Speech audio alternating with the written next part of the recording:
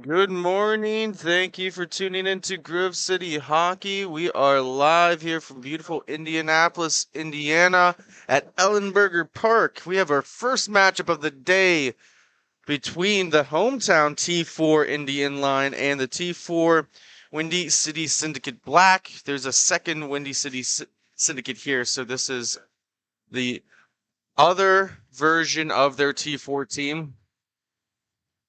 They have blacklisted in the name. They're actually wearing the white jerseys with the red trim, working from right to left. Indy Inline will be in the predominantly black jerseys with red trim, and they'll be working left to right. The Syndicate will be working from right to left. Just about a minute has gone under. Referees are Tom Ward. He's the only one right out there right now. We're missing our second referee. Maybe a little bit of a late night. Alan Chapman is here. He's in the box, helping out with the score box. No score yet. Still 0-0. Starting in nets for Indy, we have Sam Klaber, number 38, and number 50, Gizat Ziania. I do apologize for that number 50 here. At least that was listed here on the roster. So going the other way, number 23 for the Syndicate. That is Mark Gutierrez. Got 3 Gutierrez's on this squad, including number 9 Matt Gutierrez, who plays off the boards. Number 13 Evan Gutierrez. All 3 of them are actually out on the rink right now. The lone man, the non-brother here, is Jakob Klinik. Number 4.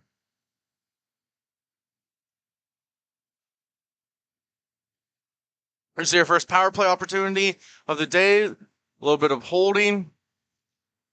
That right into the slot. Puck's loose and covered for a whistle.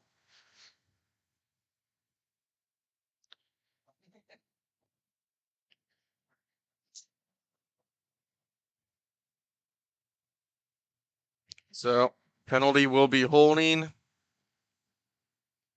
Heading to the first power play of the day. First power play of the game is Indy Inline. Bradford to take the draw for the Inline, trying to pry it free. Still tied up 4 and taken away by Gutierrez. He's going to skate it up through the neutral zone. Right-handed shot, stop up. Just trying to eat some clock instead of dumping it. He's getting an opportunity here, and Klaber with the save. Only a couple shots here in the first period. Majority of chances have gone to the Syndicate Black. One really good opportunity here for Indy as they had that abbreviated 5-on-4 for about 10 seconds here. Redirect in front by Bradford. That goes into the corner. Taken away by Klink. Or Klink. I was adding an extra I. Klink with it now right in front of us. He's going to hold on to it more. About 50 seconds have been killed off on this power play opportunity. Gutierrez is going to slow it down again and work it to his brother. Now Matt's going to wheel and deal up the boards. It's been a very good penalty kill by the Syndicate Black. Indy Inline has yet to get really any momentum into the offensive zone on this power play. Less than a minute now, under 10 minutes to go in the first period, still scoreless.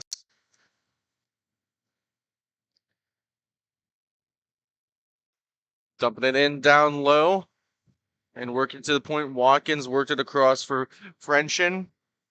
And now Bradford is going to hold on to the top of the dot. Works it across, a slow pass there. Watkins is going to walk into it, and he shoots it high and wide. Bradford picks it up. Possession's going to stick with Indy Inline. He cuts it right to the slot. He's looking for some movement here. Drops it in, just too soft of a pass, and that's going to be taken away by Klinkin off the boards and for a clear. About 5 seconds have remain here in the power play. And we are back even. And now opportunity on the back door. Watkins couldn't get a stick on it. Now maybe a 2-on-1 the other way. Gutierrez walking in. We do have our second referee here. And the inline going back off the post. Our first legitimate scoring opportunity. Was able to beat the netminder clean, but couldn't beat the post. Holding on to it, and it's finally in the back of the net. We get our first goal of the game. And it's going to be opened up by the Windy City Syndicate.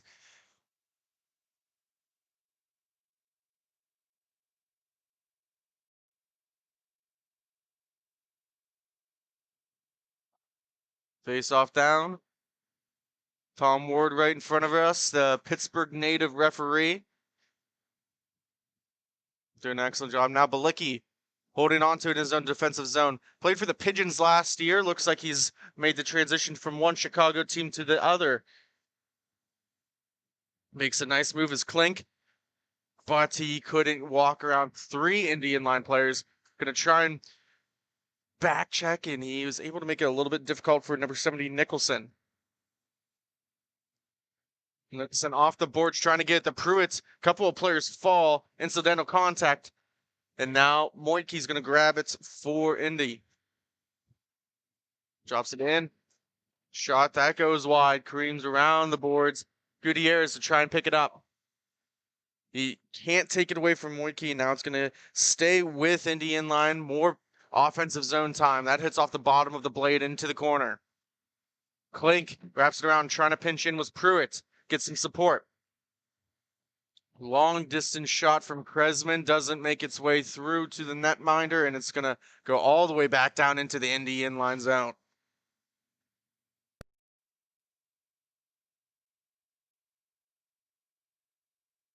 Nice stretch past Pruitt, all by himself. Quick shot right into the chest, and a good scoring opportunity there.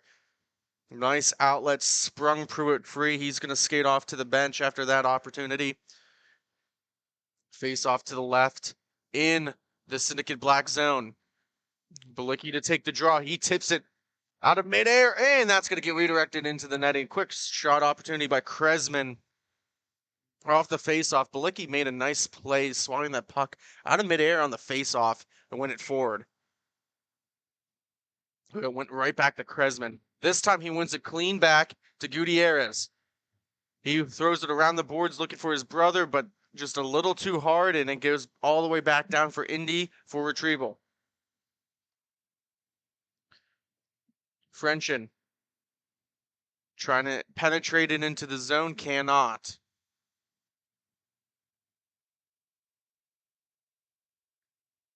Good movement here by Indy. This is the 5-4 matchup of the T4 division for this tournament day. Backhand shot on net, and goes for a cover.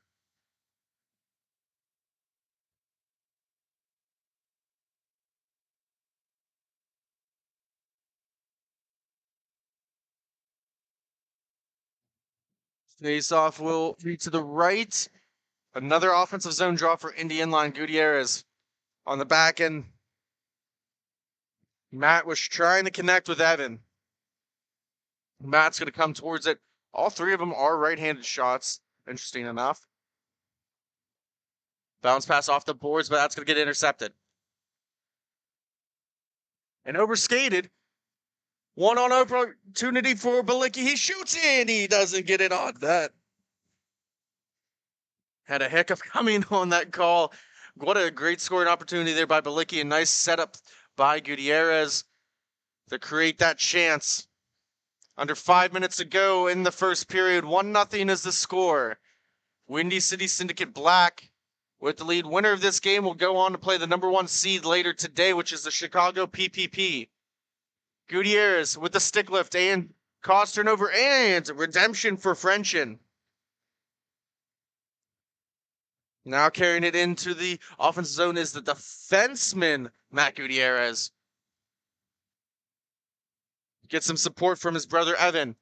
On the far wall. Pinched up. Trying to play with the skates. Watkins pursuing him. Balicki now throws a soft saucer feed into the slot, looking for a redirect. Nothing happens. And now another interception this time. It is by Mark Gutierrez. trying to keep them, all three of them, straight. They've played a lot of minutes so far in this first period. Only one sub. Looking for a backhand feed is Frenchin. Play whistle dead. As Frenchin went sliding into the netminder, everyone's okay. We do have an extra Syndicate player getting ready right now. Good to see that, as Indy Inline's got at least 3 subs, so it's 7 against 5 here at the moment. The Syndicate Black leading this game here, at least, with a shortened bench. First game in the morning, 8 a.m. on a long weekend. They're always a hard one. Not my favorite time to play is in the morning. I like playing at nights. That's personal preference. I'm sure these guys are probably similar. Wanted to go out and have a night out in the town maybe and get to visit the great city of Indianapolis, home of the Colts, obviously, in the NFL, Indiana Pacers. Matt Gutierrez, he causes a turnover, backhand feed off the boards, and it goes all the way down into the Indy inline zone to be played by Kresman. Thrown down, Klink works it across to his D to D, looking for a pass through the through the neutral zone. Still gonna wake up myself here. Was looking to get into the slot. MIHA now. Left-handed shot makes a nice move. Off the post and into the netting and out of play. 2:20 remaining in the first period. Carl Richardson, the great commissioner of MIHA, going to retrieve the puck here. He actually played a couple games yesterday for the Anarchy. Looked good out there. He's got one more later today. We'll see how it goes. Face off one back to MIHA. Throws it in down into the zone, looking for a backdoor feed. Pruitt was streaking towards the net. He's going to corral the puck behind the net. Works it to the point at MIHA. Fakes a shot. Pressure there by Klink. Works it in. Puck still loose. Trying to slide that in past the left leg of the netminder, and he couldn't complete that. Was Reed Nicholson, number 70. He's still buzzing. Feeds it into the slot.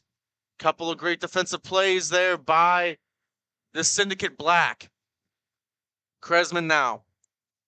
Errant pass doesn't come close to MIHA. It's going to be played there by Klink. Klink, long stretch pass, all by himself. He's got an opportunity, and it goes off of the right leg of Kleber into the corner now.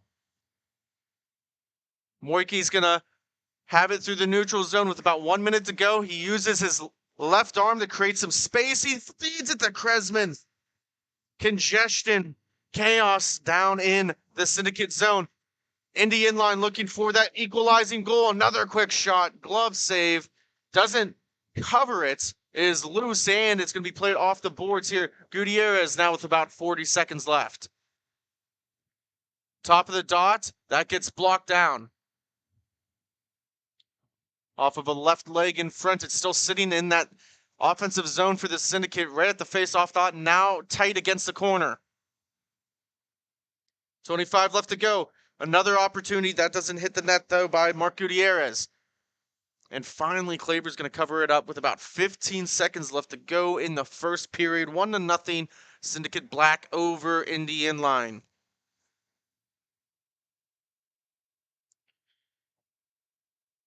Slow changes. Balicki skates out, and they're going to just call that period. So after one period, it is 1-0. Indy Inline 0.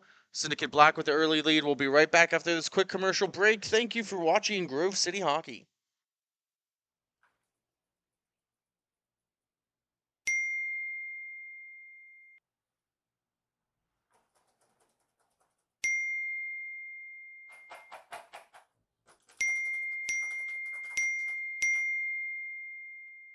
Frustrated and wasting time doing your own taxes? Getting confused by complex forms? Waste your time no longer. It's time for you to check out Bonus Accounting. Kenny and the team will help you with taxes, bookkeeping, and payroll services. Now that's an accounting hat trick. Leave it to the industry experts and check them out today. Use promo code Grove City Hockey for a sweet discount and also to receive exclusive GCH merch. Bonus Accounting, the firm of the future.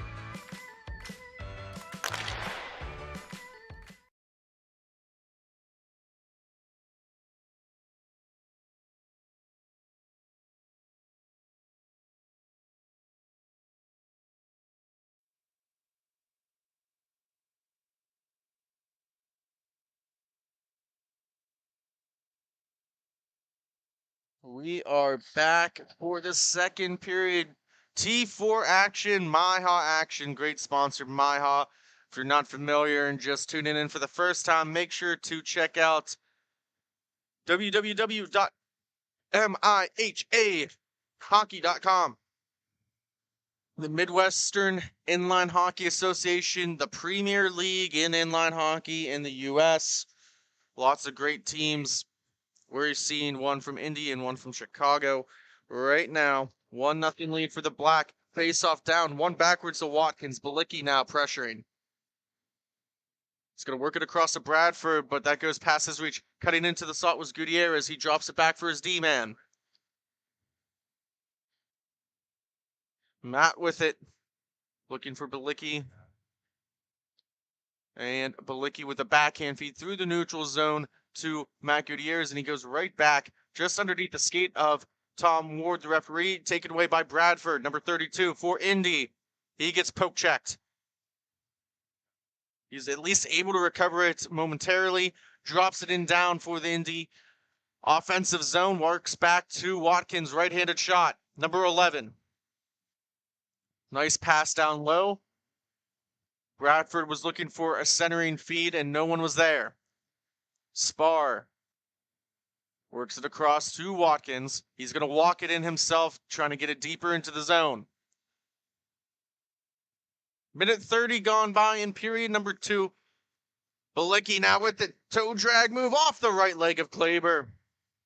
Works it right in front. Racing for it was French and dumps it back down in. Watkins and Spar now in their own less than about 10 feet of rink.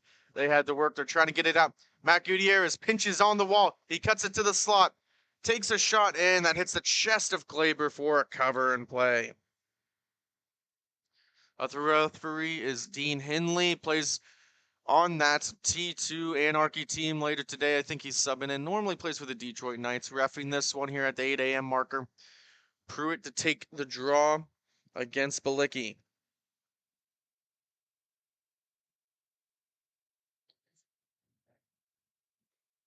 Pruitt wins it back. Moike backhand to Kresman.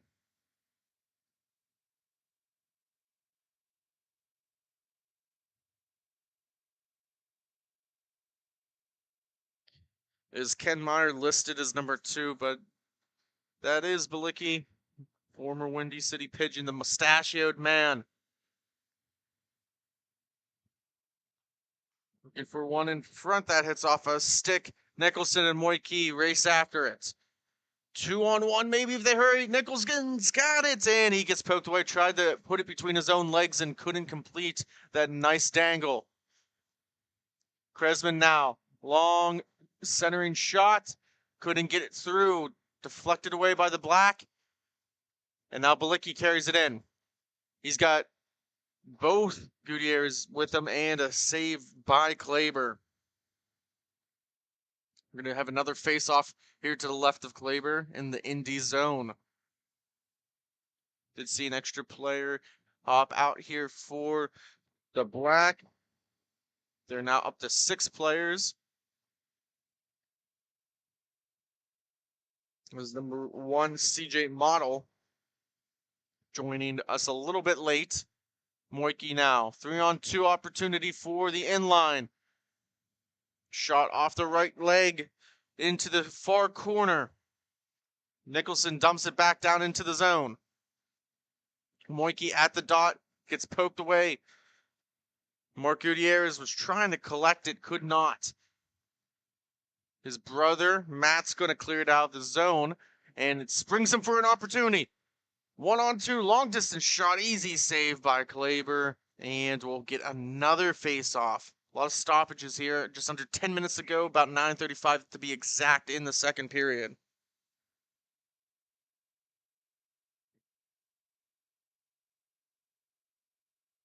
Indy Inline making a wholesale change for this defensive zone draw.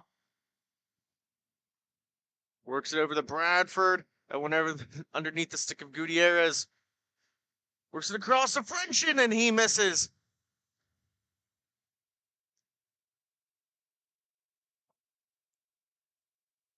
So the net came off its metaphorical bearings. Obviously, there's no bearings in inline hockey.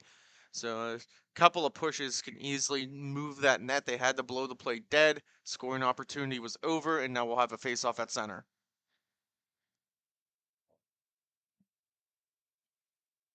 Frenchin was in the face-off dot, wins it for Bradford, trying to get it to him. It's going to get dumped into the Syndicate Black zone. Long stretch pass the whole distance of the rink to Gutierrez, backhand feed. It's still loose in front, trying to cover up with Clay. And he does. A good stick lift by Watkins on Evan to prevent that third opportunity on Kleber. Face-off will be to the left. In the Indy zone. One straight on to Kleber. A shot by number 23, Mark Gutierrez. He's getting harassed by both him and Evan to break it out of the zone. On the backhand was Bradford. Weak shot comes all the way back to Spar. Spar overseeing his options.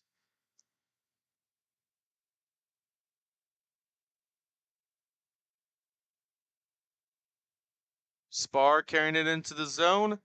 Down deep.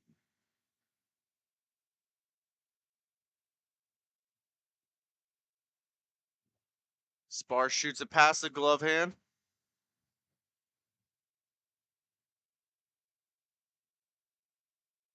Past the reach now of Gutierrez all the way back into the Indy zone. Bradford holding on to it. Works it across to Watkins. Excellent passing so far by both teams, but mostly by Indy. They've just been able to control possession of the puck so far through the majority of this game. Just trying to outwork the Syndicate Black. In the corner now. Works it up to Moitke. Now to Pruitt. Puck just rolling on its edge, and Watkins is able to win that foot race over Evan Gutierrez.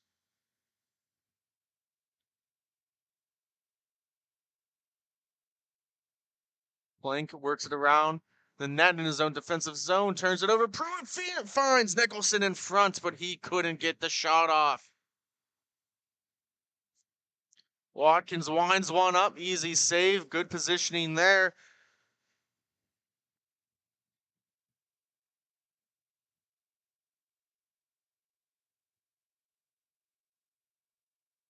And try it one more time here. Gizat Ziana. And there he finally gets another one through. Indy Inline on the board.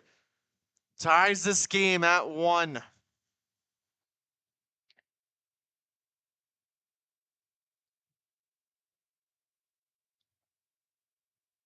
Six minutes to go here in the second period. 1-1 score. Pruitt to take the draw against Evan.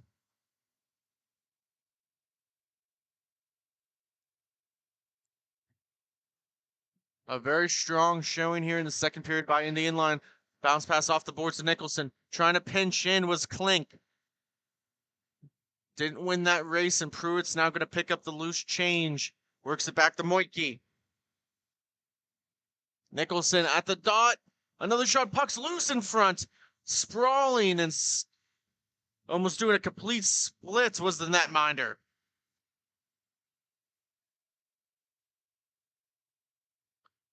Chaos now breaking out a little bit. Official goal scorer was Tyler Watkins, assisted by Reed Nicholson for that equalizing goal. Frenchin was trying to feed one in. Pruitt's going to work it all the way back so Indy can hold on to possession. Light forecheck now by Evan Gutierrez. He heads off. Mark with the forecheck.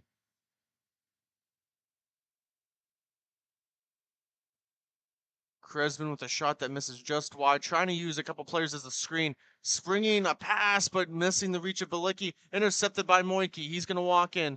Hesitation move, forehand check. He fell on his own. The refs are saying nothing called.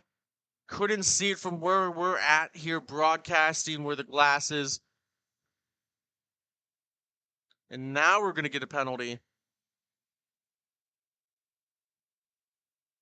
Moiki, the guilty party.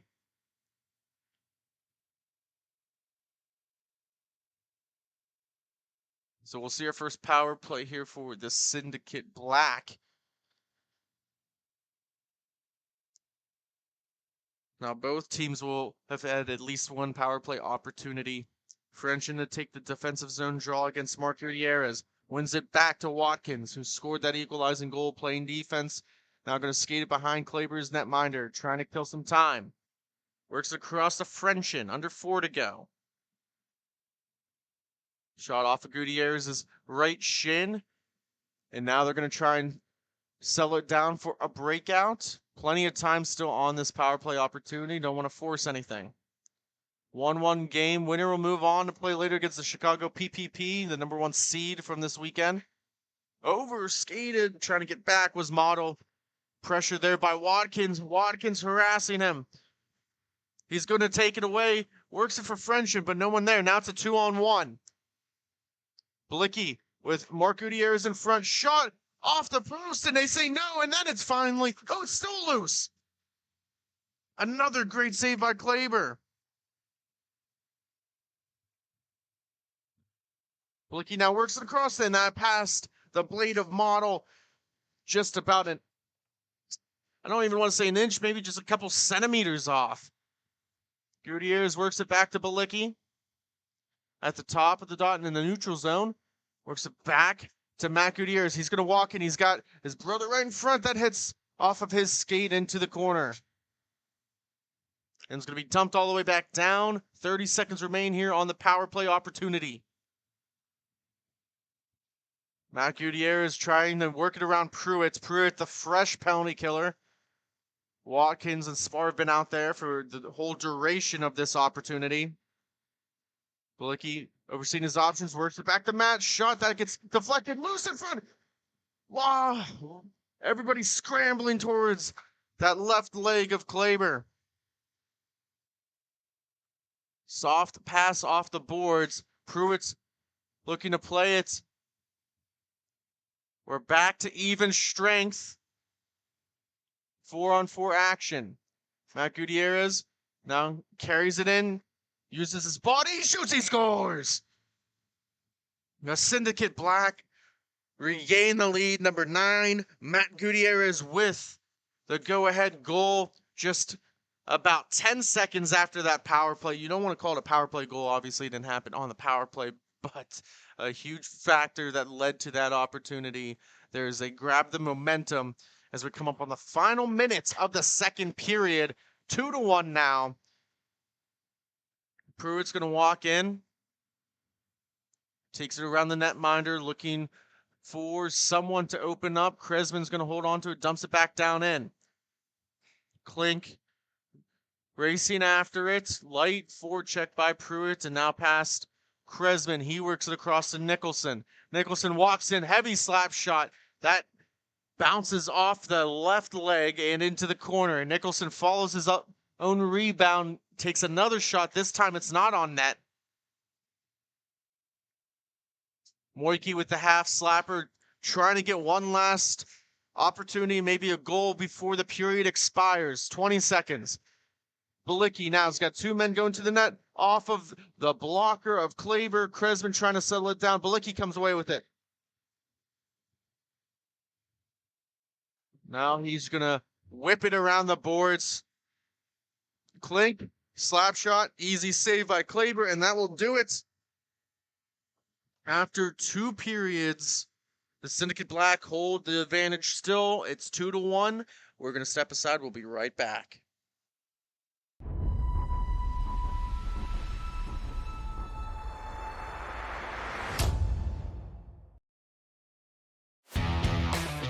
Black Biscuit is a hockey company that specializes in team uniforms and apparel and is based in St. Paul, Minnesota. We've been working with teams throughout Minnesota and all around the world. If your team or association is looking to update your uniforms, then let our all-star design team show you what we can do for you. Our slogan is made for misconduct because our uniforms can take a punch. From jerseys, socks, and shells to team apparel, there's almost nothing we can't do. If you can imagine it, we can design it. Visit our website, Black Biscuit Hockey, and check out our design vault for inspiration for your next uniform. Need a company that checks all the boxes? Outstanding design, quality product, great customer service, and timely delivery? Call us at 855-978-6888 to see what the Biscuit team can do for you. Black Biscuit. Black Biscuit. Black Biscuit. Made for misconduct. Don't risk it. Go Biscuit. We're back for the third period, conclusion of this game between the T4 Indy Inline and the Windy City Syndicate Black. Thank you for watching Grove City Hockey. 2-1 is the score. The Black hold on to the slim lead now. Mark Gutierrez with the puck through the neutral zone. Carries it in, top of the dot. Shot off of the chest of Kleber into the corner. Moike and Gutierrez now battling for it. Overskated, picked up by Nicholson. Looking for an outlet pass. He works it in. Kresman carries it. The defenseman with the slap shot. Lets one go. Left leg save. Puck sitting right in front. Pruitt looking for someone in the slot. Couldn't connect. Poked in by Mark Gutierrez. Gets possession. Model with it now. A little bit too much on that pass and able to keep possession of it.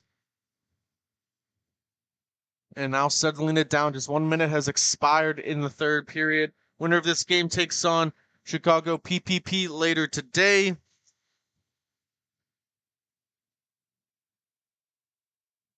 Following this game, we have the other T4 game. This one will be the Windy City Syndicate. A little bit different here.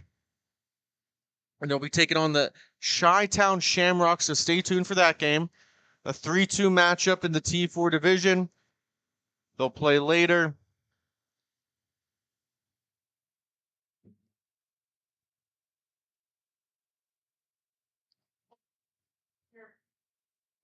So we're going to get another power play opportunity for the Syndicate Black.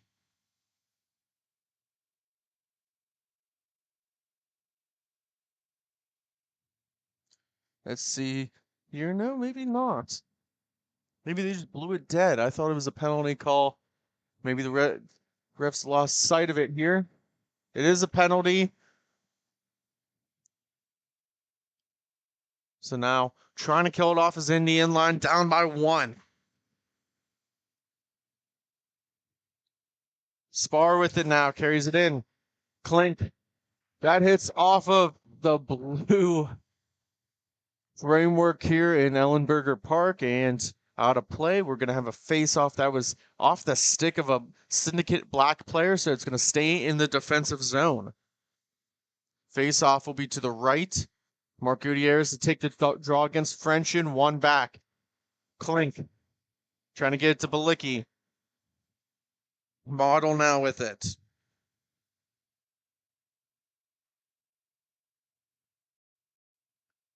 He takes a shot, looking for a redirect in front and couldn't get it. They're going to have possession. A minute has gone by in the power play opportunity. Coming up on the 10-minute mark of the third period. Still 2-1 game. Thank you, Justin Short, playing part of this great organization here for Indy Inline. They have a T2, T3, and T4 team. All of them like to watch in and support their fellow boys, and that's what we like to see here. Working it across, trying to stuff it home. Clink and Kleber with the cover.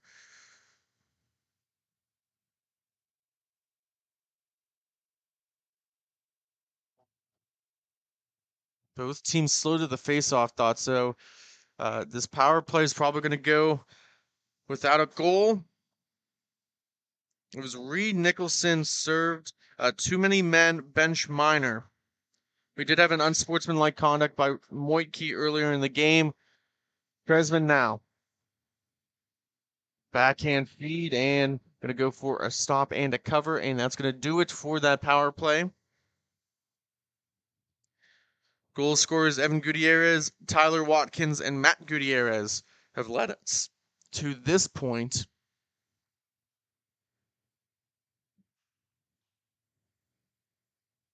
Nicholson gets it with a nice tuck play. Indy tying the game with about 9 minutes to go in the third period. He faked working it around the netminder and cut it back at the last second to stuff it past that right leg for the equalizing goal.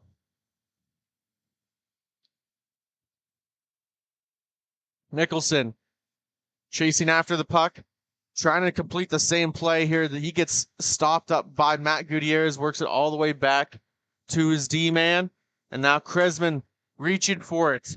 Looking for a feed into the slot. No one there. Model trying to get it out. Pruitt now picks up the loose change.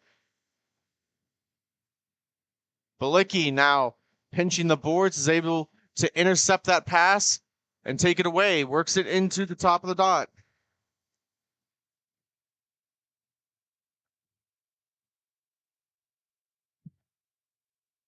And more offensive zone time here for Indy.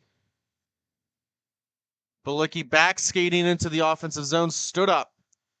And Nicholson will pick it up on his backhand. Looking for Pruitt, too far. Now Gutierrez holding on to it. He was thinking about just trying to wheel it up himself, but he's going to settle it down. Works it across the Model now. He's trying to settle the puck down. Finally does with a pass back to Gutierrez, who works it into Balicki at the face-off dot. Poked away by Moike.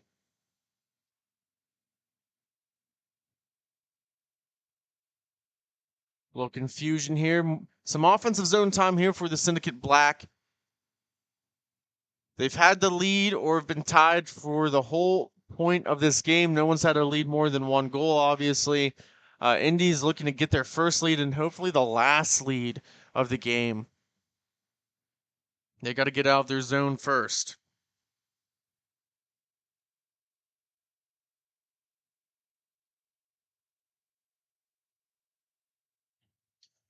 Face-off will be to the right.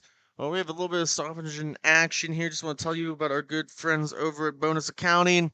It's December. Tax season starts January 1st. No one likes to do taxes, but go to Bonus Accounting. Make the tax season a lot easier for yourself. Get the most back on your return. If you're a small business, make sure you go to them too so you're not paying as much. And you can have a good spending capital for the upcoming fiscal year. So go to www.bonusaccounting.com, located in Butler, PA, licensed in all states. And of course, always want to give a quick shout out to our good friend Skylar Hedrick, who works for Bonus Accounting on our T4 MIHA team. So he's a skilled player, but I think even a better accountant. Indy now with possession. Frenchen works it back to Spar. Spar gets it back to Frenchen. Was able to work it around a couple of players for that pass. The defensive zone structure broke down a little bit for the Black. Bradford with it off. Angle shot. Chipped up, but not out. Watkins now settling it down. Puck's rolling all the way back down into the Indy zone. Maybe an opportunity here for Mark Gutierrez. 5:40 remaining in the third period. Still tied at 2. Shot off the left leg of Kleber. Cleared out by Spar. And now Gutierrez will work it back in. To his brother, Evan. Feeds it in. Puck still loose. Wraparound shot opportunity. And that's in the back of the net. And we're going to get a quick timeout. So we'll step aside here for a quick station identification. Thank you for listening to Grove City Hockey.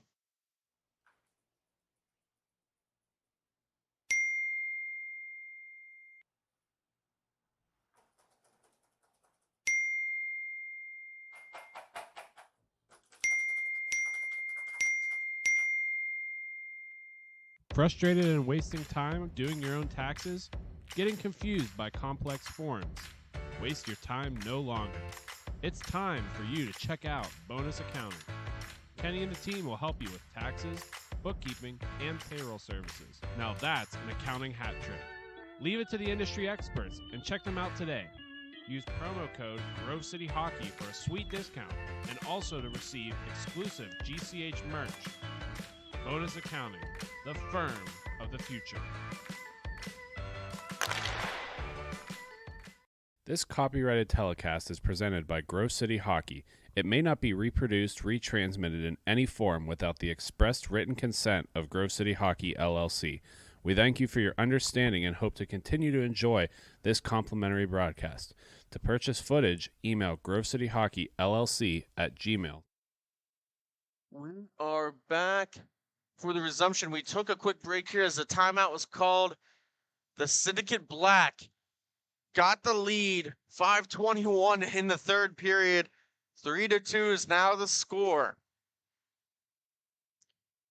Pressure now on Indy to come back for a third time in this game. Their deficit's only been one. That's the most it's ever been, but always harder to play from behind than obviously in front. I think that's obviously a very easy quote to say, but they got 4:30 remaining. That's plenty of time here in inline hockey. It's going to be a stopped clock as soon as it hits 2 minutes. Couple of players over skate. Works it up to Mark Gutierrez through the neutral zone on his forehand. Slows it down. Tough angle shot. Puck's behind the nets. Indy trying to gain possession. Gets it to Klink up top. Very long distance shot. Was able to get it through, but not a good scoring opportunity. Now trying to go the other way. Bradford for Indy through the neutral zone. Stick handling. Gets stepped up by Klink and taken away by Model. Model now. With the pickpocket. But another turnover here, about 4 in sequential order. And now Nicholson trying to settle it down. One-on-one opportunity. Nice toe drag move. Walks in. Puck is loose. Great save. Looking to hold on now. Nicholson with the shot buzzing. Face-off will be to the right in the Syndicate Black zone.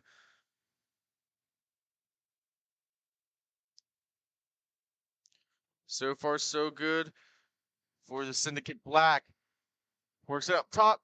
Long distance shot. I think it caught the netminder off guard, but didn't get it on net. Now here comes Moiky. Moiky walks in, shot. That goes wide.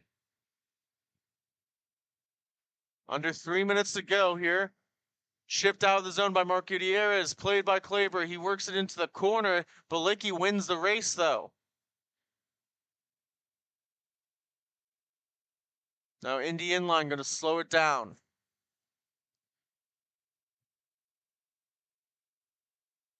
Looking for that equalizer. They're going to need 2 to win here.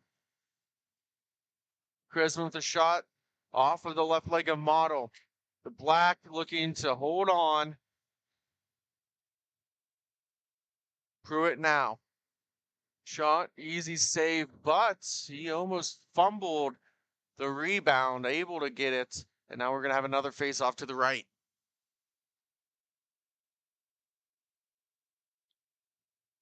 Dangerous play. Clock will stop here in about right now. So it's stopped clock within 2 goals, third period. Face-off down. Bradford trying to win it back. Gutierrez chips it out.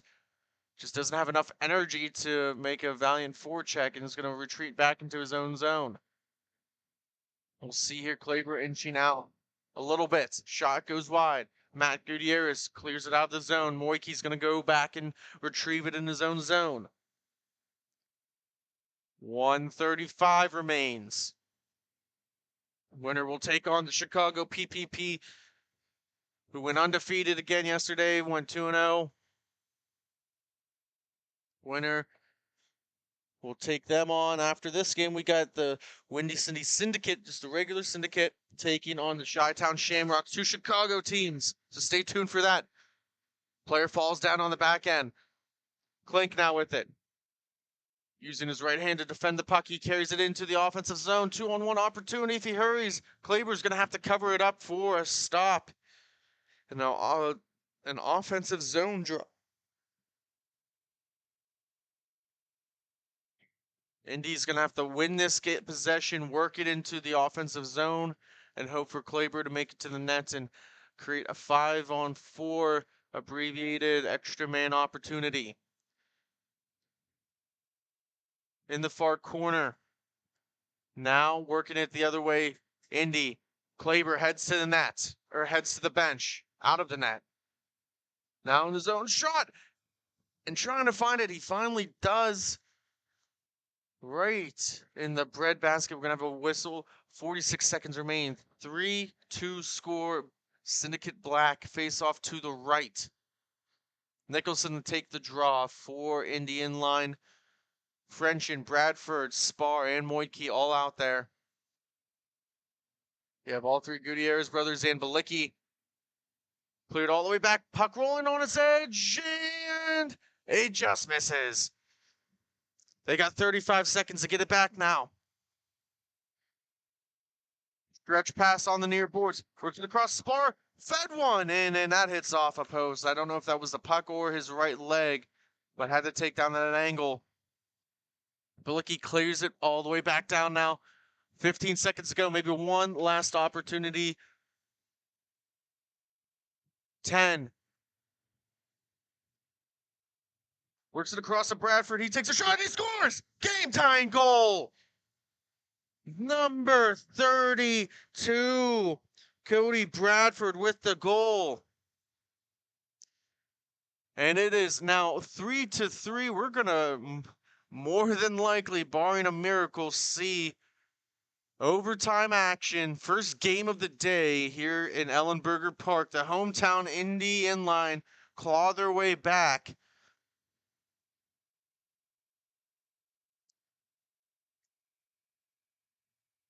So we'll get a brief stop here.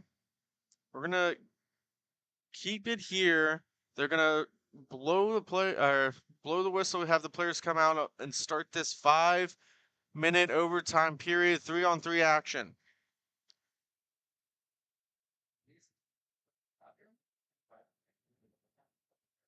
Face-off won by Indy. Pruitt had it, dropped it back for Moitke. Plenty of rink to now skate.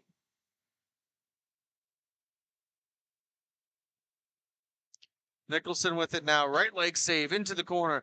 Klink and Moitke now racing after it. Klink has it. Trying to chip it out. Played there by Moitke. Back down to Gutierrez. They play catch now. Turnover. Moitke with the backhand feed. Puck still loose, and that's going to get swatted out into the netting. Faceoff's going to stay in the syndicate zone. Clock now rolling again. We'll get back to a stop clock when it hits 2 minutes if there is no goal before then. 1 forward by Nicholson. Able to use his body. Finds it. Moitke. He takes a shot and that goes into the legs, and trying to make sure that didn't go through here was Model.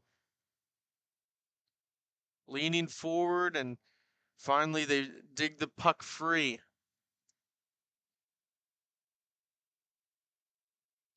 Pruitt, French, and Moitke out there for Indy. Model, Balicki, Matt Gutierrez out there for the syndicate. Pruitt now has it right below the dots. He shoots, he scores! Game-winning goal. They move on. They take on the Chicago PPP. Number 8, Pruitt with the overtime goal. And we're going to take a quick step aside. When we come back, we'll see the regular Windy City Syndicate take on the Chi-Town Shamrocks. That was a great game. We'll be right back for more. Thank you for watching Grove City Hockey.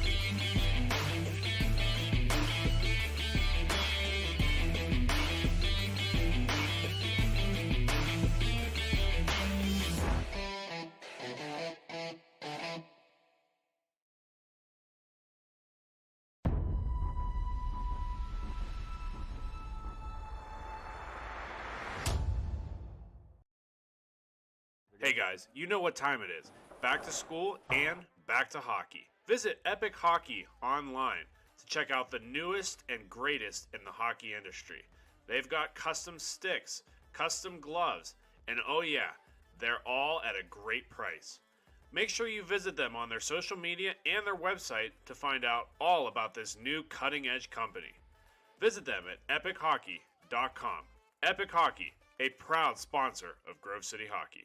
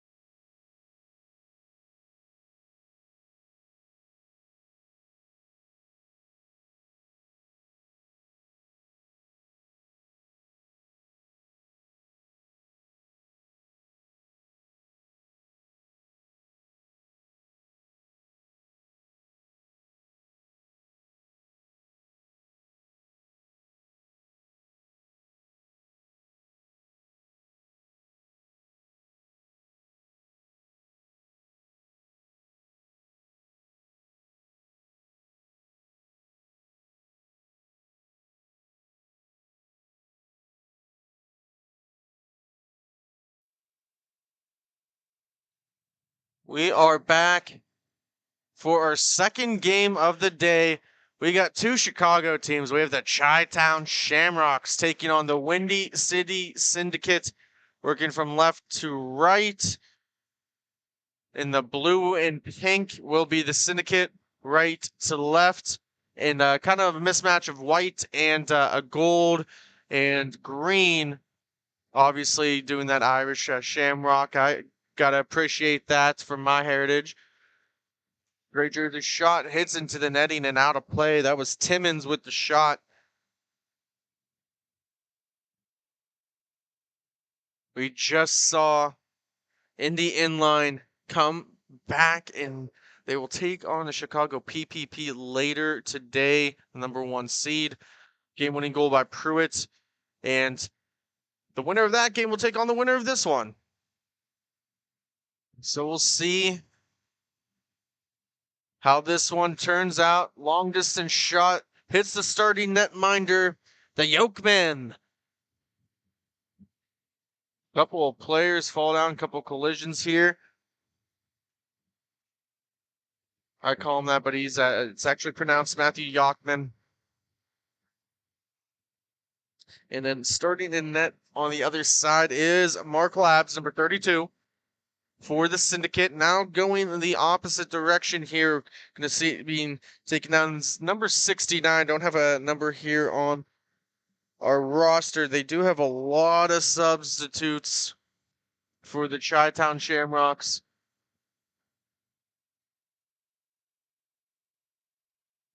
Trying to skate it in, could not complete it. Now going to be worked all the way back by number 7 to Meyer. There's two number 7's listed here. So Meyer is the one who is playing. Ash overskates it. Now going the other way, that's Craig Vucic, number 14, had a good opportunity earlier. Man in front, looking for a redirect. It just hits him in the hand. He couldn't get it on net. That was Nisevic. Ash with a shot on Labs, tipped into the slot. Antonucci now on the forecheck. Some changes being made now for the Shamrocks. Slap shot goes high above the head of Labs, off the glass. And now the Syndicate will sit back in their own zone. Now looking for a breakout. Intercepted, taken away by Gusti. Number 19. Gets in the zone for Antonucci. Trying to step up. He loses it at the very last second. That's going to be put back in by Natali.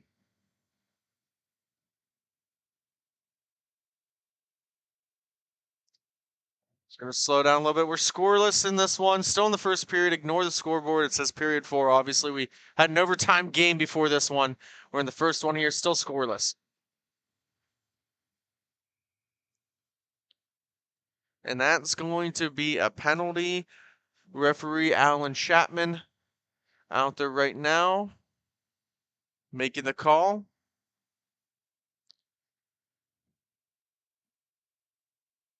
It's going to be an interference call. Guilty man was Gusty. We're going to see our first power play opportunity for the game. This one will go for the Syndicate. At the top of the dot, off of Yachman. Puck's floating in the air, goes into the far boards and cleared out by Antonucci. Referee Alan Chapman, the only one out there right now. We'll assume that's the fourth referee is hopefully going to be here soon. Shot, that gets deflected. Off the boards, dumped back down in. Aggressive forecheck and penalty kill for the Shamrocks. Gets it to the top. Shot blocked.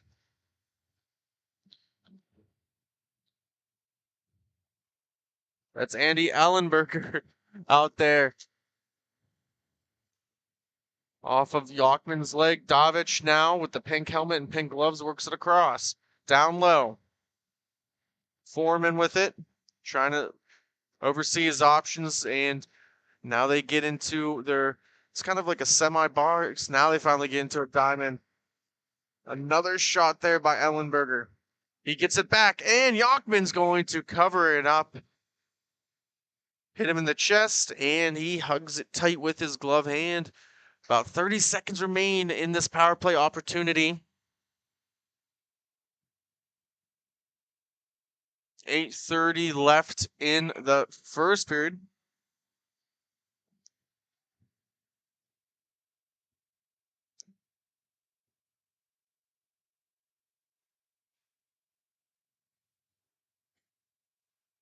Ellenberger down in. Hearing a little bit of chirping here from the Syndicate telling him to drop the puck, and referee Alan Chapman explaining he can't do it until he's onside. 2 seconds remain. This power play opportunity, even strength. Looks like he was a little bit late to figure that out. Sandage shoots one way wide. Yachman now going for it, cover, and they're going to reset this. Some more changes being made.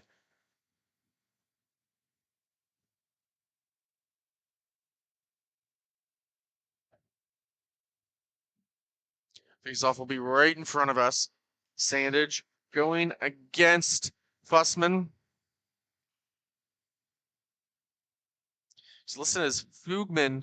So just a little bit of that font throwing me off here. So that's Fugman for the Shamrocks. Trying to get it out to Meyer. Works it across. Golden's going to skate it in. On his backhand. Tried to feed one to the slot. That goes past the reaches. Overskated to Myers. Now going to skate in and keep it in the offensive zone. Lab's going to hold it up against the net for a cover, and we'll have a face-off down in the Syndicate zone. Still scoreless. Under 7 minutes to go in the first period. Syndicates. We just saw the Windy City Syndicate Black. We got 2 Syndicate T4 teams here, so it's going to be a little confusing. They played each other yesterday. And of course, the Syndicate Black team, they didn't have black jerseys. So, just had to try and pay attention as best as possible. Holding on to it now in the offensive zone, but only for a brief moment. Trying to work it across to Vucic. Can't complete the process. That gets taken away by Ash.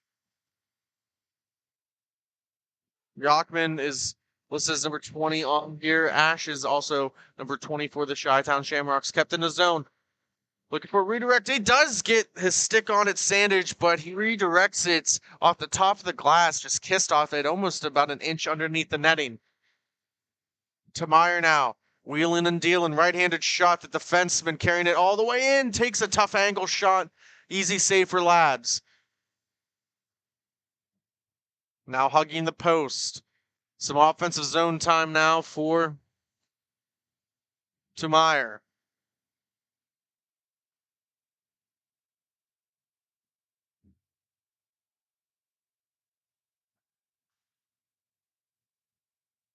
Taken away by the Syndicate through the neutral zone. 2-on-2, shot blocked. In the corner now, Nisevic carrying it in. Looking for some support, gets it to the point. Foreman was able to help him out.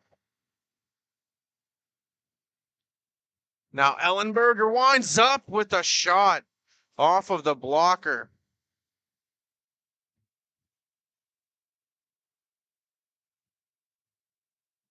Going to be kept into the neutral zone, trying to keep it in was Foreman. He's going to work it all the way back to his point. Now we're going to reset it, drop it back down in. Long angle shot, deflected by Nisevic. Very good hand-eye coordination. Another one, it's in!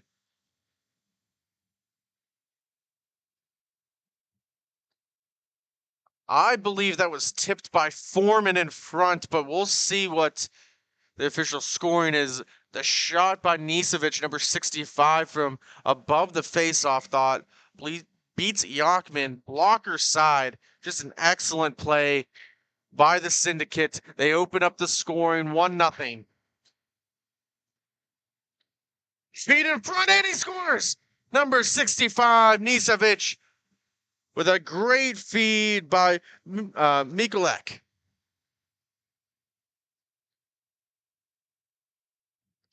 So just as quickly as it was 1-0, it was 2-0. About 30 seconds separate the goals.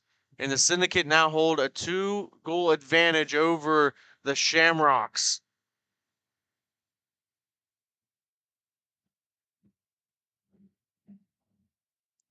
We just saw the Syndicate Black. They played a very great game, but unfortunately could not hold on to the lead here. Let's see how this Windy Cindy Syndicate team holds on and through almost a period here with a 2-goal advantage. Holding on to it and trying to get it out. He does his Gusty.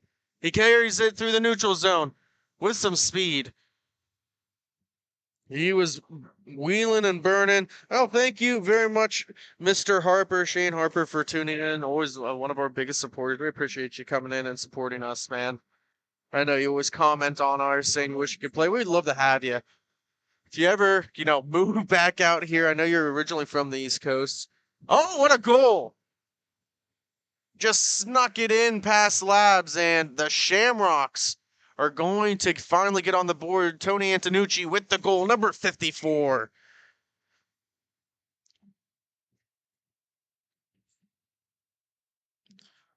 We went about almost 10 minutes or so without a goal, and we've the floodgates have now opened up.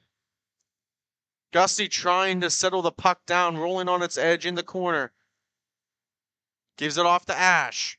He's at the top of the dot, works all the way back to Meyer.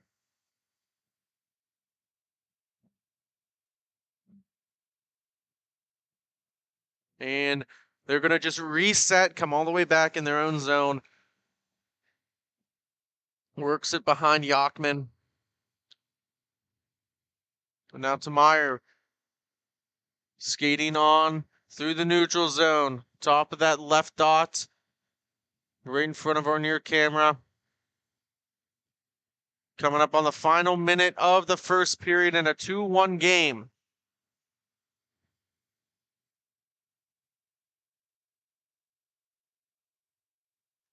Sandage now. Backhand dump to his point. Looking for a redirect. And got it, was Davic, but it goes into the netting and out of play. This should be at center, but they're going to keep it in the zone. I thought that was a clean redirect by his own man.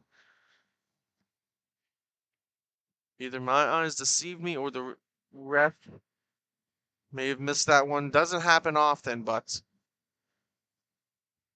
Davic was the one, I believe, with the tip that went into the net.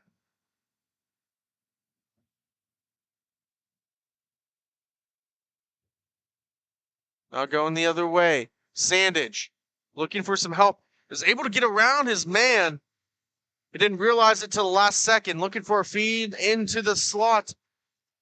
Forward check, keeping it in the zone. Now an outbreak. Less than 20 to go. Labs works across, able to make that save. Gets all the way back down into the Shamrock zone, and that should probably do it, as Ash is just going to hold on to it. So after one period, 2-1 is the score. The Syndicate over the Shamrocks. Stay tuned. Stay with us here for the resumption of this game. We'll be back with period number 2. Thank you for watching Grove City Hockey. Black Biscuit is a hockey company that specializes in team uniforms and apparel and is based in St. Paul, Minnesota. We have been working with teams throughout Minnesota and all around the world. If your team or association is looking to update your uniforms, then let our all-star design team show you what we can do for you. Our slogan is made for misconduct because our uniforms can take a punch. From jerseys, socks, and shells to team apparel, there's almost nothing we can't do. If you can imagine it, we can design it. Visit our website, Black Biscuit Hockey, and check out our design vault for inspiration for your next uniform. Need a company that checks all the boxes? Outstanding design, quality product, great customer service, and timely delivery? Call us at 855-978-6888 to see what the Biscuit team can do for you. Black Biscuit. Black Biscuit. Black Biscuit. Made for misconduct. We are back for the second period, and we're going to start out with a power play opportunity again for the Syndicate right off the draw. Only 10 seconds have gone by technically in the period here. That was a tripping call. Scoring recap here. Jonathan Nisovic with both goals for the Syndicate, coming within about 20 seconds each, back to back. And then the Shamrocks, Alexander Gusty with the goal to cut the lead down back to 1. Power play opportunity here. Syndicate get their second man advantage. Ellenberger now in the neutral zone, works it across. He's still at the top of the dot. Playing pitch and catch here, dumps it back down in for Vucevic.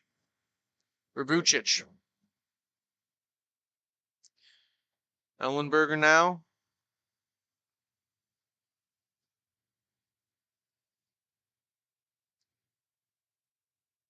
Antonucci out there for the penalty kill. One of the 3 out there. Ellenberger to Vucic. Looks across, shot. Mikulek let one go, trying to get it out now is Gusty. He can't complete the play. Ellenberger keeps it in. Now Ellenberger races after it.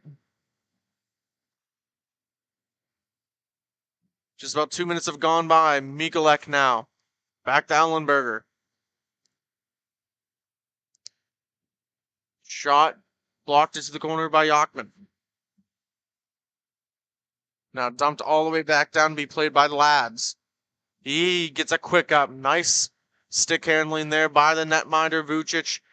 Now with a little leg lift to try and get the defenseman off center.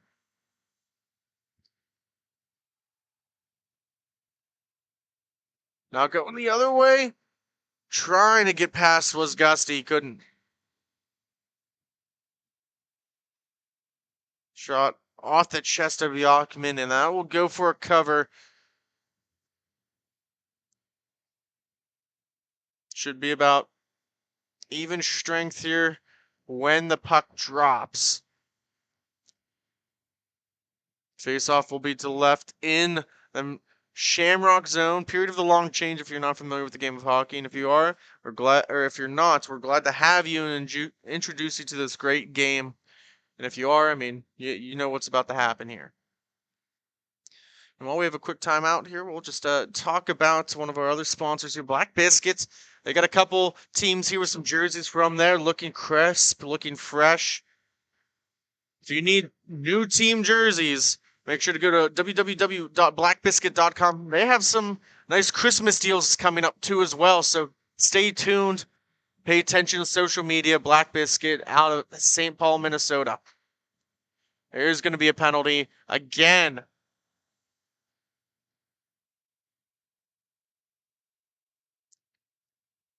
So we'll see the guilty party here.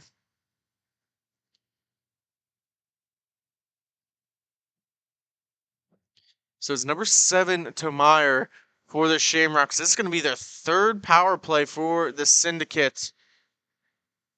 The last one wasn't successful earlier in this period. We're coming up on the 10-minute mark here of the second period. 2-1 game.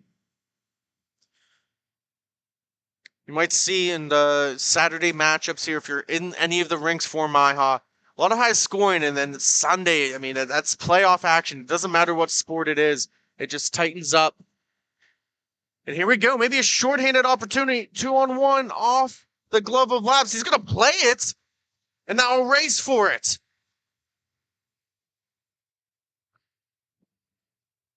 Dropped off for the Syndicate. Shot taken by Sandage. Now Davic with it. Dumps it in down low. Shamrock's very aggressive on that penalty kill. I've mentioned it before here. They're continuing the play here, but I don't know how long it's going to hold up here if they keep taking penalties. They're going to have to be a little bit more disciplined if they're going to want to win this game, move on to play later in the day. Another quick shot. Less than a minute to go on this power play opportunity. Under 9 minutes now in the second period. Good work. Foreman keeps it in. Racing after it was Natali. Davic, top of the dot. Slap shot. Off of the right leg. Good save. Evan Timmons was the one with that opportunity. Now tough angle shot. Dropping it down for Yonkman. His defenseman just pulls it out of midair, and he's trying to tell his goaltender to cover it. Very dangerous play, but they're able to walk away unscathed. 15 seconds ago in this power play opportunity.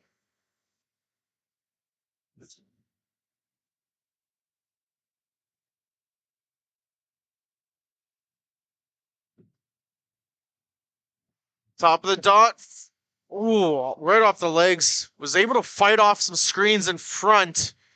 Now we're back to even strength. In the corner. Off the boards, Timmons works it back. Ellenberger. The very back end of the neutral zone, almost in his own zone. Mikulek now looking for a redirect in front, and that hits off a left leg in the corner now. Gusti picks it up for the Shamrocks, whips it around the boards, now springing an outlet pass. 2-on-1 opportunity. Antonucci in front of the net. He gets it across, but he moves at the last second. Just a bit miscommunication. A very dangerous play. Vucic now was looking for a centering feed, hits off a skate and goes wide of the net. Ellenberger dumps it back down in. Mikulek now works it back. Another redirection. It's a very popular play for them. I know it's a very popular play in hockey to at least throw off the netminder's eyes. It's very successful when connected on, but it's hard to connect. High risk, high reward type of play. Under 7 minutes ago, 6:40 to be exact in the second period. 2-1. Goals from Nisevic, 2 of them for the Syndicate, which has given them the lead. Gusti with the lone goal for the Shamrocks. Ellenberger now holding on to it in his own zone.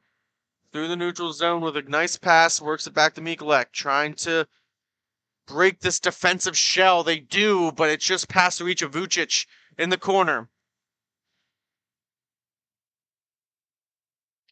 Now the Shamrocks looking for a counterattack. 3-on-2. That hits off the back of the boards.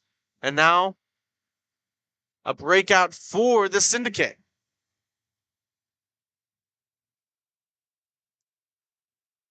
Another redirection play, knocked down in front.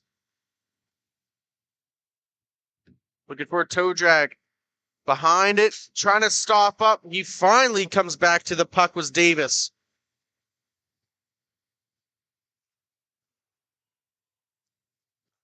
Goosey trying to work it across in the zone. A lot of offensive zone time for the Syndicate, not too much for the Shamrocks. They're looking to change that now. Only a 1-goal game.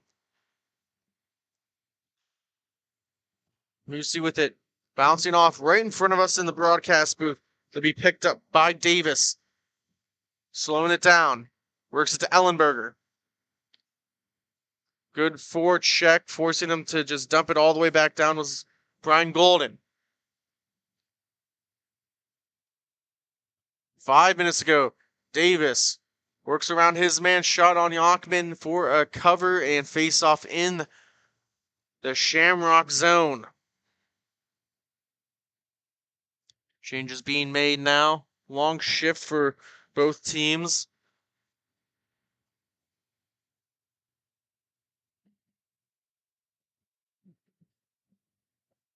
Tied up 4-1 by the Shamrocks. Thank you for tuning in to Grove City Hockey. Here we're in beautiful Ellenberger Park in Indianapolis, Indiana. Our second and final trip of the season out here. Swatted out, trying to keep it in. Could not. Foreman now. Battle for it. He works it down in to Meyer.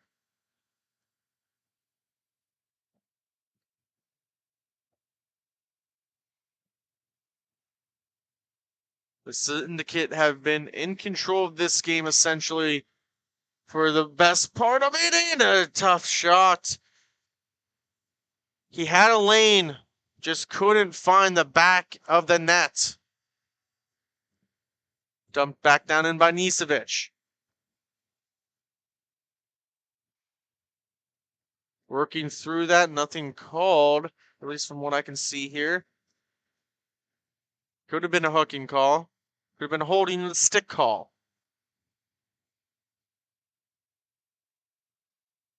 Either way, both referees say, let's play on. Under 4 minutes to go. More time. It's been about a solid minute and a half now in the offensive zone. Davis at the top of the dot throws it back down in. He's got a man and he scores! The Syndicate extend their lead to 2, and that is number 55, Evan Timmons with the goal.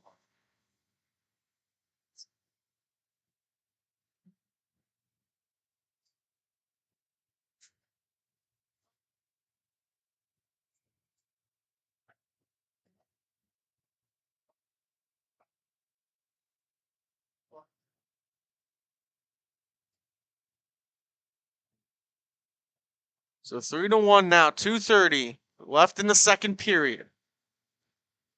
Antonucci now in the offensive zone turns it over. Davic will now hold on to possession of the puck for the Syndicate. The 3-2 matchup in the T4 division will play the winner of the game later on between Indy Inline and Chicago PPP.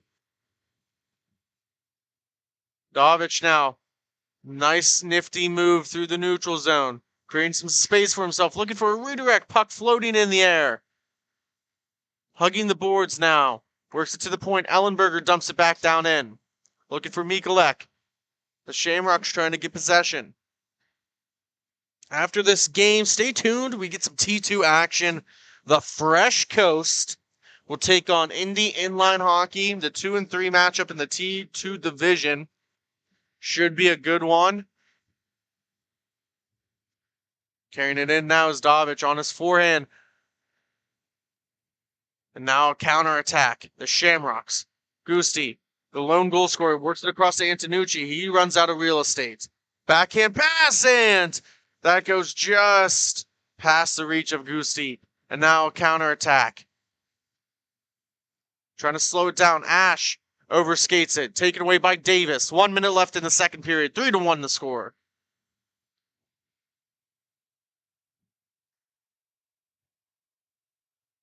Trying to feed it. Puck still in the offensive zone. Davic surveying his options. Forehand, backhand. On the off wall. Blocked by Antonucci. It's going to come all the way down. Labs is going to play, but now Antonucci skates in. Backhand. What a save by Labs. Left leg. Antonucci was all by himself. Interception by Ash. Ash carries it in. Cuts to the slot. Defended away by Ellenberger. Off of a skate. Hands it down. Was to himself in front, and Labs is going to cover it up. Good defensive play there by Davis. And that will probably do. We got 10 seconds left here in the second period. We'll see if we get one more face-off. And that will do it. So we're going to step aside here, take a quick timeout. We'll be right back. Stay tuned. Thank you for watching Grove City Hockey.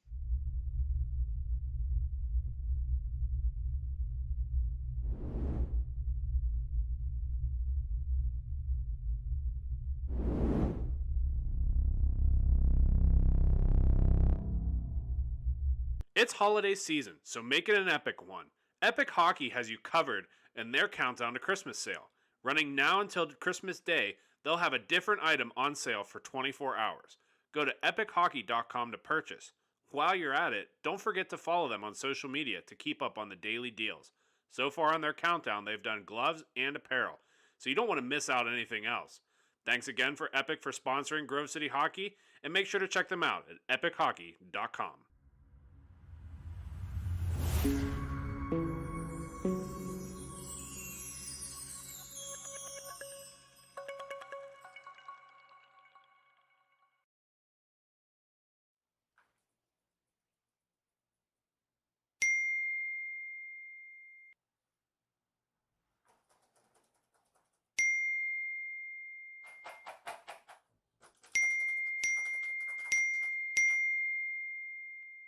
Frustrated and wasting time doing your own taxes?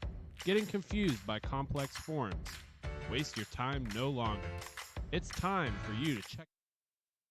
We are back for the start of the third period, possibly the final frame between the Chi-Town Shamrocks and the Windy City Syndicate. 3-1 is the score. Power move by Foreman. Jockman with the paddle down. 3-1. Control for the Syndicate. Nisevic got 2 goals. Timmons got 1.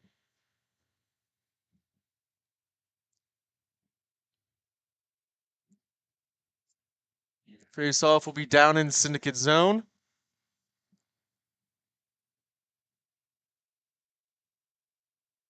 Face-off will be to the right of Labs.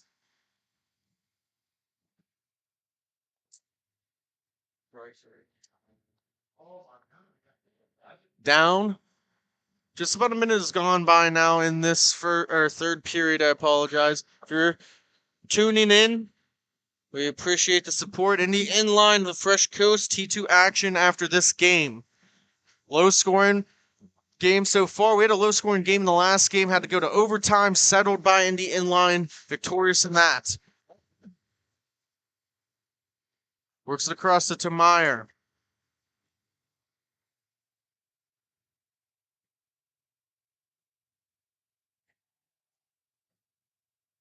A little bit more offensive zone work here for the Shamrocks. Looking to cut that lead in half, get it back down to 1.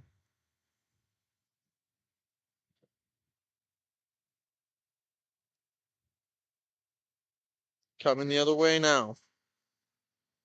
Shot off. Played there by Ockman. Brooks with the turnover. Another backhand feed covered up by Ockman.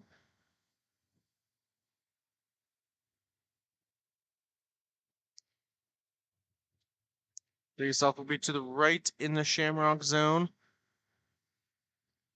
Changes being made now. Ash Fugman out there for the Shamrocks. We see Sandich, Vucic out there forward-wise for the Syndicate. Ellenberger now holding on, dumps it in, tipped out of the air by Ash, trying to settle it down, works it up. Long distance shot on Labs, easy save. Trying to clear it out in a dangerous play. Now it stays in for the Shamrocks. Right leg save again for Labs. Not much effort needed on that save, but they all count the same on the score sheet. Saved by Yachman. Now that's a tough one. And trying to keep it out is Yachman, trying to cover it. It was on the bottom of his blade. Good forecheck by Vucic, knocks it out of the air, but Ash is going to pick it up for the Shamrocks. Both teams now going up and down. This time it's a 2-on-1 for the Syndicate. Slap shot, easy save by Yachman, looking for a rebound. Good placement there on that shot. Vucic now creating the turnover. He's going to get all the way to his point, his defenseman. They're going to settle it down.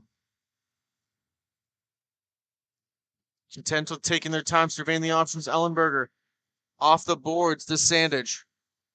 Sandage works it across to Vucic.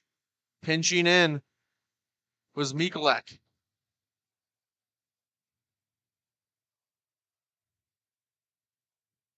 Ellenberger now on the far wall. Long distance slap shot, looking for a redirect. Nothing there. Yachman with the save. Coming up on 10 minutes to go in the third period, 3-1. Wholesale change being made now by the Shamrocks.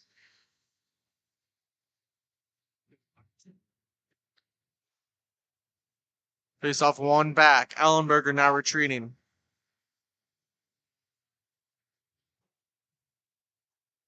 Natali.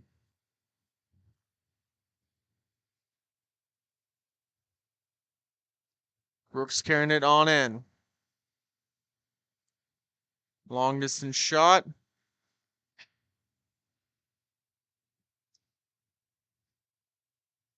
Not going the other way. Nisevic was trying for an in between the legs dangle, couldn't complete it. Gusty now had the takeaway. Shot gets deflected into the corner, comes into the neutral zone. Gets some help from Brooks. Brooks works it across.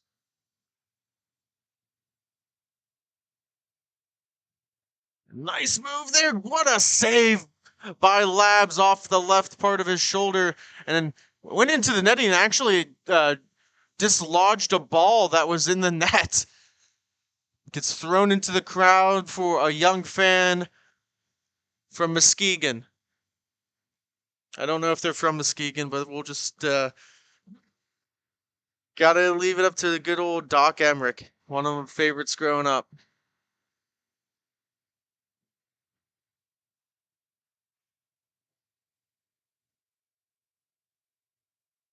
More zone time for the Shamrocks. Davis with the pickpocket behind his own nets, works it around. Good poke check there by Antonucci, causing the turnover. In the corner now, battling for it. 8 minutes to go here in the third period. 3-1 score. Gusti with the shot. That gets redirected into the corner.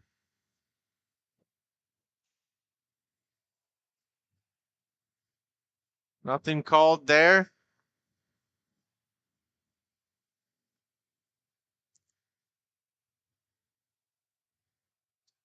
Simmons now walks in. That hits the ceiling. And there'll be a face-off down in the Shamrock zone.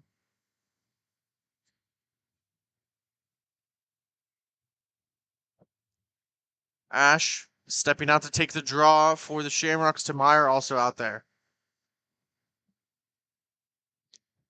Vucic on the wing. Davis on the back end for the Syndicate. One forward by Foreman. 2-goal game, but that might be too much here in this one. All the goals coming in essentially in the first period, one in the second. Haven't seen any here in the third. A nice tight contest. Vucic settles it down to Davis. They play pitch and catch. A one-hand swat at the stick turned over to Ash. He gets pinched off. He's trying to work it into the zone. Backhand feed off the back of the netting.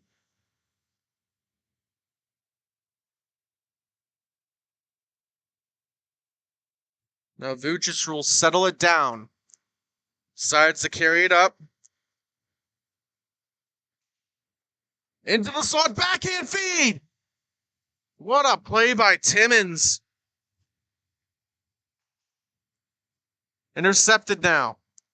Works it across to Vucic. He almost overskates it. He does overskate it. One-hand poke now. Ash throws it up to Tamayer.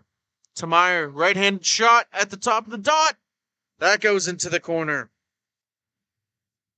Good little wrist shot. This one now into the net and out of play. Under 6 to go. And like I said, if you're going to tune in for us, we got the Fresh Coast after this taking on Indy Inline, the 2-3 matchup in the T2 division. Winner of this game, though, the T4, the Shamrocks versus Syndicate, will play later against the winner of the Chicago PPP and Indy Inline. Indy Inline winning over the Syndicate Black in the earlier game today. We're in game number 2 of 12 games on this beautiful Sunday. It's a nice crisp 40 degrees.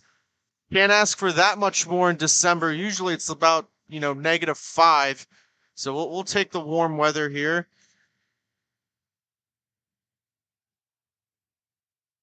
No snow on the ground, and we had a nice stay at an Airbnb earlier. Very nice place. It was, Indianapolis has always been good to us, and we love coming out here.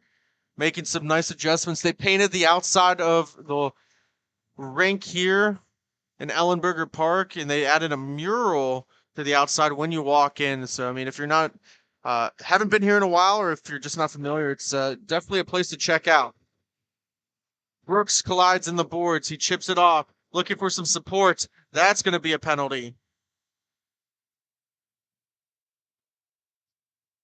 Going to call an elbowing, and the Shamrocks are going to see their first power play. The Syndicate have had 3 power plays so far, and they were 1 for 3. Now we'll see the first one, and this is exactly what the doctor ordered here. You're down by 2 goals, 4 minutes left to go. Get your first power play. If you can pot one in the back of the net, it's a brand new game, plenty of time. Elbowing was the call. Pretty good call. Maybe just a little bit unfortunate just from how the players were skating, just a little bit low position. But they do say that in any sport, the low man wins. You always want to be that lower man. So just about 15 seconds. Puck rolling all the way back down in the Shamrock zone. Miscommunication. Natali now. He's going to stop up, scoop up the puck, and works it all the way up to Tamayer in the neutral zone. Right-handed shot. Works it across to Gusti.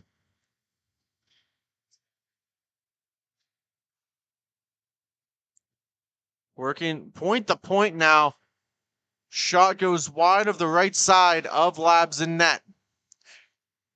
Trying to clear it out to Meyer. Oh, just a bad bounce off the blade of his twig.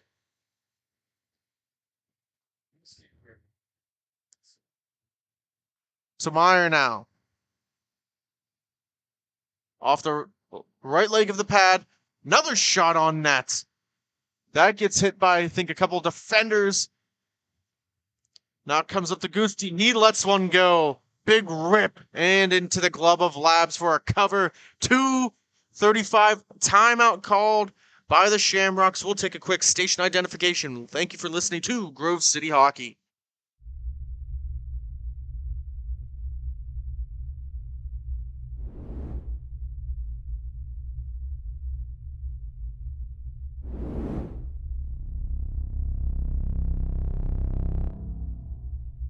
It's holiday season, so make it an epic one. Epic Hockey has you covered in their countdown to Christmas sale. Running now until Christmas Day, they'll have a different item on sale for 24 hours. Go to epichockey.com to purchase. While you're at it, don't forget to follow them on social media to keep up on the daily deals. So far on their countdown, they've done gloves and apparel, so you don't want to miss out on anything else. Thanks again for Epic for sponsoring Grove City Hockey, and make sure to check them out at epichockey.com. We are back. 2:37 remains in the third period. 3-1 score. 35 seconds remain on this power play opportunity for the Shamrocks. Tamayer hustling back. Taking some long strides through the neutral zone now. On the near face-off dot, backhand feed to Gusti. That's going to stay in play. Looked for a moment like that may have hit the ceiling.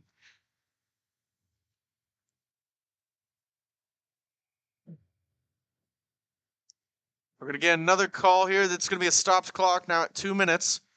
There's about 3 seconds left. We'll see here. There's a little bit of, let's say, congestion. One player was on top of the other. They both kind of went down amicably.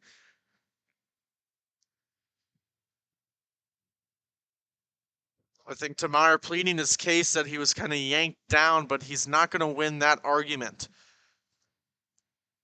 So we'll have an abbreviated 3-on-3. In 3 seconds, we'll see the man for the Syndicate come out to the rink, and we'll have essentially a power play for the remainder of the game. Of course, unless they score within that time frame. Brooks and Foreman tied up. Nice support there from Gusti. He's going to carry it through. Short-handed opportunity. It's going to be cleared out. Hits off the skate of Brooks into his own zone. Hustling back after it. Foreman on the forecheck.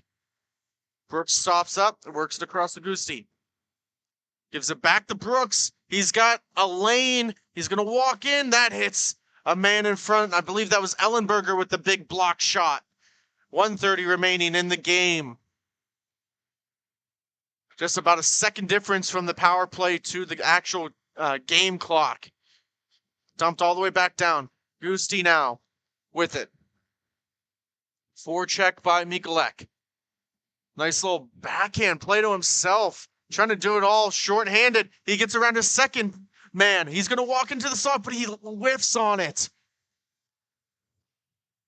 He smacks the board in frustration. I don't blame him. 2-on-0 opportunity. Foreman with the backhand 1-on-0 and cover by Yachman. Stopped clock, 52 seconds to go. As a reminder, coming up after this, the Fresh Coast Indy Inline. After this, T2 action. We have a little bit of everything. T2, T3, T4 this whole weekend here.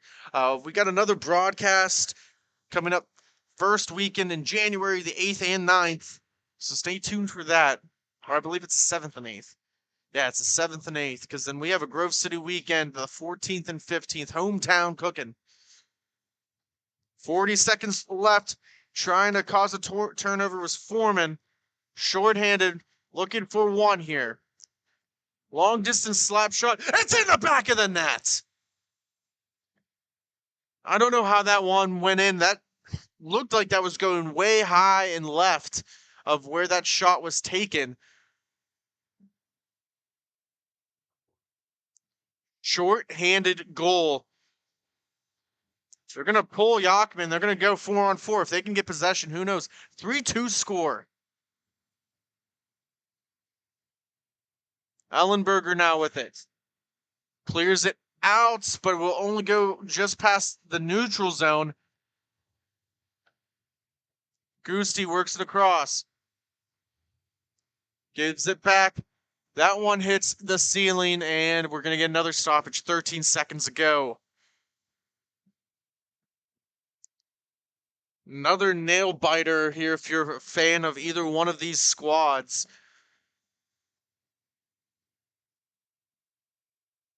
We're just running a little behind, so stay with us here. Only about a 5-minute delay. 10 seconds left to go.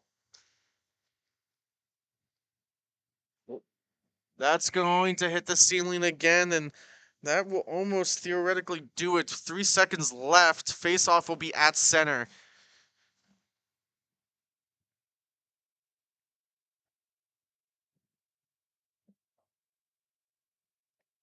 One last draw, tied up 4, and A good win. So that will do it. The Syndicate will hold on 3-2, the final score over the Shamrocks. Thank you for watching Grove City Hockey. Stay tuned. We'll have T2 action right after this quick commercial break. Everyone has their own unique pre-game preparation, and most of them are pretty different, but there's one thing in common, and that's Jack's Hockey Wax. Get this locally produced wax that isn't shipped from across seas, but made here right in the US. The best smelling, best feeling, and best performing hockey wax on the market. Oh yeah, and I almost forgot to mention, they sell tape too. Visit them at jackshockeywax.com to get your order today. If it isn't from Jack, put it back.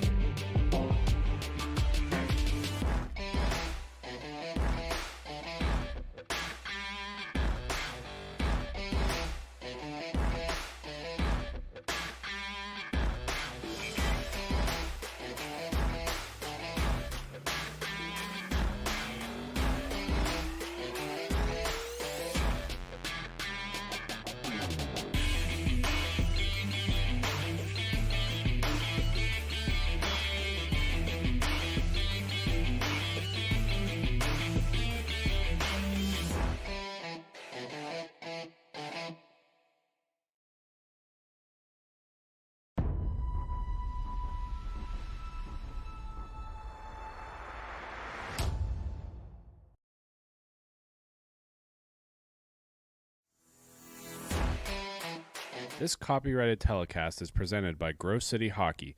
It may not be reproduced, retransmitted in any form without the expressed written consent of Grove City Hockey, LLC. We thank you for your understanding and hope to continue to enjoy this complimentary broadcast. To purchase footage, email grovecityhockeyllc@gmail.com.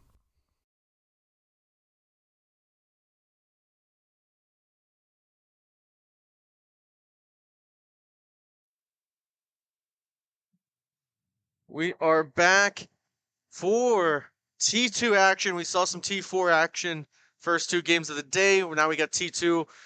The Fresh Coast taking on Indy Inline, working from right to left. In the red is Indy Inline, hometown team.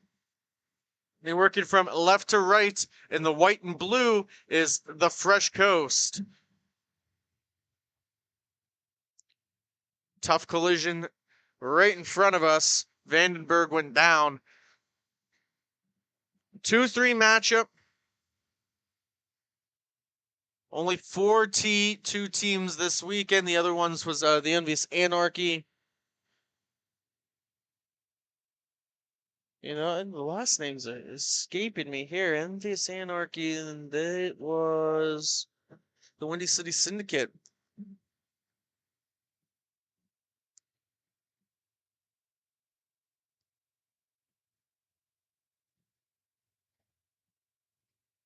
See here, face off at center. Did I miss a goal here looking at the rosters? Oh, geez, I did. That's a Fresh Coast goal. Starting in net for the Fresh Coast is Jacob Robinson. Alex Music filling in here for Indy Inline. Dignan with it.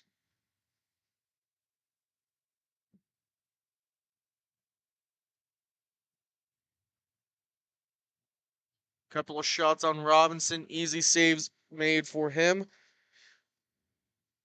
See here what we can find on the official scoring of that first goal by the Fresh Coast. Nothing put in yet. A little bit late on the 9:40 start. Good battling down low. Possession staying with the Fresh Coast now, trying to get it out. Tough time here on this controlled breakout. Finally, they get it out from underneath the back of their net. Retreating back into zone is Chambers.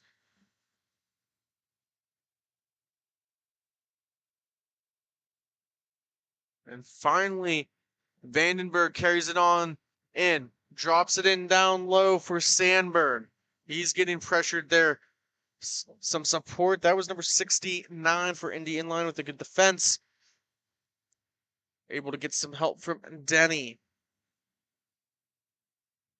Looking to make a move in. Good forecheck by Denny to help his man out. And he's going to hold on to it with the red helmet through the neutral zone and drops it off for Dignan. Dignan now works it across. Number 69 takes a shot. That goes wide and right of the netminder Robinson, the Lindenwood product. Puck cleared all the way down. Flannery hopped out. Almost too many men. They were very aware of the situation. Short, who's watching the broadcast earlier, now out there. He moves and pivots with Flannery. Clark dumps it down in.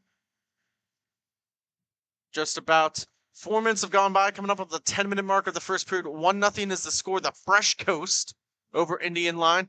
Another feed in front that goes into the skates as Graham just a little too fast on that opportunity. Now Flannery, toe drag maneuver. He gets the puck taken away off the boards, all the way back down the Music. He's going to lay down his paddle, swat it to the right for Clark. Official goal was credited to Chase Callan, assisted from Michael Vandenberg for the Fresh Coast. Overskated, Flannery got another shot off. Trying to keep it in the zone is Hall.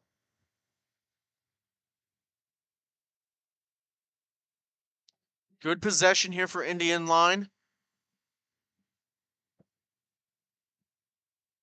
T4 team has done their work.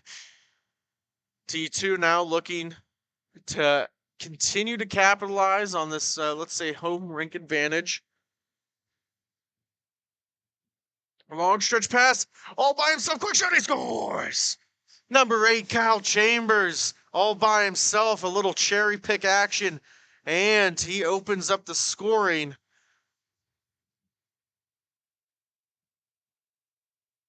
The lead is now up to 2. I believe that's Orr actually in that, the Chicago Hitmen's goalie, subbing in for Indy Inline.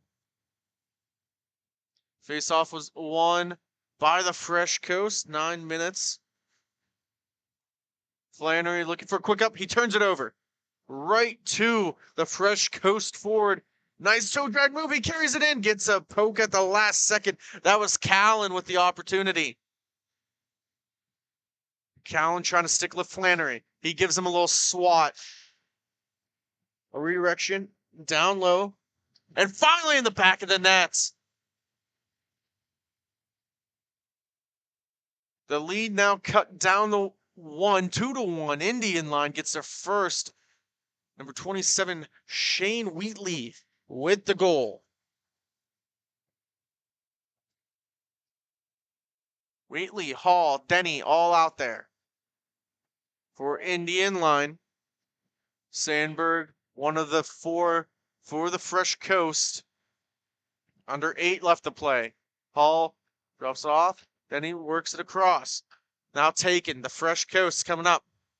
Callan with it. Nice maneuver. He gets right to the slot. Shh. He had an open alley. Just didn't get it on net. Hall with it. Shot that's blocked on the near boards. Wheatley takes a beeline right into the front of the net. Easy save by Robinson, glove hand, and we get a cover. Face-off will be to the left in the Fresh Coast zone.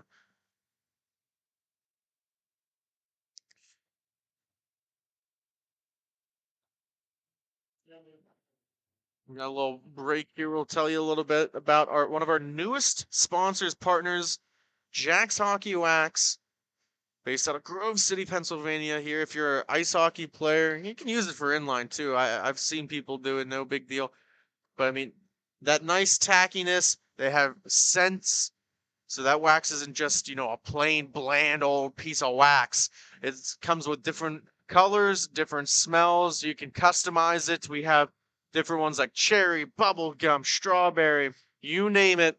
Go to www.jackshockeywacks.com. Place your order now, and if you want to, send an email, jackshockeywacks@gmail.com. I will be more than happy to take your order. We do sell tape. We do sell laces as well. So 6 minutes remaining here in the first period, a 2-1 game. The Fresh Coast with the early advantage. They're going to settle it down, controlled breakout. Excellent passing so far. Walking in, right blocker save. Couple of sticks tied up. Down and deep, short now. Getting harassed by Sandberg. Vandenberg now on the forecheck. Good play. Digging in now, going the opposite direction. He's stick handling, left-handed shot, backhand feed to Denny. He's going to walk in. Nice move at the dot. And that gets hit in front, I believe, by his own man. Looking for a screen, a redirection in front, but just didn't get through on net. A lot of offensive zone time here for Indy. Couple of turnovers there, miscommunication. Finally, they're going to get it out of the zone. Stopping up is Dow. Changes being made by Indy Inline. Flannery hopping out there. We have one of our own men here with the last name Flannery. Hopefully, number 92 for Indy Inline can live up to the name and the hype. Plays for the T3 Pittsburgh Shockwaves. So he's also a part of our broadcast here, working the cameras for you. We do apologize for any visual impairments here. We've been trying to work with the Wi-Fi connection here in Ellenberger Park. It's a little difficult. And of course, with it being, winter, a little bit colder, it does affect the equipment. So we do apologize for any of those inconveniences. We're trying to do our best here with a shortened crew. We wish all the best to Ben Stock and Leslie Cross and their family here. Always in our thoughts and prayers. And of course, we got Colin Corbett, who's traditionally a part of our broadcast. He's got B-League playoffs back home in Grove City, be handing out the Jameson Cup. So good luck to all those teams, all those B-League teams watching home. Next week, we'll be having the A-League playoffs. That'll be good. A lot of competitive players here that play for our MIHA team in both leagues, actually. So they're always good to see. 2-1 score still. 3:33 left in the first period. Flannery drops it in. Clark with a shot. Robinson's going to cover it up, and we'll have a face-off to the right in the Fresh Coast zone.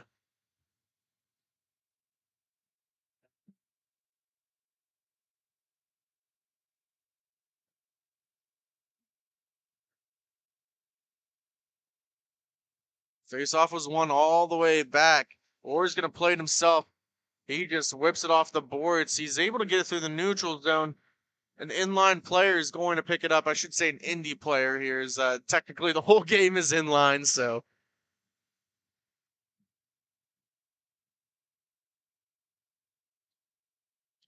Fresh Coast will gain possession of the puck.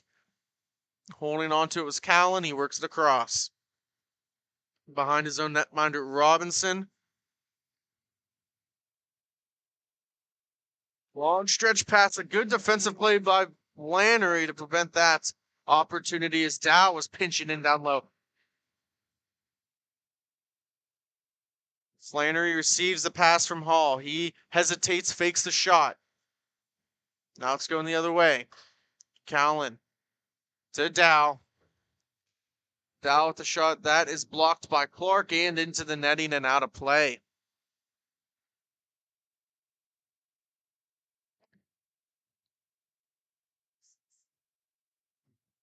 Two minutes left to go in this first period. 2-1 score. Wheatley to take the draw for Indy.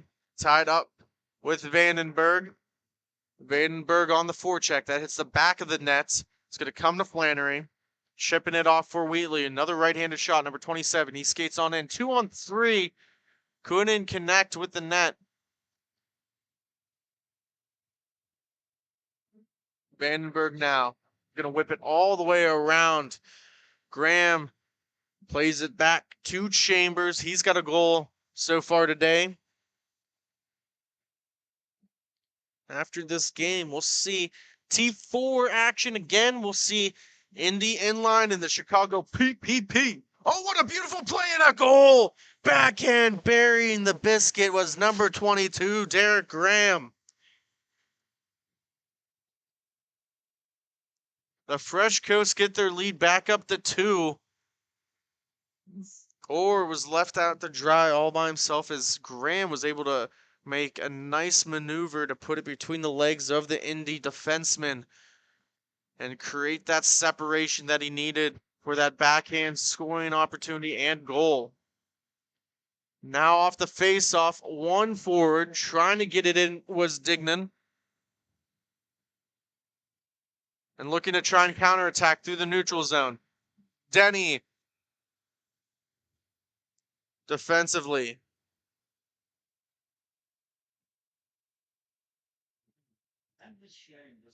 So that'll be a power play opportunity. More than likely, that'll start at the beginning of the second period here. We got 10 seconds left.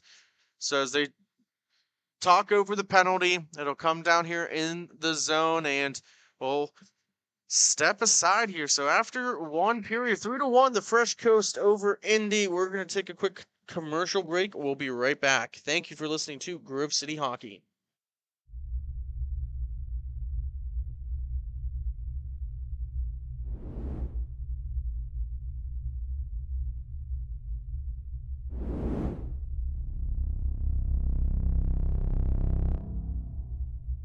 It's holiday season, so make it an epic one. Epic Hockey has you covered in their countdown to Christmas sale. Running now until Christmas Day, they'll have a different item on sale for 24 hours. Go to epichockey.com to purchase. While you're at it, don't forget to follow them on social media to keep up on the daily deals. So far on their countdown, they've done gloves and apparel, so you don't want to miss out on anything else. Thanks again for Epic for sponsoring Grove City Hockey, and make sure to check them out at epichockey.com.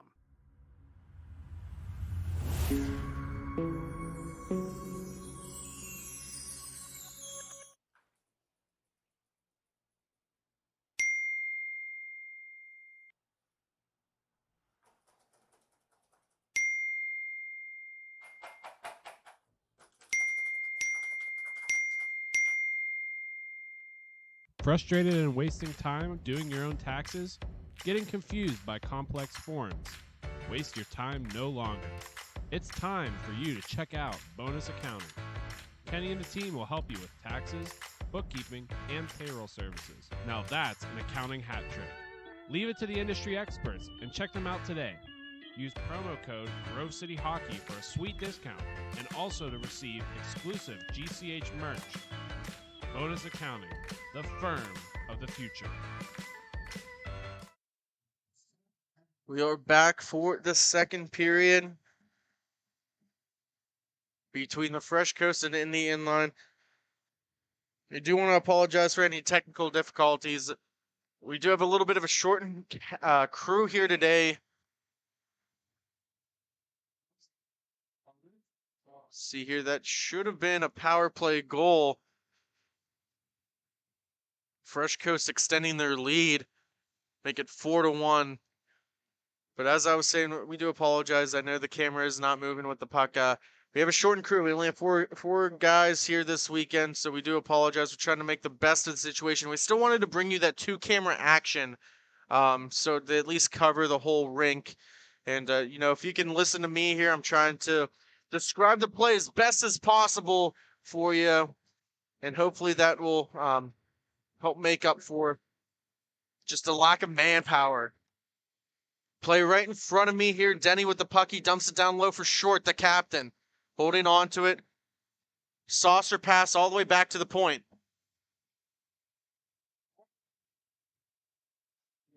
Now Denny with it. He's going to walk the line. Right-handed shot. Switches places with a couple players. Dignan now.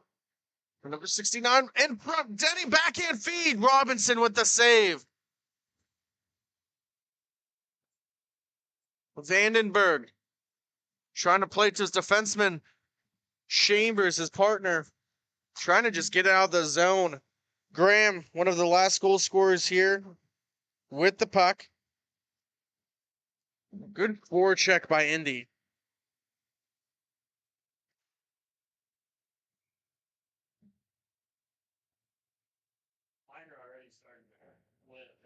So face-off will be to the right of the netminder Robinson.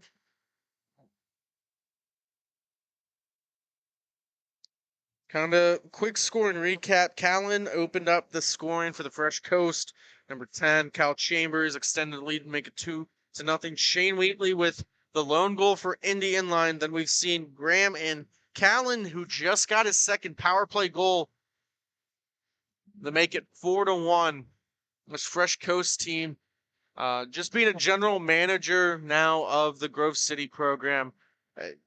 This is exactly what I mean. This is a great team here. This Fresh Coast team, they're fast, they're smart, they play with passion. They have played together for a long time here, so I mean, it's awesome to see. And the Indy's the same way here. It's just two very talented teams going against each other. Great back check for Indy as Denny and Short were on their horse to try and get back.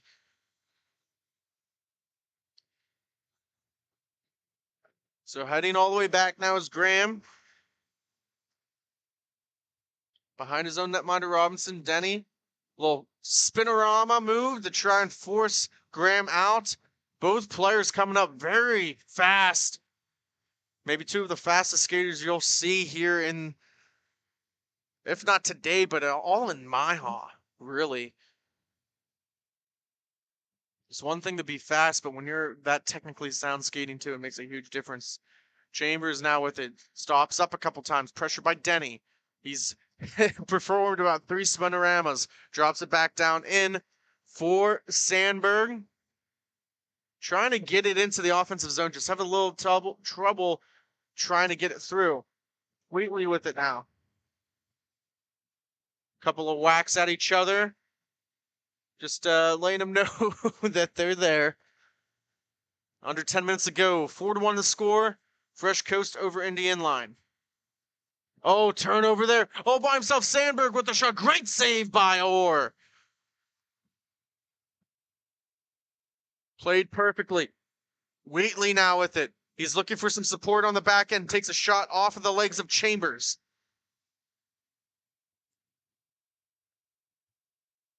Chambers behind his own net, using the net as a pick play.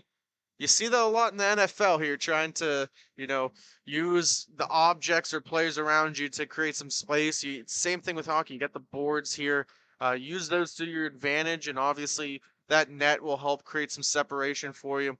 As Graham's going to work it up, looking for Chambers. That goes past his reach off the boards. Back in. 3-on-2, wide open man in front. Dignan trying to get a pass off, but couldn't complete it. Spins it around for Hall. Hall looking to give it right back to him. Looking for that cross crease feed. Robinson, one of the best to do it here in MIHA. Very excellent goaltender. You got to be a little creative in how you at least get some scoring opportunities. Clark by himself, he was able to get past 2 of the Fresh Coast players, but the third one made it a little difficult for him. The assistant captain, number 76. You can tell when he's out there with that bright yellow stick. Dignan now. Redirection off the skate of Hall, and that's going to be played into the corner by Graham. Obviously didn't mean to kick it. Callan by himself looking for goal number 3, and he misses off the backboards. Play's going to settle down now for Indy. They're going to look to counterattack through the neutral now. Dignan now. He's got Hall right in front, trying to give it to him. Clark's going to help support it, keep it in the offensive zone. Drops it off for Dignan. Looking at Hall, he finally goes to Hall. At the top of the faceoff dot, pressure there by Callan. Box formation defensively.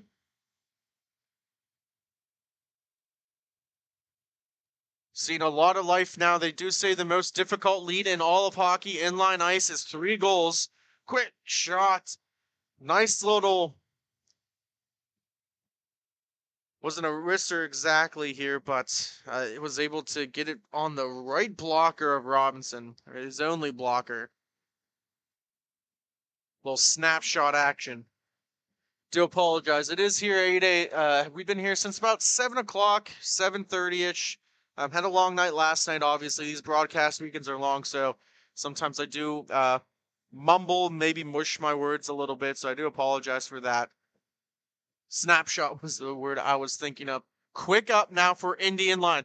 Flannery, number 92, right-handed shot, stops up. He makes a man fall down, goes all the way back to the point for short. Oh, just too much force on that pass. It connected with him perfectly. A couple players fall down. Chambers now with it. Was going to skate in front of his own man. Taken out midair, caught by Dignan. He's walking into the slot. That hits Chambers. It comes all the way back out to the Indy bench. Picked up by Callan. Under 7 left to go here in the second period. 4-1 score by the Fresh Coast. 3-goal lead. Dumped all the way back down. Robinson decided to play it, but thought better of it at the last second. Had some support from Dow. Chambers to Dow to Callan. Now Callan's going to walk up through the neutral zone, 2-on-2 action, little toe drag snapshot. Whips it around the boards, comes all the way back down into the Fresh Coast zone.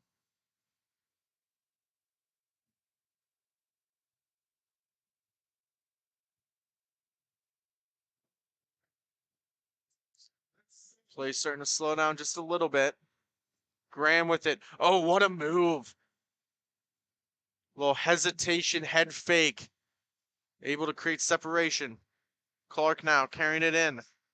1-on-1, that hits a shin pad, and the puck will go out of play.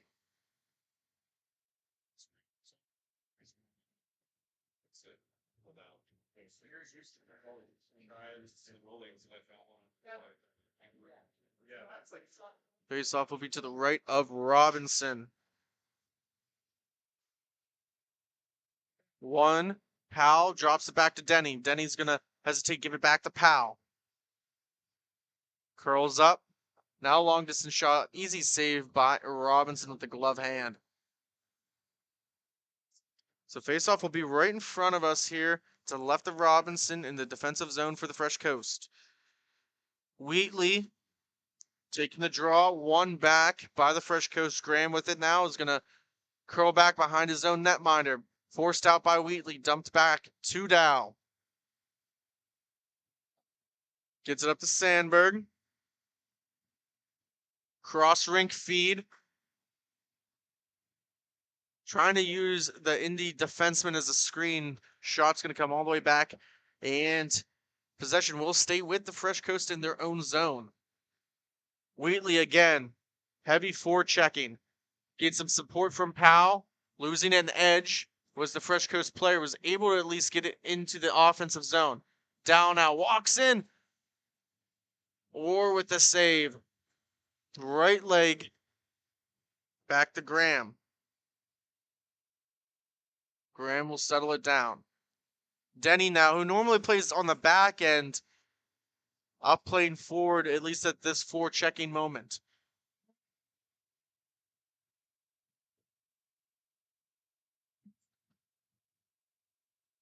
Now it's a puck possession game for the Fresh Coast. Rather than take a shot and make a mistake, they're just going to work the puck and make Indy inline skates. Turnover there.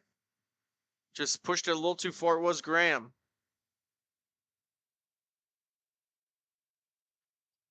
A little bit of towel coming undone from the rink. Powell, oh, he was heading to the net.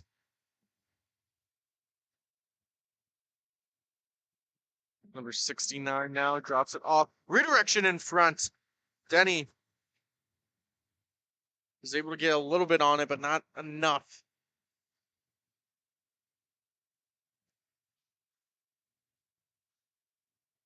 Denny forcing it all the way back out, picked up by Callan.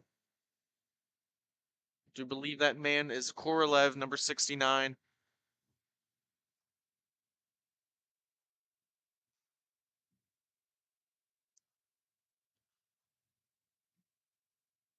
Chambers works the apologize. Dow works at the Chambers. Dow has it again. Callan with a little maneuver, and that's a hat trick. Was able to get it on the backhand and beat or past the blocker. And that will extend the lead to make it 5-1 in the second period, under 2 minutes to go. He's done it all so far today. He's got his stick on his knees, a little bit hunched over, maybe a little bit out of breath here in this early morning contest in Ellenberger Park in Indianapolis. If you're just joining us, like I said, we do apologize. We're a little short-handed. We would have some more cameramen following the puck. Robinson swats it out of midair.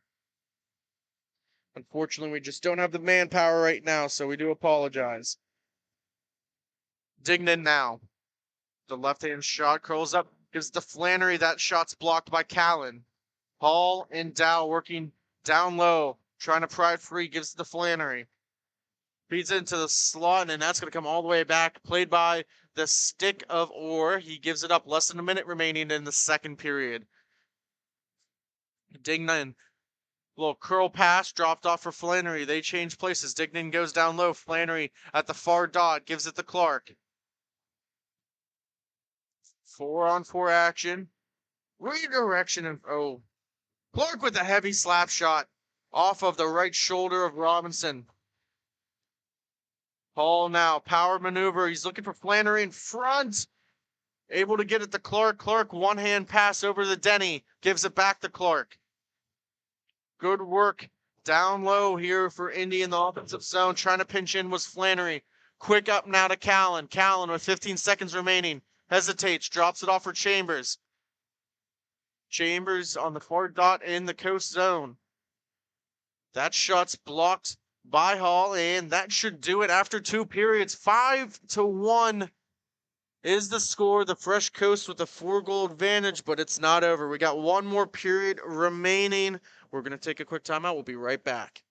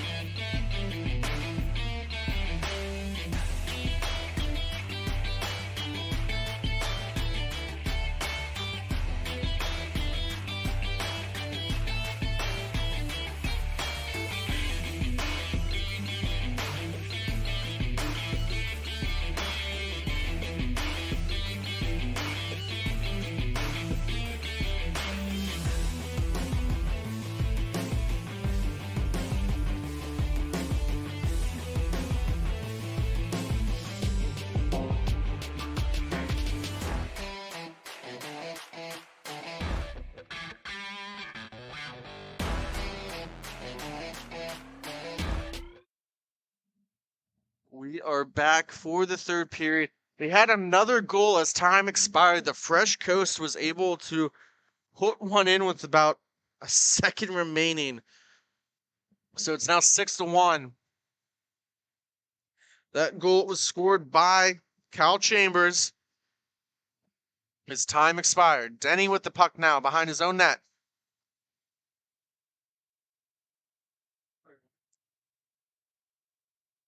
Hall looked to fade one in front, backhand saucer feed into the slot, and nothing will come of it. Now, an opposite end scoring opportunity here for the Fresh Coast, but only lasts for about a second. Short drops it off, works it across to Denny.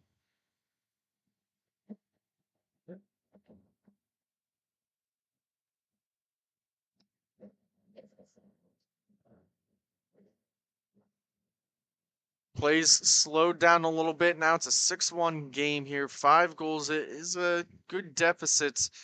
It's going to be a long climb back in this for Indy. But they're off to a good start here with excellent puck possession. Working it around. And the broadcaster's dilemma. You never want to mention it until it finally happens. And it did. Conlon with the interception. Carried it into the offensive zone, dumps it all the way back. Robinson now helping out with the breakout.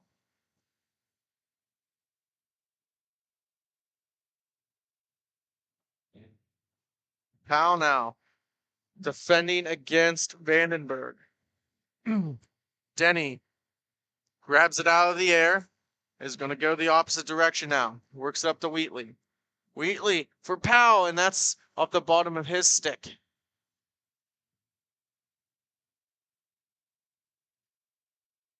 And that puck is cleared back out of play as Chambers was trying to put it back down in his own defensive zone for his partner, and he just flings it past the glass and the netting out of play.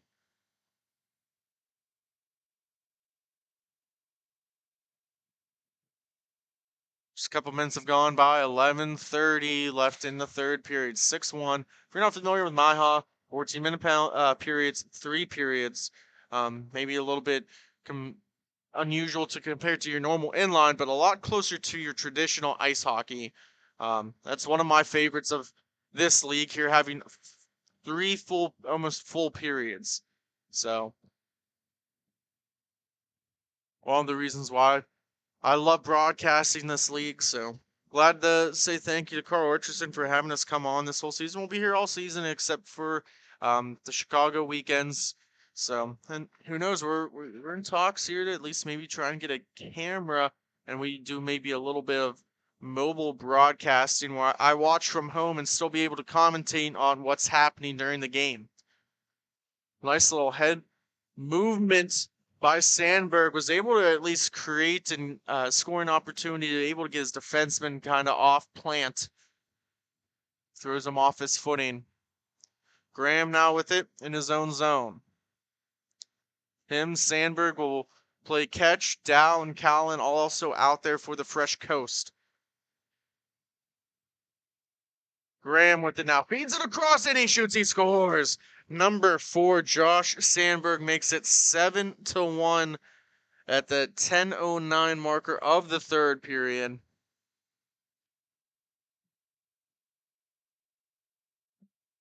Got to give it up for Orr. The Chicago T3 Hitman goaltender. He's playing in this one. He played 6 games yesterday. That's, words can't even describe it. It's impressive. You talk about an Ironman streak like Phil Kessel. I think Mark Orr just did it for inline hockey. 6 games in a day, I think, would drain a normal man. But that tells you. And he's back out here early in this morning contest, giving it his all. Just hasn't gone his way. A lot of good plays for Indy, but when they've made mistakes, the Fresh Coast has capitalized on almost all of them. The score is not reflective of what the actual play is, as Indy's been playing in the offensive zone quite a lot. Hall with it as we speak, pinned up against the boards, trying to pry it free. He gets it to Flannery. They play pitch and catch. Now Clark at the top of the point works it over the Korolev. Hall with it. Long distance shot that's swatted down by Graham. But possession will stay with Indy as Dignan drops it off for Clark. Now pickpocketed by Sandberg. He scored the last goal. Callan's got 3 himself. But Dignan's able to protect the puck. Works across for Hall.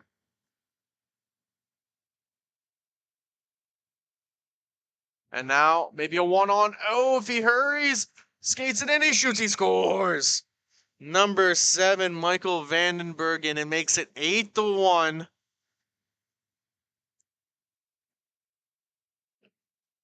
A 1-on-0, a beautiful move by Vandenberg as Orr's trying to collect himself and his thoughts, as he's more than likely got to play at least 1 or 2 more games later today. He's got 1 more with the Hitmen in the T3 division, I know that for sure. Less than 8 to go. Maybe just for just for some pride at their home rink, just trying to change, I guess, the narrative is the best way to put it of this, as it is 8-1. I mean, 1 more goal will put the mercy rule in effect if the Fresh Coast can score. Shot goes past Robinson's glove hand. At the top, Denny with a clapper. And that's going to go for a cover.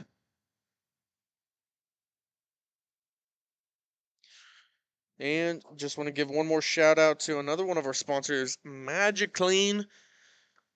Commercial industrial cleaning here. If you got an office a little bit dirty, do floor care treatments, whether it's sweeping, mopping, maybe you need to strip some tile. They can handle all of that. Window cleaning. Make sure that whenever customers come to your storefront, you have a nice, beautiful, clean window so they know what you're all about. No one wants to go into a shop that looks, a little bit dirty. So reach out to MagiClean, www.magicclean.com, servicing Lawrence, Butler, and Mercer County in Pennsylvania.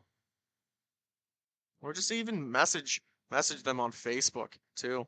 They're very good with answering and getting right back to you. But so we're coming towards the end of this game, 8-1 the score. Fresh Coast over the hometown Indy Inline. Coming up after this, we'll see Indy Inline again, but this time in the T4 division, they'll take on the Chicago PPP. It's the number 4 versus 1 matchup. So Chicago won the 8 o'clock game this morning to get a chance to play at 11 o'clock. And then if they win, they have 1 more championship game. So we'll see how that turns out. That would be against the Windy City Syndicate. More zone time. Short works it across. And Wheatley with a shot and a cover by Robinson.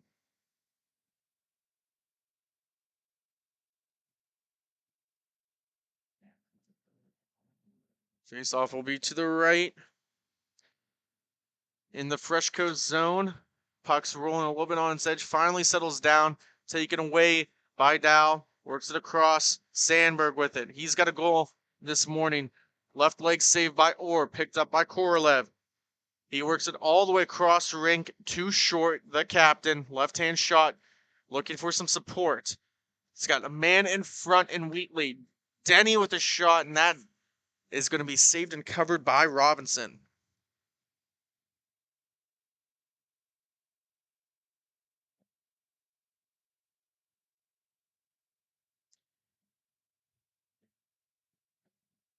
Do apologize here. You need to take a quick break sometimes here when broadcasting. Usually, at least in my experience, working for like the Youngstown Phantoms and the Madison Capitals, you're broadcasting 1 game a day. To do 12, we're on game number 3 of 12 so far today. It's going to be a long day here, so trying to pace myself. But we got a good one on hand after this, like I said. T4, Indy Inline, Chicago PPP. Denny with the puck. Little curl pass off the boards. Korolev works up the POW. Half slapper goes past the defenseman Sandberg. was able to get it through, but Robinson's been almost nearly perfect today. Obviously, he's only given up 1 goal, but a lot of great scoring opportunities for Indy. And like I said, it's been just difficult to get past that stone wall and net down there for the Fresh Coast. Block shot by Sandberg. Trying to get possession of it, maybe get one more goal to end this quickly. Works it across. Graham with it now. He's going to wait. Gives it to Callan. Callan in down deep, and he shoots, and he scores. And that will do it.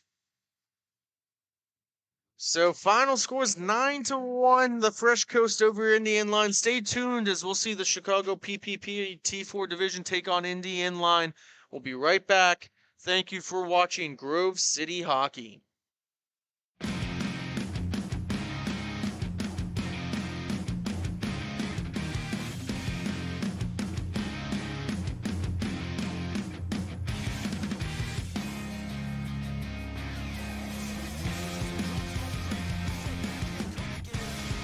Picks it up, goes down on that same face-off dot like the last two, and he shoots, and he doesn't go in. Hey, with Esposito.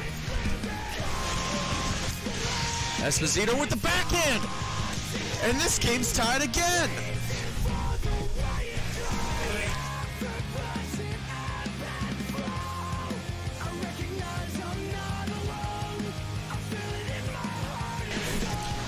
Picks it up, the left-handed shot on the very far face-off dot. He scores.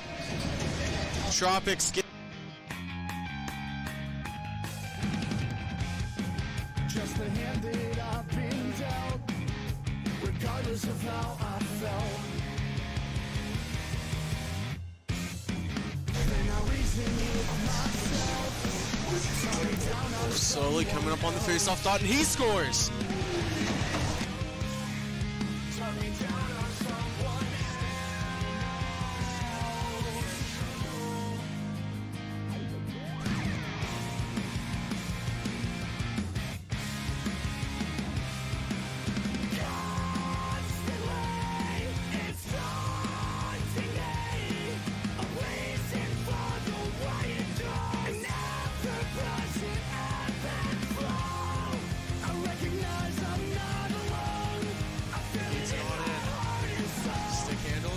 He shoots, he scores. The rampage.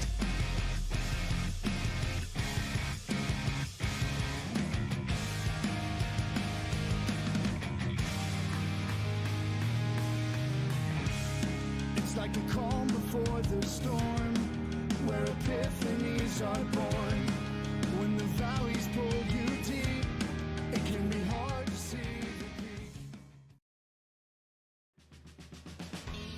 Everyone has their own unique pre-game preparation, and most of them are pretty different, but there's one thing in common, and that's Jack's Hockey Wax. Get this locally produced wax that isn't shipped from across seas, but made here right in the US. The best smelling, best feeling, and best performing hockey wax on the market.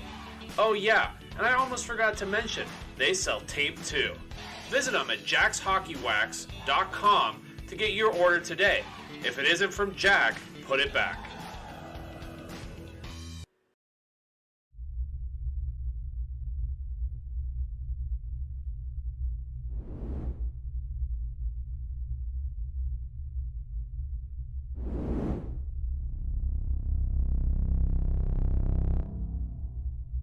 It's holiday season, so make it an epic one.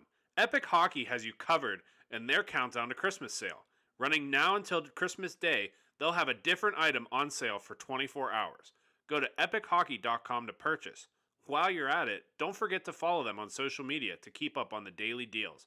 So far on their countdown, they've done gloves and apparel, so you don't want to miss out on anything else. Thanks again for Epic for sponsoring Grove City Hockey, and make sure to check them out at epichockey.com.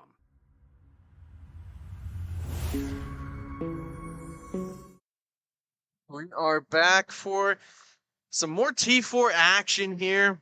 The number 1 seed taking on the number 4 seed Indy Inline, hometown team. They played at 8 a.m. They won to get here. They'll be taking on a Chicago PPP, who's a pretty good team. And there we see Mark Orr, the Chicago Hitman goaltender who just played, unfortunately, on the other side of a victorious score. He's now in net for the PPP. So back-to-back games. We'll see how that affects them. The PPP, they're almost a juggernaut in that T4 division. Quick shot and goal! Indy Inline opens the scoring as they draw first blood.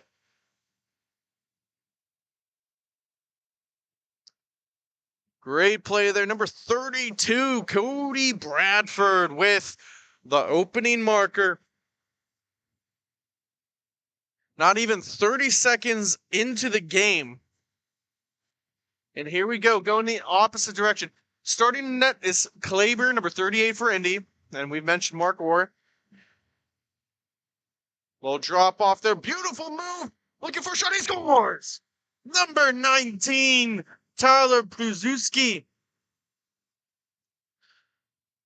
So it's 1-1, and we're just at the 1 minute marker of the first period. We might have some fireworks for this game here. Both high scoring teams. I mean, both goaltenders are good. Both goaltenders are also playing their second game of the day. So we'll see how that fatigue affects them. Cleve now. Backhand opportunity. Walker paddle saved by Kleber. Watkins now with it. Works it across.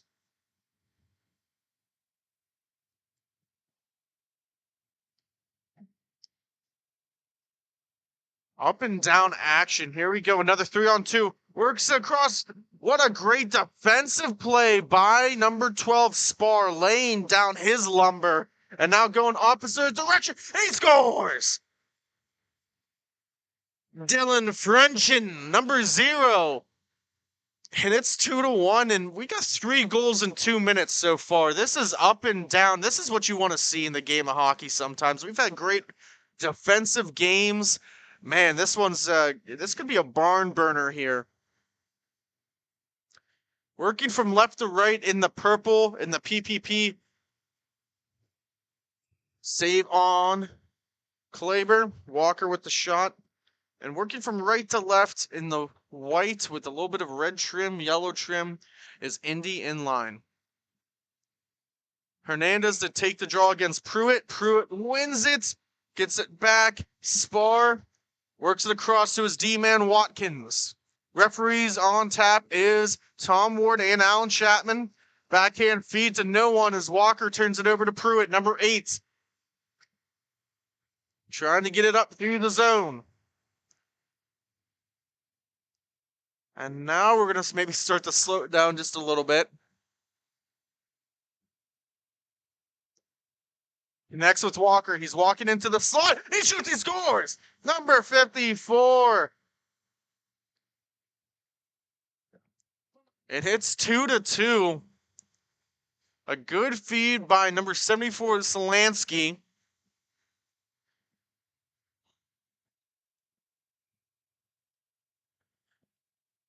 Coming up on the 10-minute marker, 10:30 remaining in the first period. 4 goals already. And if you're just joining us, again, we want to apologize. A little short-staffed. And by a little, I mean that we have 4 people here, and I think almost all of us won't be getting breaks today. So trying to do the best we can. We have 2 cameras. We understand that they're not moving, but we're trying to bring you all the action. Stick with us. I'm hoping to try to do my best to describe the games for you and make this a nice, entertaining product.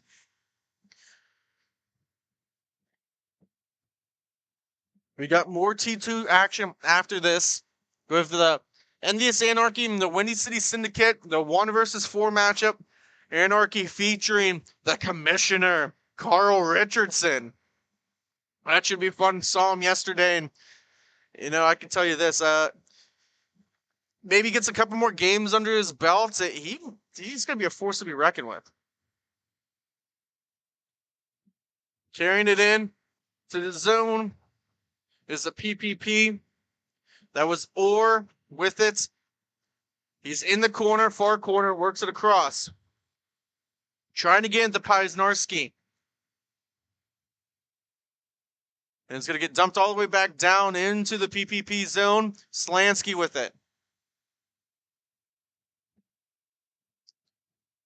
Moiki on the forecheck. Normally plays defense.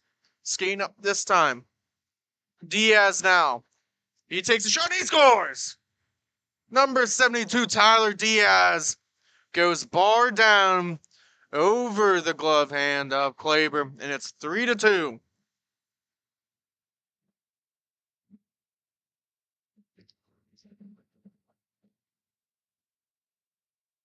Just under 9 minutes ago. We're averaging a goal per minute.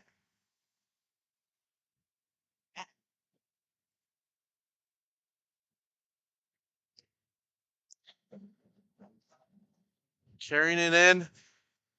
Gets around Bradford. Was Diaz who just scored the last goal.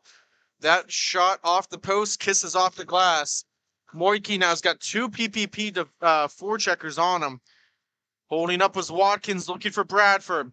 Pushes it just too far through the neutral zone and in the slot. Carrying it on in was Cleve. Cleve, backhand feed. What a save by Kleber. He was just trying to, obviously prevent that pass. He did an excellent job, but he used his leg to kick that out. A little stutter stop maneuver there by Diaz.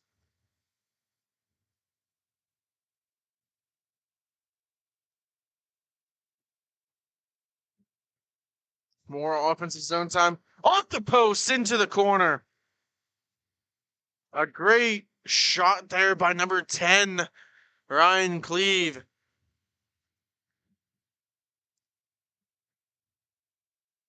On the forecheck is Frenchin. In the neutral zone, finally going to carry it up. Couple minutes of offensive possession here for the PPP.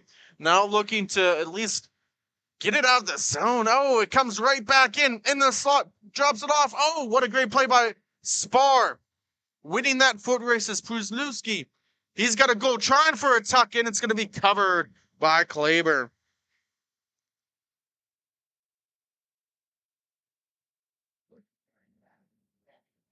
This off will be to the right of Kleber. Just under 7 left to go. 3-2. Scoring has actually slowed down a little bit here in this first period. Pruzlewski with the face-off win back. Or now with it. He's going to backskate. Lost an edge. Now going the other way. Cody Bradford, number 32, gets pushed off there. He's trying to protect the puck.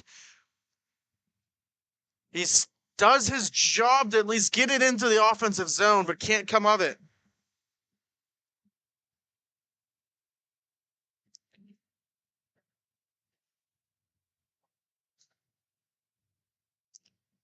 Now going the other way is Frenchin.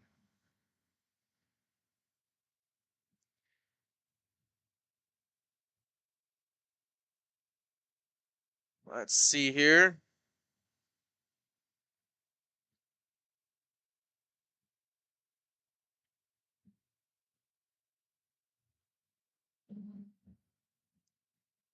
Glove save by Kleber. I do apologize for a little bit of the break it here in action. Unfortunately, being a GM never stops. Supposed to have a practice back in Grove City here. I think we're going to maybe have to scrap it. So just gotta send out a quick text here.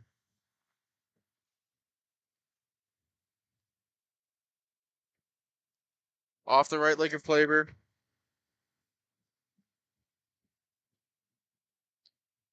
Pruzlewski holding on to it, gets it to Slansky. Back down in. Tough angle shot. We're just maybe hoping to get that on net somehow. Krusman now with it. Oh, taken away. Krasnitsky with a shot. That hits the stick of Sparin into the netting and out of play. Face off will be to the left of Kleber in the Indy zone. Some changes being made now by PPP. Pruitt to take the draw against Hernandez. One back by Pruitt. Krusman trying to work a D to D here, just get out of the zone, but he can't. Diaz now with it. He's got Cleve on the other hand. On the near wall. He's going to go on the far wall. Gets it to Walker. Less than 5 to go. 3-2 is the score. We had 5 goals in the first 5 minutes of this game. Slowed down a little bit since then.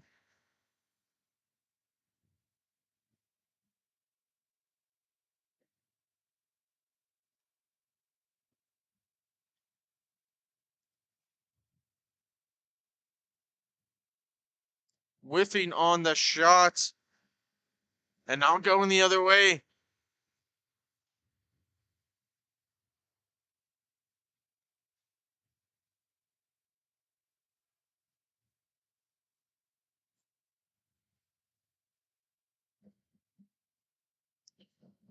Cleve now with the puck. He's going to stick handle through his own defensive zone, now through the neutral zone. Maybe trying to go coast to coast. 3-on-4 action. One man all the way back coasting. We're going to have a cover and stoppage in play.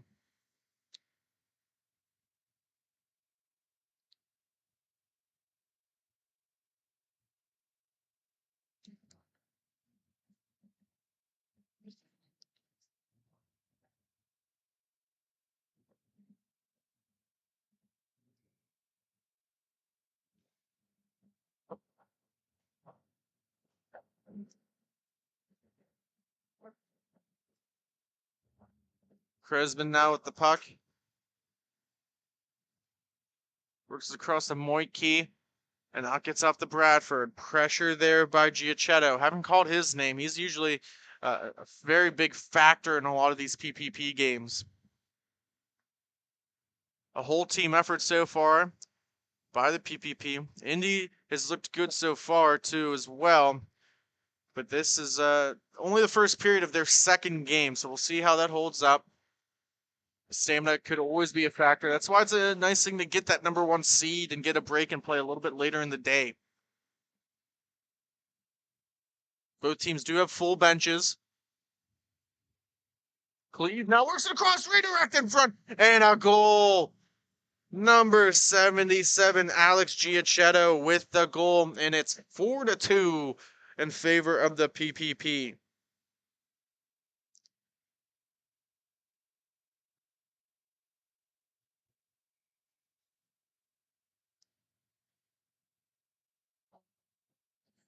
We're here in beautiful Indianapolis, Indiana, at Ellenberger Park, home of Indy Inline,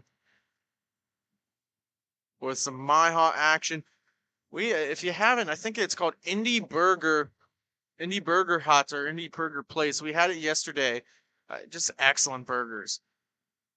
I had one that had a little bit of chorizo sausage with avocado and pico de gallo on it, and it was to die for. And I think the whole group was very happy with that. So, I mean, if you're not from the area looking for a food recommendation, that's definitely one. I would highly recommend it.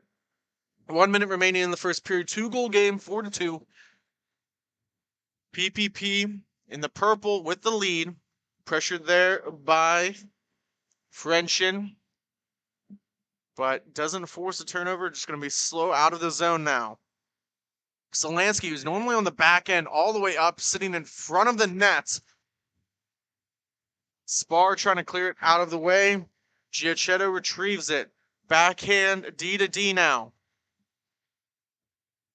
Makes a nice move to Solansky. Back feed. Tried to get it to Koznitsky. A little give and go action, but just a little far past the reach. Shot into the netting off or and out of play. 15 seconds to go.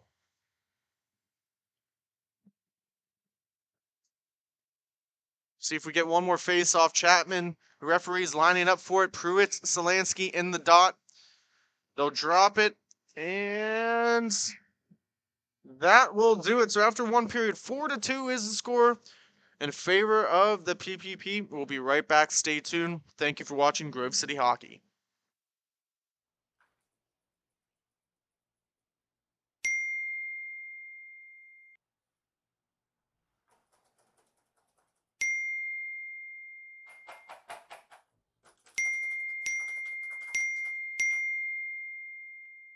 Frustrated and wasting time doing your own taxes? Getting confused by complex forms? Waste your time no longer. It's time for you to check out Bonus Accounting. Kenny and the team will help you with taxes, bookkeeping, and payroll services. Now that's an accounting hat trick. Leave it to the industry experts and check them out today. Use promo code Grove City Hockey for a sweet discount and also to receive exclusive GCH merch. Bonus Accounting, the firm of the future.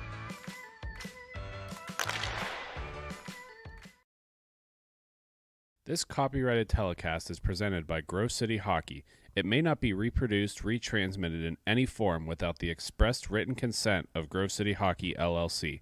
We thank you for your understanding and hope to continue to enjoy this complimentary broadcast. To purchase footage, email Grove City Hockey, LLC at G. We are back for the second period between the Chicago PPP and Indy Inline. Obviously, the period of the long change. 4-2 is the score in favor of the PPP. Selansky playing it, pressured there by Nicholson. Haven't called his name. He had a couple goals at the 8 o'clock game to get Indy into this contest. Kozhnitsky now. He's being harassed. Turnover caused by Nicholson, getting some support, drops it off for Spar.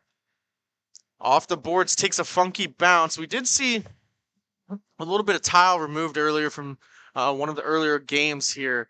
So see where that it was happened right in front of our broadcast booth here, right, which would be in the PPP zone on these near boards. So could be something to watch out for. Who knows? Or with it behind his own net, he wraps it around. Pruitt was on the forecheck. Krasuski now trying to get it out. Pruitt now going to win the battle. Oh, what a defensive play there by Krasuski to prevent that. Now Kozhnitsky taking it on his backhand. He gets it off, but it just goes way wide. Did an excellent job of protecting the puck on that play. Puck now bouncing in between the legs. This rink, compared to a couple others, does take some funky bounces off the towel and boards. As it just went off a Pruitt skate, he's on the forecheck harassing Orr. Walker now with the puck. Orr was able to get to him. He tries the toe drag. Nicholson's going to scoop up the loose Biscuit. Long distance shot off of some skates. Pruitt going to hold on to it. Dumps it all the way back. Walker gets it all the way up to Hernandez. Playing it out was Kleber. Collision.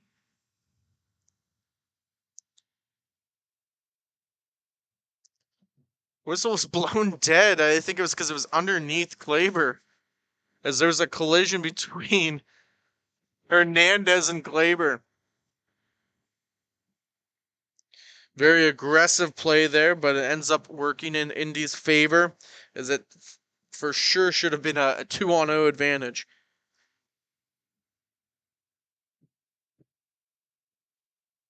Again, coming up after this, T2 NVS Anarchy, Windy City Syndicate.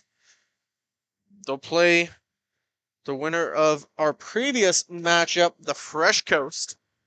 Cleve with it now. You're just joining us. We've had a bunch of different goal scorers for the PPP. Krasuski, Walker, Diaz, and Chiachetto. And Frenchen's got both the goals for Indy Inline. Coming in, he takes a shot. Oh! Just underneath the glove. He got enough of it to prevent it from going in the back of the net. Frenchen was looking for his third. Hernandez now works it across. Bradford's going to pick it up. He's got a man open in front. Couldn't get it through. Cleve now is going to wind it up through the neutral zone. Right-handed shot. He lets it go. That's off the boards. Picks up his own rebound and gets it to Diaz. He's going to work it back, kick it off his skate to himself. Gets it to Giacchetto. Frenchen trying to connect with Bradford. Cleve with the interception, and now Giacchetto's going to come back down in. Easy save for Kleber.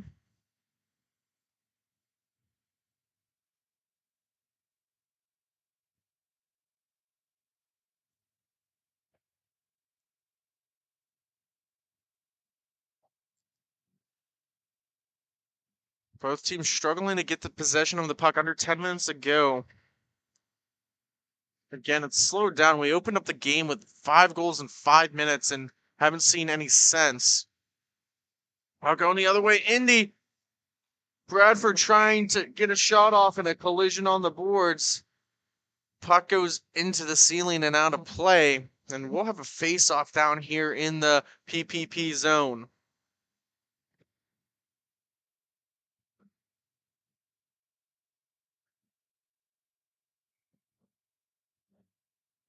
Taking the draw for Indy is Pruitt. He's been very successful. Lost that one to Giacchetto. And Giacchetto, who just won that draw, now is going to carry it through the neutral zone.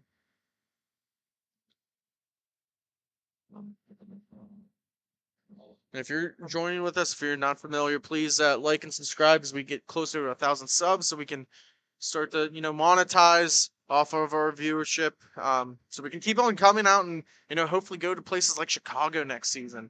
Quick shot and goal by number 28, Nicholas Pizarski. He makes it 5-2 in favor of the PPP.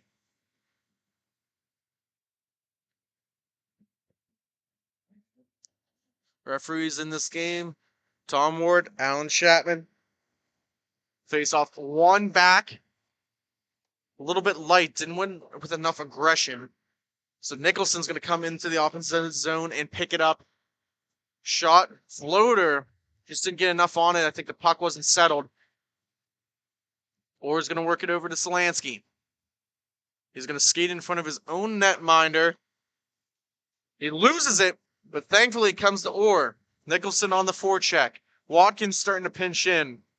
Pizarski now has it.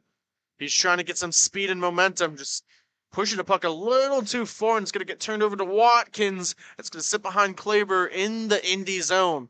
Less than 8 to go. Pizarski now puts it in between his own legs. Good defensive battle there with Bradford. Bradford's going to walk away. Just going to dump it all the way in. Bounces off of this near board to sit right behind the netminder. Played there by Orr. Behind Orr. Looking for a long stretch pass to Koznitsky. He's got it. Holding on to it. Looking for a feed in front. He shoots. He scores. This one is number 19, Tyler Przewski. And it is now 6-2 for Chicago.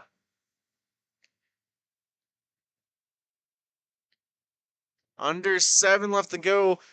Winner of this game again will take on a little bit later of the winner of the T3, the second and third seed, if I can talk properly here. 6:30 remaining here in the second period. Bradford on the far wall. He passes it right to Walker for a turnover. He lets one go. That kisses off the back of the glass. It stays in the PPP offensive zone. Works all the way back to Diaz. So the Windy City Syndicate could face the PPP, make it an all-Chicago T4 final. Indy trying to get back in this game and create a little hometown magic.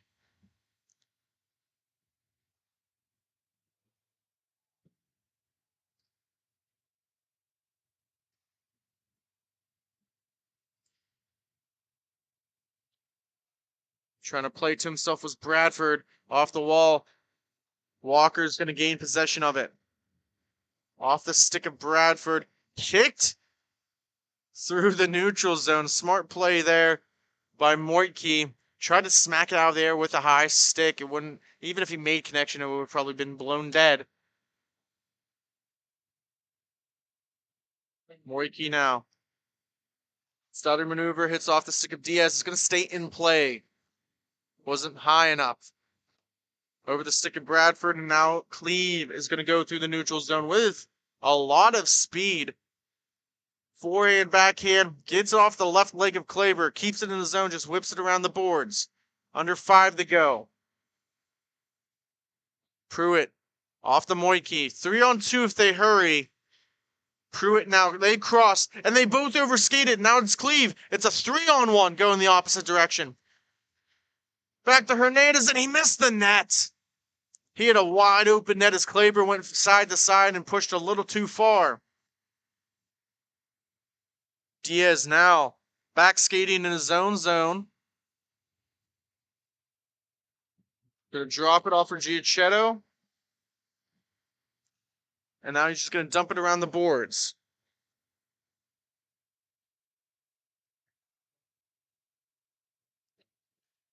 Off the stick of Orr.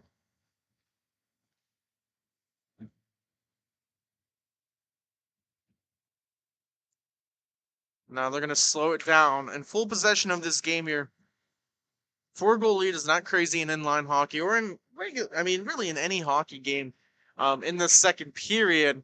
But they're going to have to make something of this. They've had a lot of opportunities. They just haven't converted them.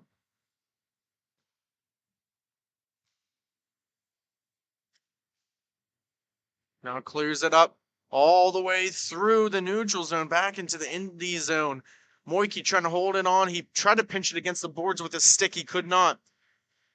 Holding on to it, goes all the way back to Diaz.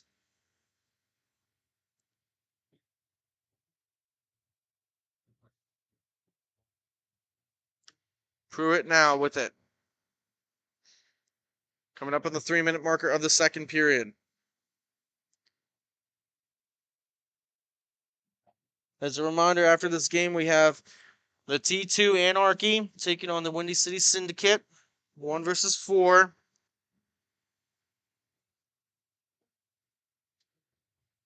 Moiki now with it. He's getting harassed by Giacchetto. He forces a turnover.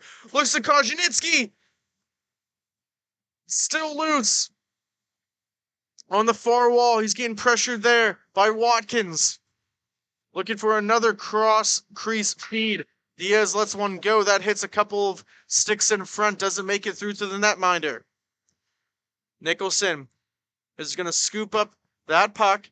Trying to get it out of the zone as Indy's making some changes. Giacchetto still working hard. Goes all the way back to Diaz. He's going to stick handle and go over to Orr. 2 right-handed defensemen as Diaz stops up on the far boards right underneath the Ellenberger Park sign. Goes back to Orr. Backhand to Brzezinski.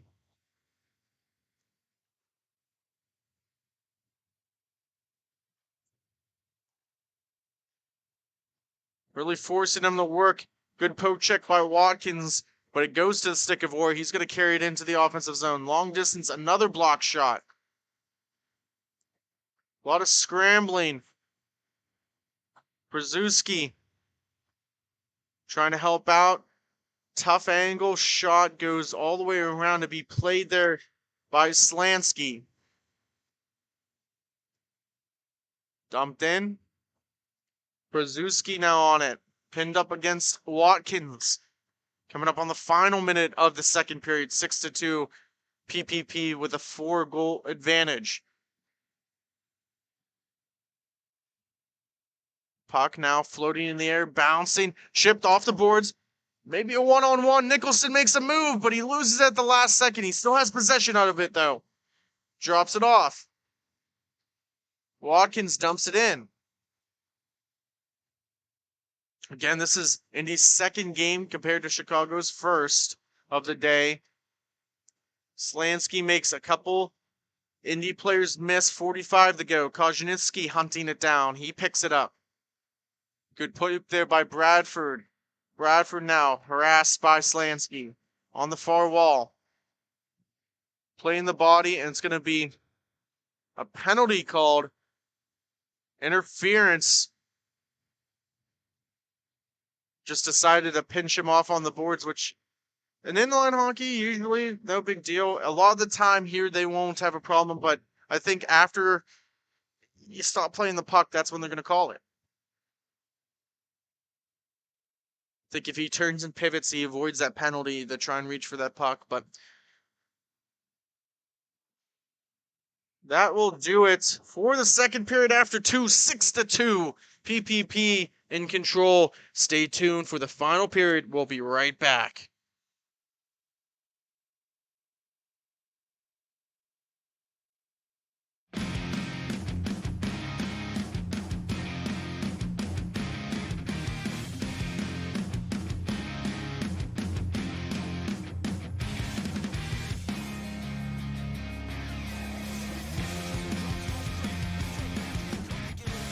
He picks it up, goes down on that same face-off dot like the last two, and he shoots. Oh, and he doesn't go in. Hey, with Esposito. Esposito with the backhand, and this game's tied again.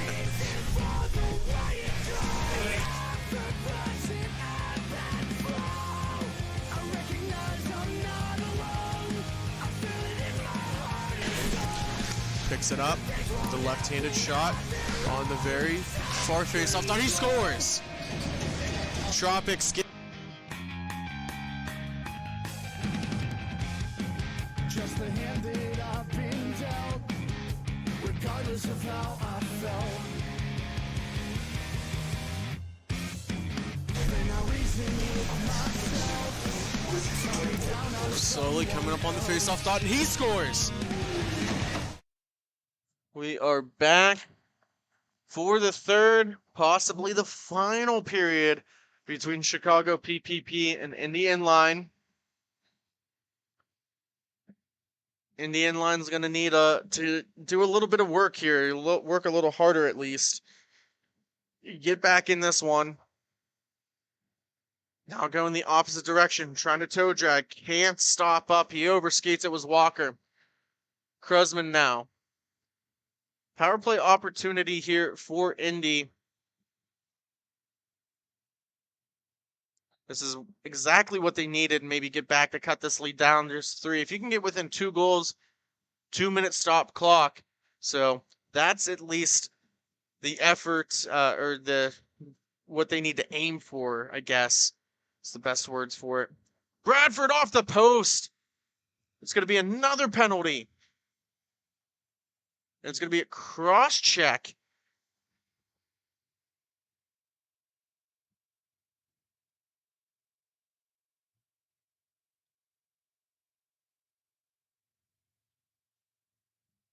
So they're going to get a 4-on-2 advantage here, Indy. They got to get one here.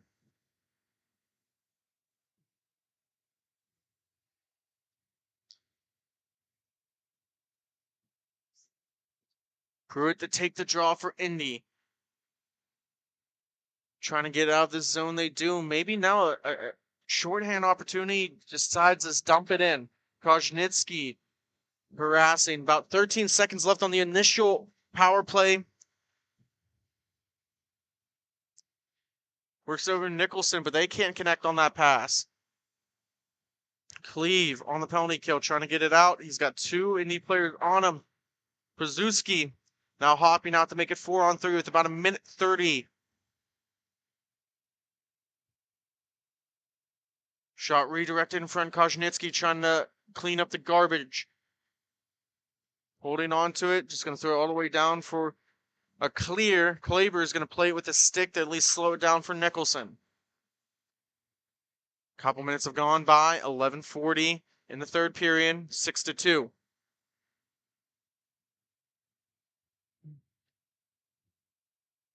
Changes being made by Indy. Same unit essentially out there for PPP. Shot off Orr playing in his second game, back-to-back games. I mean, normally at least have some kind of break. Orr hasn't had one in net yet. He's looked a lot better so far in this game. Obviously, playing in the T3 division maybe a little bit of a good break for him to at least play in the T4. Going the other way, Cleve causes turnover, shoot, and scores! Number 10, Ryan Cleve, shorthanded, makes it a 5-goal lead for the PPP.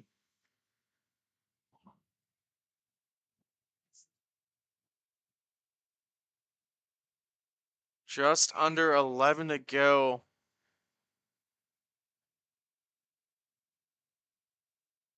As soon as puck gets dropped, it's going to go back to full on 4.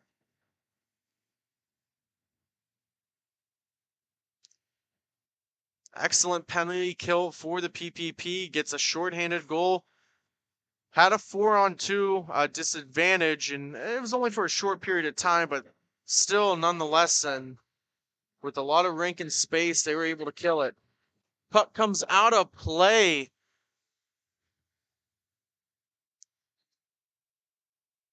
Face-off will be to the left of Kleber and net.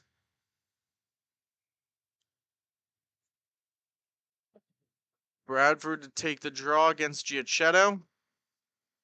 Giacchetto wins it back to Slansky, who gets it to Diaz, and that's now dumped in for Paisnarski.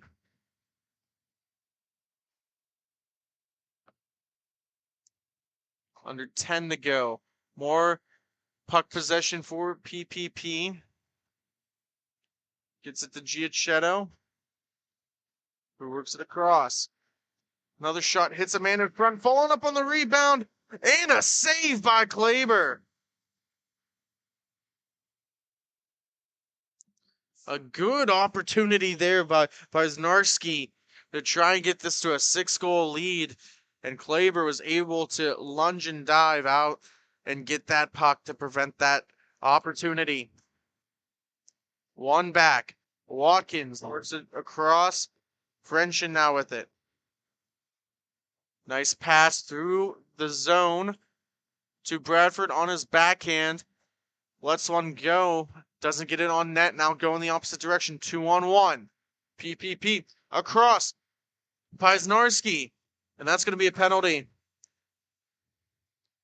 Be a tripping call. Paisnarski now shoots it into the netting and out of play.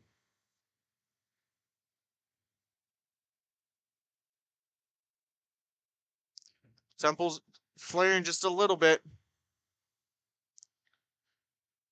Coming up on the 8-minute marker here. PPP now just going to look to, I mean, they don't really need a goal. They just got to play puck prevention. And once it get back to the full strength, there'll be 6 minutes, maybe a little bit less under on the clock. Nicholson to take the draw defensively for Indy. Slansky works it across.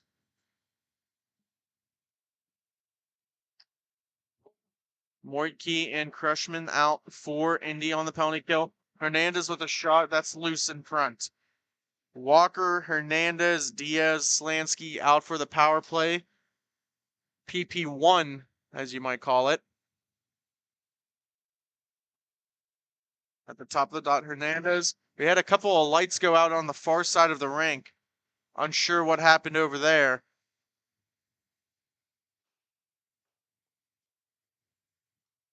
Hernandez now on the near wall right in front. That hits his own man Diaz in front. Diaz is going to win the battle. Gets to Slansky. Slansky on the far dot. Works it to the top of the point to Walker. Who gets it to Hernandez. Back to Walker. Walker's going to curl up, come back into the neutral zone and reset. Drops it down in for Slansky. Less than a minute to go on the power play. Looking for a redirect in front, but it gets through, and Slansky gets the goal. It is a power play goal for the PPP. 8-2 is the score. That could be the nail in the coffin for Indy Inline. We'll see. 6-goal deficit. They're going to have to get back to that scoring touch, almost averaging a goal a minute here just to tie the game. Moriki to Kreshman. He's got a long shift. He was out there for the power play. Shot blocked. He gets the rebound, throws it towards the nets. Can't get it on. Now going the opposite direction. Koshnitsky shoots it. Kleber with an easy save.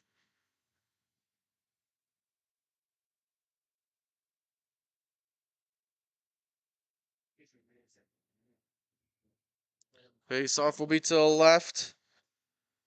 1 by PPP. Prozewski works it across off the post. It's going to stay in the zone, though. Nicholson trying to get that puck out. He won the race, works it back to Moinke. Now crossing fink to Krujman, who gets it to Pruitt. He's 2-on-3 action. Pruitt on the backhand, trying to work it towards the net. Behind the netminder, now on the near wall. Intercepted. Pruitt drops off for Nicholson. That hits off the skate of Krajnitsky. Nicholson makes a nice little move to get around his man, playing off the boards to himself. Works it all the way back to Moitke. Less than 5 to go. Maybe playing for some just hometown pride at this point. They were able to at least get past the first game here today, 8 o'clock. But it looks like their journey might end on this tournament. There's going to be another penalty this time. It's on the PPP. Will probably be a slashing call. Came over top with that stick hand. So 5-on-4. Delayed penalty. Nicholson with it.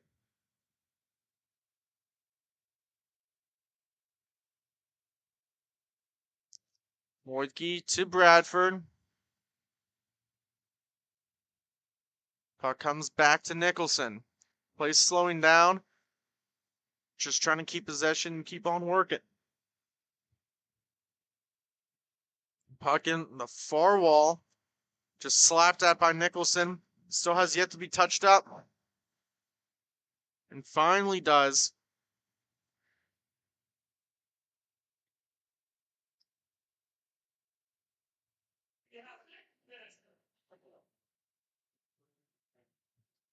Kloiber's going to have to go back out.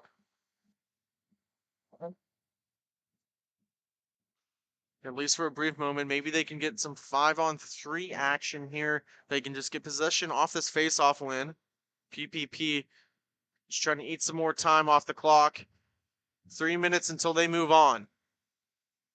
And they'll take on the Syndicate. Diaz now stick handling 1-on-3. Good individual effort. Works it all the way back.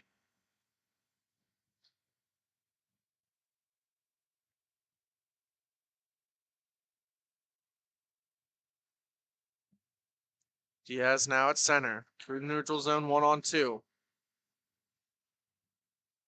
Frenchin trying to get the puck off of them. They're going to work it all the way back. And now Orr's going to help play it. They've already killed off about 40 seconds on this power play.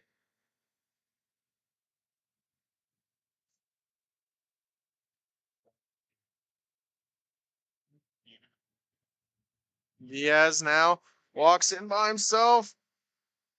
Spar, he lost at the last second, but still kills off more time. 1 minute to go on the power play.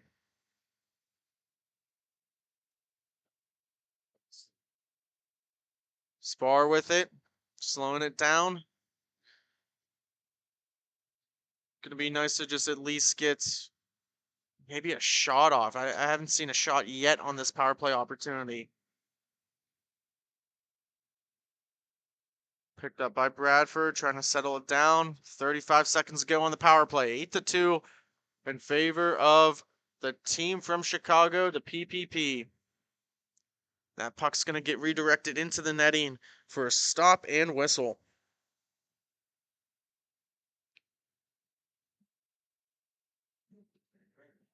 Probably by the time they get this face-off down, it'll be back to even strength.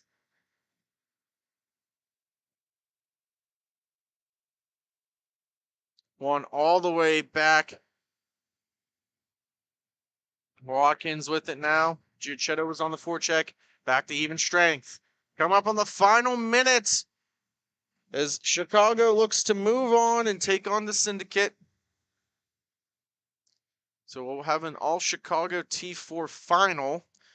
After this game, stay with us. We got T2 action, Envious Anarchy, as they will take on the other Windy City Syndicate in the T2 division.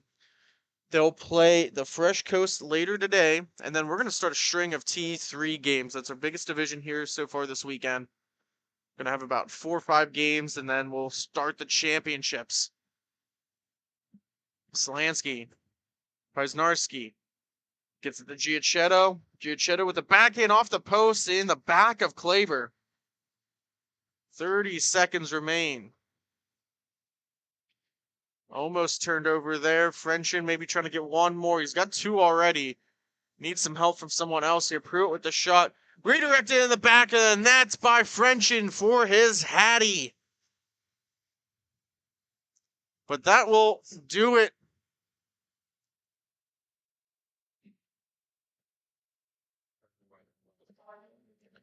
So, final score 8-3. The PPP move on. Coming up after this quick commercial break, we will have the Anarchy take on the Syndicate. Thank you for listening and watching Grove City Hockey.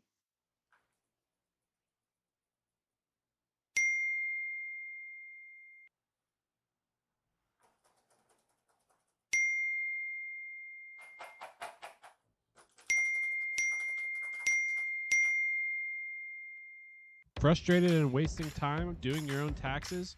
Getting confused by complex forms? Waste your time no longer. It's time for you to check out Bonus Accounting. Kenny and the team will help you with taxes, bookkeeping, and payroll services. Now that's an accounting hat trick. Leave it to the industry experts and check them out today. Use promo code Grove City Hockey for a sweet discount and also to receive exclusive GCH merch. Bonus Accounting, the firm of the future.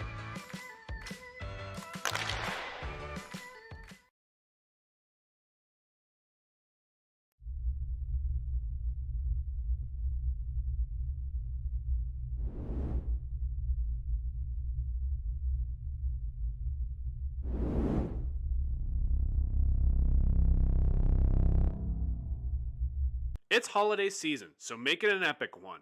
Epic Hockey has you covered in their countdown to Christmas sale. Running now until Christmas Day, they'll have a different item on sale for 24 hours. Go to epichockey.com to purchase. While you're at it, don't forget to follow them on social media to keep up on the daily deals. So far on their countdown, they've done gloves and apparel, so you don't want to miss out on anything else. Thanks again for Epic for sponsoring Grove City Hockey, and make sure to check them out at epichockey.com.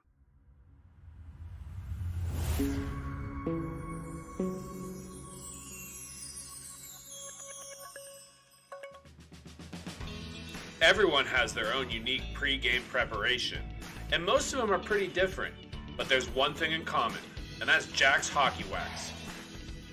Get this locally produced wax that isn't shipped from across seas, but made here right in the US. The best smelling, best feeling, and best performing hockey wax on the market. Oh yeah, and I almost forgot to mention, they sell tape too. Visit them at jackshockeywax.com to get your order today. If it isn't from Jack, put it back.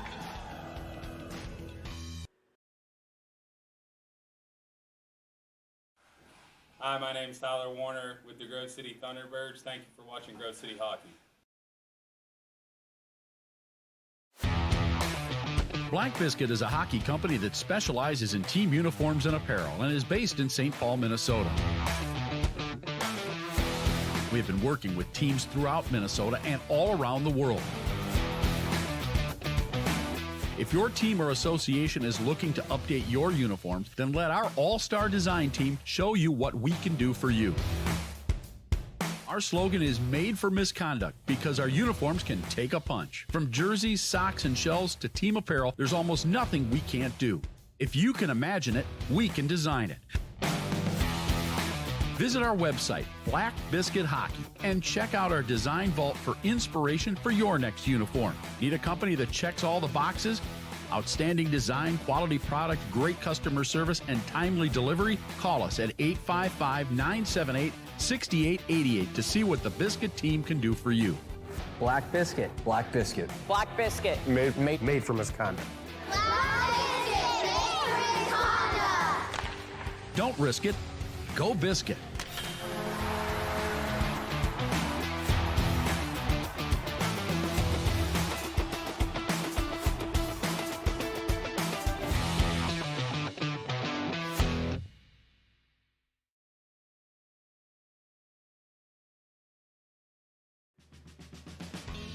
Everyone has their own unique pre-game preparation, and most of them are pretty different, but there's one thing in common, and that's Jack's Hockey Wax. Get this locally produced wax that isn't shipped from across seas, but made here right in the US. The best smelling, best feeling, and best performing hockey wax on the market. Oh yeah, and I almost forgot to mention, they sell tape too. Visit them at jackshockeywax.com to get your order today. If it isn't from Jack, put it back.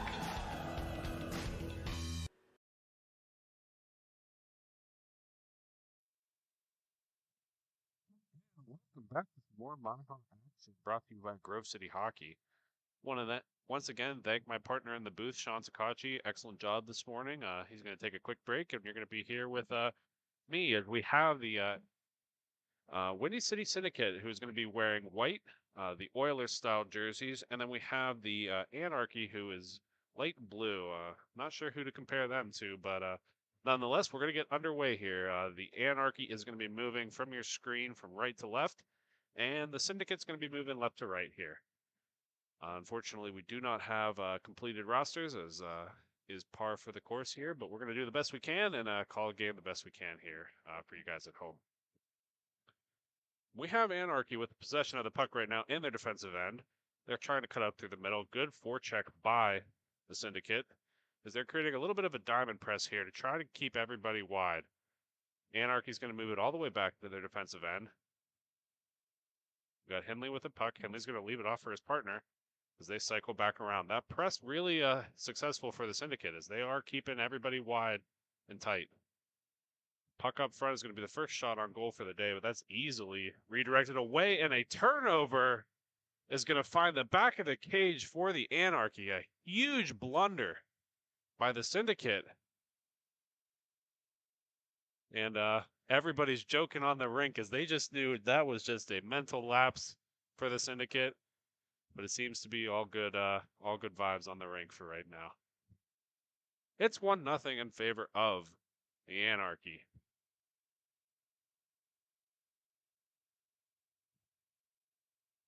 Referee Tom Ward getting involved in the chirping here as everybody's just laughing at the ridiculousness of that goal. But nonetheless, 1-0, and the Syndicate are going to have a little bit of a hill to climb here. Anarchy's going to take it behind their net, pass it along the far boards. Setting up the play behind their net is the Anarchy.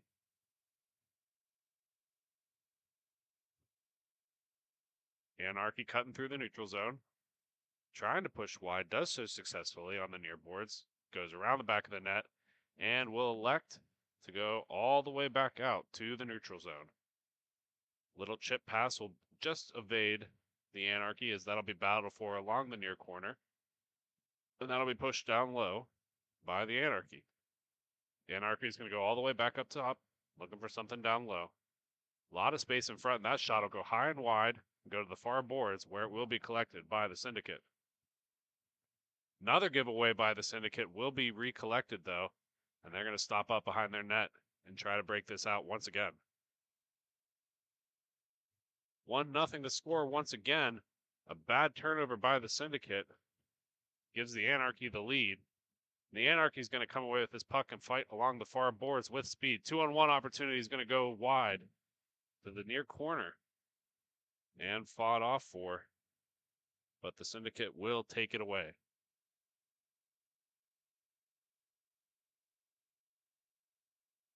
Syndicate pushing down low, just out of reach, and that's going to get broken out, but out of reach once again.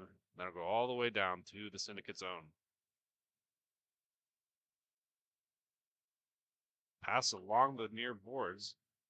Nice little move. 2-on-1 opportunity. Shot will find the glove and fall right down in between the leg pads of goaltender Moore. Just under 10:30 left to go in the first period. We're going to have a face-off to the right side of goaltender Brad Moore. That'll be won back by the Anarchy. Anarchy trying to create some space for themselves. They're coming up through the neutral zone. And they're going to go on the near side. Shot's going to be directed up into the face of the Syndicate player as he goes right to the bench checking for blood. Reinforcements come off the bench as this is going to be funneled center. Nice little move, shot, and that'll go high off the glass and end around.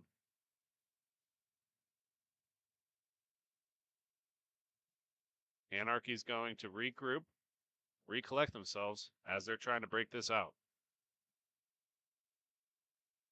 Nice little move by the Anarchies. They're going to cut through the middle, and they got numbers. Shot's going to be blocked away, and numbers are going the other way. We got a wide open opportunity here for the Syndicate, 1-on-0, and that shot will find the back of the net for number 63.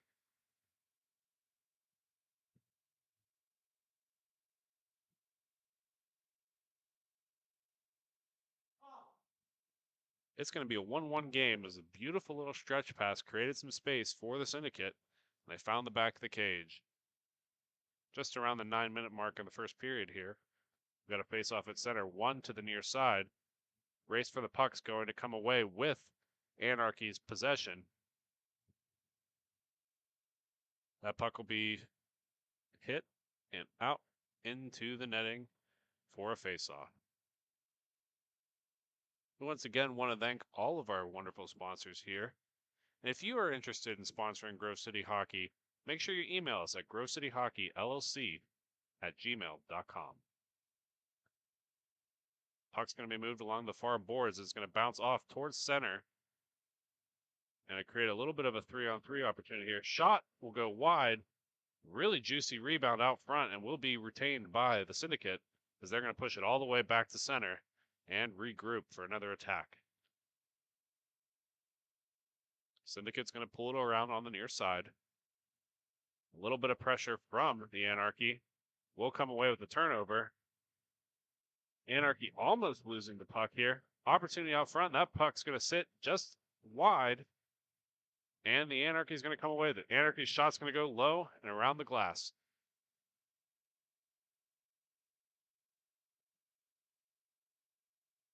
Puck's forced center, but just out of the reach.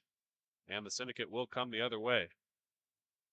Syndicate's shot is going to go high and over the glove and off to the far corner. That puck's going to be pushed back out to center. Syndicate will keep the possession as we're just around the 7-minute mark. 1-1 the score in the first period of this contest as the Syndicate are getting ready to break out through the middle of the neutral zone. Puck will be blockered away by goaltender Moore and fought over in the far corner. Syndicate will keep the possession and push it all the way back out to the neutral zone.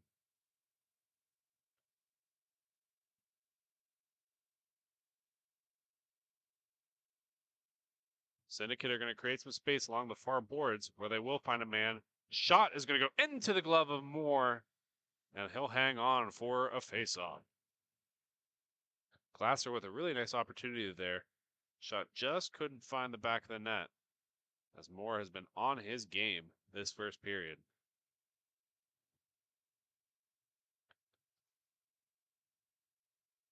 Puck drop will be forced all the way back out, and the Syndicate will keep possession. Syndicate's opportunity shot into the netting, and we will have another face-off in the Anarchy zone. It's just about time for the holidays, and if you're looking for that perfect custom jersey, make sure you reach out to Black Biscuit. Paul and all the crew over at Black Biscuit have done an excellent job on jersey production and will continue to do an excellent job on jersey production. Times are tough, but that doesn't mean that you can't get the perfect gift for that hockey player in your life. Visit them at blackbiscuithockey.com. Opportunity down there is going to be knocked up into the ceiling. We're going to have a draw in the Syndicate zone as we're just around the 5:30 mark.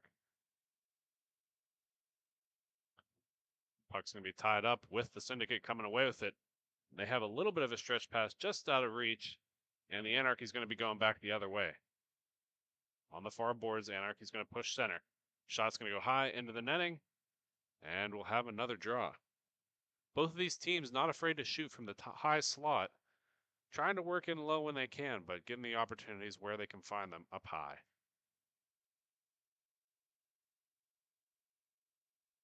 Face off next to Campbell is going to be won all the way back, and there will be a foot race for it. Syndicate to come away with it. Syndicate creating a little bit of space for themselves.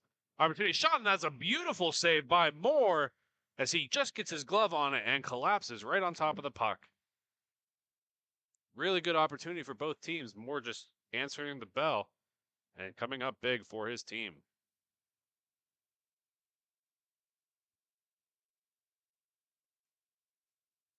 Syndicate's going to lose that puck battle as the Anarchy comes away with it. A lot of speed for the Anarchy. Shot's going to hit the side of the net and stay behind, and the Syndicate will come away with it. Syndicate pushing up through the neutral zone, trying to come to space. Shot's going to go wide, sit on the doorstep, and direct it all the way back. An errant pass is going to find an Anarchy player as he cuts middle, leaves it for his teammate. Shot will go wide and can't find the backdoor pass, and that's going to go on the far corner. Puck's going to be directed back center, and we will have a goal. Just kidding. We have a huge save by the Syndicate. From our vantage point, there's no way that goalie was coming across to make that save, but somehow, some way he did, keeping this game tied at 1 apiece. Puck left along the far boards will be continued to battle for it. Anarchy with the puck. So we're just around the 3:30 minute mark. Directed down low. Henley's going to take that all the way back behind his zone. And looking for a man up front. Henley's going to play it off the glass. And the Syndicate are going to be caught in a 3-on-2 situation.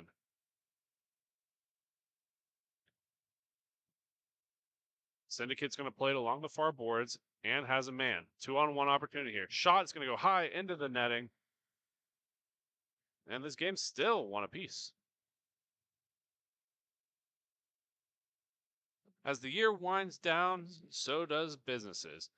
If your fiscal season's just about over, make sure you reach out to Bonus Accounting. Bonus Accounting is helping everybody all over the United States in tax preparation and business planning. Visit them at bonusaccounting.com. Shot right off the faceoff will be easily fought off by Moore. And the Anarchy's going to give that puck right back to the Syndicate. Syndicate's shot is going to be directed low, but they're going to have that puck possession as well. 2:19 in the first period. The Syndicate are going to take it all the way back into their own zone and set something up. One thing to note for both of these teams is really short benches. So these guys are out here for a long period of time, a lot of minutes, a lot of legs being spent. Long stretch pass is going to find the far boards and direct it all the way back, and they'll reset for one more go. Just under the 2-minute mark in this first period. Once again, the score is 1-1 for those of you listening. Puck's going to be directed on the near boards. And the Syndicate are going to push it all the way back to the far corner and try to reset. Syndicate finds a lane up through the middle. Huge collision up front. That'll come away with the Anarchy's puck. Anarchy's going to put it right into the blocker of Ben Campbell.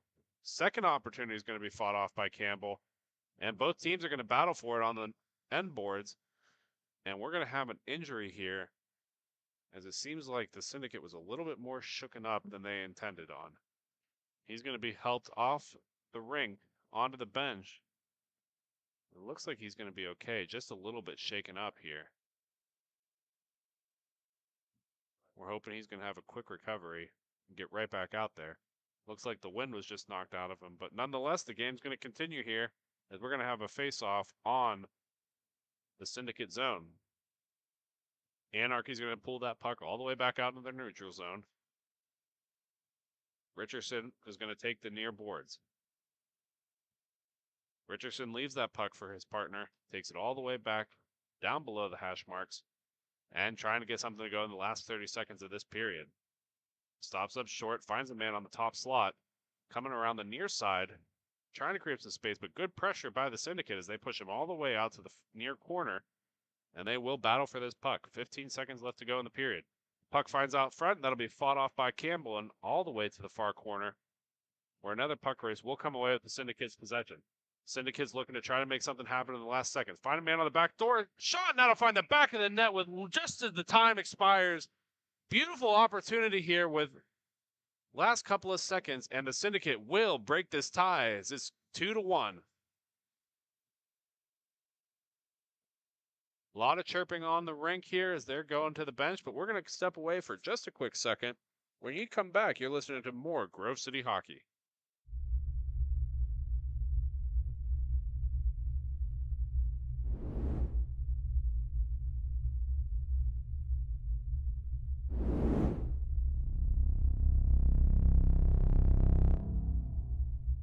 It's holiday season, so make it an epic one.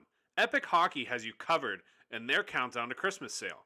Running now until Christmas Day, they'll have a different item on sale for 24 hours. Go to epichockey.com to purchase. While you're at it, don't forget to follow them on social media to keep up on the daily deals. So far on their countdown, they've done gloves and apparel, so you don't want to miss out on anything else. Thanks again for Epic for sponsoring Grove City Hockey, and make sure to check them out at epichockey.com.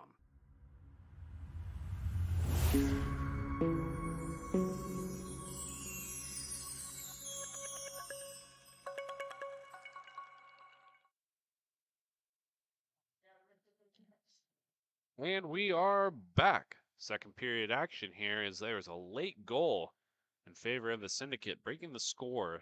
Now it is 2-1 in favor of the Syndicate. A lot of hostility on the Anarchy bench. A lot of miscommunication from that defense, but we're going to see if they're going to turn around here in this period. Once again, the score is 2-1 in favor of the Windy City Syndicate. And speaking of the Anarchy, they're going to have this puck off the draw into the far corner, and they're going to push it on the near side. Anarchy looking to get a answer for that late goal in the first period. They're going to funnel it all the way back out to the neutral zone and reset. Stretch pass along the near side, finds a man cut in middle, creates some space for himself, looking for a man on the back door, can't find it. That'll be fought off by Campbell, and puck will stay in the Anarchy's possession. Quick turnover will result in puck possession for the Syndicate as they're going to stay along the end boards and try to funnel it around. Syndicate pushing it wide, just out of reach of the receiver, excuse me. And we're going to continue to battle along that far corner. Syndicate to come away with the puck, trying to cut middle, fought off by Moore. And that puck's going to go along the end boards. Forced back out, will be turned over, and the Anarchy is going to come the other way. Anarchy's shot's going to be saw right into the breadbasket of Campbell, and he will hang on for a draw.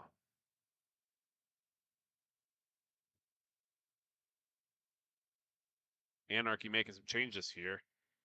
They're going to get some fresh legs out while they're in their own attacking zone. The Anarchy's going to pull that all the way back out. And just not able to retain it as it's going to be fought off and pushed all the way back out into the defending zone of the Anarchy. 12 minutes left to go in the second period. The score once again is 2-1 in favor of the Syndicate. Anarchy with the possession of the puck, and they're going to hold on to it behind their own net.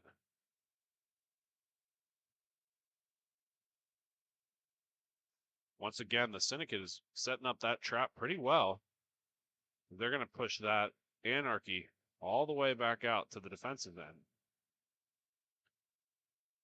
Puck's going to be along the far boards and pulled back out once again. The Anarchy needs to find a way to cut through this D because they're getting forced back once over. Cutting through on the near side. Shot's going to find the back of the glass and pushed out just out of reach of the Syndicate. And the Anarchy's going to race back for it. The Anarchy stops up short, trying to cut along the near side. Henley creating a little bit of space with his reach and finds a man on the far boards as well. Anarchy leaves that puck, and that's going to be lost, and the Syndicate will come away with it. Long stretch pass, finds a man cutting through the neutral zone. Syndicate leaves it, finds a man on the near side. Shot will go wide and stays out of the back of the cage. 10:40 left to go in the second period. Anarchy's puck. Anarchy's going to cut through the middle of the zone, trying to find a man up front. Will be forced all the way back into the defensive end and finds a D-man on the far boards. Richardson's cutting up through the neutral zone here, trying to create some space for himself. Little opportunity here, will get directed wide and right into the breadbasket of Campbell. Little collision up front. Both players appear to be okay. And both teams going to make a couple of changes here to get some fresh bodies out there. Just past the 10-minute mark in the second game, or in the second period, excuse me.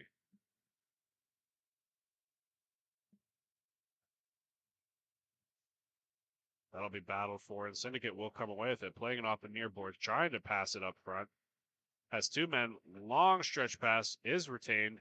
That shot will hit off the post and go all the way back to the neutral zone. Syndicate will keep the puck. Boone's going to move that puck across and trying to find a man.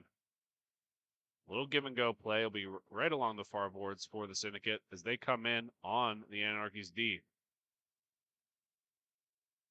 Tries to pull that in tight, and that'll be fought for and up into the netting. And we will have a face-off.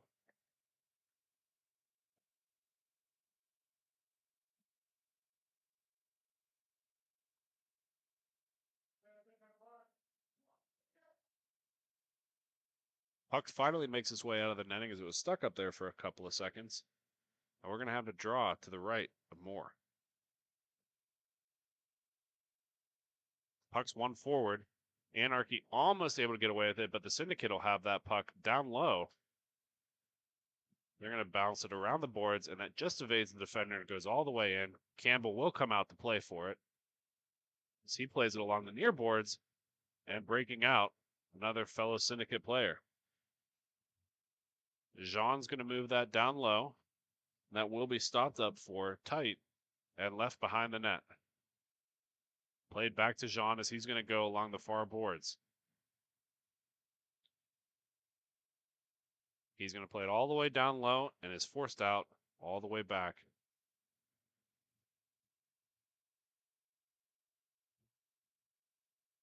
Chicago's going to move that puck and lose it as Anarchy's going to come away with it.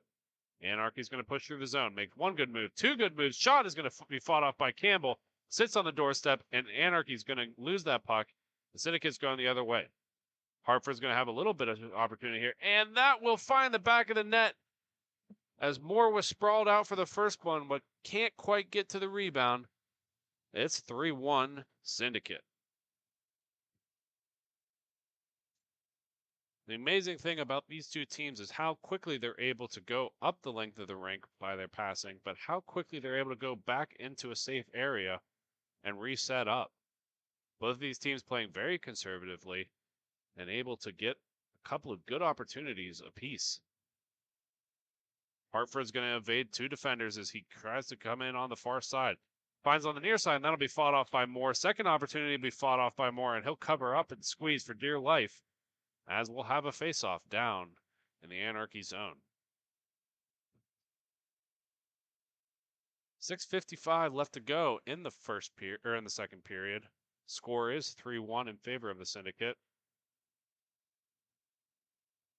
They're going to fight for that puck, but the Anarchy's going to come away with it. Anarchy on the far boards, blockered away by Campbell. The only goal Campbell's let in was an errant pass by his defenseman, and Boone's going to come away with it. Boone's pass is going to be over the goal and around on the near side, and the Anarchy will come away with it. Anarchy's going to push middle and find a man on the near boards. Shot's going to go right into the glove of Campbell. They're not going to beat him that way as he can see that puck clearly and he'll hang on to it. Referee Tom Ward giving the cameras a smile here. So we're going to drop off into the zone of the Syndicate. Puck's going to be all the way down the length of the rink. Henley's going to go back to receive it. And he's going to lose that puck for the Syndicate. His shot's going to be fought away by Moore. And finds a man on the near boards. Glasser's going to leave that puck for Jean. Jean's going to try to find a man on the near side. Big slap shot is going to go near and direct it all the way back out to the neutral zone, where Hartford will collect it. A little bit of a sloppy reception as that almost went on net. Does not seem to be a concern for the Syndicate goaltender, Campbell. Anarchy's with the puck on the far boards. They're going to find a man up in the top slot. Stops up tight is Henley. Henley's going to direct it all the way back to Richardson. A little bit of pressure by Boone as that's going to go back to Henley. Henley across.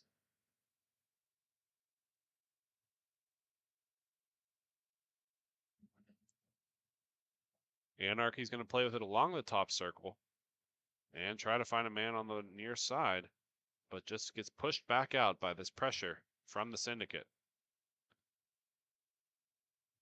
Nice sauce pass will be directed into the far corner where Richardson will play for it. Richardson's going to push it all the way back up to the top. And the Anarchy's going to come along the near side. Anarchy with a nice little display of skating and go right into the breadbasket of Campbell. And he'll hold on for a faceoff. Couple of changes here for the men out there on the ring, as we got some fresh legs for the Syndicate. Faceoff will be fought for, and one forward by the Syndicate, but out of reach. And the Anarchy will come away with it. Richardson with the puck, fires it down low. Cutting middle is the Anarchy. As he finds Richardson on the near side. Nice little weave created here by the Anarchy, trying to get the defense to make an error and break a man free. But the Syndicate makes no such error as they push the Anarchy all the way back into their defending zone. 3:30 left to go. 3-1 the score in favor of the Syndicate. Anarchy's puck trying to get something here to get this game within one. Fights a man on the far side. That'll go wide and all the way out and around. Henley will collect. As he loses that puck, gets his stick stuck over the boards. And Boone's going to break Jean free. Jean up to Glasser. Glasser's going to cut middle, and that shot's going to go wide on the near side. And it'll be fought over. But the Syndicate will keep possession. That puck's going to get stuck on the side of the net. Goalie Moore loses his stick, but that's okay because the Anarchy's going to come away with this puck. Anarchy's going to cut through the neutral zone here, trying to make a move wide. The one thing about the Anarchy that's really apparent is how tall all of them are. They're going to call that stick high, as that was sitting right on Campbell's doorstep. One of the better opportunities for the Anarchy this period. And both teams are going to make a change, and this puck's going to be pulled all the way out. 2:25 left to go in the period. 3-1 in favor of the Syndicate. High stick's going to be pulled out, and we're going to have a draw down in the Anarchy zone. Anarchy's shot is going to be lost, and the Syndicate are going to pull it all the way back out to their zone. Jean with the puck behind his net is going to find a man on the far boards. Can't quite control it as the Anarchy are going to go back and collect that puck. Minute 45 in the period. Anarchy's going to cut back real tight, finds a man on the far boards. Puck race is going to be won. Excuse me, that's going to be lost as the Syndicate's going to come away with it. Syndicate's going to cut middle. Trying to find a man on the near side. Good defense by the Anarchy. Syndicate's going to pull that all the way back. And Hartford will play it. Minute 22 left to go. Hartford's going to play something along the near side. Directing wide. Can't quite find the man. Boone on the far corner. As he's going to lose that puck, but he'll be the first to get to it. Lost opportunity for Boone as that's going to be taken away by the Anarchy. Anarchy's puck with an opportunity here in tight. That'll be directed up wide. And the Anarchy's got to get something going in the last minute here. Anarchy's turning back in. It's got an opportunity here, 3-on-2.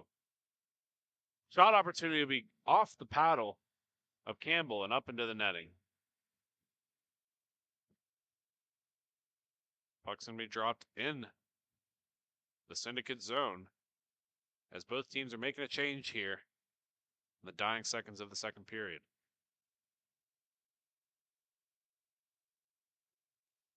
Puck battle will be lost for the Anarchy as the Syndicate come away with it, and they're going to find it on the far boards.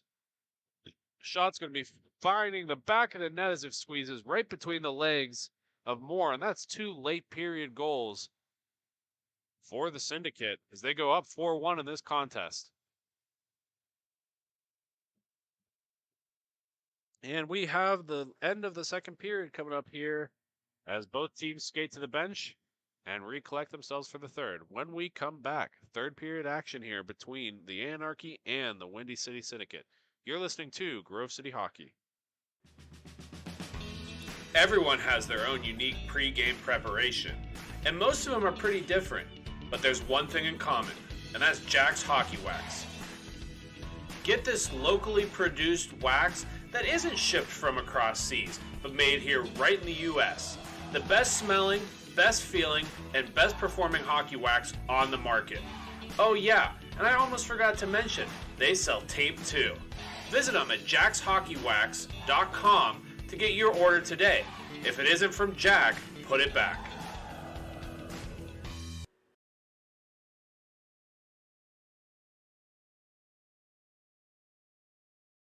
This copyrighted telecast is presented by Grove City Hockey. It may not be reproduced, retransmitted in any form without the expressed written consent of Grove City Hockey, LLC.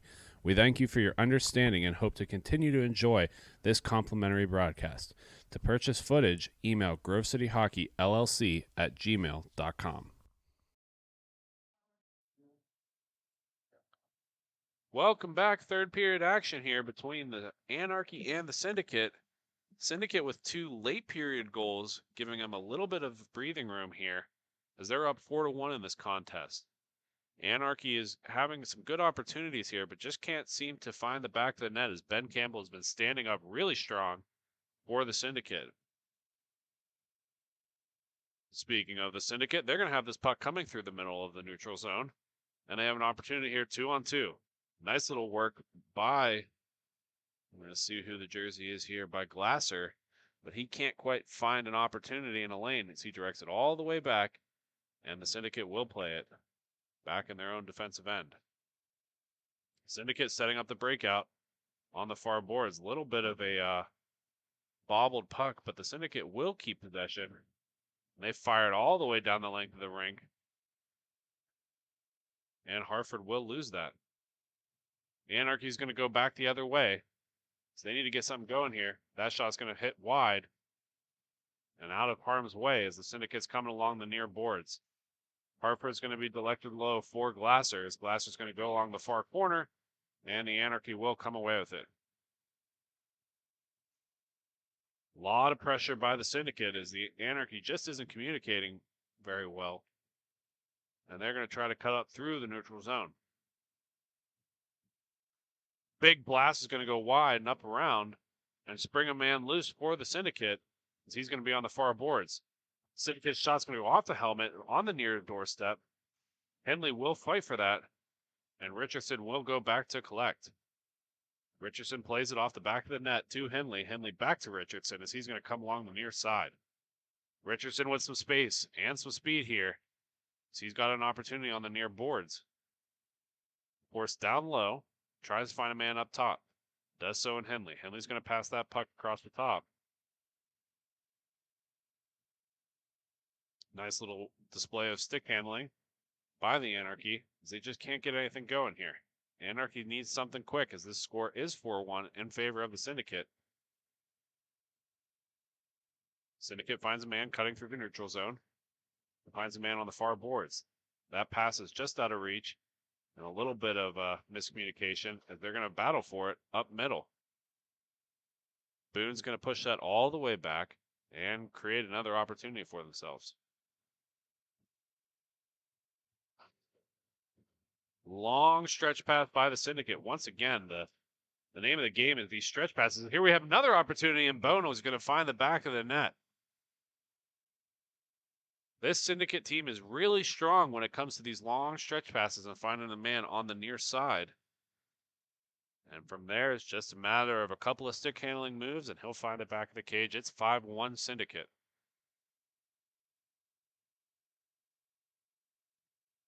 Face off at center is going to be won back again in favor of the Syndicate, as Glasser's going to go back to pick it up. Glasser along the near boards. Little stutter step, tries to find a man on the back door, but Bone wasn't ready for it. But he gets to it first. He finds a man on the near side. Shot is going to find the post and on the back side of the net, as Moore just can't believe that puck made it by him. And it's 6-1. Moore in utter disbelief that that puck found its way to the back of the cage. He is checking his equipment, making sure everything's on point. He still can't believe it. Face off at center. Syndicate's going to lose a glove, but come away with the puck. Nice little move! And another goal for the Syndicate, as they are just beating the defense and carving through the attacking zone and making this game look easy. 9:40 left to go in the period. The referees can't seem to find the puck, as it seems to be trapped underneath the... I'm not sure what that piece of fabric's called at the bottom of the net. It's used for buffering the puck to make sure they stay in the net instead of ringing out. But it got trapped underneath there, and the Syndicate with another goal, making this game 7-1. Syndicate's going to have possession again, as Glasser's going to move that all the way back out to Hartford. Hartford's going to try to find a man in Bone. Finds a man on the back door once again and finds the back of the cage. And there is no defensive effort from the Anarchy, as they are just miscommunicating the whole time. A lot of tension as they're just yelling at each other. And they can't seem to play good defense here. And the Syndicate are going to get another opportunity as they carve through the attacking zone. The Anarchy's going to get a chance here as they're going to find a man on the near side. Anarchy's puck's going to be directed wide, as he's going to have a face-off down in the attacking zone for the Anarchy.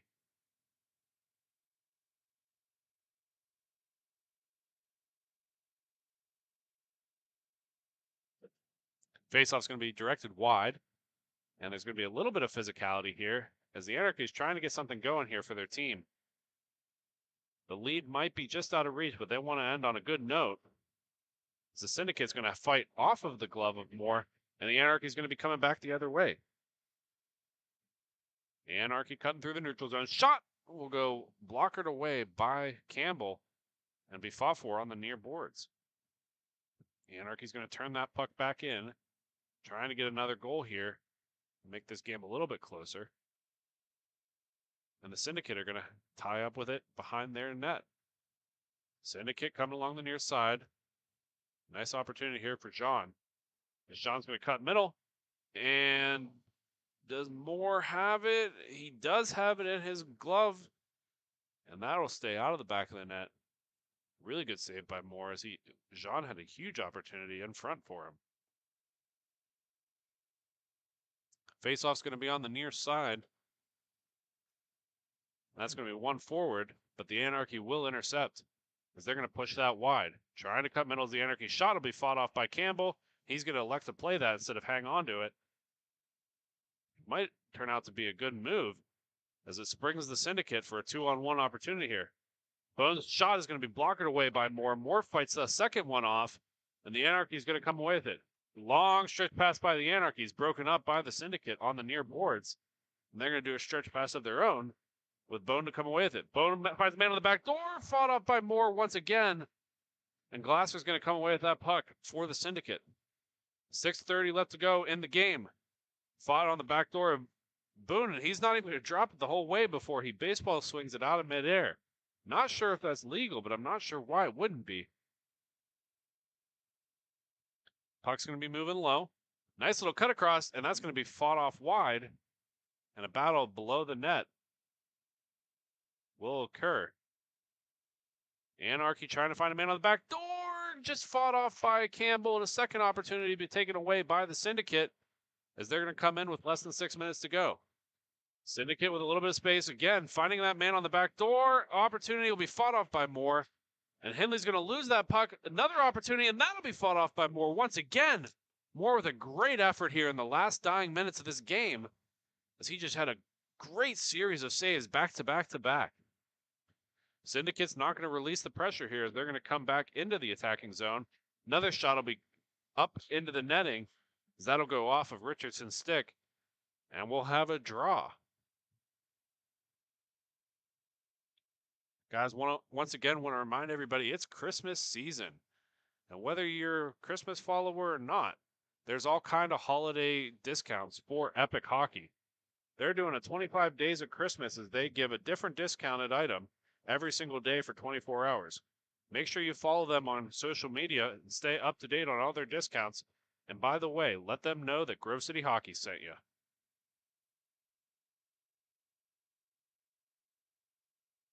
Syndicate are going to move that puck on the far boards. Once again, the name of the game is stretch passes for this team, as they're going to try to find somebody down low, but eventually just skates it in himself.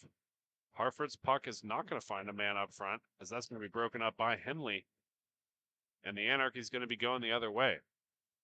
The Anarchy cutting through the zone, that'll be fought off, and the Syndicate are going to try to battle for this puck to get the go-ahead goal. Anarchy's going to come away with it, as that's going to be a good shot by Richardson, block it away on the near boards, but the Syndicate will not keep possession. Fought off by Campbell once again. Anarchy still keeping possession. Richardson's trying to fight for it on the far boards. Richardson plays it off the wall, loses that puck, and the Syndicate are going to race for it. Syndicate are going to lose that race as the Anarchy get to it first. Anarchy taking it around their own zone, trying to find some space on the near boards. A lot of speed by the Anarchy. Shot's going to be fought away by Campbell. And the Syndicate going the other way. Playing it off the board is the Syndicate, as they have an opportunity here. Syndicate's shot is going to go high and all the way on the near side. Jean's going to be the first one there. Jean's going to cut middle. Shot's going to find the back of the cage, as Moore just can't get across. And it goes right over his blocker. And that will do it. Syndicate with a great win here. They hit their mercy rule cap, and we're going to end this game early. When we come back, more MIHA action, but for right now, you're listening to Grove City Hockey.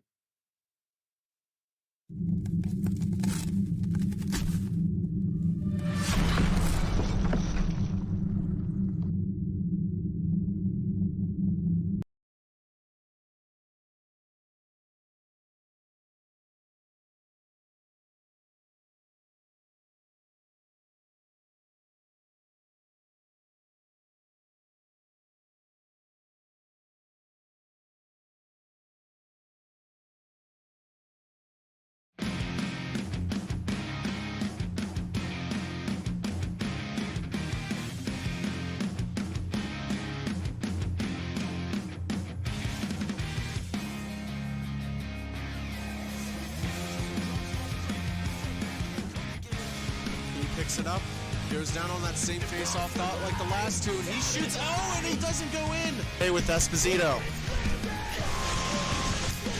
Esposito with the backhand, and this game's tied again.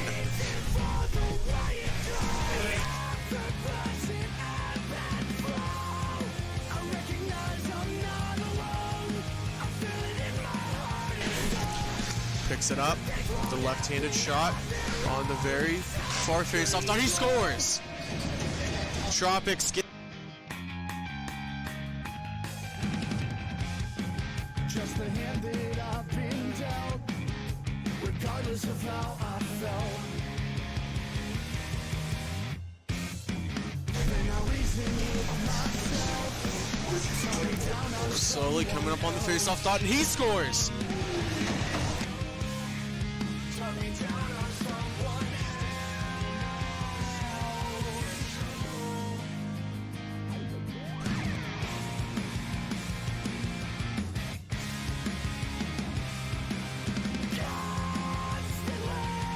It's haunting me.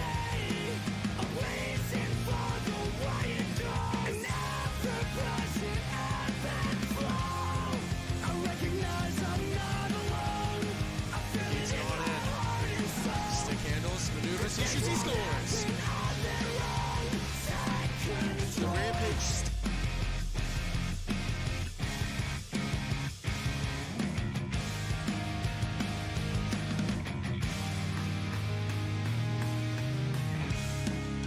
the calm before the storm, where epiphanies are born.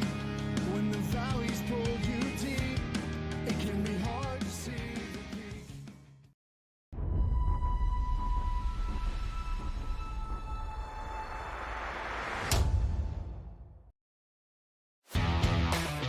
Black Biscuit is a hockey company that specializes in team uniforms and apparel and is based in St. Paul, Minnesota. We have been working with teams throughout Minnesota and all around the world. If your team or association is looking to update your uniforms, then let our all-star design team show you what we can do for you. Our slogan is made for misconduct because our uniforms can take a punch. From jerseys, socks, and shells to team apparel, there's almost nothing we can't do. If you can imagine it, we can design it. Visit our website, Black Biscuit Hockey, and check out our design vault for inspiration for your next uniform. Need a company that checks all the boxes? Outstanding design, quality product, great customer service, and timely delivery? Call us at 855-978-6888 to see what the Biscuit team can do for you. Black Biscuit. Black Biscuit. Black Biscuit. Made for misconduct. Don't risk it. Go Biscuit.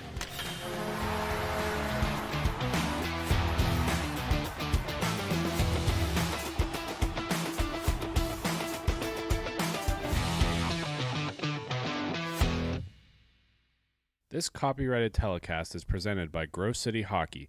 It may not be reproduced, retransmitted in any form without the expressed written consent of Grove City Hockey, LLC. We thank you for your understanding and hope to continue to enjoy this complimentary broadcast. To purchase footage, email grovecityhockeyllc@gmail.com.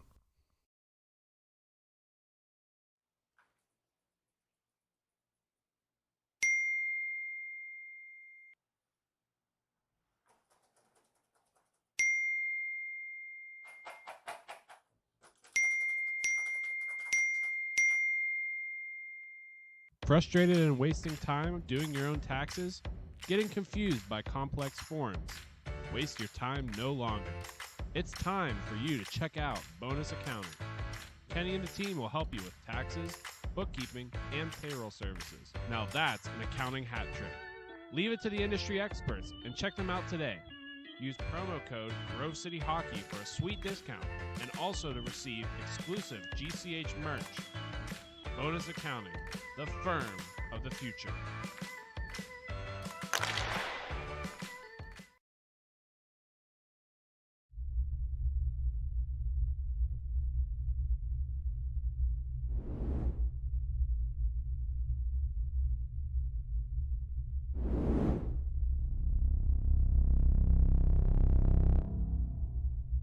It's holiday season, so make it an epic one.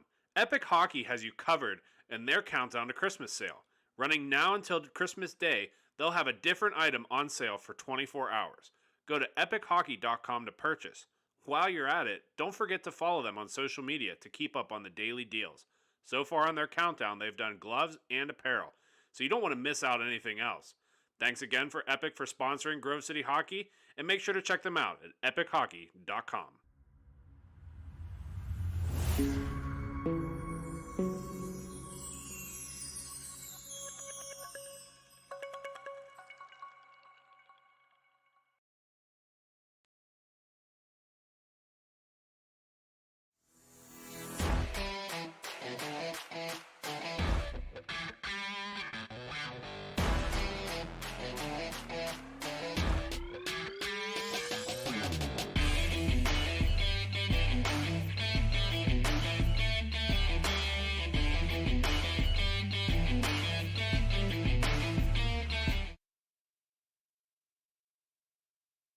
We are back live.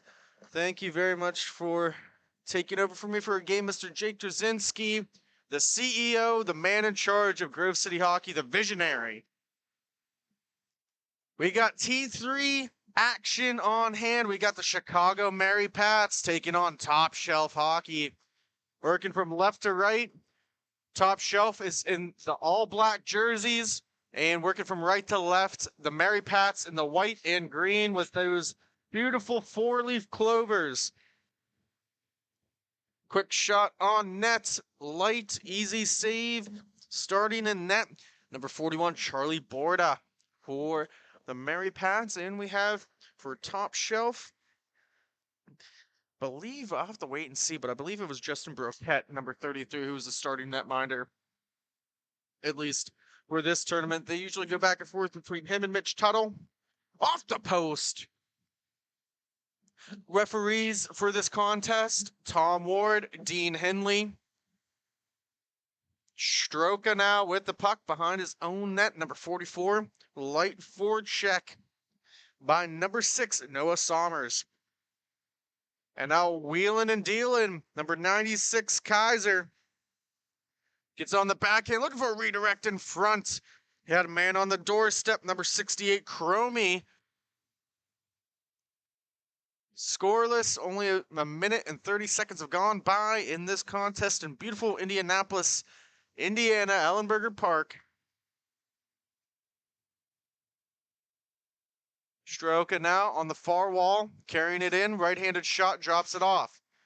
Cromie couldn't get one through, that was deflected down low.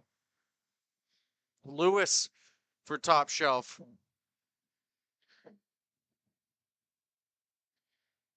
Full file now. He's going to hold on to it. Couple changes being made by both teams. Short bench for the Mary Pats. Only 2. Full squad for top shelf. Have a good one on hand here. Puck going up real high. Almost touching the ceiling. Almost about 2 inches off. But it stays in play. Grabbing it down with his hand is Blower. Couldn't blow it past Borda.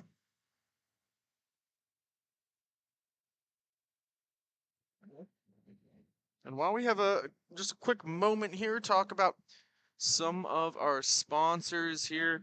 We talked about MagiClean, we talked about Black Biscuit, we talked about Jack's Hockey Wax, Bonus Accounting. All of them are great supporters. Make sure you check them out on social media.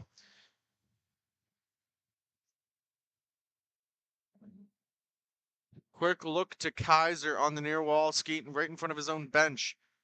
Slow and steady through the neutral zone.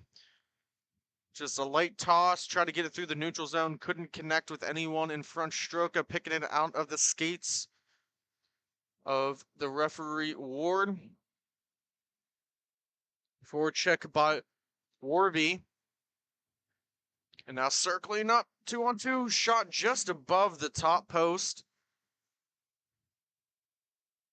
And number 37, Lee with it. Settles it down and reverses.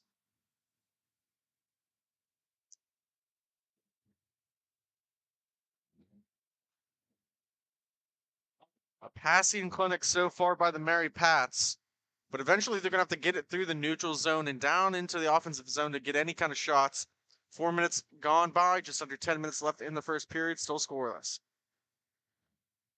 Holding on to it is Blower. He drops it off. Quick shot. Just past the blocker of the netminder. Lee getting harassed with some stick checking. Borda slides over, misses that.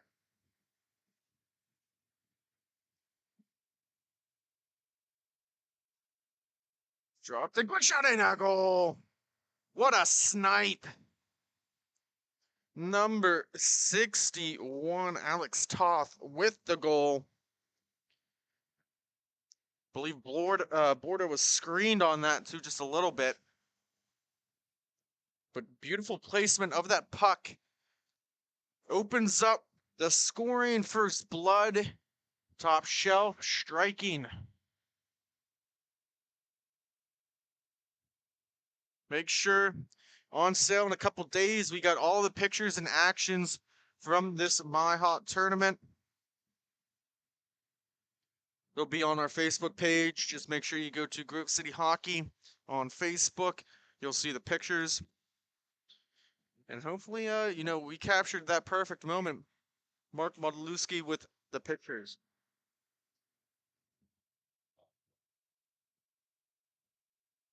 Tie up at the face-off dots. Sikowicz tried to pry it free. Shot blocked down low. Ketz was the one who let one fly. Light forecheck by Sommers.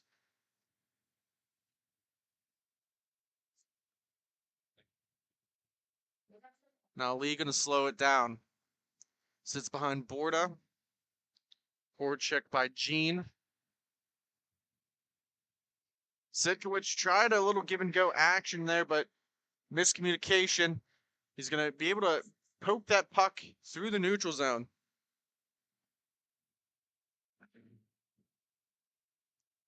Now going the opposite direction here. Here's Sommers trying to settle it down. Feed down low, doesn't connect with anybody.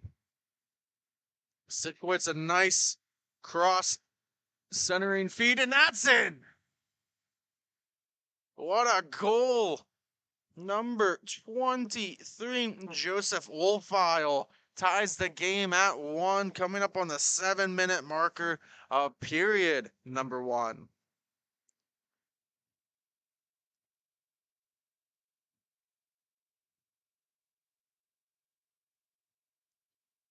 Stroka with a saucer feed across. Gets it to Cromie.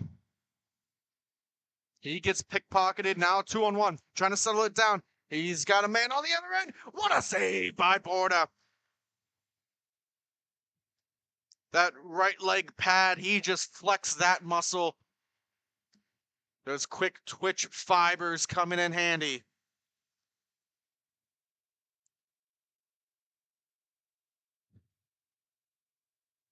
Opportunity was by Warvey.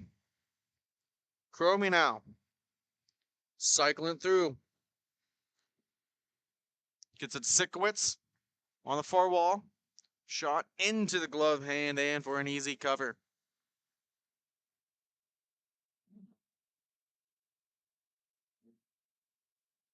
Face off will be to the left of the netminder in the top shelf zone all the way down. Far camera. Pinching down in is Cromie. Right hand shot. That gets poked away. Now going the opposite direction is Warvey. Long distance shot, kisses off the glass, drops down low, and now Sikowicz trying to power through. Drops it off for Stroka. Nice skating ability with a little glide on the back heel. Puck went into the netting out. Players fishing it out, trying to get it out of the netting. It looks like they're struggling a little bit.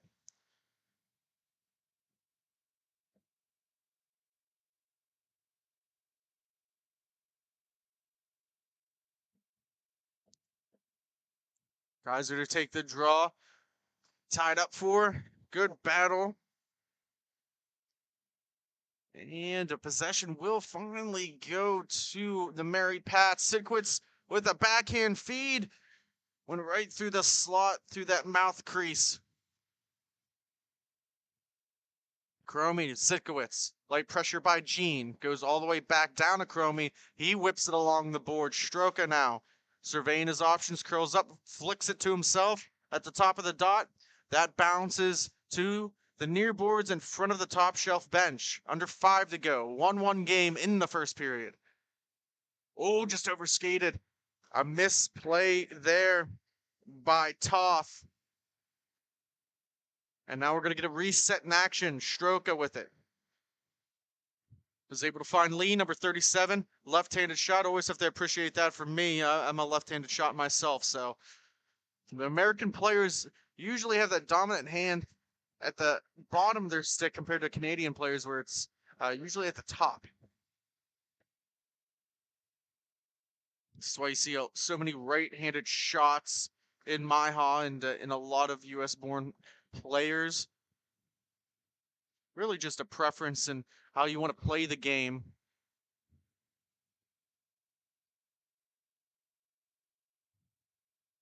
Cromie was looking for a give-and-go play. Just missed a couple inches off that pass. Borda not going to come out of his net, settle it down for Cromie. Jean now forces him to pass it up. Lee, long shot. Tie up going into the boards. Both players holding each other. They're going to let them play. Looks like it was an equal effort. And now coming the opposite direction. Warby now shoots one. Oh, Borda had to kind of hug his blocker right into his chest. It was trying to sneak under his armpit. Ket now chips it off the boards. Warby trying to get it to center. He finally does. Gene, pressure there by Stroka. That goes past a couple sticks. Stays with Top Shelf. And the shot right into the chest, kissing off the pectoral. And we'll get a face off to the left.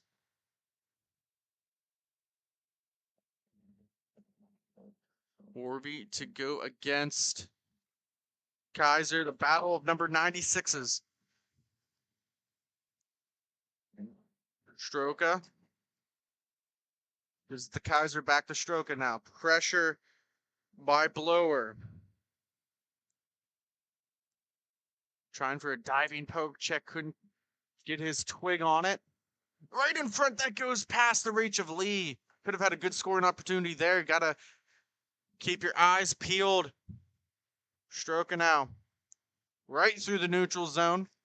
Kaiser skates in. He makes a couple miss. Oh, when he tried to go the opposite direction, he almost had it. Just couldn't get enough, let's say, sizzle on that shot.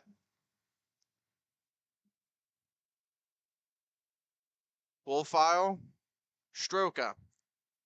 They trade positions, and now here comes Kaiser. Kaiser goes to the backhand. It's the second opportunity there, using his right hand to protect the stick. Good battle. Two players colliding in the boards. Kaiser's going to get up and walk away with it. Now still behind the net. Trying to get it to the top of the point. That misses. His D-man comes back down to Borda. Got one man all the way down deep in the offensive zone. Just trying to get it to him. Off of a skate in the neutral zone. Possession stays with the Mary Pats. Lee now stick handling. Gets it to the slot. Shot loose to the right. And now going to be taken the other way. Top Shelf looking for a counterattack. 1 minute remaining in the first period, and that just goes right into the netting and out of play. Face-off will be to the right of Borda. Or I guess it will be to the left. That's my mistake there. I thought that was going to be over on the other side, but it was taken right in front of us here. Face-off done. Won by Sitkowitz. He's going to get it on the near boards. Pressure by Sommers. Now Sitkowitz is going to stick handle. He's got 30 seconds left to maybe get one or two more shots. He does, and it's in! Through the wickets, the 5-hole, and the Mary Pats take a 1-goal advantage probably into the second period. We got 15 seconds left. We'll see if we get one more drop. What a beautiful play there by Sitkowitz. One forward by Sommers. Cromie now. Gonna just try and eat up this last couple seconds. And that will do it after one period. The Mary Pats 2, Top Shelf 1. We'll be right back after this quick commercial break.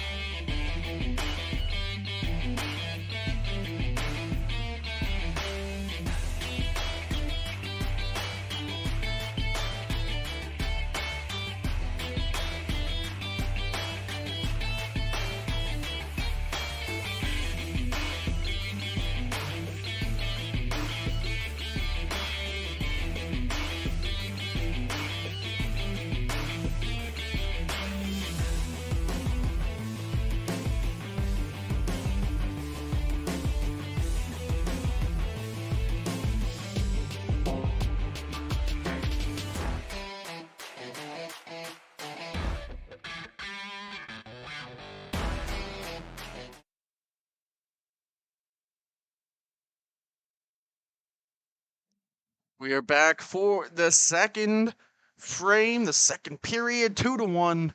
Mary Pats over Top Shelf. See how this unfolds. T3, the largest division here in this tournament in Indianapolis for this MIHA action. Excellent pass to Sommers. Sommers looking for a lane off the post and in. Number 6, Noah Sommers with the goal. And this game is tied at 2.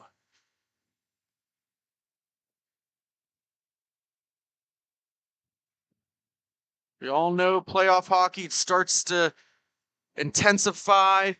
Puck battles get a little bit closer. Hasn't been too many blowouts this tournament or even throughout the whole season so far in any division in MIHA. Very close in parity. A lot of teams with talent, very little that's you can rarely ever count out. I mean, all these teams are so talented. Players are fast, they're smart, they know where to go and be on the rink. Good battle for it to take it away by Top Shelf. That was number 49, Relu. Do apologize for any mispronunciations here. We try to do the best we can. Good battle on the near boards. In that very far corner from where our broadcast booth is.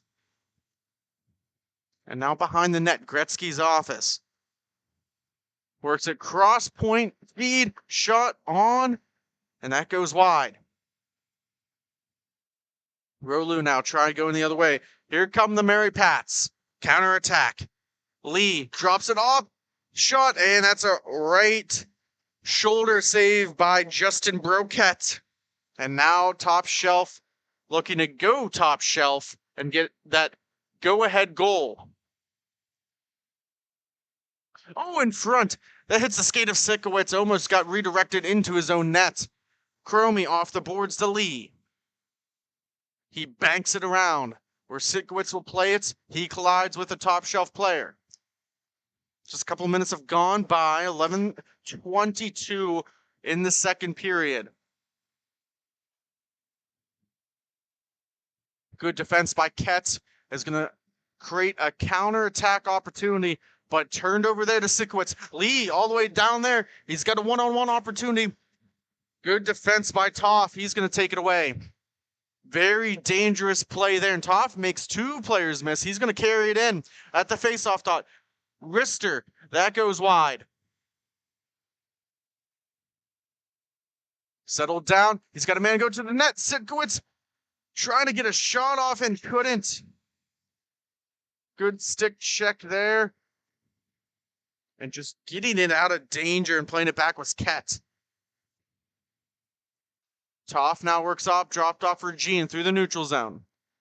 Left-handed shot. Trying to pass it back, couldn't connect. Got his twig tied.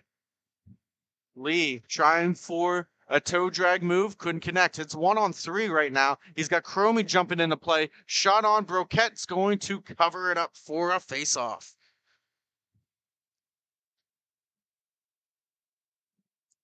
Warby to... Oh, he's going to step out of the dot. He normally takes those draws, but he's going to give it to Gene this time. Winston now coming out on defense. Haven't called his name yet. Stroka at the point. Works it in down low. Couple of Mary Pat's players cross. That hits a leg in front and Kareem's into the corner. Less than 10 to go in the second period, tied at 2. Thank you for tuning in to Grove City Hockey. Greatly appreciate it. We do have merchandise on sale here at the arena. And if you're ever interested, I mean, we do have it on our Facebook page. Reach out to us at grovecityhockeyllc@gmail.com for your merchandise order here. We can do anything. We got custom t-shirts now, too. We got a nice heat press. We can do team designs. We can do dirt t-shirts. 3-on-2 opportunity off of Broquette's chest and for a cover. Dangerous play there. Broquette was equal to the challenge.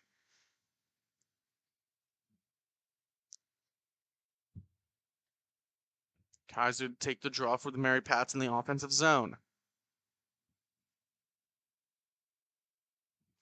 Sommers, who scored the last goal for Top Shelf.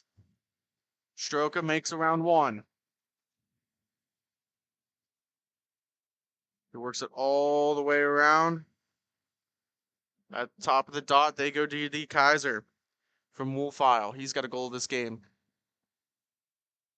And now Sitkowitz is going to get his hands on the puck. Cuts it right in front of his own netminder. Borda throws it across.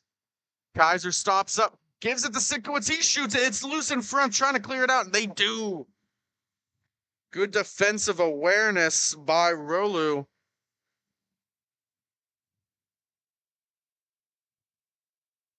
Now they're going to go back for a reset in their own zone.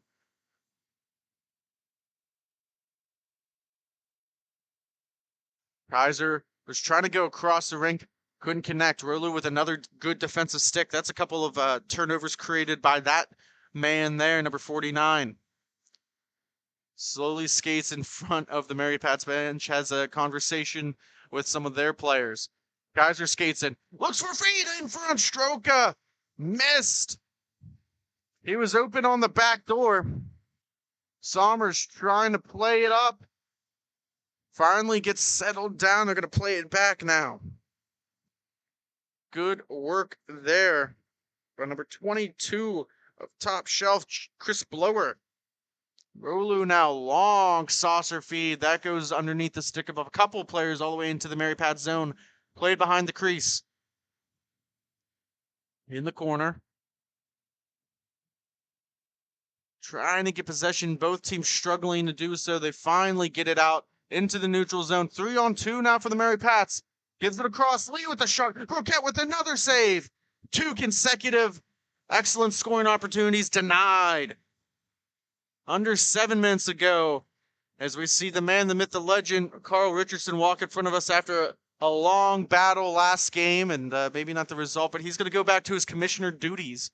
And we thank him. He always brings us out. He always treats us good, and don't want to speak for everybody else, but he's a great man. Lee with the wraparound opportunity. Broquette with a good glove there. He denies that.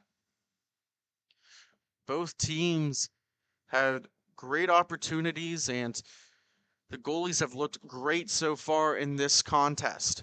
Kaiser to take the draw against Rolu. Waiting for everybody to get on side. They do. Cromie works it back. Wolfile. Now Cromie's going to skate it back into his own zone. Trying to settle that puck down. It was rolling on its edge. This rink does have some funky quirks to it playing the puck. Lee now stops up on the far wall. Toe drag. He's still played and defended there by number 61, Toth. Looking for Cromie on the back end. He feeds it. Broquette with a save. Very deep into his net. Was able to fight that off at the last second. Now a 2-on-1. Toth. He's got Gene on the other end. Looking for a redirected from Borda with a great save.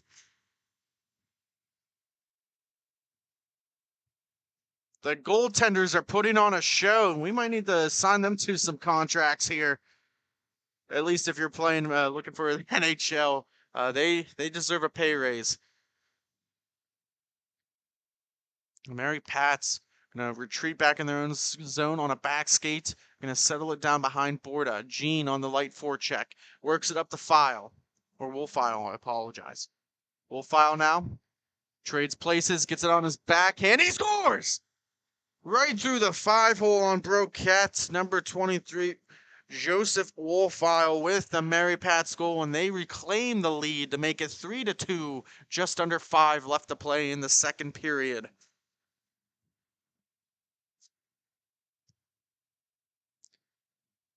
Face off at center. Rolu against Sitkowitz, won by Rolu.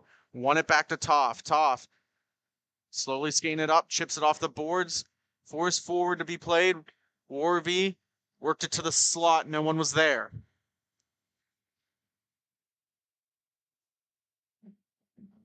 Ignore the scoreboard here in the arena. It is 3-2.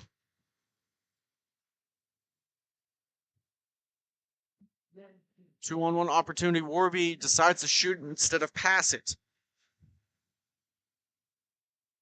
Stroka battling Gene on the far wall in the corner. He works it up. Loses an edge. Turns it over. Toth gives it to Gene. Gene with the shot. In the corner. I don't know how that one stayed out. Gets worked all the way back to Rolu in his own zone. trying to make a man miss. Lee on the back check.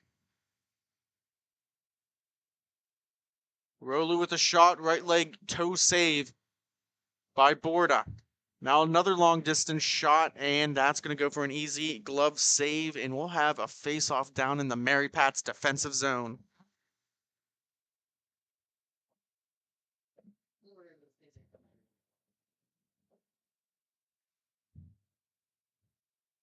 Face-off won by the Mary Pats, and it's in! A little wrist shot right on the doorstep. And Top Shelf ties the game at 3. That was 22. Chris Blower with the goal. 3 left to play in the second period.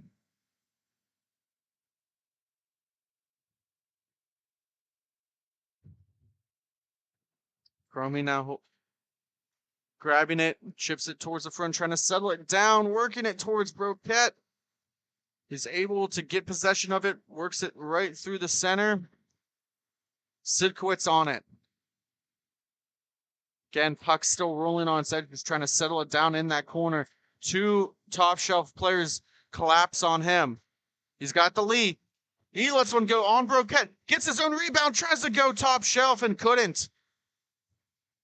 Lee works at the Cromie. Cromie's got a wide open chance. Toe check into Broquette's legs, and he covers it up.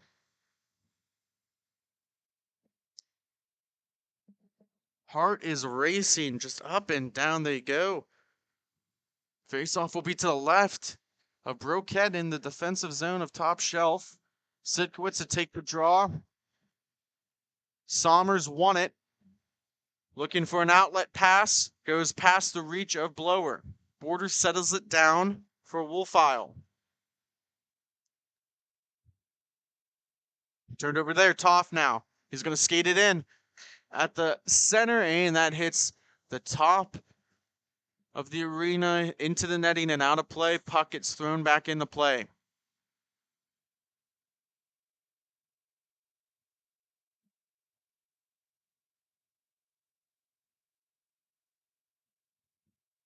Toff with a feed coming up on the final minute of the second period. Looking for maybe one last rush. Stroka in the zone all by himself, trying to settle it down. And that's going to be a hooking call.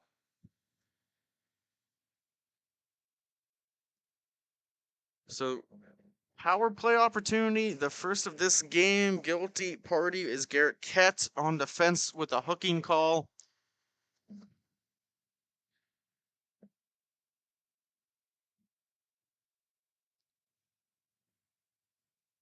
$30 left to go in the second. Going the other way is Warvey trying to kill off the penalty, maybe with a shorthanded opportunity.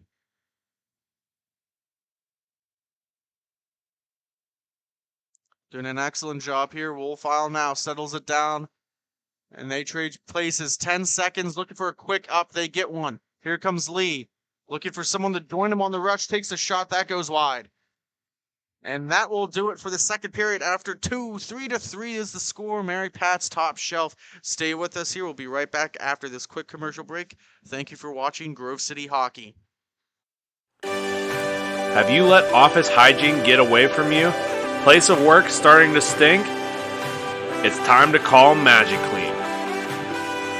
Windows? Check. Washing? Check. General cleanup? Check. Now that's a Magi Hattie. Reach out for your free consultation today. MagiClean. Keep the cleaning to MagiClean.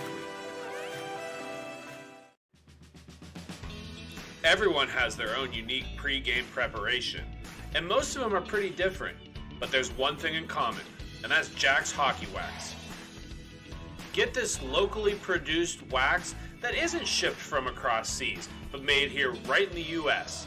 The best smelling, best feeling, and best performing hockey wax on the market. Hi, my name is Tyler Warner with the Grove City Thunderbirds. Thank you for watching Grove City Hockey.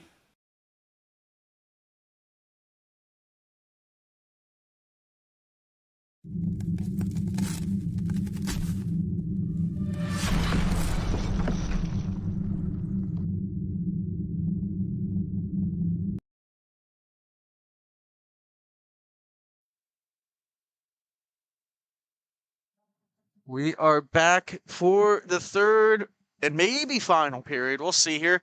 Minute 30 left on this power play opportunity here for the Mary Pats. Tied at 3. Win or go home. Trying to get it out. Dumped all the way back down. Borda went to go play it. He's going to let Stroka snag it, and he's going to drop it in for Lee on the half wall. Now back to Stroka, back to Lee. They play catch. He's going to look for a redirect in front. That goes wide. Cromie now gets it to Stroka. Works it across. Lee's got some space. He takes a shot. Broquette with a save, trying to get it out. They finally do. No, they don't. He had it on his stick, and he couldn't clear it. Power play in the offensive zone still. 30 seconds left to go. Lee looking for a redirect. And now it gets cleared all the way back down. 20 seconds remain. It's been a good-looking power play so far, but just haven't been able to get many shots off. Good puck movement and passing. Looking for a man in front. Wide open. Turned over. Stroka gets it across the Lee. He tries to pass it. Maybe one too many passes there. Looking for redirection in front. Battle. And taken away by Toff. Toff now slow through the neutral zone. Gives it across to Gene. Gene's going to walk in. Defended away by Stroka. Off a skate. Blower now. Works it back. And Rolu's going to have to hunt it down in his defensive zone. He's got plenty of time.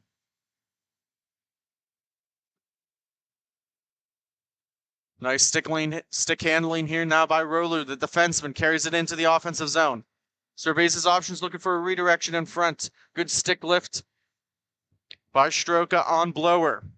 Kaiser now carrying it in. 2-on-2. Feeds it across and couldn't get it off with Sitkowitz at the back of his blade.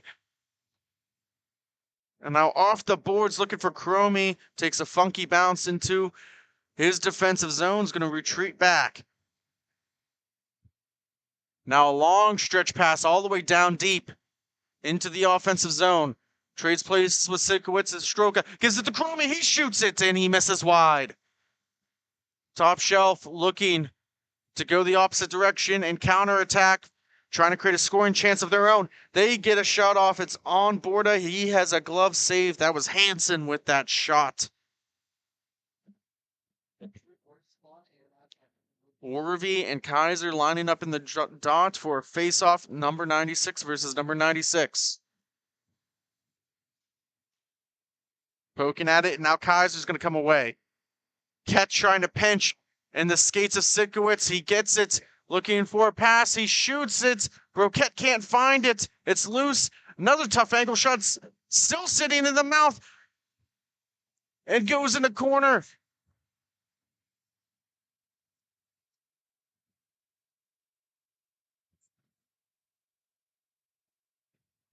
Now go in the opposite direction. A couple of players yelling for maybe a high stick. Both players could have easily been called for it, and a save by Borda.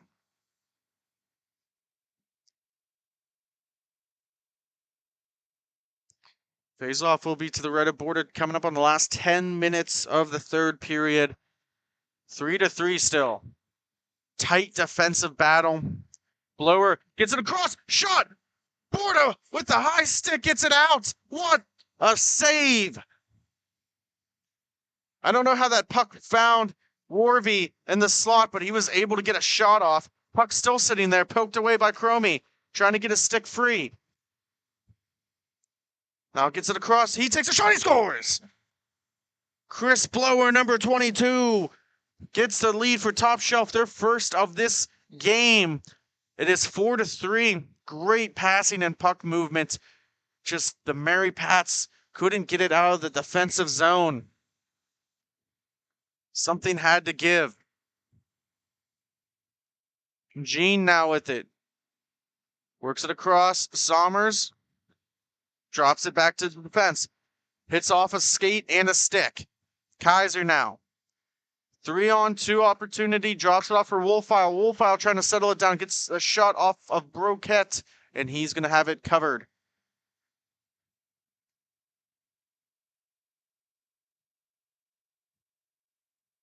Face-off will be to the left of Broquette in the defensive zone for Top Shelf. Kaiser to take the draw for the Mary Pats. Tied up. One back, trying to get it the Wolfile. He just dumps it back down. Now, trying to get it free is Lee. He's pinned up on the boards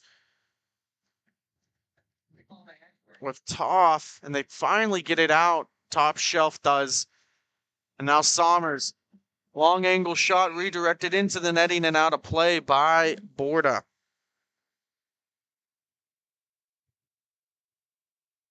Coming down to the wire here as a reminder, if it gets within 2 minutes, 2-goal lead, it's going to have a stopped clock. Sommers to take the draw against Kaiser. Finally battled and won for. Coming up after this game, we have the Chicago Hitmen take it on the Windy City Syndicate. That should be a good one. One of the Chicago teams will walk away victorious. The other one is going to head back to Beantown disappointed.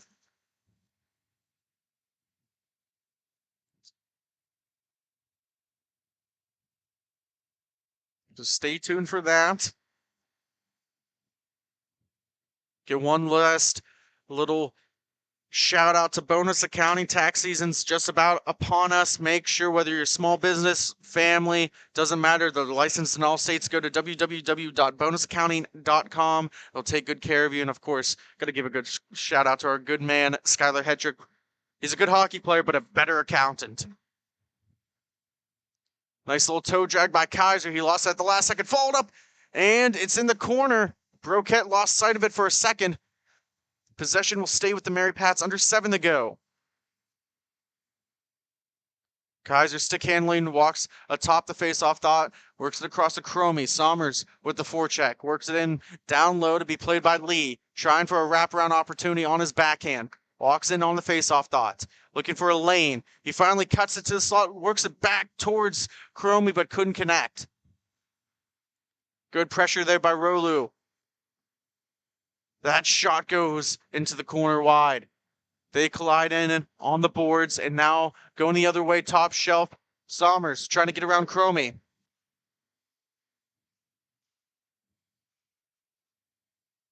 Good battle there. Cromie going to walk away. Hustling back is Sommers.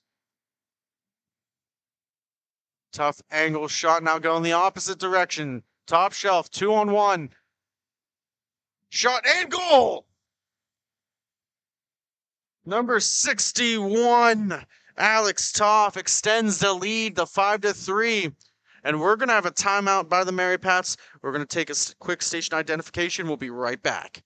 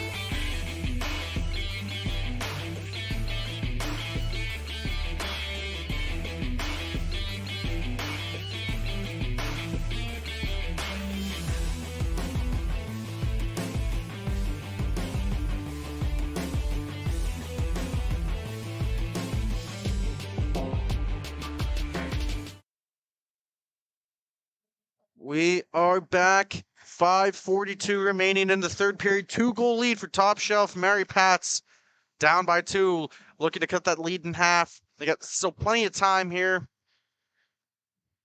but they can't rest on their laurels. They have their work cut out for them. We just got to convert on some of these opportunities. Blower now with the puck. Stick handling defended away by Sitkowitz. Sitkowitz trying for a stick lift here, gain some support from Kaiser. Gives it to the top of the point. They work D to D. Hansen now skates in. Drops it off down low for Blower. gives it up to Chromie, but only for a brief second there. Goes underneath the stick of Ket.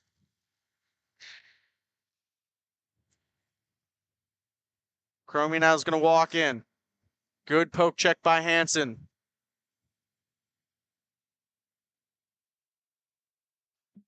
All by himself was Warby. Almost had it. Overskates it. Looking for some support. No one there. Puck finds him again. Feeds it in front. Now Chromie's going to get it to Sikowitz. He's going to skate it on up. 2-on-2. He takes a shot that goes way wide.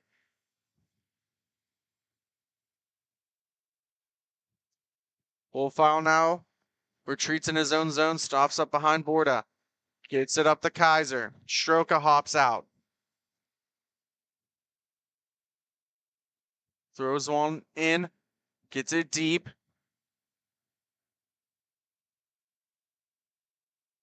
Good battle for it down low.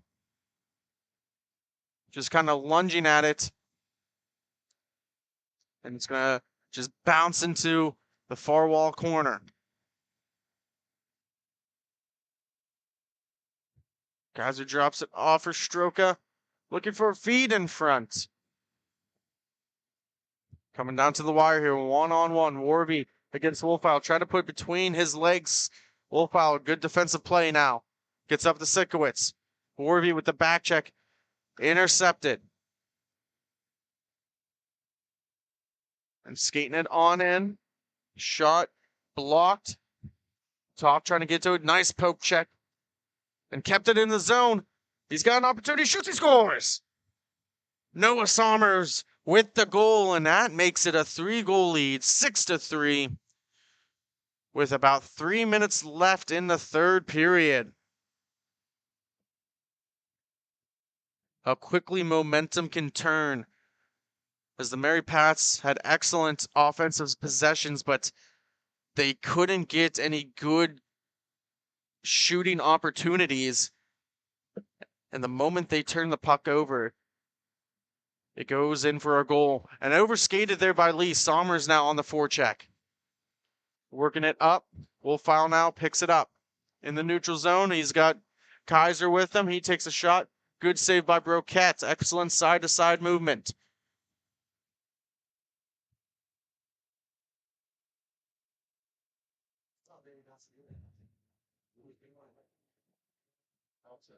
Now Gene coming the other way. He's got Sommers with him. They trade places. He curls back. Goes all the way back to his D-man Rolu.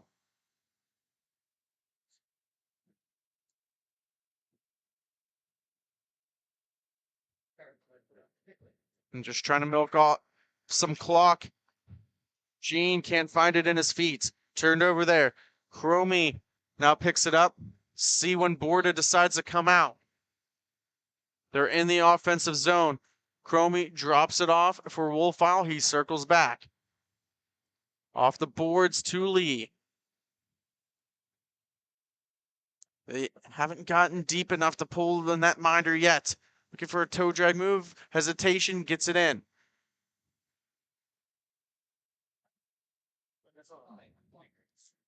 Coming up on the final minute of the game, of the third period. Shot and goal. Number 61 for his second, Alex Toff. And it is now 7-3. And it looks like Top Shelf will be moving on. We'll take on the Motor City Magic here a little bit later this afternoon.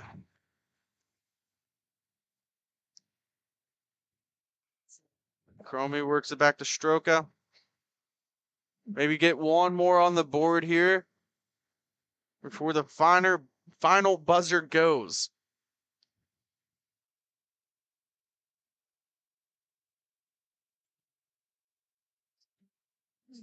Long stretch pass, trying to spark a 2-on-1 opportunity, and that goes past everybody. Toff in his own zone. He just scored the last goal. Trying to pin it up against the boards. Able to walk away with it. 10 seconds remain. Gene carrying it in. Drops it in. And that will do it. Top Shelf 7, Mary Pat's 3. Coming up after this game, stay tuned. Stay with us here. The Chicago Hitmen take on the Windy City Syndicate. Thank you for watching Grove City Hockey.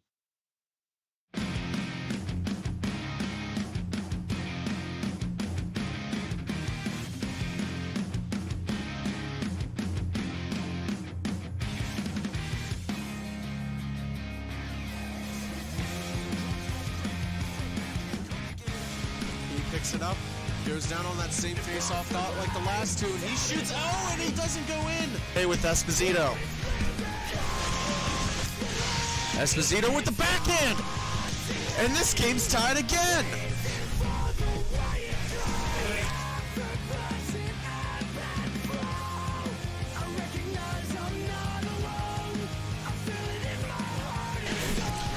Picks it up, the left-handed shot on the very far face-off dot. He scores! Tropics get... Just the hand that I've been dealt, regardless of how I felt. Then I reason with myself. Slowly coming up on the face-off dot, and he scores!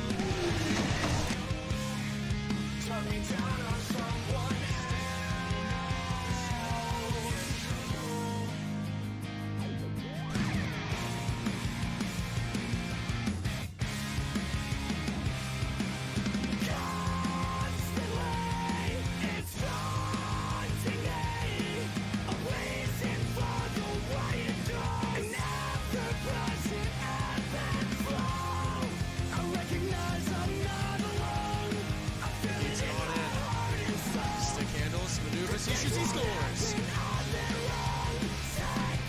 The Rampage.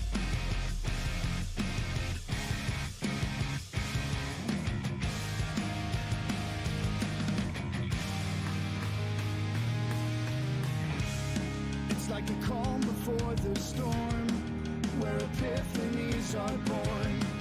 When the valleys pull you deep, it can be hard to see the peak.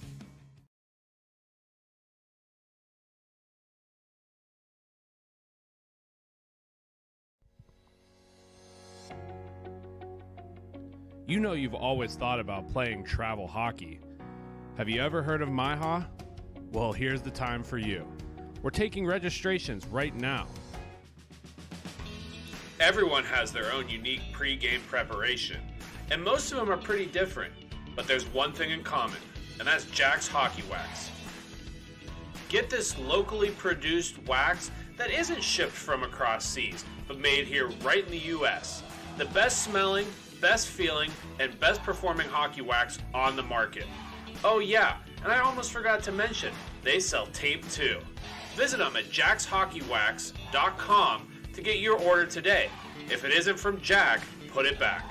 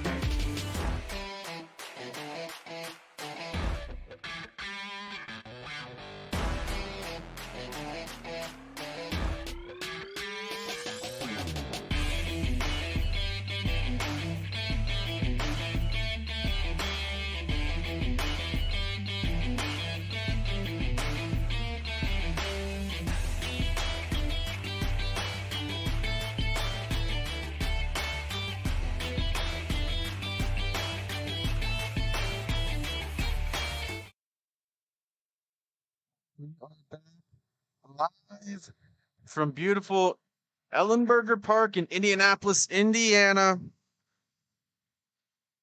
We got some more T3 action. So we just saw Top Shelf win. They'll take on the Motor City Magic. That'll be for the T3B championship. Then we got some T3A going on. Winner of this matchup that we have here will take on the winner of the next matchup, which will be Active Stick versus the Tropics. We have the Chicago Hitmen taking on the Windy City Syndicate. The Syndicate in the white, black trims. The Hitmen in the predominantly black and a little bit of white. Kind of with that almost New York Yankee pinstripe.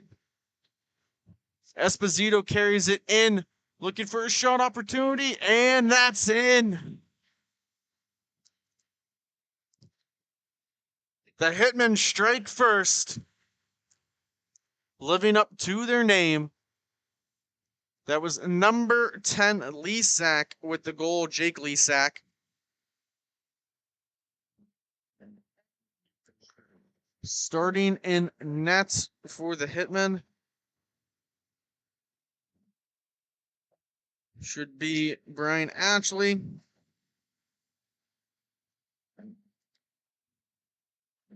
Looks no, that should be Orr.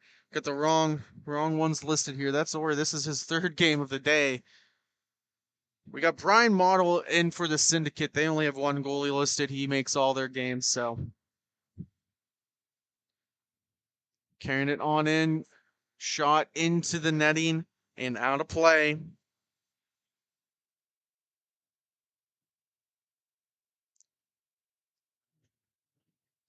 See what we can do here, at least with the majority of these calls. Little hard to read some of these jerseys here sometimes, especially with that Chicago Hitmen jersey. It's a very nice look. Just a little bit harder here for us calling the game. Trying to go the other way was Villarreal. Puck in front, going to be corralled by the Syndicate, almost overskated by Villarreal. Gets in front, looking for an opportunity, couldn't work it down in. Humphrey's going to come all the way back to pick it up in his own zone. Cole now working in. At the top of the dot, feeds it across. Looking for a shot and a goal. 2-0 for the Hitmen. Goal scored by number 97, Frank Montegrano. Both teams have full benches here. Trading places now. Salzbrunn going to the back end. Esposito jumping up. Trying to settle it down now is Christopher. Not the start that the Syndicate wanted.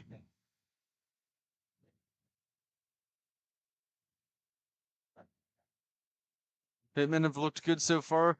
One of the more polarizing teams, I would say, here in the T3 division. Got to see them first tournament here in Indianapolis. They took on our Grove City Thunderbirds team, and they're very fast, very skilled, and they know how to play together. So this Chicago Hitmen team is, I think, one that could go pretty far in the MIHA division. Under 10 minutes ago, Esposito with the shot. Still loose in front. Mad scramble whistle finally goes.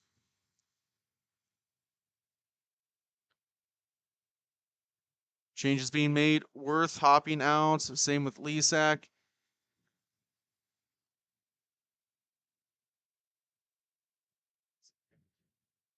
Face-off was to the right of Model in the Syndicate zone. Possession will go with the Hitman. Salzbrunn works it up to Lesack. Back to Esposito with some speed. He's carrying it on in. The short strides, looking for a toe drag, gets over to Worth. Worth to Salzbrunn. He's going to hesitate. Almost turns it over. Getting some help from Lisak. Lisak with a shot that hits a shin pad, and now it's going the other way. Christopher looking for a saucer. That gets knocked out of the air by Worth. Trying to keep it in. Esposito's going the opposite direction. Esposito with a backhand feed. And that's in the corner. Trying to get it out. That takes a funky bounce, goes into the corner. And now here comes the syndicate. Hess with it now. Backhand. Oh, going off of Orr. Now that hits the post by Villarreal. Trying to keep it in was Hess. Defended away by Esposito. Now Worth has it. And he's going to skate it in. He's got a lane. He's got some space. Nice drop pass. Lisak with the shot, and that goes wide.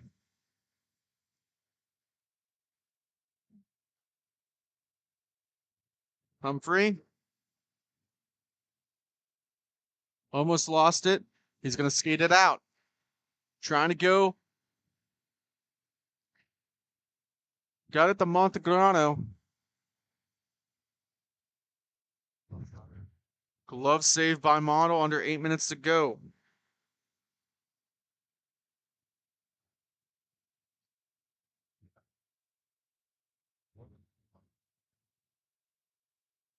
Both teams slow their draw. Referees are Alan Chapman and Dean Henley. Always working. Cole now with it. Off the boards. That goes underneath the stick and turned over to the syndicate through the neutral zone. Pass works across the labs. We've seen him play goalie a couple times. Excellent skater, and he's a really good goalie too, so no matter what, he's always making an impact. Trying to get it across to Villarreal. Hess with it now. Under 7 left to go. Backhand saucer just to get it into the zone.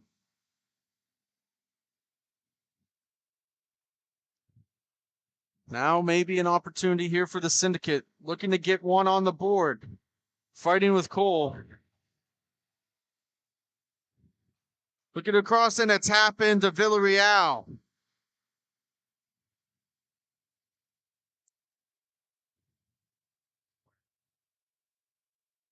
Couple of players yelling here. Cole did take a little bit of an elbow, but I think he was focused on the play.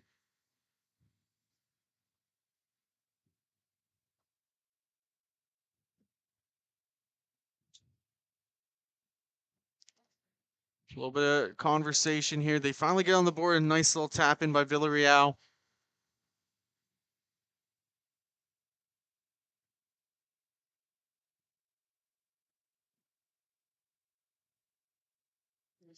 A little bit of conversation. We're going to talk to the bench now here.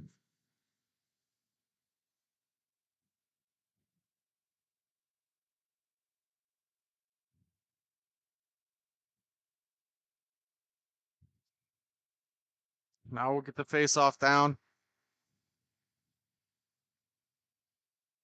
Salzbrunn looking for a stretch pass. That's intercepted in the neutral zone. Gets it up. Dropped off. Christopher now with a tough angle shot that gets played by Salzbrunn. Trying to get it free. Esposito on the backhand saves a shot opportunity. Lisak goes across to Esposito. And Esposito's going to build some momentum. Cuts into the slot. Takes a shot. That's blocked. He gets the rebound. Another tough angle shot. Hits off the post. Trying to settle it down. Feeds it in. And that's in the back of the net. Lisak sitting on the doorstep, able to get that goal back. And it's now 3-1 in favor of the Hitmen.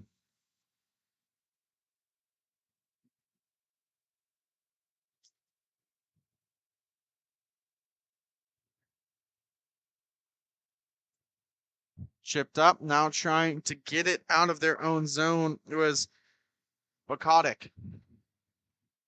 Shot on net or with the save. Christopher gets his own rebound. On the far wall, dumps it all the way back to Bukotic. Slowing it down now. Trying to look for Brantner. Hits Salzbrunn in the face. And that puck hits off the glass right in front of us and able to get it out.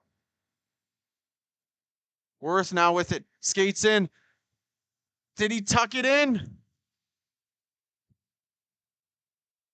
And that's in the back of the net. 4-1 now for the Hitmen.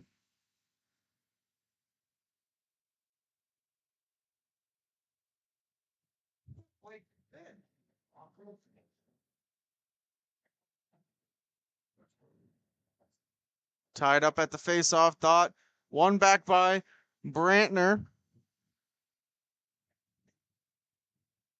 Under 3 left to go. 3-goal lead for the Hitmen.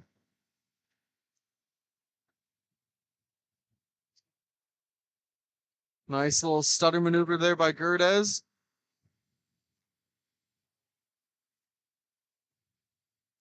Cole was pressuring, and that gets worked all the way back to Hess.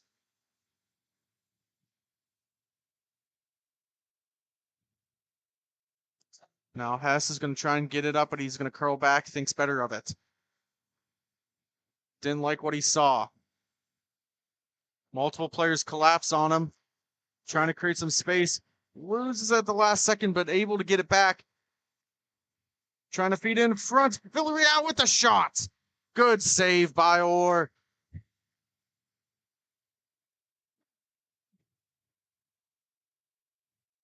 Puck careens around the boards. Now a 3-on-2 opportunity intercepted. Trying to get up for their own 3-on-2 opportunities, the Hitmen. It's going to get cleared out, looking for Villarreal. Humphrey's going to go back on pursuit and settles it down. Worth now with it.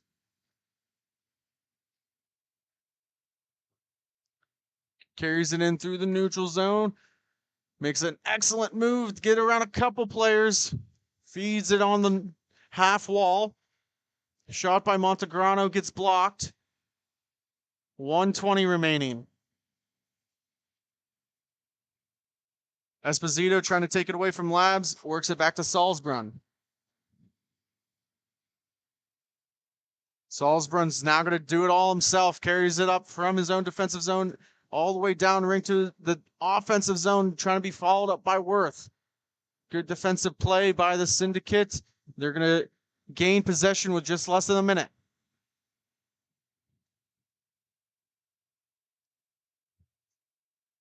Trying to work it in. Couldn't. Goes past the reach of Gerdes and all the way back down.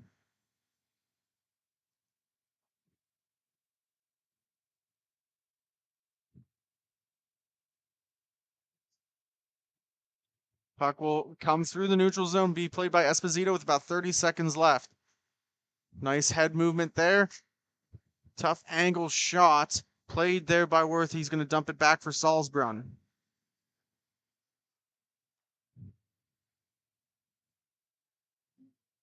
He played there by Brantner. Shot opportunity into the netting and out of play by Hess. And that will do it after one period. 4-1 is the score in favor of the Chicago Hitmen. We'll be right back after this quick timeout.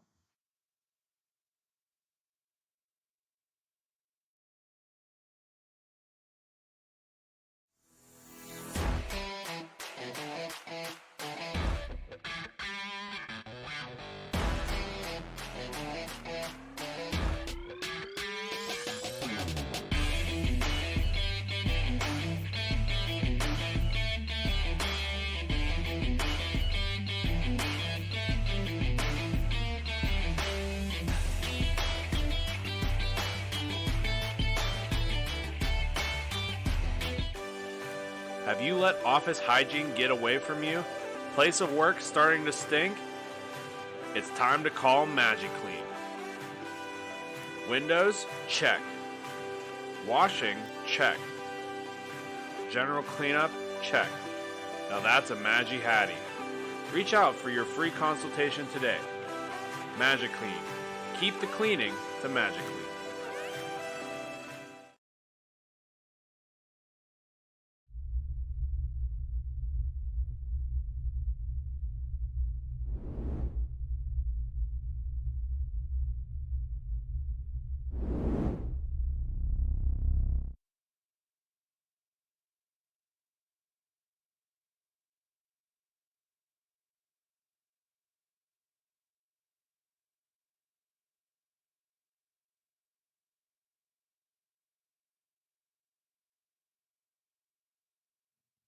We are back for the second period. The clock hasn't started yet, and they've let a whole minute almost go by.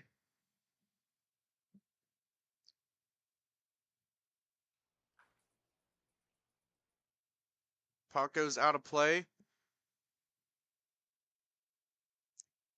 See if they make any adjustment to the clock. Oh, they finally get it going now. A little bit of extra hockey, nothing wrong with that. 4-1 lead for the Hitmen. Brantner plays it off the boards, gets it to Christopher. Trying to stick handle.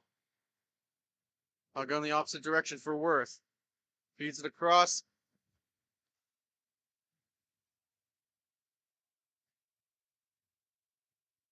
Couple of players collide.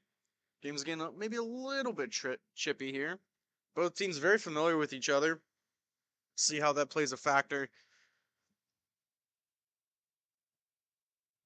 Esposito drops it off. Looks across for Cole. Back to Esposito. Drops it off for Worth. Defensive play. It hits Baltic in the back of the head. Brantner was just trying to get it out. Almost. Dangerous play.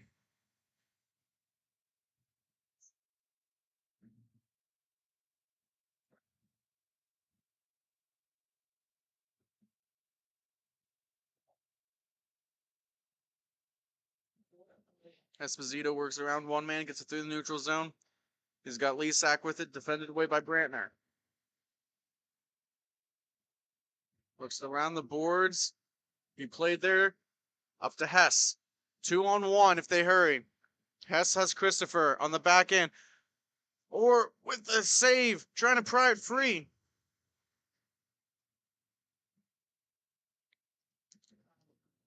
I lost sight of it. It looks like ref knew where it was, didn't call it yet. So they played on a little bit. Just 2 minutes have gone by.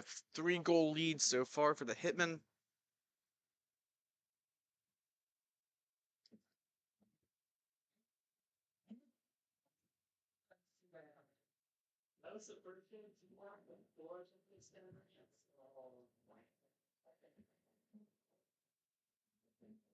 Slow game opening slow period compared to the first period where there was a lot of up and down action, a lot of quick scoring.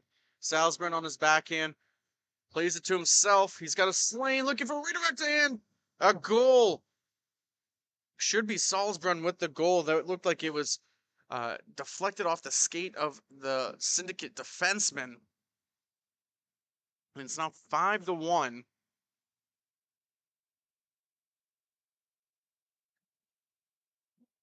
One forward, now maybe looking for another opportunity. Backhand feed. Puck still loose. Looking for a cover, finally blown dead. Trying to pry it free was Montegrano. Face off to the left of Model. One forward by the unnumbered player. Just in the white jersey. Trying to get free. Takes a shot and it's in. The Syndicate's answer. Finally get a goal back. Try to find out who gets credit for that goal. Maybe get a little clarity of who that unnumbered player is.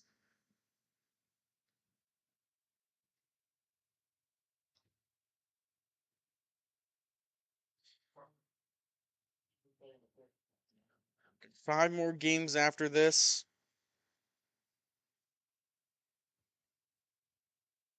Gerdes with the puck works it across to Brantner. So it was Brendan Ewer that gets credited with the goal. Listed on our sheet as number 66. Trying to get it to Ewer. That's intercepted by Cole. Cole's going to walk in. Trying to go through a couple players. Couldn't. Ewer now has got McCoddick on the back end. Looking for maybe a 2-on-1, but a good back check negates that. Now poked away by Cole. Gerda's on his feet, dumps it back down in. Maybe now a 2-on-1. Looking for a pass lane down. Good defense by Esposito, and that gets off the left shoulder of Orr into the netting and out of play with less than 10 to go in the second.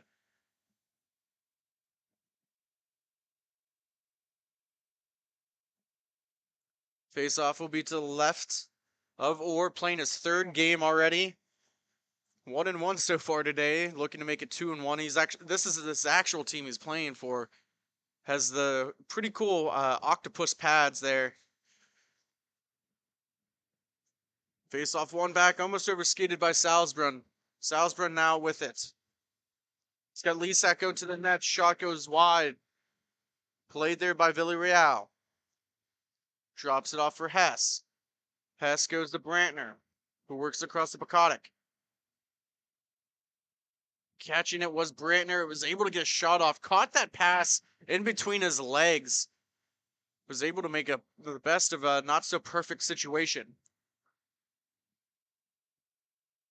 Now trying to get out of their own zone was Worth. He takes a high stick to the face, and that's going to be a penalty. Dean Henley's got his arm up. Esposito trying to get it out. He gets it to Worth. Worth with it now. Settles it down. Looks across. Bednarz goes to the point for Salzbrunn. To Esposito.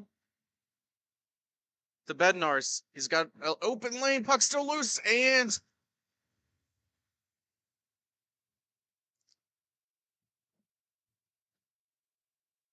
so it's going to be a penalty on Villarreal for a high stick.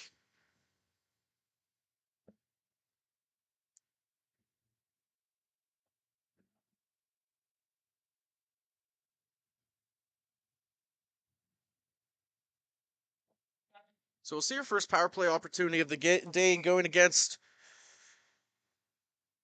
the Syndicate. Not what they needed. Dumped around. Esposito trying to keep it in. Hess works it, looking for a shorthand opportunity, and Orr swats it away.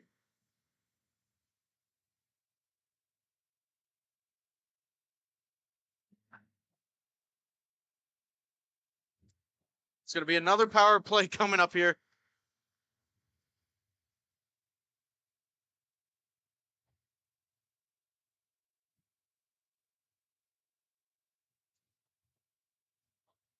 So we're going to see our second, it's going to be our second 4-on-2 opportunity here.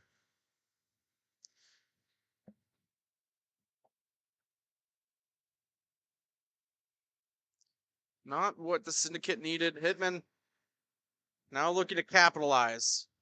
3-goal lead. Trying to get one more. Esposito with the shot that goes wide.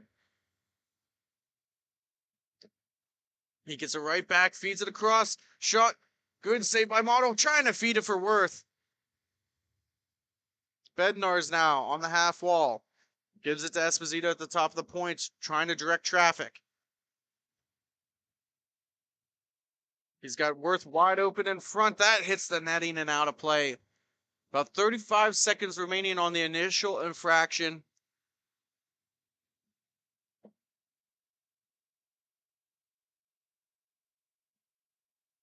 Faceoff will be at center.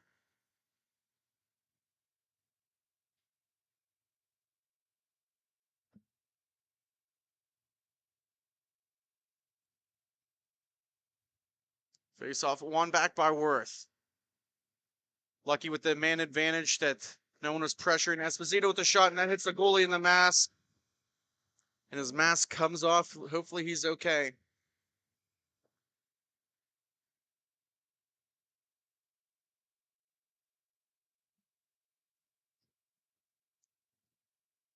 shaking it off here, so it looks like he should be okay, but that was right on the side of the head. His ears must be ringing a little bit.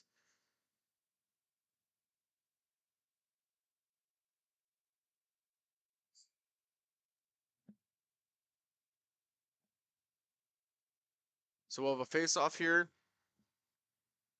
To the left of Model, about 51 seconds left on the second penalty. Pakota can take the draw, tied up for. Holding on to it is Bednarz, gets it to Esposito at the point. Esposito walks in, he shoots, that hits a man in front, cleared out. Puck trickling all the way back down into the Hitman zone. Less than 5 to go in the second period. Works it up to Bednarz. Esposito at the top, drops it off. Everyone changing places. Lisak changes with Esposito. Esposito with another shot that's blocked in front. Trying to chip it to the front.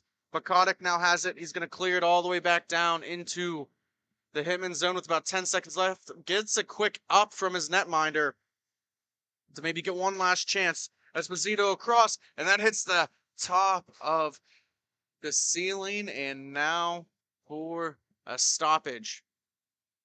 Hess will be out on the draw. He almost got free, but he has to head back to the penalty box. So they get one more offensive zone draw up an extra man. Esposito's way out in the neutral zone, preventing any breakout pass. Villarreal now with it. Fakes the pass, stops up. Cool. Gets it up to Hess. He's got Brantner with him. 2-on-1 if they hurry. And a good defensive play. Brantner gets a shot on. And Orr with the save. Was able to read that one perfectly. Brantner, I don't think, got everything on it. So we're now all back at even strength.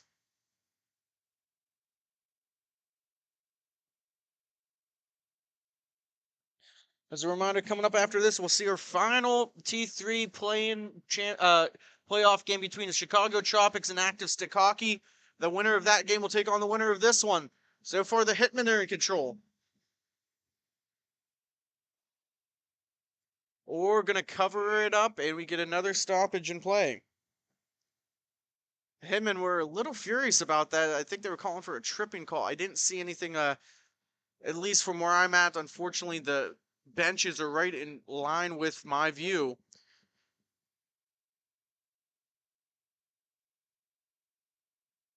Referee Alan Chapman explaining the situation to him. Worth now with it. Worth with the shot. He misses the net, trying to follow up on the rebound. He's got it. Played there by Christopher. Worth trying to get around his man.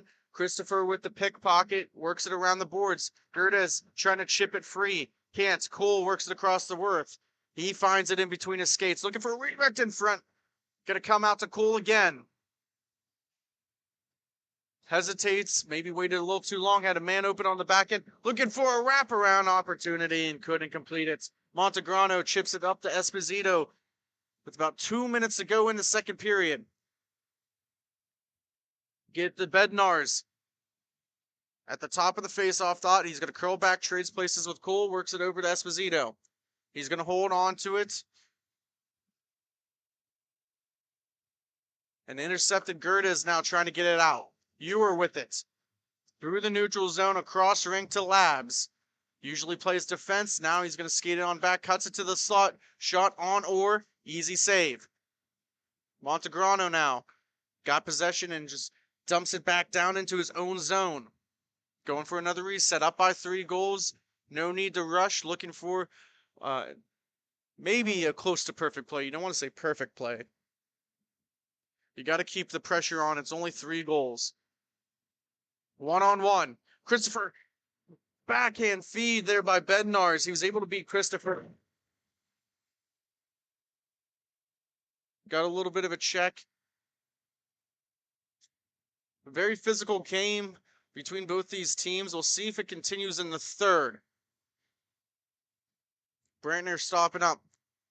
Dumps it back down in for Hess. He's going to skate it in behind his netminder Model. Now getting some speed. Through the neutral zone, takes a shot that goes wide of the left hand of Orr. Bakatic was trying to keep it in. He can't. Puck rolling on its edge all the way down into his own zone for the Syndicate. Less than 30 seconds remain. Tough passer was supposed to be left for Bakatic. Worth now has it. And he drops it off. A good back check by Hess. And now Bakatic takes it. 1-on-1. Lisak back checking. Shot off or finds it in the corner. And now maybe one last rush. Esposito's got 5 seconds. Cuts it. Shot on. Easy save by Model. Trying to chop at it. And that will do it after 2 periods. The Hitmen 5 and the Syndicate 2. We're going to take a quick timeout. We'll be right back.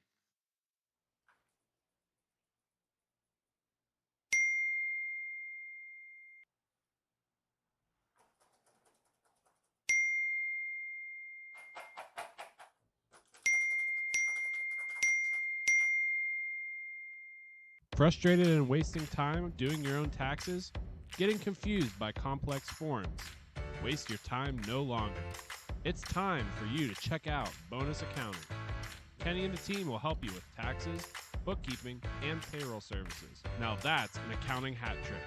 Leave it to the industry experts and check them out today. Use promo code Grove City Hockey for a sweet discount and also to receive exclusive GCH merch. Bonus Accounting, the firm of the future. This copyrighted telecast is presented by Grove City Hockey. It may not be reproduced, retransmitted in any form without the expressed written consent of Grove City Hockey, LLC. We thank you for your understanding and hope to continue to enjoy this complimentary broadcast. To purchase footage, email grovecityhockeyllc@gmail.com.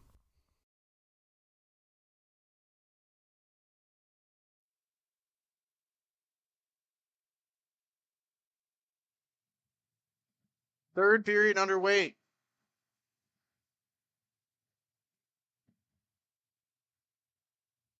Saul's run with it.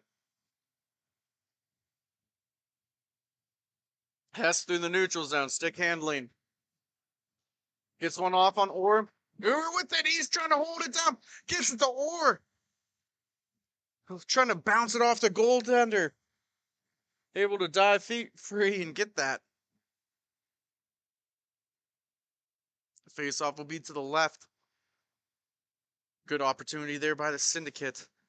Still plenty of time left in this game, but they're going to need one here, I would say, within the next 4 minutes to make this a true contest. Brantner with the shot off of the stick of Orr into the corner. Bakatic works it to Hess. Gives it to Earth, and that is floating in the air. Trying to swat it out of the air was Hess. And worked all the way up top. Brantner now with it to Bakatic. Back to Brantner. Hustling is Montegrano.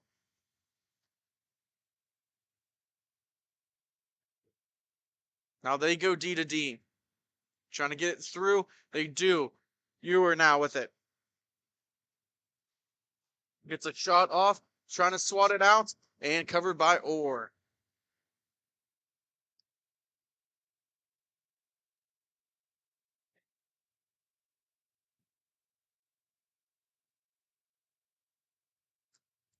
Orr slow to get up. He's talking with the referee, Alan Chapman. Face-off will be to the right of him. 5-2 game. Hitman in control right now. 5 more games on the docket after this. Stay with us here. And if you like what you're seeing here, at least jersey-wise for both these teams, make sure you head over to Black Biscuit, based out of St. Paul, Minnesota, apparel company for not just inline, not just ice hockey, pretty much all sports. Make sure you go to www.blackbiscuit.com and order your team jerseys and apparel today. Puck in the corner, played there for Cole. He drops it off. Esposito gets it up to Worth. Worth now stick handling, right-hand shot on his backhand. Feeds it across, can't stuff it home. Lab's going the other way. Trying to create an odd man rush. He shoots it, puck's floating in the air. Cole trying to settle it down, he does. Cole gets around Gerdes, gets into the offensive zone, cuts in, shoots. Model trying to cover it up. He finally does, hugging his glove hand to his left leg.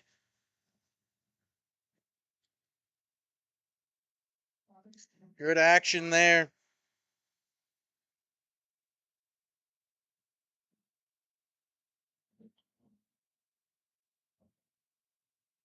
Hess now with it. Settling it down.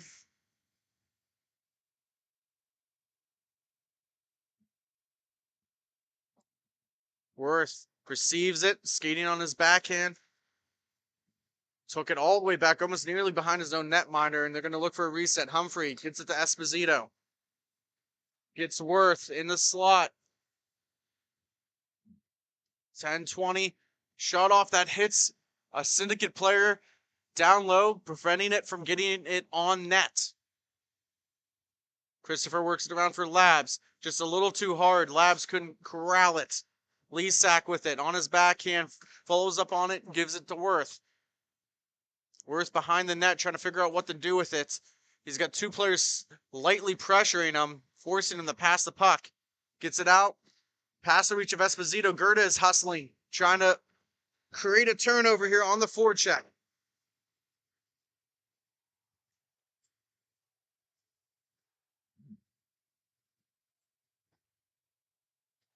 Humphrey plays it to himself. Works it across.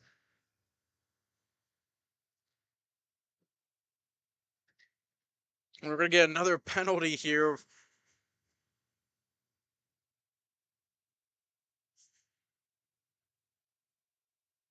It's going to be a tripping call.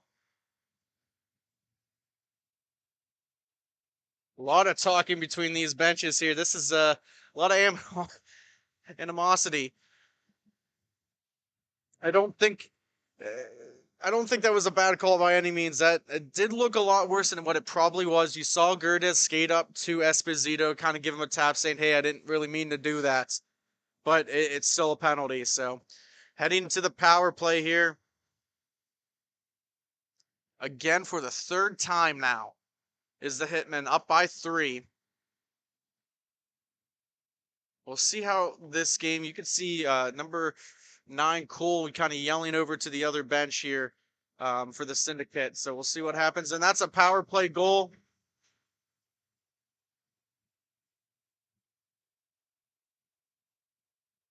So it'll be 6-2.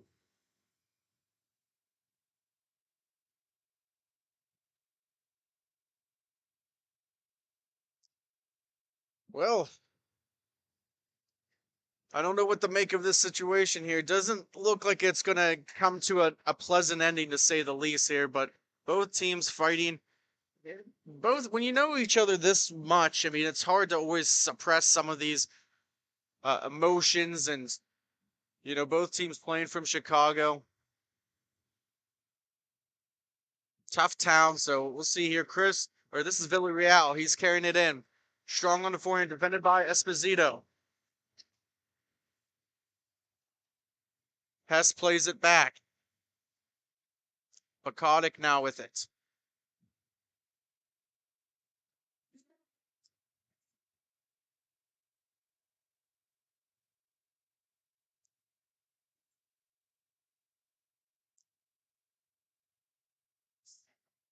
Both players chatting it up here right in front of the netminder, or maybe instead of playing hockey here. We'll see what happens. Brittner makes an excellent move, trying to cut it to the slot, throws one, intercepted by Lesak. Gives it to Worth. Worth goes across, trying to put it in the back of that. Less than 7 to go, 4-goal lead. Third period. The winner will take on the winner of the next game between Active Stick and the Chicago Tropics. It could have an all-Chicago T3A championship. Who knows? Worth stopping up in the neutral zone, works it across to Esposito. Esposito with the shot, and he scores! As he stares down the Syndicate bench. Didn't say anything, which is, that will incite something. Yeah, we'll get you a penalty for taunting, but You know, just kind of slowly staring.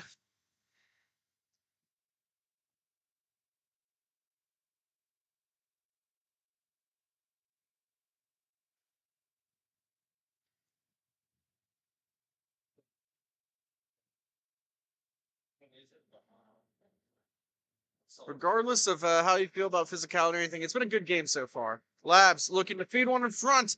Gerdes now feeds it back. Montegrano now has it. Ships it to the slot. Here comes Gerdes. Oh no, missed it. I apologize. That was Bednar's. Esposito gets it to Cole. To Montegrano. That gets chipped out. Now Gerdes. A one-on-one opportunity. Takes a shot. That goes behind the net. Trying to get it off of it. Esposito does.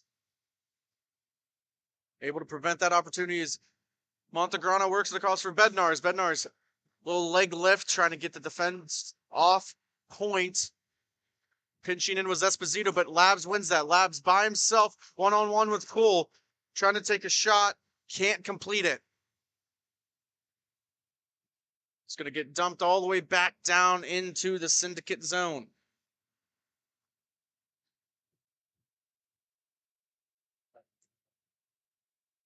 Pekotic now makes a couple moves.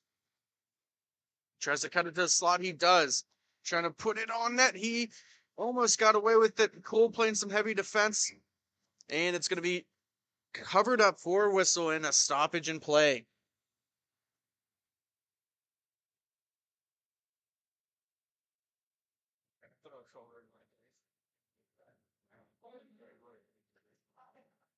Couple slow changes being made.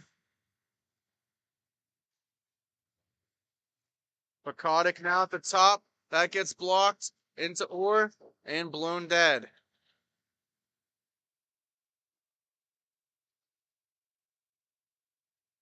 Face-off will be to the left. Under 4 minutes to go. Worth against Hess in the face-off dot. Works it back to Pekotic. It gets over to Brantner. He takes a shot deflected. Coming into the corner. Humphrey. Gets some help from Hess. Cole. Works it across. A little congestion from the play. Worth now.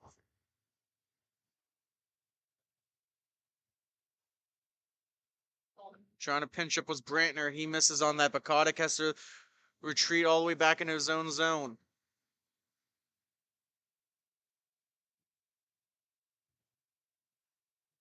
Pass with it now. Feeds one, missing the stick of Gerdes. And now going the other way. 2-on-1. Brantner hustling back. Lisak with it. Gives it back to Worth. And a good save by Model. Looking to cut this lead down to 4. It's still 3 minutes left. And it is in. Number 11, Brantner beats Orr. And now it's 7-3, 4 goals. The clock won't stop, but it's at least within striking distance. It's not impossible, but it's very implausible.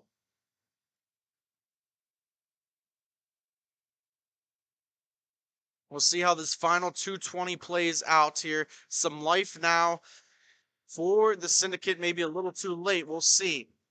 Long stretch comes out to Christopher, shoots, and that hits off the back of the net. Comes to Worth. Getting hit down. Hess now has it, feeds it in front. It's still there. Salzbrunn gets it.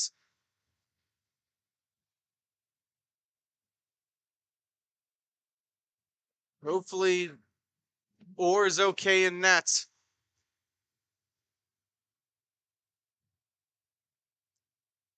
Villarreal with it. Played off by Esposito. Gets it up to Worth, 135. Trying to make a move around one. Followed up there by Salzbrunn.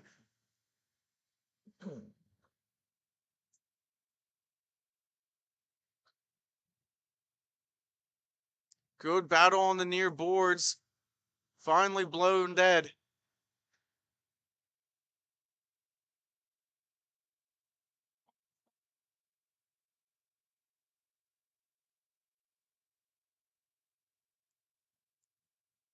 1 minute remaining in this game. Stay with us here. We got active stick in Chicago Tropics after this. They'll play the winner of this game here, which is looking like the Hitmen, and I believe it will be here. They finally dropped the puck. About 15 seconds went off the clock. Trying to settle everybody down. Labs now with it. Makes a good play. Esposito curls back in his own zone. Gets it over to Bednarz. He's got Worth on the back end. He takes a shot, hits off a model. Into the corner, less than 30. Esposito with another takeaway.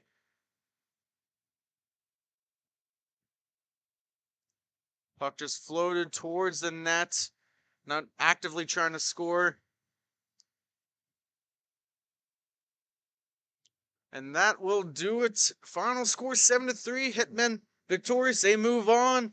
We're going to step aside for a quick commercial break. We'll be right back. Thank you for watching Grove City Hockey.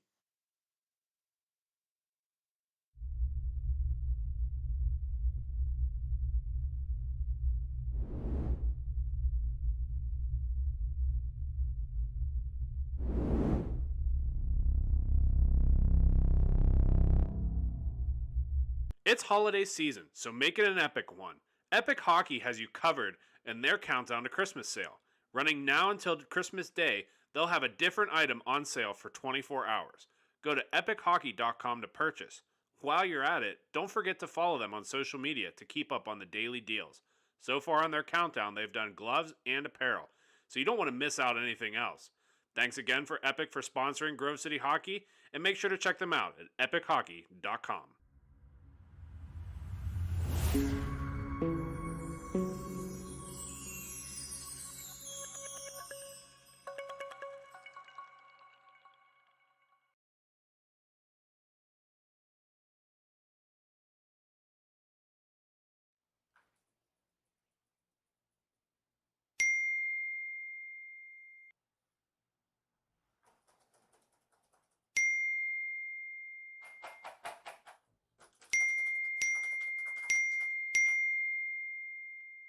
Frustrated and wasting time doing your own taxes?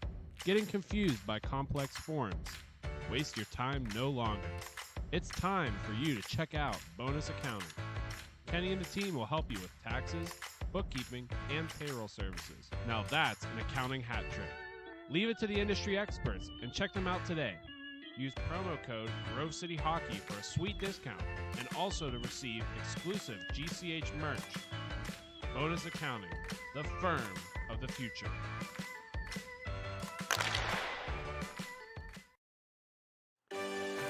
Have you let office hygiene get away from you? Place of work starting to stink? It's time to call MagiClean. Windows? Check. Washing? Check. General cleanup? Check.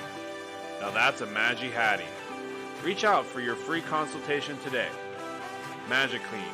Keep the cleaning to MagiClean.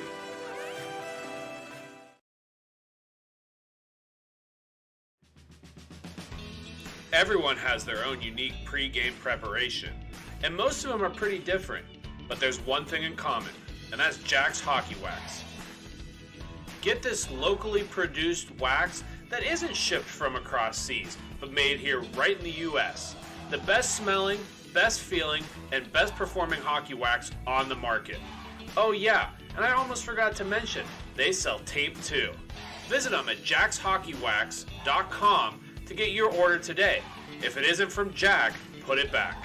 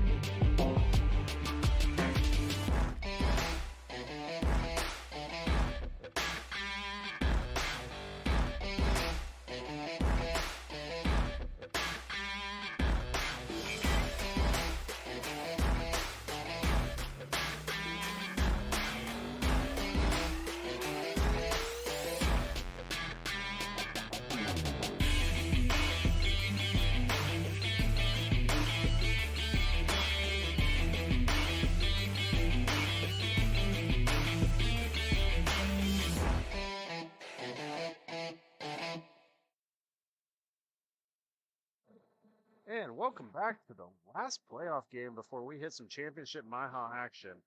Thanks again to Sean Takachi for being in studio. Sean's going to take a little break here, get the vocal cords all rested before we got some championship action. So you wonderful people at home are stuck with me for the time being. We're going to try to have a little bit of fun and get some games underway.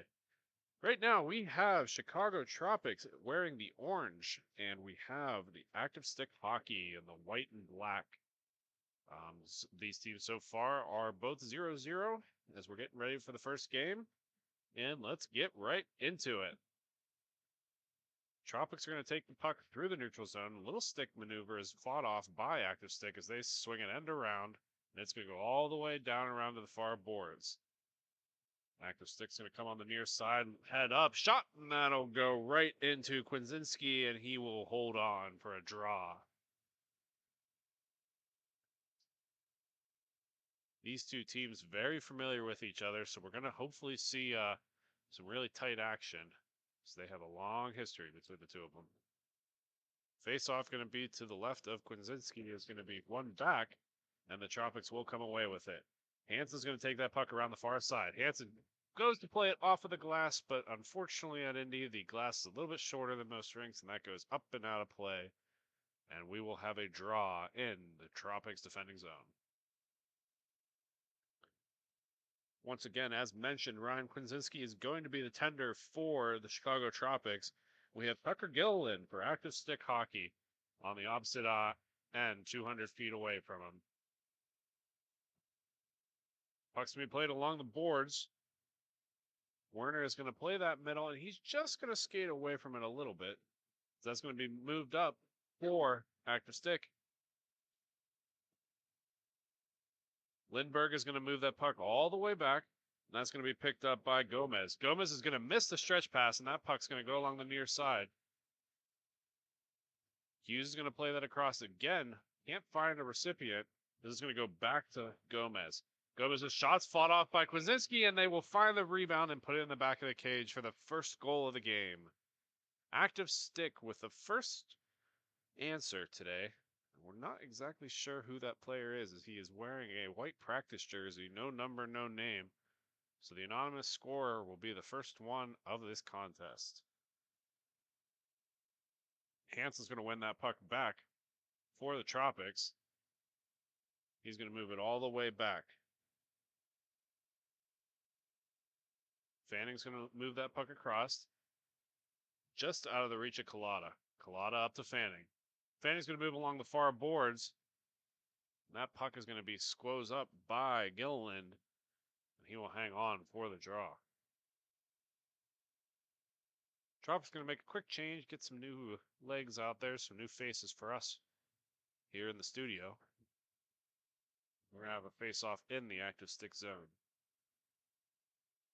Puck's one across, and Active Stick's going to have a little bit of space as they turn it back in and create a little bit more room for themselves. And they're going to take it all the way behind their own goal. Puck's lobbed into center, and there will be a race for it. Active Stick to come away with it as he just loses it on the boards. McCaddy will come back to pick it up. That puck goes back to Lindbergh, but he's going to overskate it, and Hansen will go back to collect. Hansen with the Tropics is going to move that up to Collada. Collada's going to come on the near side. Nice little toe drag. Can't quite collect it back for an opportunity to shoot, but he does have that puck on the near boards. Now getting the shot away will be kicked away by the defenseman, but Collada will keep possession. Collada's going to move it back to Hansen. Hansen's going to have a chance to survey the whole rink. Hansen back to Collada. Collada's going to have an opportunity with a little bit of space here. As he moves on to the far boards, gets directed all the way down the corner, trying to find a man up front. Kokska is going to lose that puck all the way back to McCaddy, and that puck's going to go off of a shin guard, and Collada will go back to collect. 9:25 left to go in the first period. Score is 1-0 in favor of Active Stick. Caddy's going to move that over to Collada, but Collada's going to lose that puck as Active Stick's going the other way. Fanned on the shot as he lost the puck last second. That puck will be directed all the way back, and Active Stick will give it another go. Nice move across the top of the zone. So that's going to go back to the far side. where it will be surveyed by Gomez. Gomez's pass is going to come across, but can't find the net. Active Stick will keep possession. Whiffing on the pass. Tropics are going to take this over. Beautiful little save by Gillen as he blocked that into the air and then knocked it away with his paddle. We're going to go back the other way today. Tropics are going to steal that puck as it's Collada. Collada's pass is going to get a stick and fall all the way to the near corner, and there will be a battle for the possession. Tropics are going to win that possession and move it all the way back, and Fanning will take it. Fanning has a long stretch pass to the far corner, and that's going to come right back to him. Hansen's shot will be blocked away by Gillen to the near corner where Collada will pick it up. Collada's going to move that puck up and around. That's going to come back down to Fanning. Fanning's opportunity is going to hit the side of Gillen, and he will freeze it for a draw.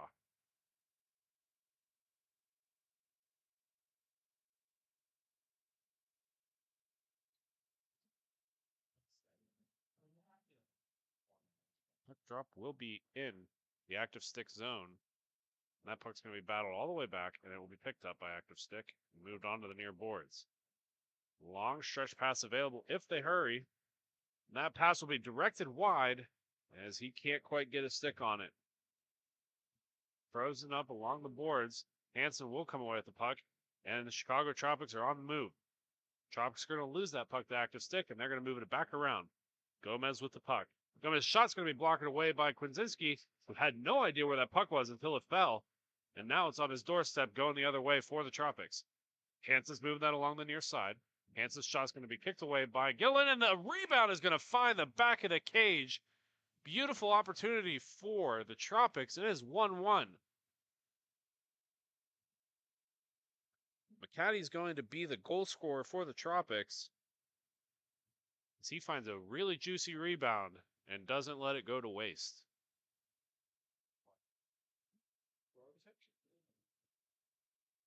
Faceoff's going to be at center. One back by active stick. 6:30 left to go in the first period. The score once again is 1 apiece.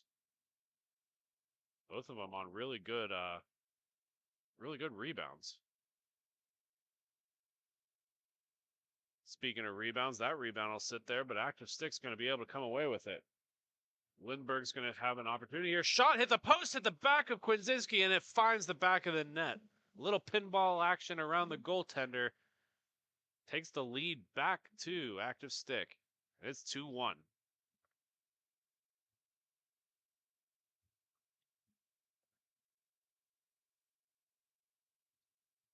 Just under 6 minutes left to go in the first period. That puck again won back by active stick. Active stick with a lot of possession time here. Little chip pass is broken up by the Tropics. And that puck's going to be sprung free by McNichols.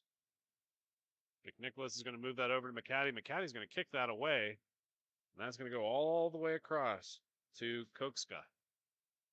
Kokska's battling for it in the far corners. Moves it down low. Trying to find a man up front. And Gillen will swipe that up and hold on to it for a draw.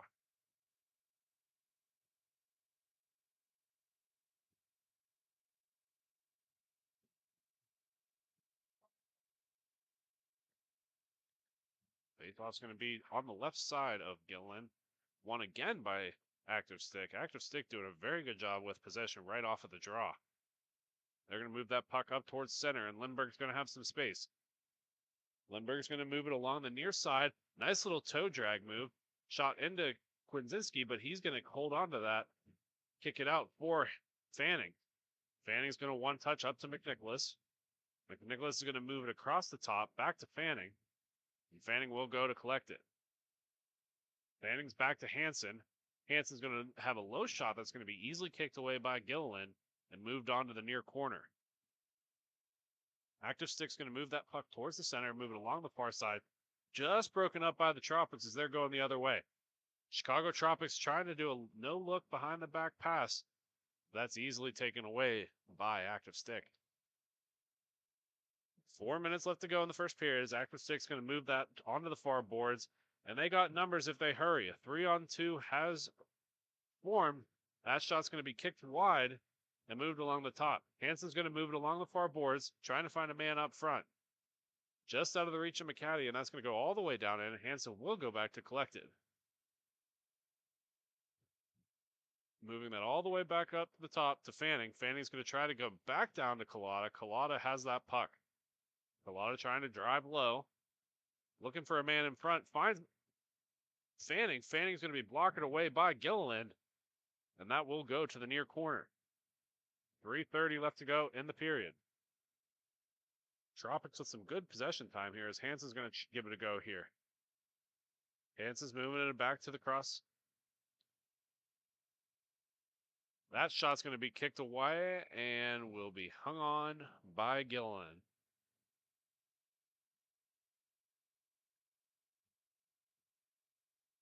If you're just tuning in, we want to remind everybody back at home that Christmas is on the way. If you're looking for that tough-to-buy Christmas gift for hockey players, you don't feel like spending $180 on a stick, well, you need to check out Epic Hockey. Epic Hockey has all kind of deals on a great budget. Make sure to visit their social media page for their 25 days to Christmas and see all the specials that they have going on this season. Tropic's going to move that up for Collada. Collada's going to move back down, just missing. An active stick will come away with it. Active stick's going to move it onto the near boards for Gomez. Gomez is cut middle to Lindbergh. Lindbergh's going to have a nice little move. Forces their own player into the goaltender. The net is completely forced off. Really physical play there from the young man. And they're trying to collect their goalie.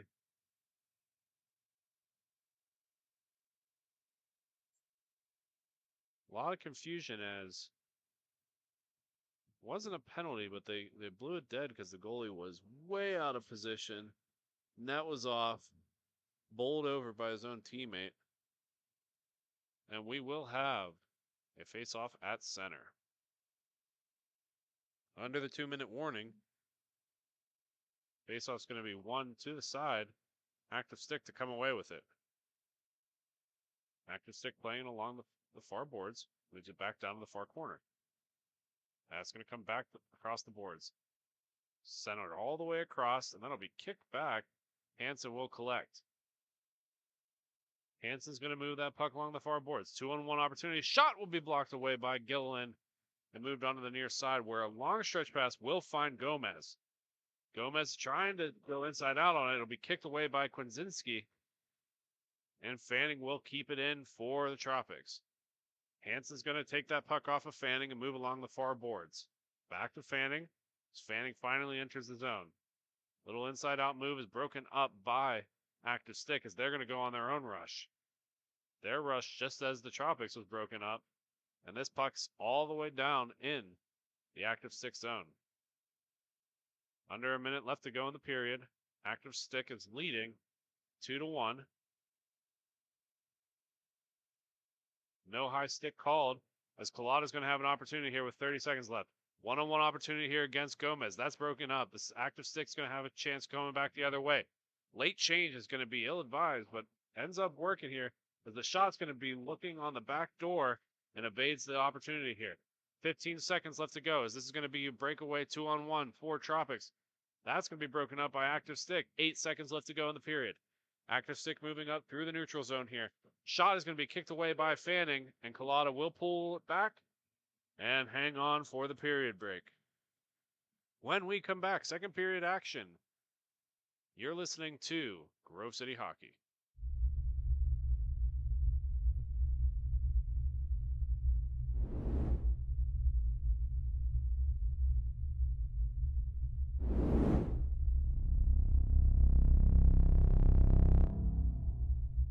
It's holiday season, so make it an epic one.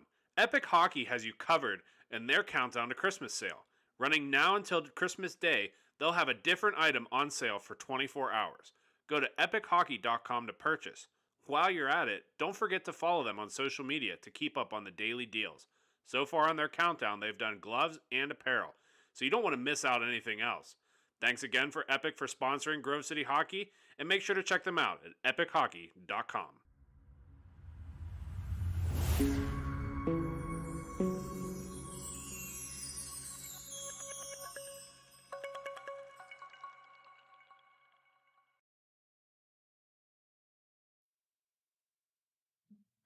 And we are back. Second period action just about to start.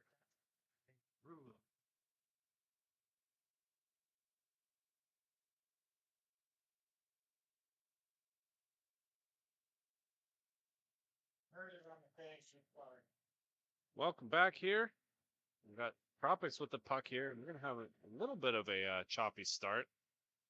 We always love talking to our fans in the ranks, but they are distracting from time to time, so we'll get right back to the action at hand. On the Tropics end, Kwinzinski not really sure where this puck was as he was scrambling, but the Tropics will come away with it. Tropics are going to have a little bit of a stretch pass, trying to beat the man in. That'll be fought off by Gillen. Second one's fought off by Gillen. That'll be under him, we think, but the referee blows it, even though he had no eyes on it.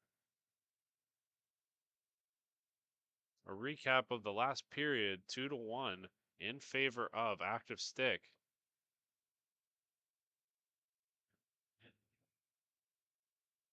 Faceoff's going to be the right of Gillen. That's one back. Active Stick with a little bit of space and a little bit of time. They've got numbers if they hurry.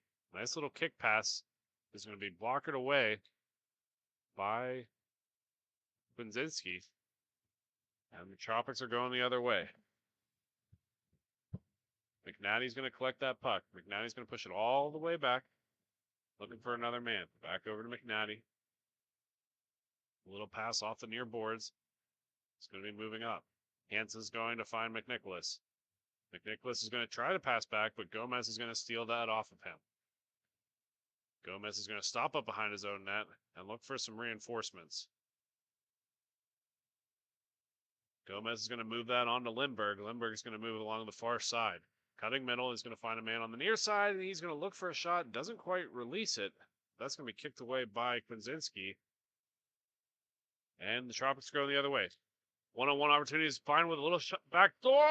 Can't find anybody on the doorstep. That's going to be battle for. McNicholas will leave that for McNatty. McNicholas is going to come back with it. Back over. Hansen will collect. Hansen's going to move that all the way back to his other brother, Hansen.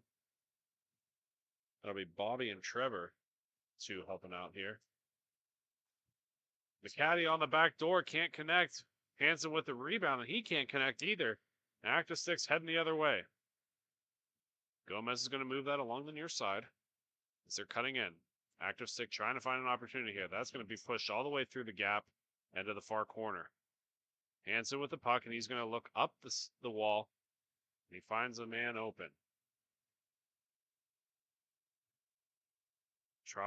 Tropic's going to lose that puck to Active Stick. Active Stick's going to take it down below the net. That pass is broken up, and Lindbergh's going to fire it down for the defenseman and reset. Active Stick making some changes as they have the puck in their own defensive end and pushes it back up to Lindbergh. Lindbergh over to Gomez. Gomez is going to go along the far boards. Gomez's shot is going to hit the glass and come all the way back out, almost in the reach of Lindbergh, but he's going to lose that puck. Moves it front to Gomez, and Gomez will find the back of the net. Anthony Gomez with a beautiful shot right in front, and it's 3-1. 10:27, the time of the goal. Into the second period, he increases the lead to 2. Puck's going to be one back where Lindbergh will collect for Active Stick. He's going to move around his own net, pass it up to Gomez. Gomez back to Lindbergh. They try to find a man up front, can't do so successfully. Kalata's racing for it. Kalata's going to win that stick race. Try a little wraparound attempt, but it gets pushed off by the D. His shot's going to go high and around, and Fanning will pick it up. Fanning to Kalata. Kalata's going to move that down.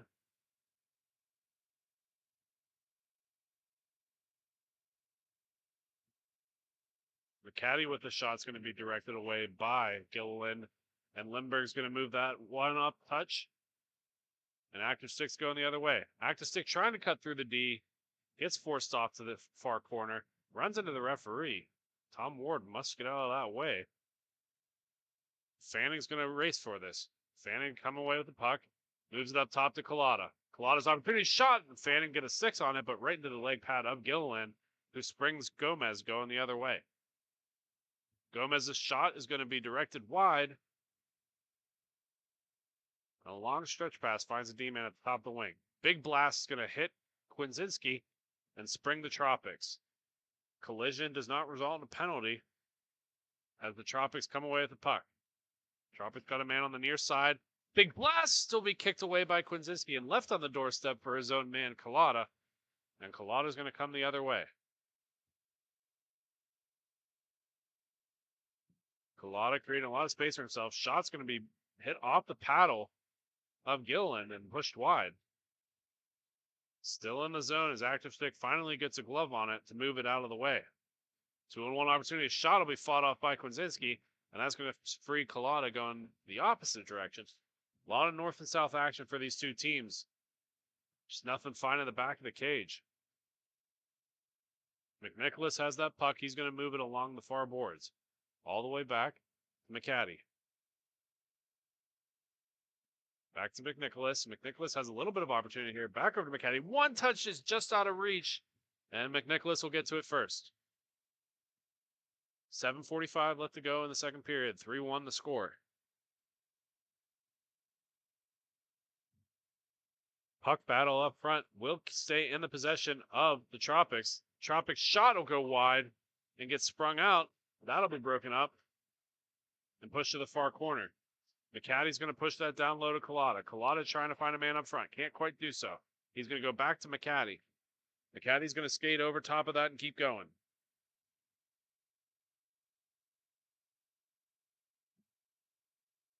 Active Stick's going to be pushed all the way to the far corner. And they're trying to look for some kind of reinforcements. A lot of physicality along that boards there. Somebody's trying to get that puck free. That's tied up along the boards in the feet of McCaddy. And he's going to fall down.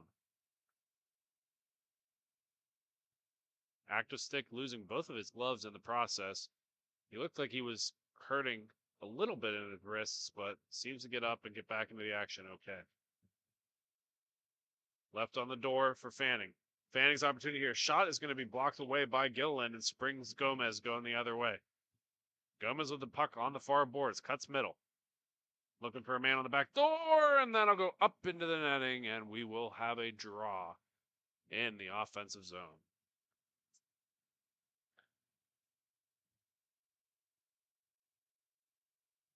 We want to welcome and introduce everybody to a new sponsor of ours, Jack's Hockey Wax. Jack's is proud to be American produced and American sold. They're created right in Pennsylvania, where all the Grove City boys are from. They are a great addition for a great price. Visit them at jackshockeywax.com. Find out more details. During that ad read, we had a really good chance for the Tropics as they had a 2-on-1 coming down. That'll be saved easily by Gilliland. The rebound control got away from him a little bit, and he dove way out to make that save.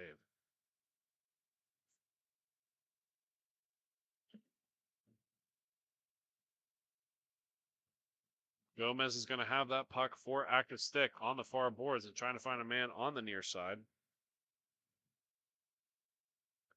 Hansenberg is going to shoot that puck, and it's going to go all the way back behind where the Tropics will collect. Tropics with some space on the near boards. Trying to dissect this over to Fanning. Fanning's opportunity here is going to be kicked away. Hansen's going to overskate it. Excuse me, that's Hughes, not Hansen.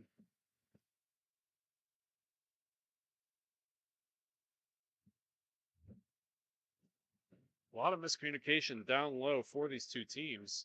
So that puck just kind of sat there, and that's going to be moved up to Lindbergh. Lindbergh's going to cut through the neutral zone here and has an opportunity to shoot that. That puck's going to go low and get directed all the way out, up top. Gomez's shot hits the crossbar. Kwinzinski had no idea where that puck was, but that's on the near side. That'll be directed back over to Gomez. Gomez's next shot is going to be kicked away by defenseman McCaddy, and they're going the other way. Hughes with the puck. Hughes' shot is right into the glove of Gilliland, and he will hang on for a draw.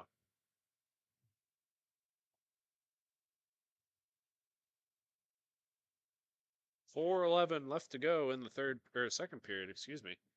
Score is 3-1.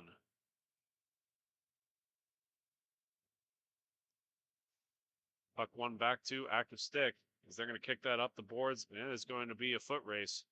That'll be won by goaltender Kwinzinski. Tries to play it all the way up, and a little bit of miscommunication. And that'll be pulled all the way back down behind their own zone. Tropics are going to move that on the near side. Tropics' shot is going to be knocked away by McCaddy. Sits on the doorstep, and that's going to find the back of the end wall and wide of the net. Lindbergh's going to one-touch that over to Gomez. Gomez moving on the near side. Shot's going to be wide. Goes all the way to the far boards. Lindbergh will pick that up as he's going to move it along. Puck's moving across the top. Another shot by the active stick. Kwinzinski didn't really know where that puck was, and that's going to be in front. He's going to elect to play it out instead of covering it, which results in a little bit of a turnover. Not sure why he decided to do that, but nonetheless, the damage is already done. Lindbergh's going to have that puck in his own zone and leaves it for the defenseman. Looking for a give and go, elects to then do a stretch pass instead. Lindbergh with the puck on the far side. That's going to go back to Gomez. Gomez is going to shoot that up into the netting, untipped, and we're going to pull that all the way out.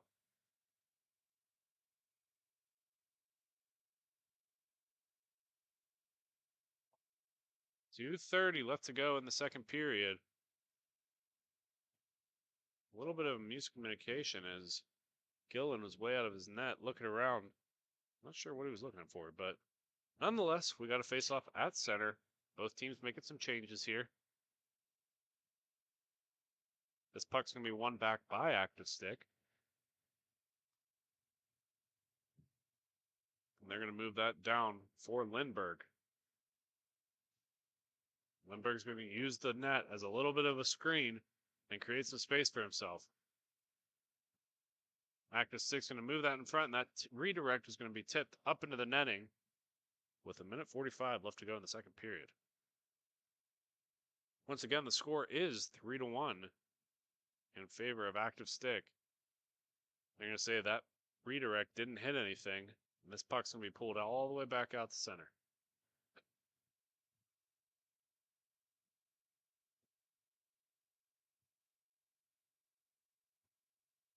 That shot's going to go into the equipment of Gilliland. Smallest of extracurriculars from Hansen as he just gives one little tap to see if he can spring it free. But Gilliland holds on for dear life. A little bit of an offsides. They're going to let them both skate back into it. That puck's moved across the top. Pilata's going to take that puck down low. He's going to try to cut in. It's forced all the way back out. But finds Fanning cutting back in.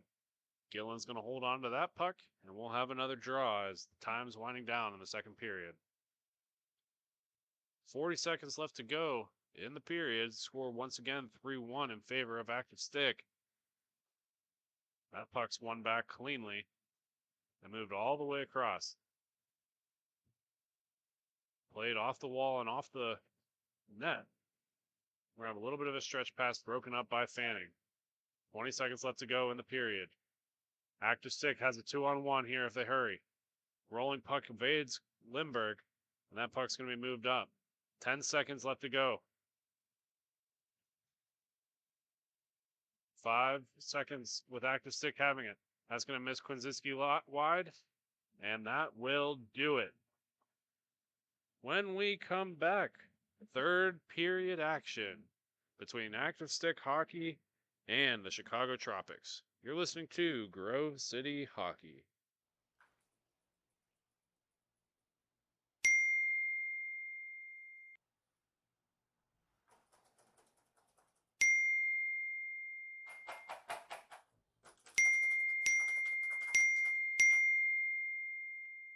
Frustrated and wasting time doing your own taxes? Getting confused by complex forms? Waste your time no longer. It's time for you to check out Bonus Accounting. Kenny and the team will help you with taxes, bookkeeping, and payroll services. Now that's an accounting hat trick. Leave it to the industry experts and check them out today. Use promo code Grove City Hockey for a sweet discount and also to receive exclusive GCH merch. Bonus Accounting, the firm of the future.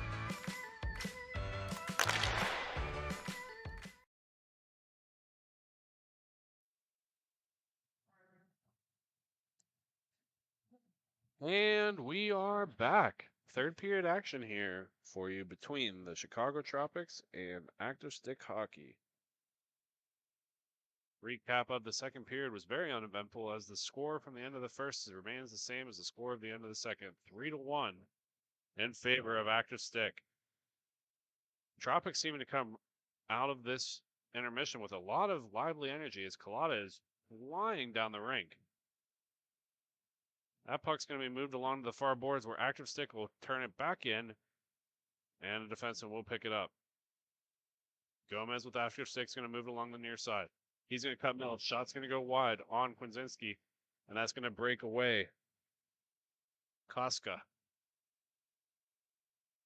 Koska is going to move that along. And that is just out of reach, and Active Stick will come away with it. Lindbergh's cut middle. Lindbergh's shot's going to be blocked away by Kwinzinski. And it's going to go the other way for McNicholas. McNicholas has a little bit of space if he cuts middle. Tries to pass it up, but can't quite do so. That's going to be forced all the way back up to the top, back to McNicholas. McNicholas on the back door, and Colada just can't tie it in the back of the net. That'll be taken away by Active Stick. Gomez is going to move through the neutral zone. Gomez is looking for a man up front, and that'll be gloved away. Whoa! That'll be gloved by Kwinzinski, but he lost his balance and almost took the glove across the goal line, but luckily kept it out for his team's sake.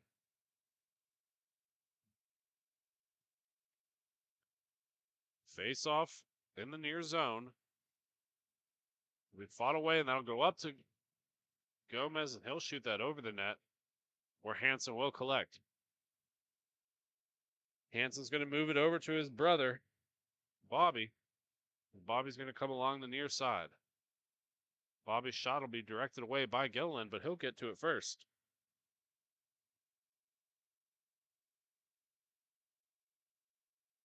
The Tropics are going to move this puck around, and that's going to be directed into Gilliland, where he'll find it and hang on to it.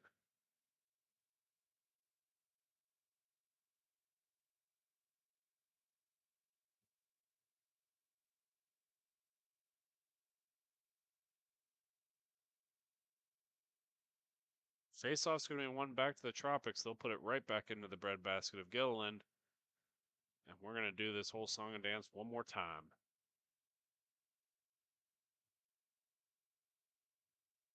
Tropics making a change here. McNicholas is going to be into the circle for the draw. And he'll win it back to Hansen. Hansen over to Fanning.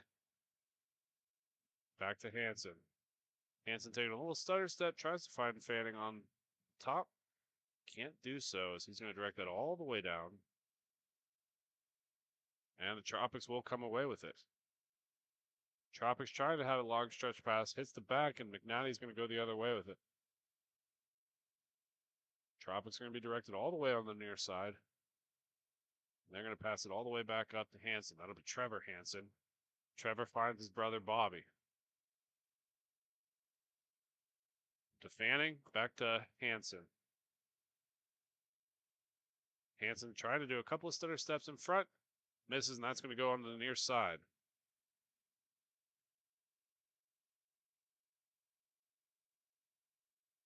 Hansen's going to take that to the far corner, but Active Stick's going to come away with it. Gomez is going to play that a long stretch pass up to Lindbergh. Catches a puck or stick up high. No penalty to be called. He keeps looking over at the referee to try to buy one, but doesn't get one. Active Stick's coming away with that puck as they're going to come down through the neutral zone. Active Stick on the near side. Tries to find a man in front and is redirected off the shin guards of Lindbergh and finds the back of the net. Kwinzinski had no idea where that puck was, and to be honest, I don't think Lindbergh did either. But it doesn't matter who knows where it is, it matters if it makes it in the back of the net. This is a 4-1 hockey game.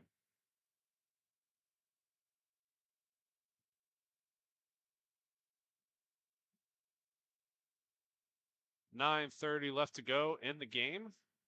Score is 4-1 in favor of Active Stick.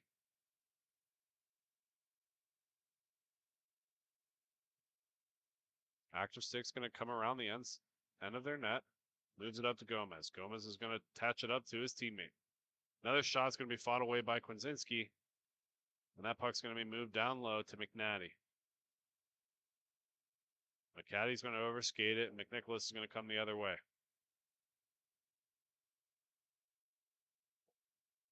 Long shot's going to be blocked away easily by Gilliland, and Collada will be the first to the puck. Collada up to McNicholas. 8:40 left to go in the game. Back to Collada on the far boards. He cuts middle. Shot's going to go low off a defenseman, but will be picked up by McNicholas. McNicholas cutting through the D.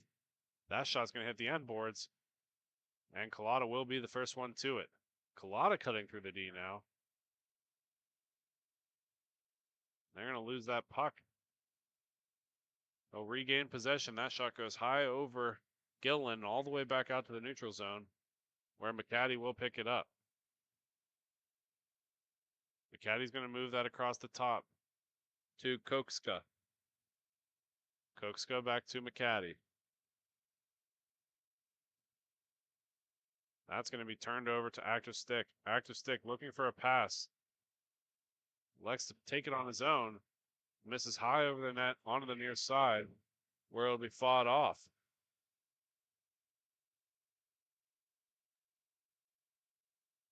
Gomez is trying to cut in. Has to force it all the way back out, and it will be regrouped by Active Stick Hockey. 7:30 left to go in the game as Gomez is moving this up.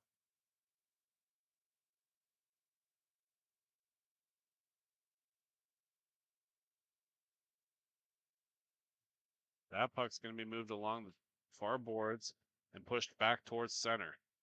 Active Stick's shot's going to be kicked away to the low near corner. They're going to keep possession but lose it momentarily to Collada. Collada's going to miss that stretch pass. Gomez will go back to collect for Active Stick. Active Stick's cutting middle, just gets fought off and pushes that back into their own defensive end. 6:45 left to go. Active Stick having good possession time here in the dying minutes of the period as they push it back the other way. On the doorstep, that'll be a really good opportunity for the Tropics. They can't quite capitalize on it as Active Stick's going to try to create their own opportunity. Active Stick on the near corners, spot off by Collada, and Collada's going to push that up to McCaddy.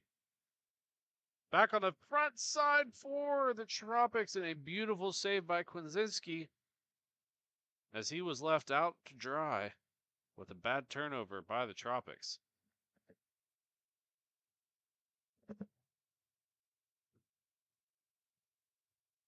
Just under 6 minutes left to go in the game. Score once again 4-1 in favor of Active Stick Hockey. Hansen's going to win that puck forward and goes to McCaddy. Banning's going to try to pass that across, but that'll be broken up by Active Stick. McCaddy's going to strip that puck from Active Stick on the back door. How did he get across Gilliland with a huge save? And that puck will go out of play. We will have a draw.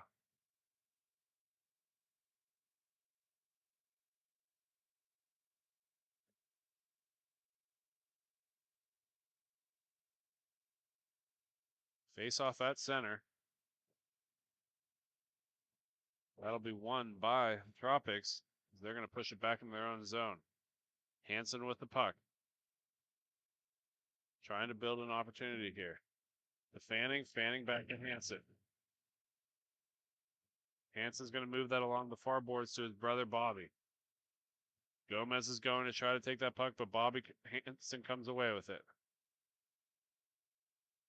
Gomez is going to collect that puck on the far boards, move it around. Under 4:30 left to go in the period. Going to be on the near side. That's going to be moved even more up the rink, but that'll be broken up by Hansen. Active stick to come back away with it as Hansen goes on the back check to collect that puck.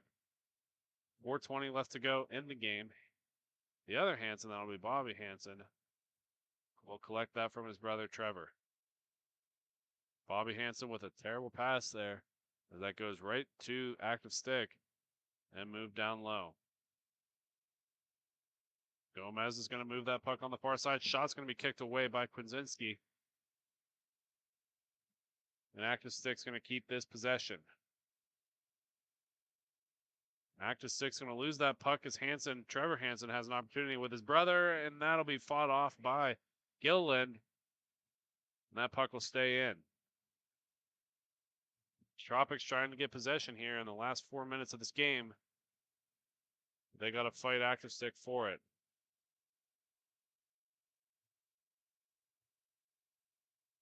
Stretch passes not accounted for as that's going to be between the legs and go up over.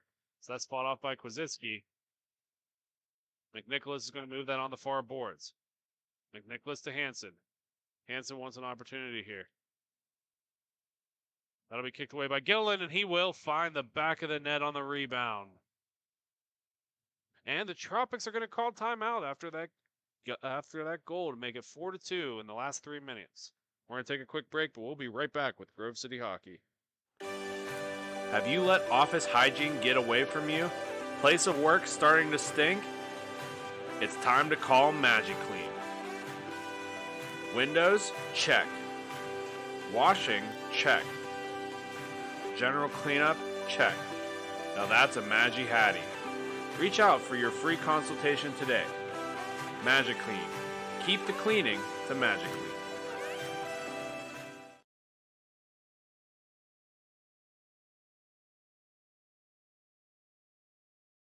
This copyrighted telecast is presented by Grove City Hockey. It may not be reproduced, retransmitted in any form without the expressed written consent of Grove City Hockey, LLC.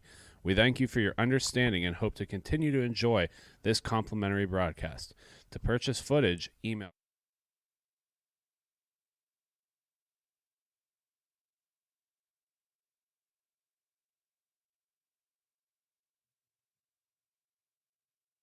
Colada's going to take that puck on the near side as we exit this timeout for the last couple of minutes of the third period. Excuse me. Gomez for active sticks going to be on the far boards.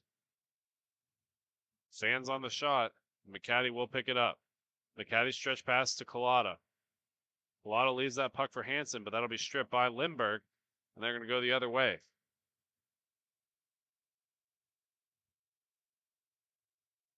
McNicholas is going to take that puck for the Tropics, and Colada is going to come along the far boards. Forced around behind the net is Colada as he finds Hansen up front. That will be kicked away by Gilliland. Big takedown up front. Clearing attempt is not successful, and they're going to battle for it low. Active stick's going to move it along the far side, and that'll be pushed up. We have an injury on the play. Looks like a high stick as he keeps rubbing his nose, checking for blood. They're going to stop the clock at 1:59. That'll be active stick with the injury. No penalties called. To be honest, we didn't see it up here in the box. We just saw the injured player on the rink. So it's hard to say exactly what happened.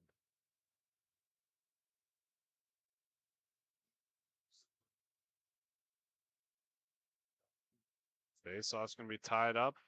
That'll be one back by Hansen. Hansen's shot will find Gilliland, and he will hold on.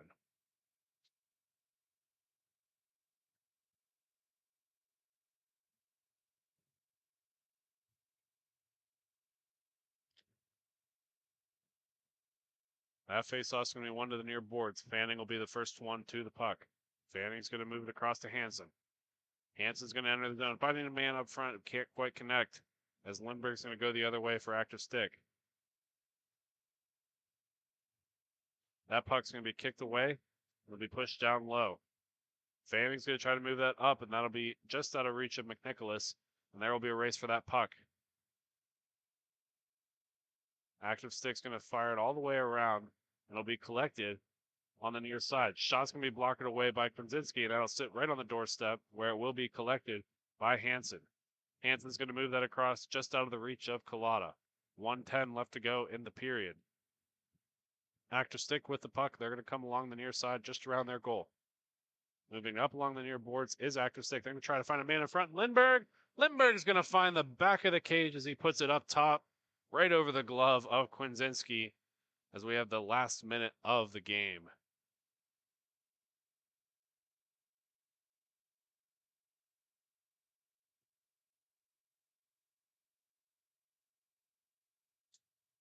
Face-off's going to be tied up front as Hansen's going to come along the near side. Hansen's going to be forced center. That's a awkward save by Gilliland as he fell down into a near split. He's going to cover that up just to let himself get reset. As time dwindles down, we're down to the last 20 seconds of the game. Active stick 5, Tropics 2. Fought off again by Gilliland. And he's going to make an exceptional save on the doorstep as time winds down. That'll do it, folks. Active stick hockey is going to move on to the championship game later today. But for right now, we're going to take a quick break. You're going to have some MIHA championship action. But until then, you're listening to Grove City Hockey. Black Biscuit is a hockey company that specializes in team uniforms and apparel and is based in St. Paul, Minnesota. We have been working with teams throughout Minnesota and all around the world. If your team or association is looking to update your uniforms, then let our all-star design team show you what we can do for you. Our slogan is made for misconduct because our uniforms can take a punch. From jerseys, socks, and shells to team apparel, there's almost nothing we can't do.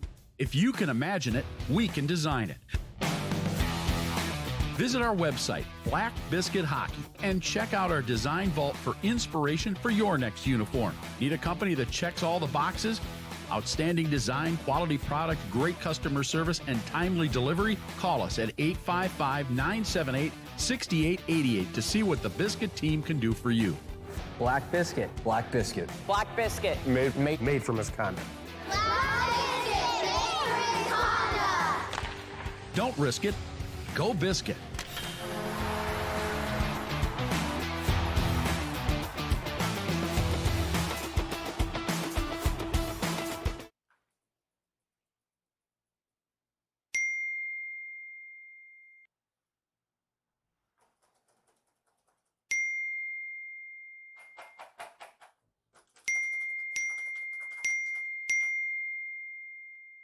Frustrated and wasting time doing your own taxes?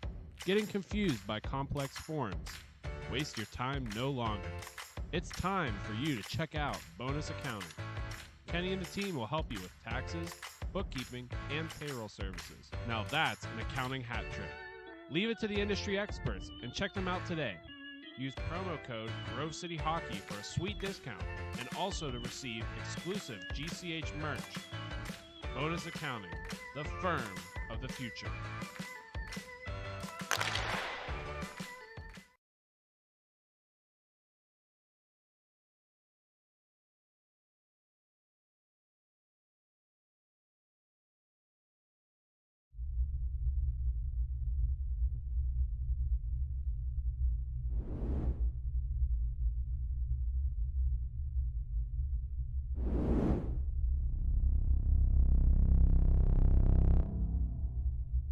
It's holiday season, so make it an epic one.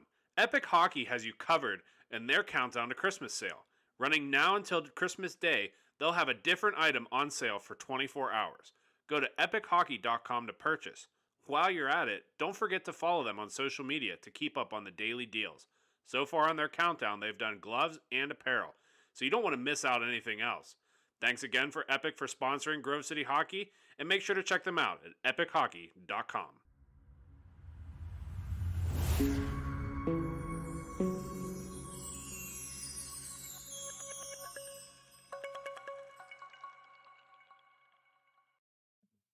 We are back here. We're starting the championship games.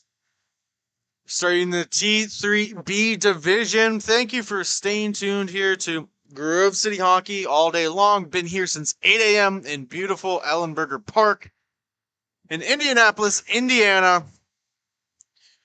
We are now underway. We have Top Shelf Hockey taking on the Motor City Magic. Working from right to left in the black is Top Shelf. Working from left to right in the inspired jerseys by the Orlando Magic, the Motor City Magic.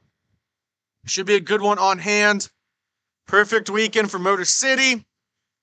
Top Shelf had some ups and downs. Had a very good game earlier today. We're going to see our first penalty of the day. Wow, that was quick. Not even 30 seconds in. Top Shelf battled earlier today. Came away victorious to get to this point. Thank you for Mr. Jake Drzezinski for calling that last game while I took a break and, helped edit pictures that are on sale. They're going to be posted later this week. I'm hoping to have them up by Tuesday. So stay tuned to our Facebook page, Grove City Hockey, for all your pictures from this awesome weekend. The last time this year we come to Indianapolis, our second trip.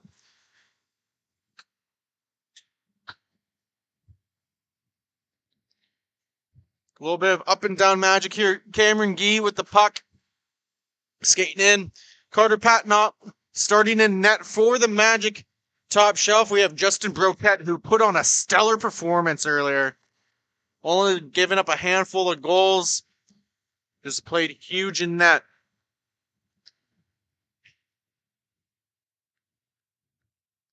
Both teams have full benches.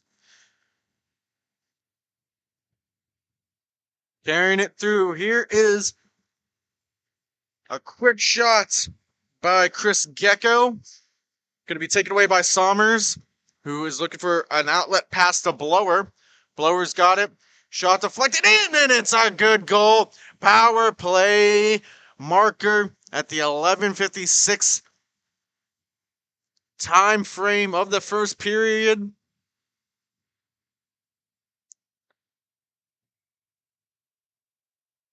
A good clean shot for an easy goal.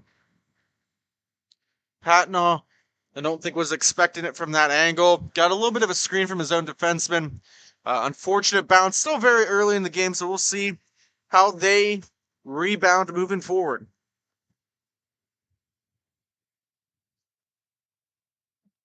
Trying to poke it and pry it free, but couldn't, was number 47.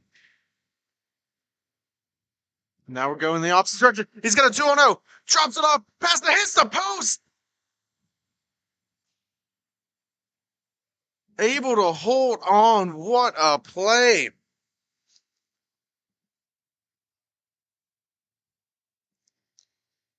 Broquette.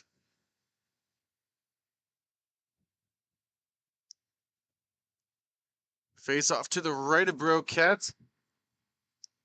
One forward there by Gene. Possession will stay with the Magic. Holding on to it is Lindstrom. Feeds into the slot, misses the net. Behind, he's going to try and pull it back, and he couldn't. He's now going to protect it. Warvey gets it to his point man. And that gets taken away. Stripped of the puck. Gene now has it. Trying to stuff it home. And he couldn't. A good back check there by Greco and Mills prevent that opportunity. Don't see a couple players here. Caleb Barnes, Spencer Morrison. Seen a handful of the same guys out there now. Is Gee, Baker, Cocchelio. So still got a full roster, just missing a couple players. Seen the same guys what we saw earlier here for Top Shelf. Hansen out there now. along with number 57, Ket on the defense, Gene playing up top, and that's Sommers, his other partner with him. Battle in the near corner, just under 10 to go in the first period. I haven't put the goal up on the board yet, which I find odd, so I don't know if I made a mistake here. I thought there was a power play goal scored. Gee now with it, drops it off. Looking to connect. Baker feeds it back to Gee. They cycle and move. He's just going to carry it all the way back in his own zone behind Patnaugh.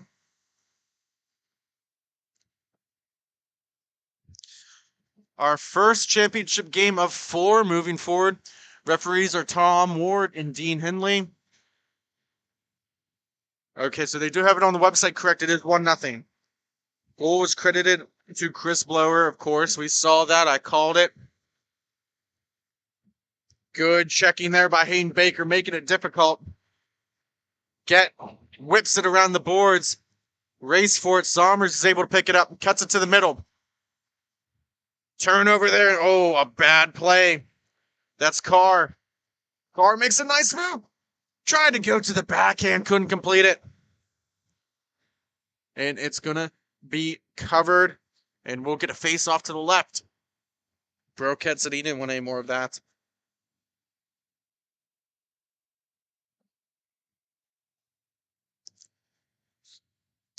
Relu now taking the draw for top shelf. Blower out there, goal scorer. Taking it is Hill for the Magic. Won it forward. Pressure there by Mills. Mills on the back check now, making it difficult for Warvey. On his forehand, had to go backhand and just dump it in deep. Good back and forth action so far.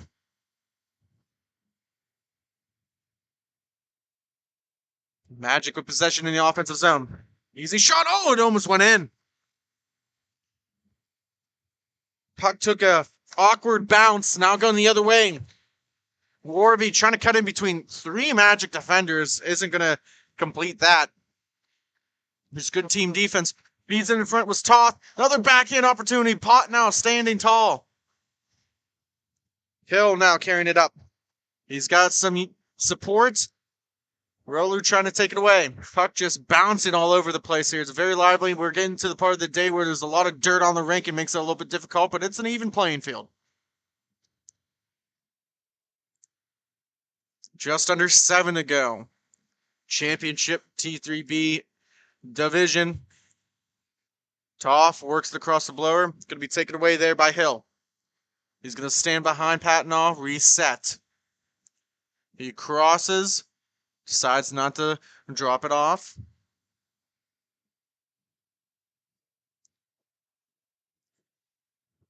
Ooh, taken away there. Lindstrom tried to get it through the neutral zone. Couldn't complete the process. Nice flat pass over the top. Looking for a feed in front that hits the stick of Sommers. Goes into the corner. Pinned up. Working for it is Blower. He still holds it and loses it at the last second almost. Got it to that dangerous area right in front of the goalie crease. Thank you for everybody that's listening, watching. We appreciate all the support. Make sure to hit the like and subscribe button if you like what you're hearing and what you're seeing. And if you like MIHA action, I want to say thank you again to Carl Richardson for having us come out here. We love broadcasting these games. Good action so far. Again, we're on game number 8 of a 12-game day playoffs. Everybody played at least 2 games yesterday. Get seeding for this part of the tournament. Feed right into the slot. On his forehand, drops it off just too far. A little behind him too as well. Now he works it across. Shot off the left leg of Broquette. Crichelio, normally playing defense. Good back check by Hill, making it difficult for Summers, who has to drop it off. On his backhand, Crichelio now gains possession. He's going to stick handle dangerously right in front of his net. As a coach, you would not advise that or him to ever do it again. Got to have supreme trust if you're the netminder, Patnaugh, for him to make that play. Cuchillio's going to retreat back, curl, drop it off. It gets deflected. Now it's a race for it. Gene's there. Trying to get it in deep. He has no other support with him. So now the Magic, but over-skated by Hill. Gee, he's there just past his reach. Holding on to it.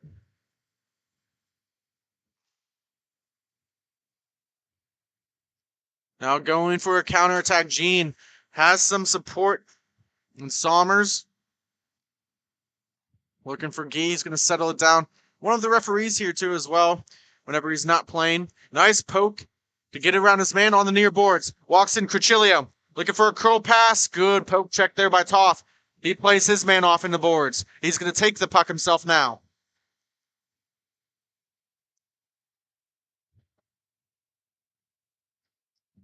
Toff skates into the slot right at the face-off dot. Shot wraps around the boards, and now it's going to be a breakout for the Magic. Trying to settle it down is Cuchillo. Saucer feet in front, all by himself, and he couldn't elevate the puck. Good backhand opportunity there. Just missed. That was Carr. Carr's still with it, using that long frame of his. Drops it off for Gee. Shot off of the top of the shoulder pads into the netting and out of play. Coming up on the 3-minute mark here of the first period.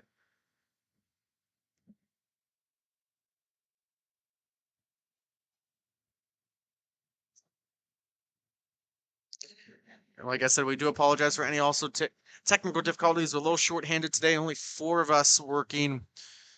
So we know we only have the two still cameras. So hopefully we'll return back to some normalcy. January 7th and 8th in Taylor, Detroit.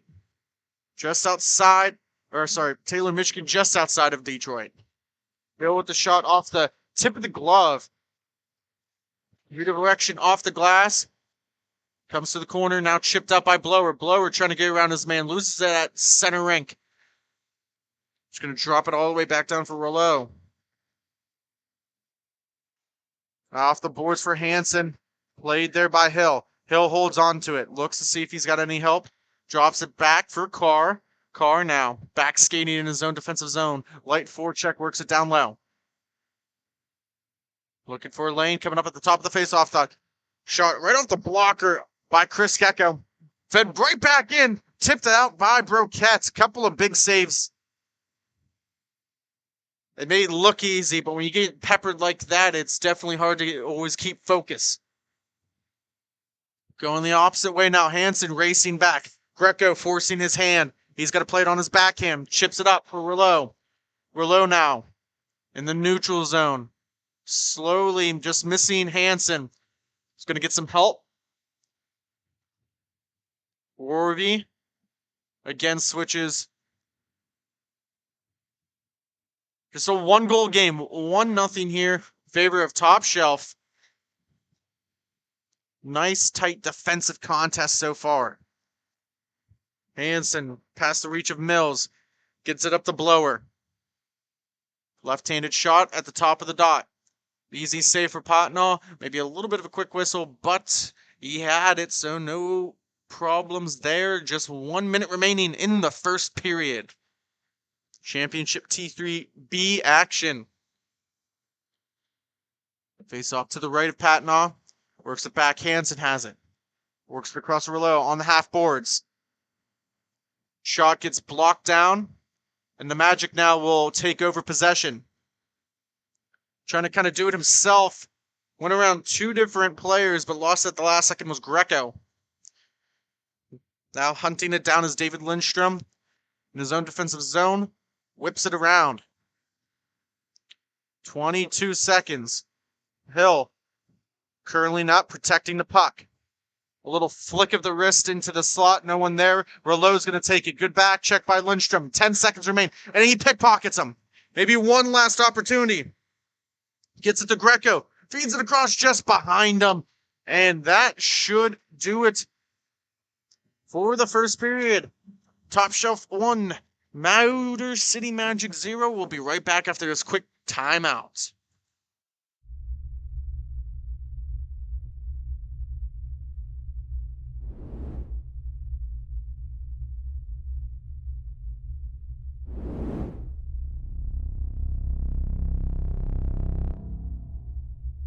It's holiday season, so make it an epic one.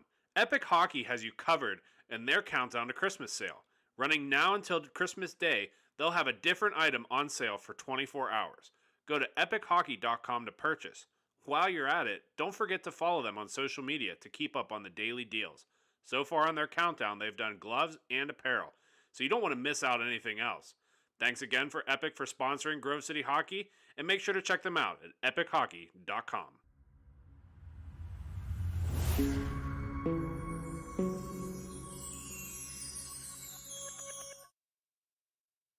We're back for the second period. Ignore the scoreboard. It says 3. At least ignore the scoreboard in the stadium here. It says 3. I believe our main producer, Matthew Flannery's got it correct on our screen, so follow that. 1-0 is the score. Gene carrying it on in. Trying to cut it to the slot. Cannot complete it. Pachilio bounces it off his own boards. Left there by Carr, and he'll take it himself. He's got Guy with him on the same boards. Now Carr gets around his man very close. It looked like he got pickpocketed, but he didn't. Just a hair that separated the two. Now Guy with it on his backhand. He was right in the slot, decides to go all the way back out. That goes out of play. We'll have a face-off down. Maybe they might do that at center. I thought it was going to be down to the right. No, it is down to the right.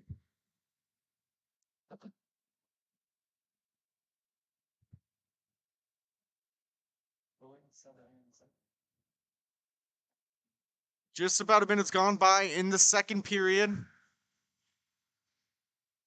Somers now looking for a redirect. Gene was able to get a stick on it, but wasn't near the net. Holding on to it is Cuchillo. Somers now light on the forecheck. Gets played off. Couple of players switch positions. Now going to just circle it back is Baker to Cuchillo. Back to Baker through the neutral zone with some speed. Trying to accelerate, but couldn't. Cuchillo's now going to walk it in. Makes a nice move around Somers. Does he shoot it? He did. Got blocked in front. Carr using that long reach of his. Gets it all the way back to Guy. Working it down for Baker. Moves around Gene. Switches places. Good poke check into the corner. Broquette covers it up, and we'll have another face-off. Same place to the right in the top shelf zone.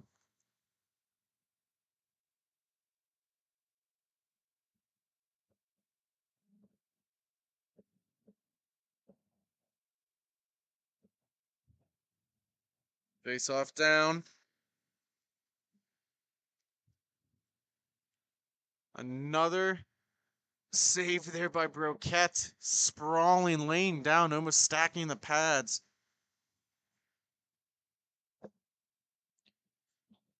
Glad you joined in with us today. Make sure you check out Epic Hockey. Got a lot of good sales going on. Make your Christmas, Hanukkah season, whatever you celebrate, make it epic, okay? Visit them, 3p1c.com, doing a different sale each day, which is pretty cool. So it's like the 12 days of Christmas, but it's 12 days of hockey. So make sure you check them out. Gloves, helmets, anything you name it sticks. Good battle right here between Werby. Somers with a shot, looking for a redirection Toff. He works it all the way back to Rouleau. Rouleau now drops it back in. Reverses play. Toff in the neutral zone. He now attracts two different Magic defenders. Nice little drop pass. Try to go across. Oh, just didn't have enough mustard on that pass to create it, but it's at least a 2-on-1. Redeflected by his own man, Toff. Now in the corner. Carr fighting for it. Gets it to Greco. Works it across. Lindstrom lines one up off the top of the glass. Drops in the corner. Just trying to at least get it out of their zone. They can't for the moment. Good work by Mills. Both players battle for it. and it's going to be out of play. It looked like he got enough of it to get back down into the Magic zone, but that gets redeflected. We'll have a face-off at center. Just under 10 minutes to go here in the second period. 1-0 to score. Top Shelf over the Magic. Believe after this one, we're going to have, I think, T4 championship action here between the Syndicates and the Chicago PPP.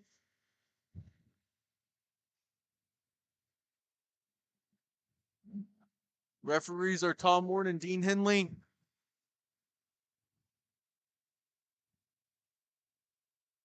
Lindstrom trying to open up for a pass. Hill's got it. Behind his net. Greco now working it around. Couple of Henry Ford College products wearing their pants, showing support of their collegiate university.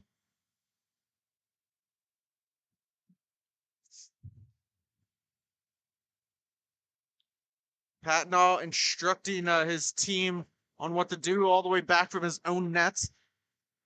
Hansen now trying to hustle all the way back into the defensive zone. Mills with it, drops it in, and Broquette is going to just freeze it, and we get another face-off.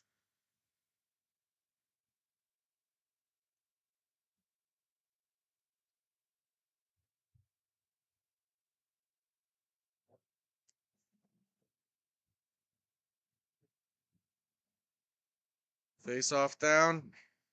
Taking that was Gee.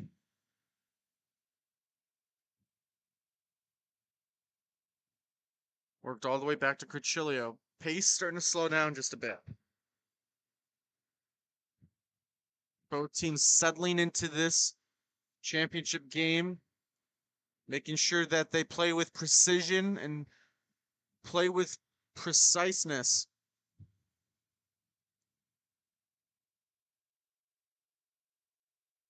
Broquette has another cover, 7:20 remaining in the second period.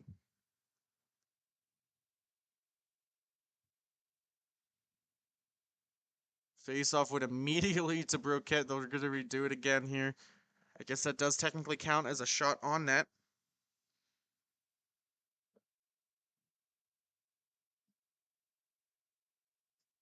And we'll do it once again. 4 consecutive face-offs here within the last minute and a half, maybe, down in the zone. I guess the Magic sees something that we're not familiar with, just doing that little face-off shot.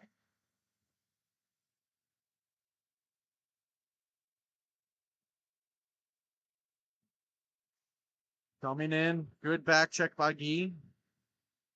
Played out, and now Guy will take it. He's got some momentum on one hand on his stick, and he loses it at the last second.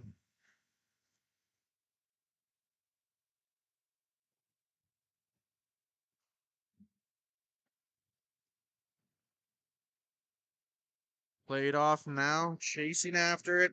Is Hayden Baker, wraps it around. Blow is going to pick it up for Top Shelf, trying to sustain some pressure.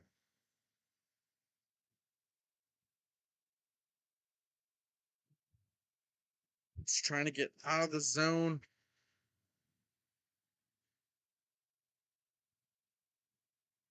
Puck goes into the corner. Everyone kind of thought it was out of play. Worthy with a shot off of the shinnies of Guy. Worthy loses an edge. Going to be picked up and played by Carr. No high stick there. Was even with the shoulder blades. Clean play. Now the momentum starts to shift towards Top Shelf. Didn't have the second period that they liked so far, but looking to turn it around and capitalize. They still hold a 1-goal advantage. Shot off of Patnaw, going to be taken away by Guy. Guy works it across the car. Goes through his legs, chasing after his Sommers. He's holding pressure.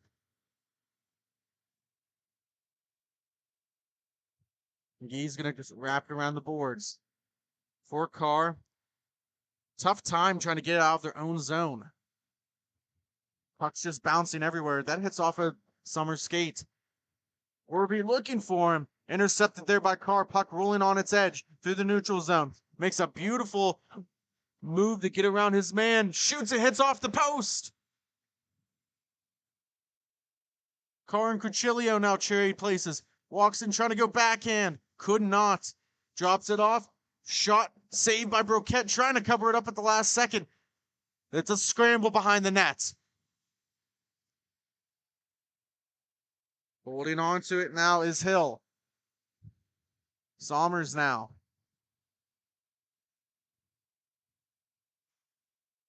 Tipped out by Carr. A couple of players collide now right in front of the top shelf zone. Patnaw holds it off for Carr. He bounces it off the boards. Almost misplayed, but Lindstrom's going to be able to take it up. Right-handed shot. Throws it on net. Doesn't make it challenging, at least for Broquette. Looked pretty easy for him. It's off with the shot off the post. You can hear freedom ringing on that one. And now it's going the other way. Toff all by himself. He does have some help, but he's going to slow it down. Walks in, goes and he shoots, he scores. Number 61, Alex Toff, extends the lead for Top Shelf and makes it 2-0.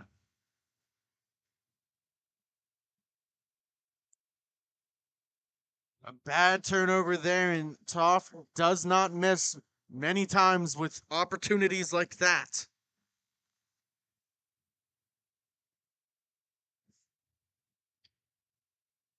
Greco now trying to settle it down behind his own net. Now he decides to skate it up himself, trying to go end to end with it.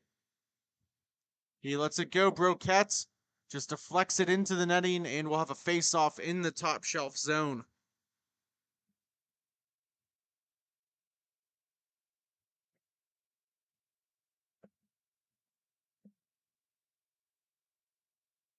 Coming up on the final 2 minutes of the second period. So we got 2 minutes, period 2, 2-goal lead for Top Shelf. If I wasn't a betting man, I mean, I would put maybe on the daily number 222. Trying to wrap it around for Greco. Very soft towards him. Lindstrom now going to receive it back. Pressure by Gene. Gets it up. Mills trying to stop on the dime. He does. Top of the dot. Lets one go. Saved by Broquette. So far, won't try to jinx him, but pitching that essential. He hasn't let a goal in, let's say that. Don't want to jinx him. Happens quite often in the world of broadcasting. But he's looked sharp so far. Gene with a good poke check. He's now going to settle it down. Waits for some reinforcements. Backhand pass to Rouleau. Now plays it on the wall.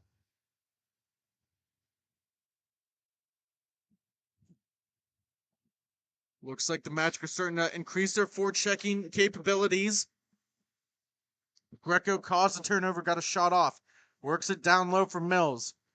Tries to make a toe drag move. Good body positioning by Gene. Now works it across.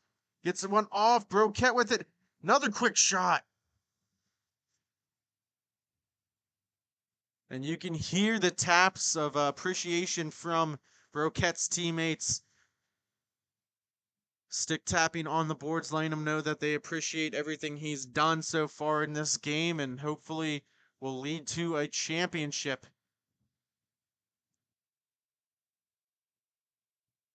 Face off in the offensive zone, the Magic trying to at least get on the board here. Guy overskates it. Now here comes Werby, drops it off for Rouleau. Now to Summers. Summers with it. Lining it up perfectly was Patnaw. Saw it all the way, and it'll go for a cover, and that should do it after 2 periods. Top Shelf 2, the Motor City Magic 0. We're going to take a quick timeout. We'll be right back after this quick commercial break. Everyone has their own unique pre-game preparation, and most of them are pretty different. But there's one thing in common, and that's Jack's Hockey Wax. Get this locally produced wax that isn't shipped from across seas, but made here right in the US. The best smelling, best feeling, and best performing hockey wax on the market. Oh yeah, and I almost forgot to mention, they sell tape too. Visit them at jackshockeywax.com to get your order today. If it isn't from Jack, put it back.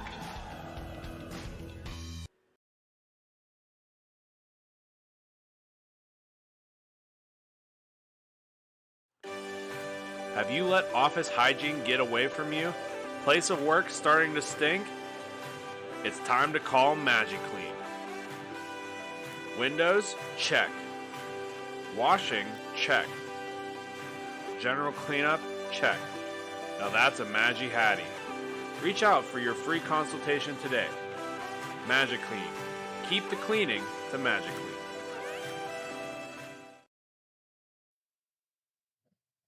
We are back for the third period, possibly the last period, for the T3B Championship between the Motor City Magic and Top Shelf Hockey. Cameron Gee skating it in through the neutral zone. It's a 2-goal advantage. A couple of players fall down on the back end. Now going is Werby. He takes a slap shot from a long distance.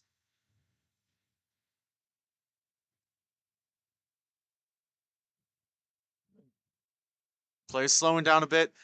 The Magic have yet to put a dent in this scoreboard here.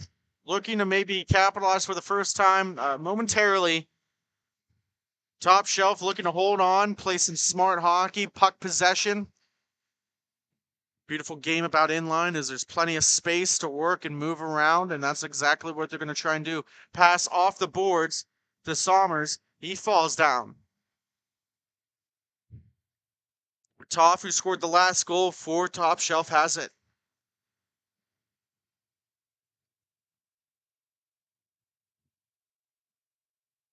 Couple of changes being made by the Magic. Gee is going to go back in his own zone, skating forward into his defensive zone. Light pressure there by Warvey. Now going to set up their controlled breakout behind the net. Couple of people collide in neutral.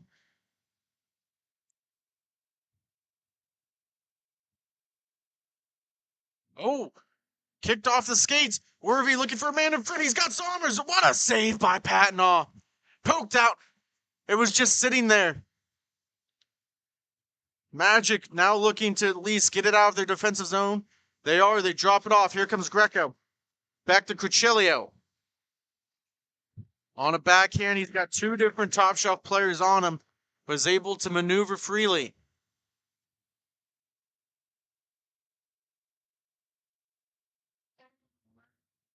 Flips it over to Greco. Crucilio now. He's got Sommers forward checking.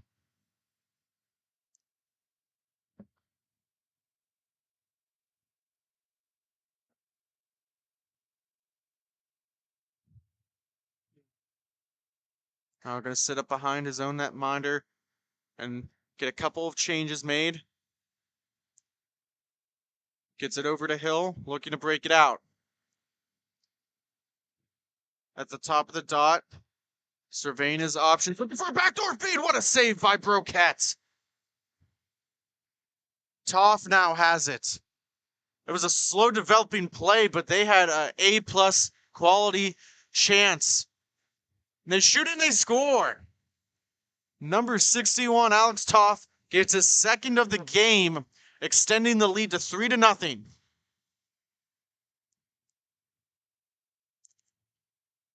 Coming up on the 10-minute marker of the third period. Have a good one on hand so far. 3-goal lead in hockey is the most dangerous. Doesn't matter if it's ice, doesn't matter if it's inline.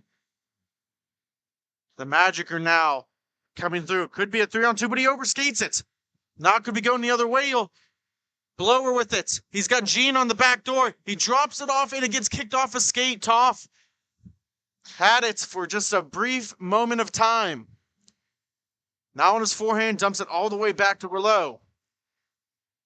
sitting pretty much at the face-off dot, skating in front of his netminder Broquette. That hits off a stick. Toff now chips it up. Puck's bouncing everywhere.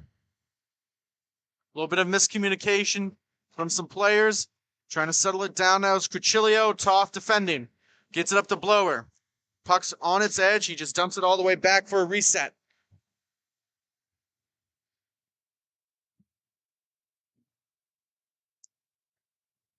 Gene heading towards the net. Shot on Patnaw. And he's going to cover it up with his chest. And the face-off will be to the left in the Magic zone.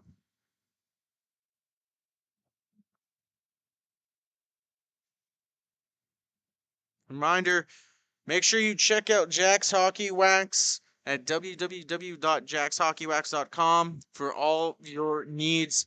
Tape, laces. Of course, you got the scented and colored waxes. We can do custom team orders with your logo on the can. And of course, we're going to release some special products here moving forward. One-time purchases, so stay tuned for that.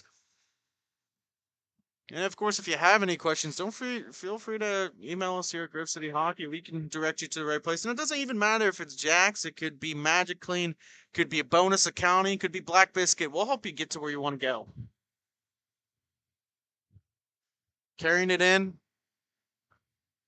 And now defended away. Hansen behind his own netminder. Turnover here. Trying to get at his car. He gets played off with the body. And it's going to be a penalty.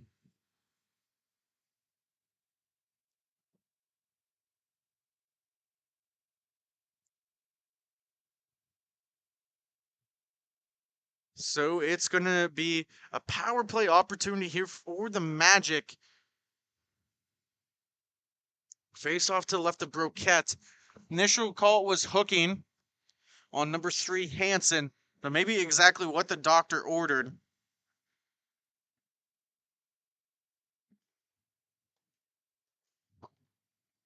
One, back to Guy. Settles it down. Gets it across to Cuchillo, and it goes past Guy's reach all the way down in his own zone. That's going to kill off about 15 seconds. Now looking to reset. Gene aggressively in center. Going to shade over towards Guy. Guy trying to cut it towards the slot. He loses it now. Holding on to it is Toff. And he bounces off the boards, but it's only going to get as far as the neutral zone. Baker playing it. Works it across for Lindstrom. Drops it in down low for Carr. Plenty of space to Lindstrom. Easy save there. Just a knuckled puck.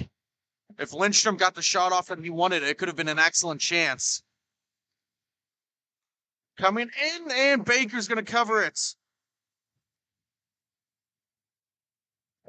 Good puck movement there by the Magic. Pitch and catch by Carr and Lindstrom. The second unit will head out now with 1 minute remaining in the power play. Under 7 remaining in the third period and essentially the game unless something changes here. Need a big goal off his glove into the corner. Cuchillo corrals it, works it back to the point. He's got an open man. He goes to him. Hills with it. He misses the net. It's going to stay in play.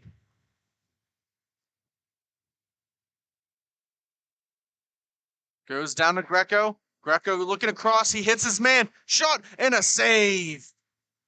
What a great chance. And a better save by Broquette. Going to get one more face-off, and it'll be back to even strength. 10 seconds remaining on this power play. Somers to take the defensive zone draw. One back for the Magic. Hill holding on to it. Works across. He's going to skate in. Takes a shot. Puck's loose. Trying to get it there. Couple of players fall down. And that's going to be a glove save. And we're going to get a timeout penalty called. We're going to step aside too. We'll be right back after the station identification.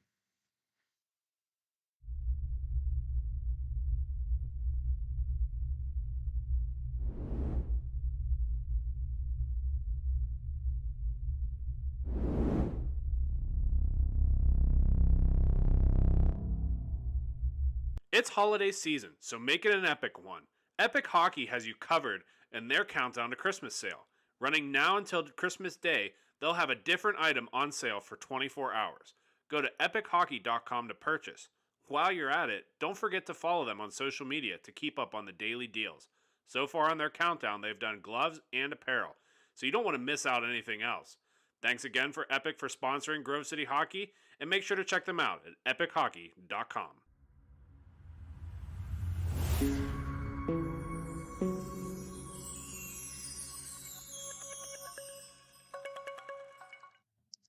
We're back. Power play opportunity again. They just killed off the last one. The Magic really need a goal here. Down by 3 for the T3B championship. If they can get one here, they'll get in stop clock territory within 2 minutes and 2 goals. So if you can do that. Oh, trying to swat at it. What a play there by Greco. Kept it alive at least. Broquette probably faced nearly 30, 40 shots so far and has looked spectacular. Guy with the shot came right back to him. He settles it down with his hand. Looking for a backdoor feed. Comes to him. But the puck's just bouncing everywhere, so he's got to reset. Now he walks in. Toe drag maneuver. What a save by Broquette.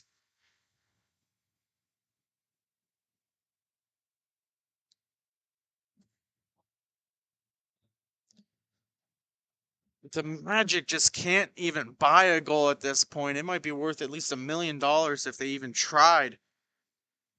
Warby now. So to draw, Lindstrom works the cross. Shot, misses wide. Carr now with it. Trying to settle it down, gets it back to the top of the point for Lindstrom. A little bit of change here on the power play. It's still in. Carr pinching up, tries to get it to the slot. Swats at it. Cricilio now. Drops it back off for Carr. He's going to walk in. He takes a shot and he scores. Power play goal by number 72 Carr. Gets him on the board. It took 38 minutes to finally beat Broquette as he was perfect until that point. He's just been being peppered with shots and finally able to break the seal. And now we have ourselves a game. 2-goal advantage. When it gets to 2 minutes, it'll stop. Top Shelf going to look to at least extend the lead to 3 so they can get that running clock off. He's got 2 goals. And it's going to be over on the right-hand side of Patinoff for a face-off. Hit off the post and went directly into the netting. Another great scoring opportunity. Toff's got 2 already in this championship game.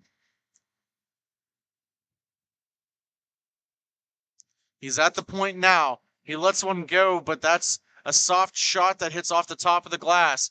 Good battle for it down in the corner. Going the other way now is the Magic. Here comes Guy. What a save by Werby. Feeds it in front. Trying to swat at it. What a great stick lift. Good team defense by Top Shelf. Toff has it now. It was Sommers who was able to lift the stick to prevent that opportunity. He's got it now. Blocked shot. Greco trying to get out of the zone. Gets some help from Guy. Drops it off, but overskated. They get the goalie off. 5-on-4. I don't know if they're just being aggressive here. I can't see the other ref in the other zone. He does have his hand up. It's going to be a delayed penalty call. Looking to go forehand back in, and it's in. Baker. I wonder how they got their name. They call themselves the Motor City Magic. They've been magical over the last 2.5 minutes. It's now 3-2.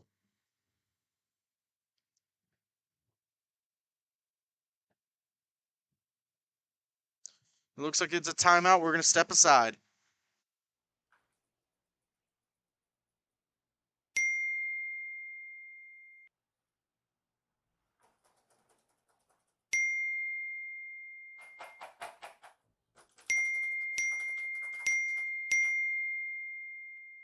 Frustrated and wasting time doing your own taxes? Getting confused by complex forms? We're back. Thank you for that. 2:10 left to go. Started the resumption was at 2:13. Clock will be stopped. It's going to take a couple goals to at least get that running. We have ourselves a game. It took the Magic 38 minutes to get on the board, but they've made it worth their while. They're in this game now. Shot blocked by Carr. Retrieved in the corner by Blower. He took the shot. It's being defended away by two different Magic players. They're looking to pinch. They do. They spring an outbreak. We'll see if they pull the goalie at some point. Another shot off of Brokid. Comes right back to him, and Brokid gets a secondary save. Came up big when he needed him the most. Make sure to stay tuned after the game. We're going to go inside the glass. This Jake Drzezinski will interview a player from the winning team. We don't even know who that's going to be yet. We thought it was going to be sealed up by now, but it's only a 1-goal game with 1:30 left. Ket works at the top. Toth clears it all the way down to be played by Patnaw. Oh, he couldn't stop it, so now it's pinched up against the boards. Hill trying to kick it free. He does. Now going the opposite direction. Patnaw makes his way to the bench. He does. Gee with it at the top of the faceoff dot. Let's get someone on the back end. What great defense there. Fighting for it is Greco. And it's in the back of the net. And it's waved off. And it's a slash.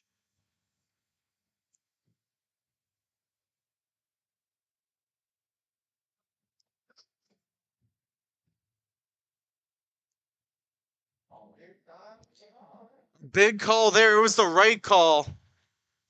Anytime you come up over a top of the hands is when they're going to call that every single time. And what a huge penalty.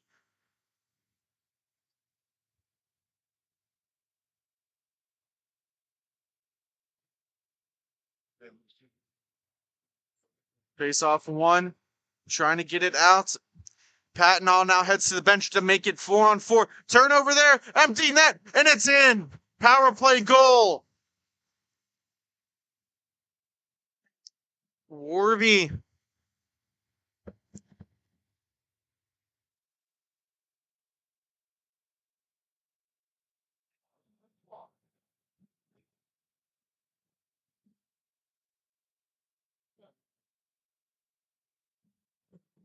Face off down. 4-2 is the score. Power play goal. A huge swing of momentum now. Greco, who took the infraction, carries it in. Off of the back of the stick. And now Werby going the other way. Feeds it across. Quick shot. Good one-timer opportunity. Now Carr carrying it in. Followed up by Greco. Puck's loose. Still in front. Carr has it. Gets it to Gee. He lets it go. Off the glass. 7 seconds remain. And that should do it. Your final in the T3 Beach Championship. Top shelf. Victorious over Motor City Magic 4-2. The final score. Coming up after the game, we'll see some T4 action. Chicago PPP taking on the Windy City Syndicate. We'll take a quick timeout. We'll be right back with Jake inside the glass.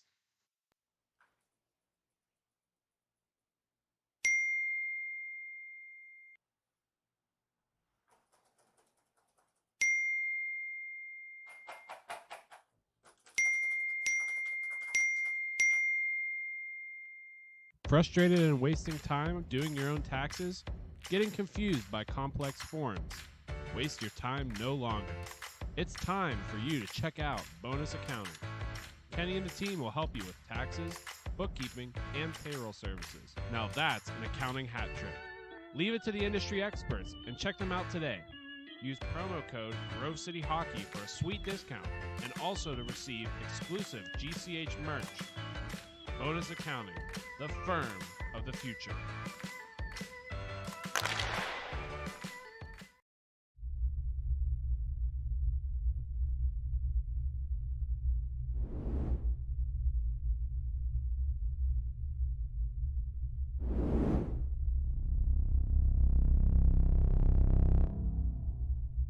It's holiday season, so make it an epic one. Epic Hockey has you covered in their countdown to Christmas sale. Running now until Christmas Day, they'll have a different item on sale for 24 hours. Go to epichockey.com to purchase. While you're at it, don't forget to follow them on social media to keep up on the daily deals. So far on their countdown, they've done gloves and apparel, so you don't want to miss out on anything else. Thanks again for Epic for sponsoring Grove City Hockey, and make sure to check them out at epichockey.com.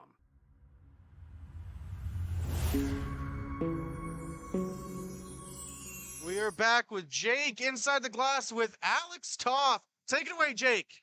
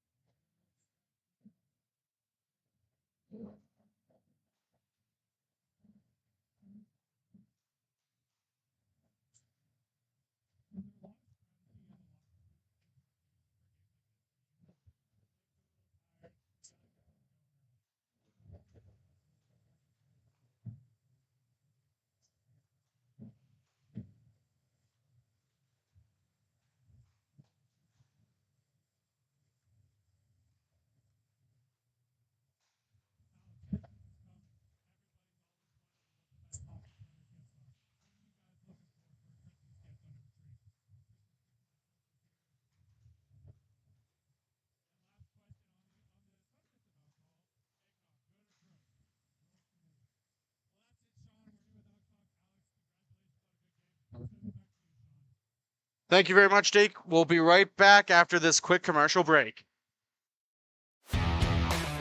Black Biscuit is a hockey company that specializes in team uniforms and apparel and is based in St. Paul, Minnesota. We have been working with teams throughout Minnesota and all around the world. If your team or association is looking to update your uniforms, then let our all-star design team show you what we can do for you. Our slogan is made for misconduct because our uniforms can take a punch. From jerseys, socks, and shells to team apparel, there's almost nothing we can't do. If you can imagine it, we can design it. Visit our website, Black Biscuit Hockey, and check out our design vault for inspiration for your next uniform. Need a company that checks all the boxes?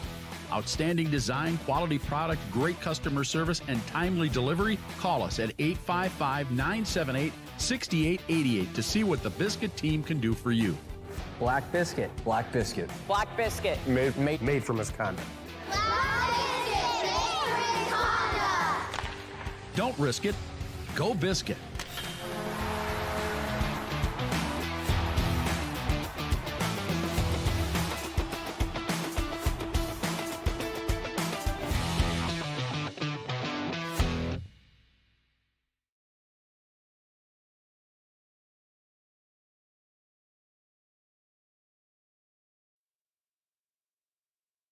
We are back for the T3 or T4 championship game.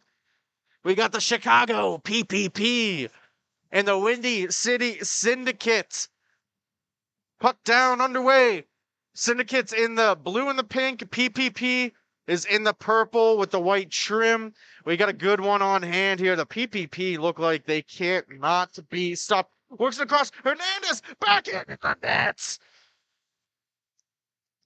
They made that one look easy, and we're not even 20 seconds into the contest, and we have our opening tally. Number 81, Hernandez with the goal, set up by number 54, Walker.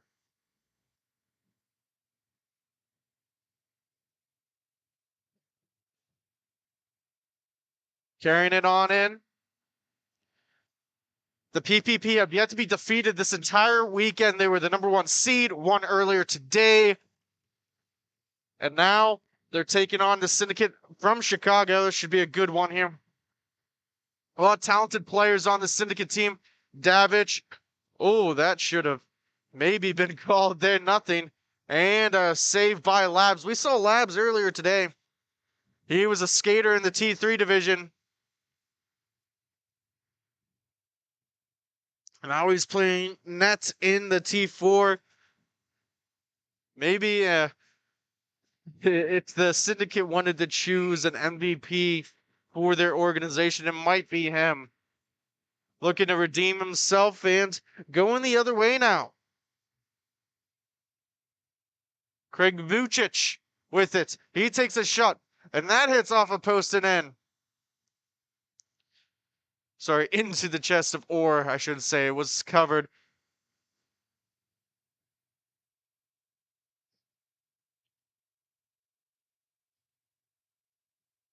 There's about 2 minutes have gone by. A little bit slow start here. But we just saw the T3B championship game. Now we're in T4. We got 2 more championship games after this. We have the T2 and then T3A. And that's it! A little bit of a ripper.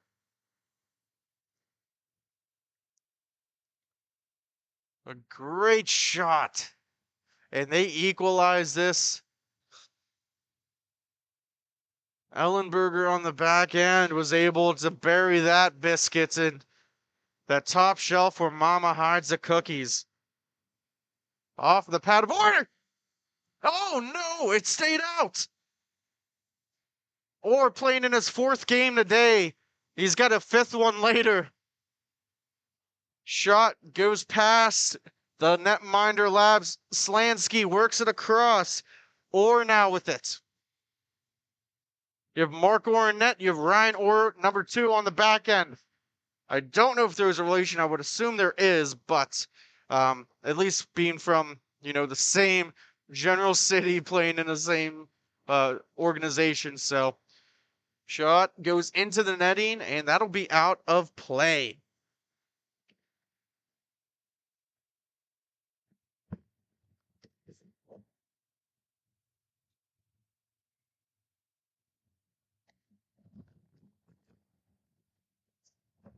Face off to the right of Labs.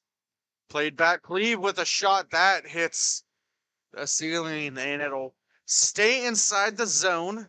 We'll redo it over at the same face-off dot.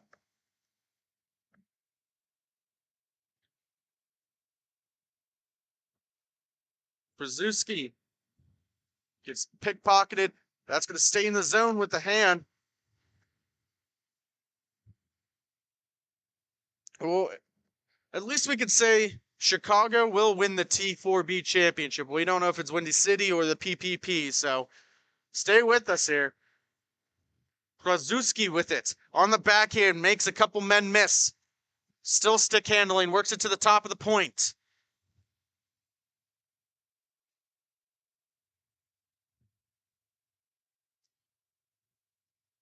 Looks like PPP still well controlled in the neutral zone.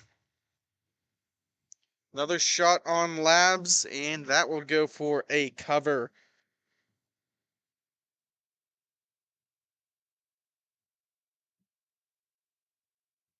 Face off to the left here. One back by PPP. And now taken. That was one forward by Foreman. Now chasing at it in front of the penalty boxes and taken away. 2-on-1.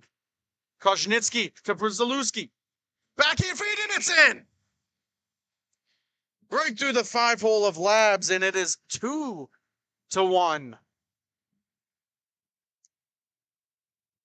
We could be in for another high-scoring game here. Haven't seen too many of them today. We had one earlier, and it was by this team in the purple, the PPP.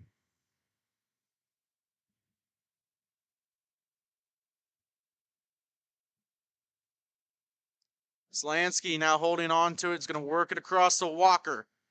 On the far boards, now coming through the neutral zone. He's got some momentum. Shot off of the blocker of Labs, trying to keep it in, but missed was Orr.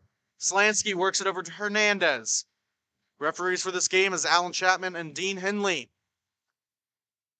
Hernandez stick handling, taken away. Vucic now with it. He trades places with Davis. Nice little spinorama move, but he's got another forechecker. That's Hernandez. He's in there trying to get it free.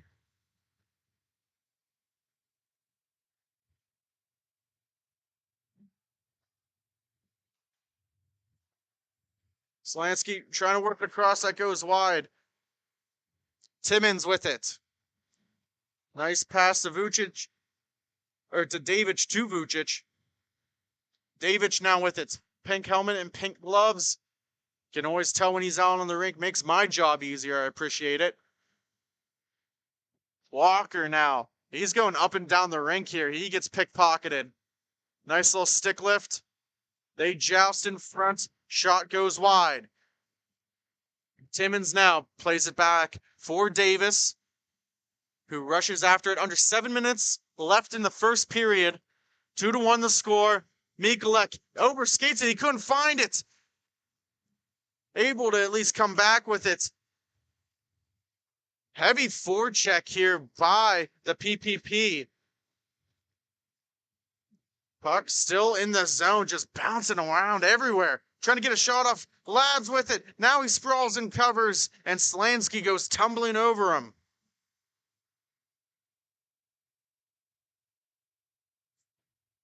Face-off will be to the left over here. Some changes being made. Presnarski to take the draw against Sandage.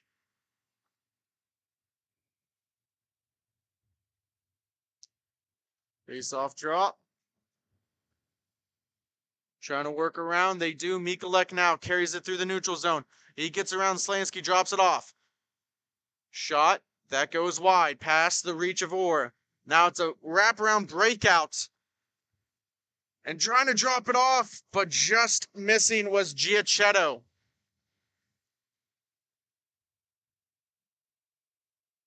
Good battle so far.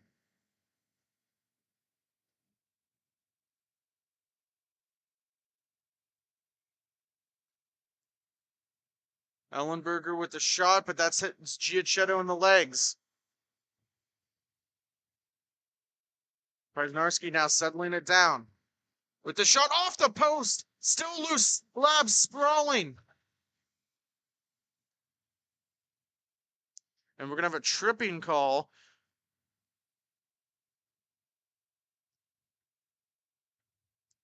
So the Syndicate will head to the first power play of this game.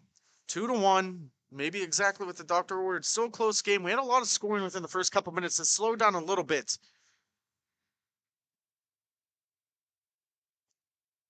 We got 2 more games after this as a reminder, so stay with us. We appreciate all the love and support you give us here. If you're watching, make sure to hit like and subscribe. That way we can keep on coming out here and broadcasting you some of the most talented inline hockey players in the country and maybe if not the world.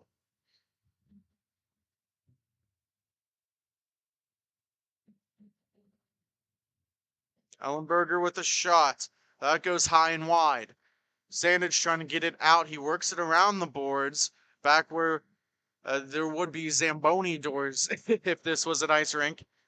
They have that little cutout still, just in case. Cleve looking to work it across. Ellenberger now. Fed in front, gets some help from Foreman. He's going to settle it down. Right-handed shot, works it all the way up beautifully. Maybe a 2-on-1. They hurry, couple of players collide. A minute left to go in this power play opportunity. Haven't had much of scoring opportunities, at least. Play's been going up and down here, so it looks more like a normal 4-on-4 compared to a 4-on-3.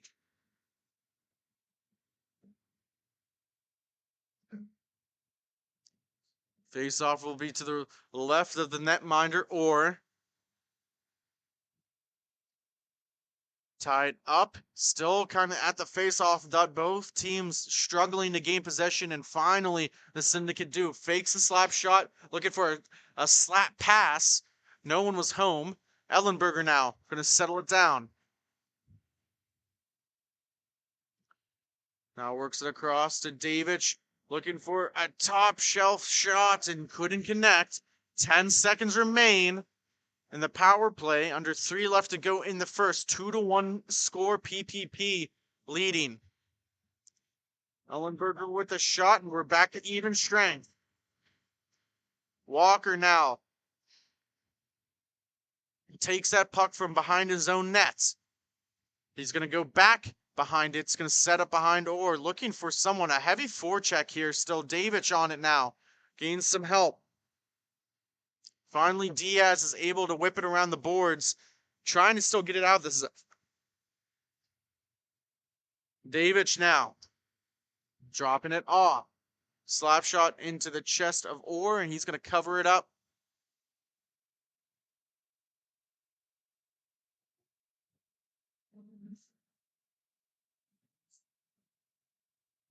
Some changes being made. We have a wholesale change for the PPP. Coming out, Syndicate make one lone change. Nicevic comes out on the back end.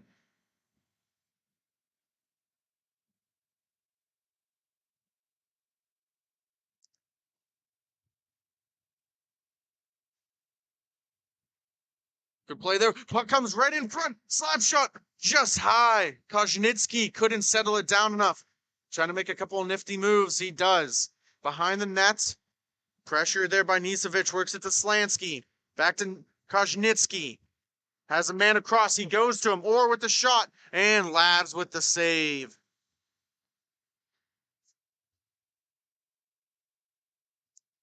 Face-off will be to the left. Krasuski. They take the draw for PPP. Foreman lining up here for the Syndicate. Trying to get it out. It's sitting in that slot. Backhand feed hits off the skate. The toe to be exact of Davis. Foreman now. Under a minute to go. 2-on-2. Down the far wall. He's going to wrap it around the nets. Looking for some help. Some other troops to join into the rush. Slap shot. Oh, and that hits the back of Krasuski. He looks to be in some pain. He's able to skate off on his own power, which is always good. We're glad to see that. That was a heavy slap shot on the back, right in the middle of the spine. Battle in the corner. Refs instructing him to play on. Trying to stop up his Foreman. He's poking it around. Now trying to get it out is Diaz. He's getting some help from Orr. Off the boards. Kozhnitsky. Back to Orr. 10 seconds to go. Gonna sit behind his netminder and try to milk out the last 10 seconds.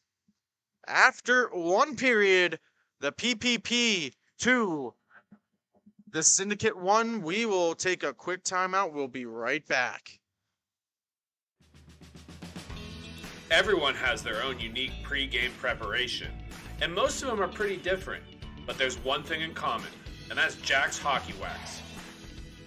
Get this locally produced wax that isn't shipped from across seas, but made here right in the US. The best smelling, best feeling, and best performing hockey wax on the market. Oh yeah, and I almost forgot to mention, they sell tape too. Visit them at jackshockeywax.com to get your order today. If it isn't from Jack, put it back.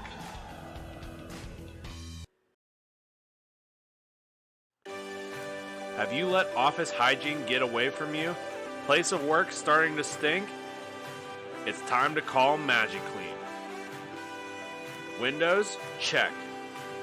Washing? Check. General cleanup? Check.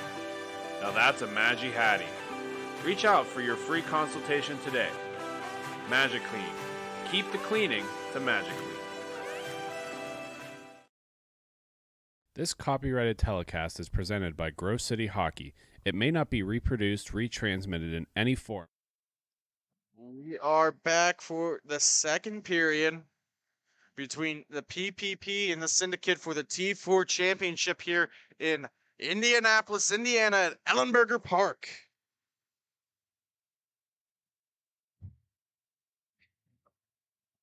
Two to one is the score. Both teams change ends, so it'll be a long shift. Works it back to Cleve. Cleve now in his own zone. Light forecheck by Vucic. And now coming in. Sandage making at least a little bit of something out of nothing.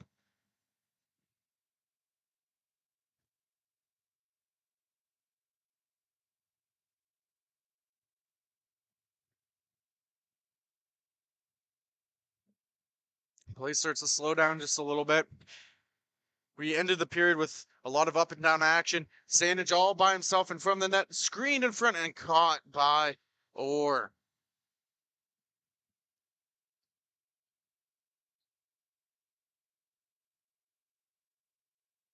Face-off will be to the right. Davic, Nisevic, Migalek, and Ellenberger all out for the Syndicate. We have Giacchetto, Bernarski, Diaz, and Cleve out for PPP. And Cleve gets around his man, chips it off the boards, tough angle, looking for a redirect in front, and no one was home. Trying to get it out now as a Syndicate. They do. And Giacchetto dumps it around the boards. Nisevic looking for some help. He's got a man on the back end. And Lane, the stick down was Cleve, and he's going to take it away. 3-on-2 if they hurry. Fakes the shot. Looking for another redirect. And it's in the back of the net. What a play there. One man show. A true horse on the back end is Cleve.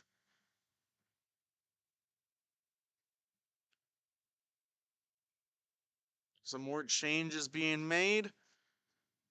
Bernarski taking the draw. 3-1 is the score. Extending the lead now is the PPP. Off the stick of Slansky.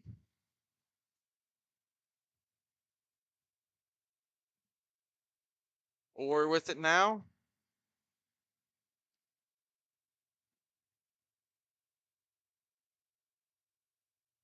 And they're going to organize behind their netminder or Bynarski now. Carrying it up. Drops it in down low.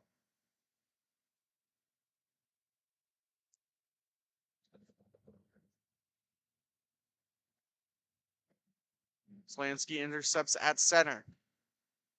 Bynarski trying to go back. He gets the Slansky. He's got Orr with him. Davic now increasing the forecheck efforts. Misplayed there by Slansky. It's going to go to the Syndicate. Working it around in the neutral zone. Davic now. Drops it back. Ellenberger, he takes a slap shot. Gets it on net. Still loose in front. Good battle. Slansky leaves it for Orr, who picks it up. Carries it in for a 3-on-2. He takes a shot off the post. Could have extended the lead to 3. Just missed by an inch. Slansky now trades places, drops it off. Orr carrying it in. Looking for a shot. It's going to wrap around the boards. And holding it in the corner. Gets a nice stick check and is going to bounce towards center. Now Ellenberger looking for a stretch pass, redirected into the corner. Couple of players on it now. Foreman with it.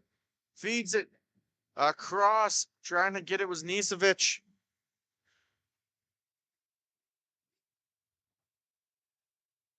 Foreman with it. Timmons with the shot and he misses. That's going to bounce all the way to center. Heavy bounce. Timmons plays his man off, is able to get some support from Vucic. 9 minutes left to go in the second period. Foreman, good edge work. Gets around a couple players, overskates it, dumps it back. Looking for someone down low. No one was there. Slansky with it now. Drops it off. And Prozuski gets it across the Orr. Trying to stuff it home. Labs was able to stretch and kick that one out.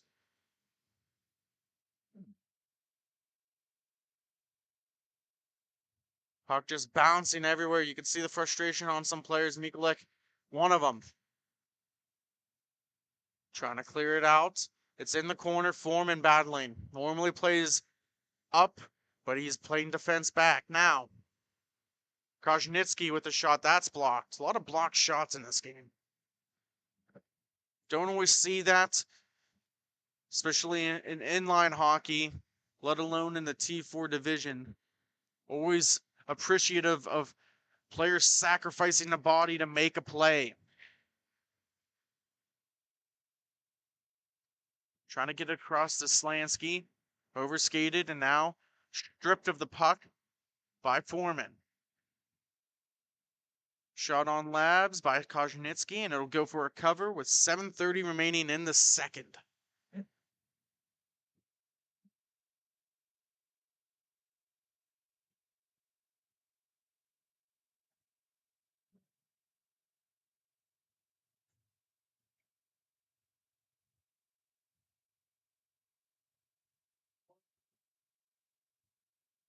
Face off down. Hernandez wins it back. Cleve overseeing his options. He takes a shot. Starting to become more like a chess match at this point now. The beginning, it looked like it was just going to be open season. Trying to get it out of there. They finally do. Oh, no, they overskated it. And it's going to be cleared and dumped all the way back down. Sandage pressuring. Stops up. This is Diaz, and he's able to get around Sandage. Diaz lets one go, didn't get it on net. 3-1 is the score, 6:18 remaining in the second period. Syndicate will now regain possession. They're going to slow it down. Turned over. Forcing the issue was Cleve and Walker. Hernandez also on it.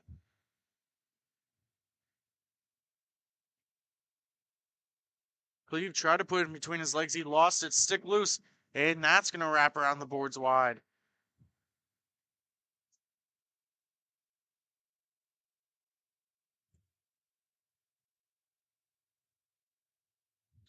Oh, Hernandez has it by himself. Just missed it. Now looking for a feed in front, trying to elevate it was Hernandez. And it's in. 4-1 PPP. Hernandez gets his second.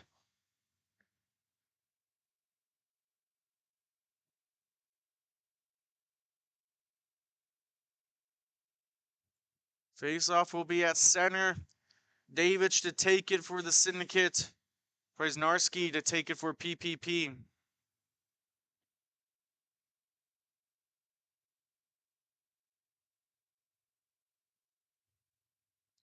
Working it back. Under 5 to go in a second. Slansky now. Chipping it off the boards to himself. Trying to make a move, and he gets ran over by his own man.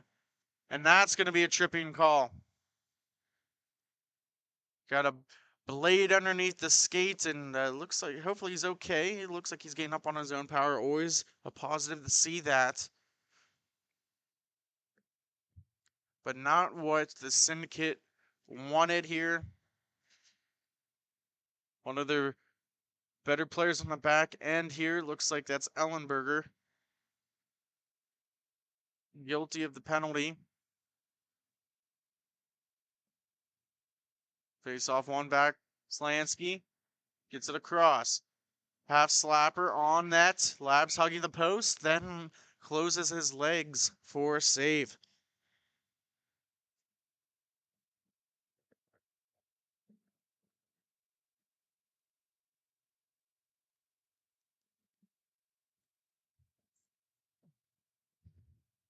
Face off one all the way back. Slansky works it across. Krasnowski whips it around the boards. Vucic now increasing the forecheck on the penalty kill. Krasnowski now. Good edge work. Shoots it just wide of that left post. Labs a little bit out of position, but no harm comes of it. A minute has expired off this power play. The PPP on the PP. in the near corner, just trying to get it out. A little bit of congestion. It comes all the way back down into the Chicago zone. Looking to try and get a change, catch them off guard. Took a shot and no one was there. Slansky now. Got about 35 seconds. And they get one in. Power play goal. I believe that was Koznitsky with it.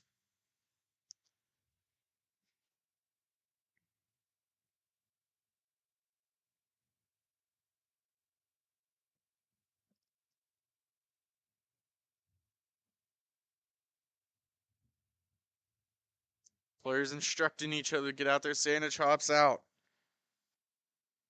2 minutes to go in the second period.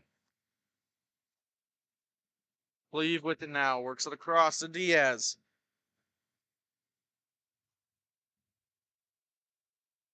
Two more games after this. We'll see the T2 championship, the Fresh Coast, and the Windy City Syndicates. I know. I mean, they're having a great weekend so far as an organization.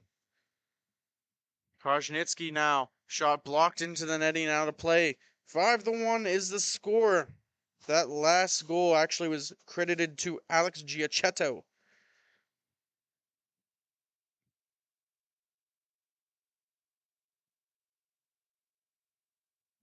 Those teams a little slow to the dot.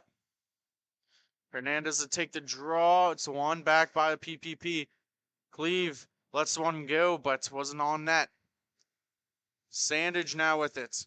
2-on-2. Puck comes out right behind the net of the mouth. Couple players collide, incidental contact. Sandage receives the pass from Foreman. 45 seconds left to go, trying to punch it out. Hernandez eventually comes up with it. Stick handling, and he turns it over. Foreman. Pinned up against Hernandez. Taken away by Diaz. Shot hits the leg of Cleve, and now Koznitsky going the other way. Shot hits off the back of the glass. 15 remaining in the second period.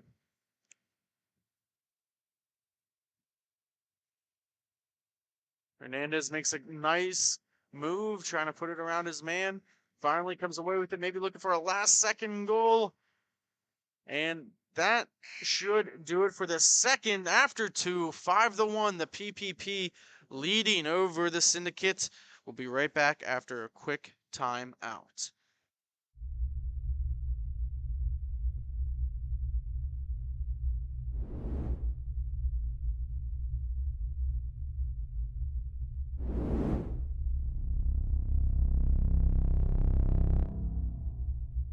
It's holiday season, so make it an epic one. Epic Hockey has you covered in their countdown to Christmas sale. Running now until Christmas Day, they'll have a different item on sale for 24 hours. Go to epichockey.com to purchase. While you're at it, don't forget to follow them on social media to keep up on the daily deals. So far on their countdown, they've done gloves and apparel, so you don't want to miss out on anything else.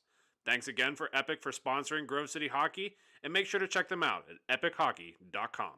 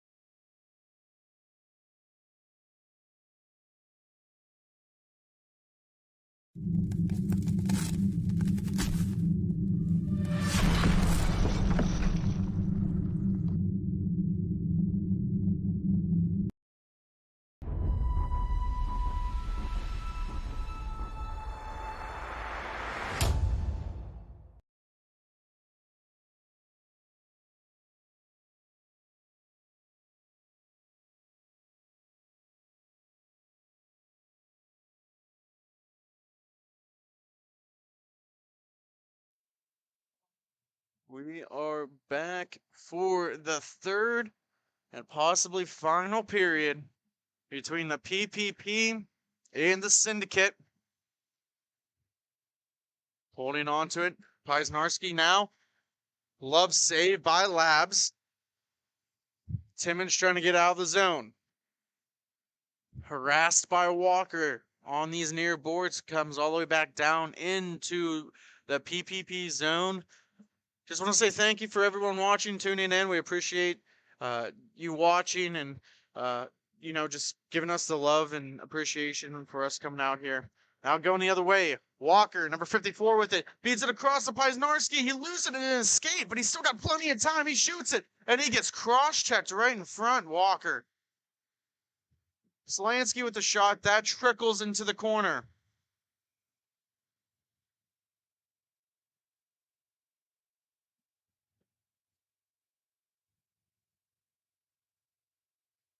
Davis will be the guilty party there.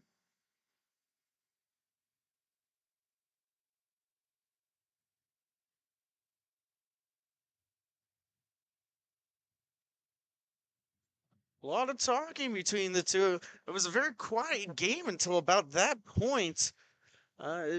Just trying to clear his man out from the net. It was a little bit excessive. A great call there. Seems like this might have been something that's been building up here. Or now with it. Power play opportunity here for the PPP. Up 5-1. Or the Slansky over his stick. Hernandez will go back and play it. Gets it to Pynarski. Trying to settle it down himself. Wide open man in front. Shoots it off of Labs. Now just dropping in behind the net. Slansky keeps it alive. Timmons now clears it all the way down.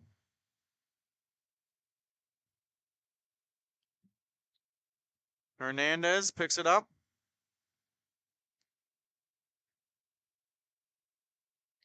I assume both these teams are pretty familiar with each other, so there might be something that's been building outside of this. Keeping it in. Or with the shot. Puck still loose and covered by Labs.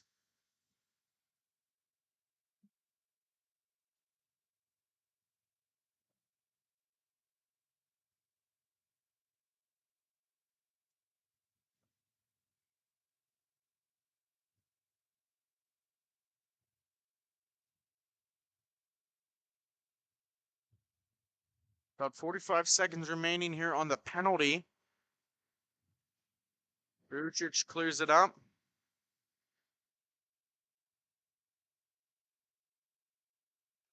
Shot by Diaz. Puck's loose, still there. No one really helping out. Gonna walk in, takes a shot. That goes very high, almost into the netting. Mikulich now just gonna dump it all the way down. About 20 seconds to go in the power play. 10:45 remaining in the third period. Cleve now with it.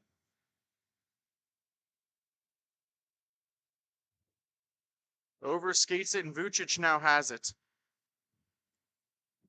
Brzezinski forcing him to dump it down. We're back to even strength.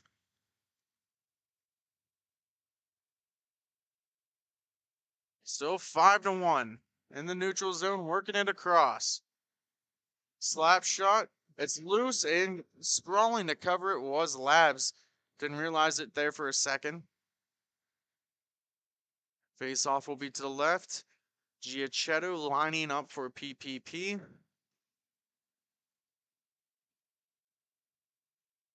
Brzezinski now with it. Couple men collapse on him. Trying to pinch up was Diaz, but just got leaning a little too forward. Mikulich now, pressured by Cleve. Just past the reach of Giacchetto. Takes a tough angle shot. That whips around the boards, and Mikulich now will get possession of it. Giacchetto. After the turnover. And that goes into the netting and out of play.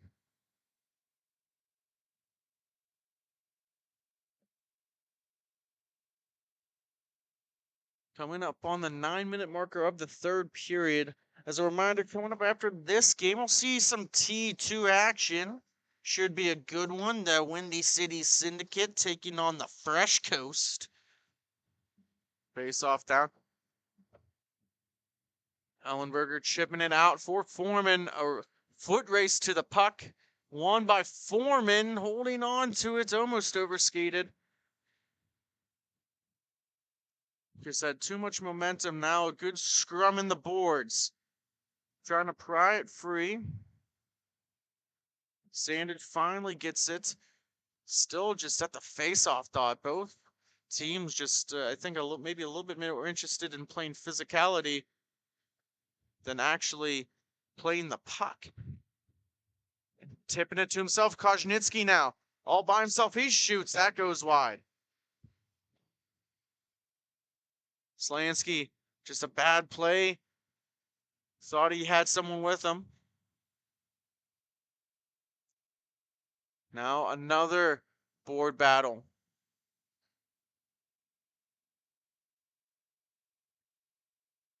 Two on one. Koznitsky's slowing it down. He takes a shot and he scores.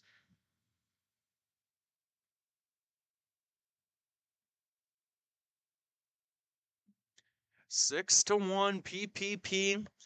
They look in full control.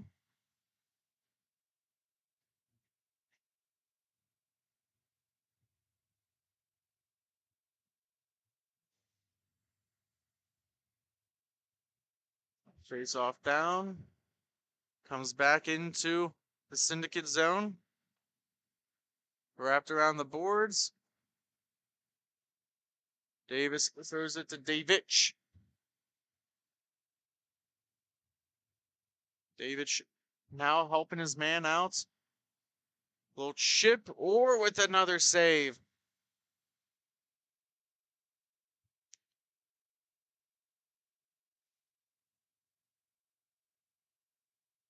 Now Hernandez is going to skate in by himself, one-on-one with Davis.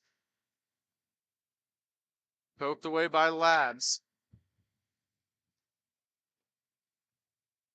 Paznarski now with it.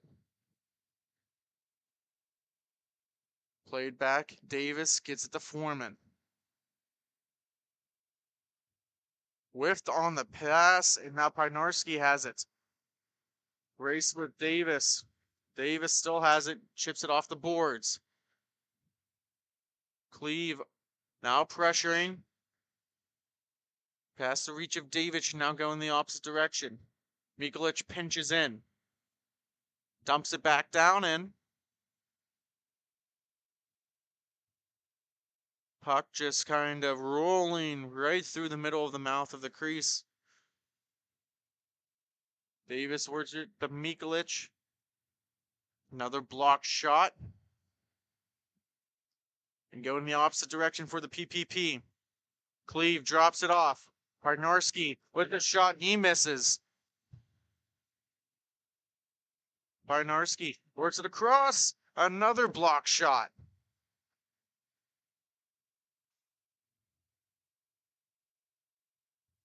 Cleve long distance. Save by Labs into the corner. He picks up his own rebound. Almost a one-man show. Overskates it, and Davis now dumps it around. Paznarski with it. Hernandez past his reach. Almost was able to get a tip. Coming up on the final 5 minutes of the third period. 6-1 is the score. Looking to maybe extend that. Another block shot by Davis into the netting and out of play.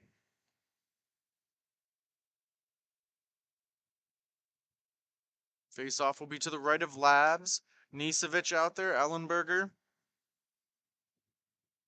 Timmins. Sandage. We have Giacchetto. Or Przuski and Slansky out for PPP. Hits Giacchetto right in the chest. Trying to get it out is Ellenberger.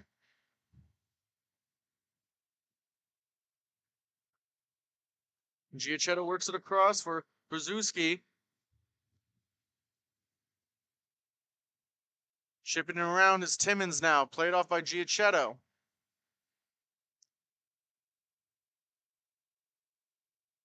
Gonna be a power play opportunity for Timmins.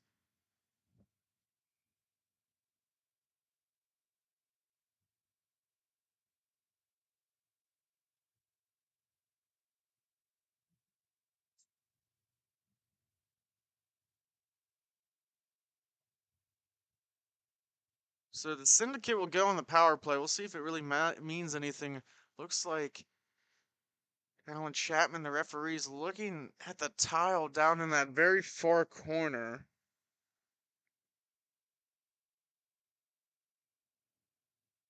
Say it's okay to go. They do.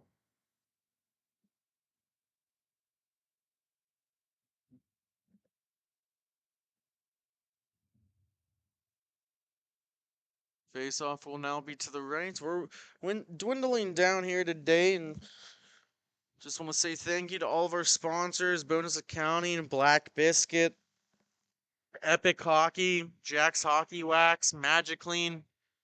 Thank you for all your support, allowing us to come out here. And also thank you to the fans. We really appreciate it. And stay tuned. We've got more action here. We've got 2 more championship games after this one. T2 and then the T3A championship. So coming down to the wire here. We won't be back here for the rest of the year. We'll be in Detroit next January 7th and 8th. Ellenberger dumps it back for Timmins. A minute has gone by in this power play opportunity. Ellenberger now skating up, chipped back in by Orr. They collide now. Sandage going to pick it up. Lets it go, and just a couple swats at it. Puck's still loose. Of course, there's no stop clock. It's not a 2-goal deficit. Timmins keeps it in. Trying to pickpocket it was Brzezinski. And that's in the back of the net. Power play goal.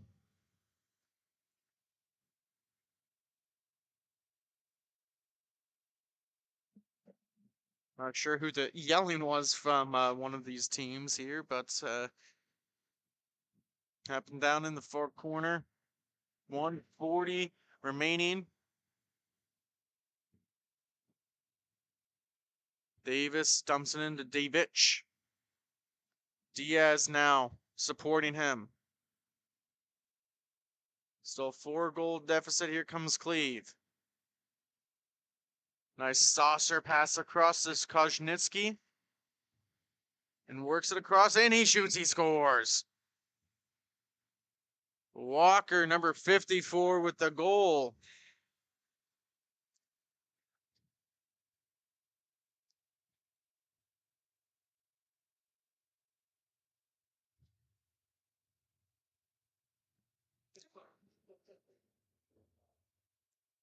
A little bit of chirping here from the netminder, and gotta appreciate it when you're not broadcasting.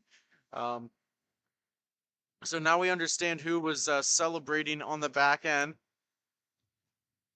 Labs with another save.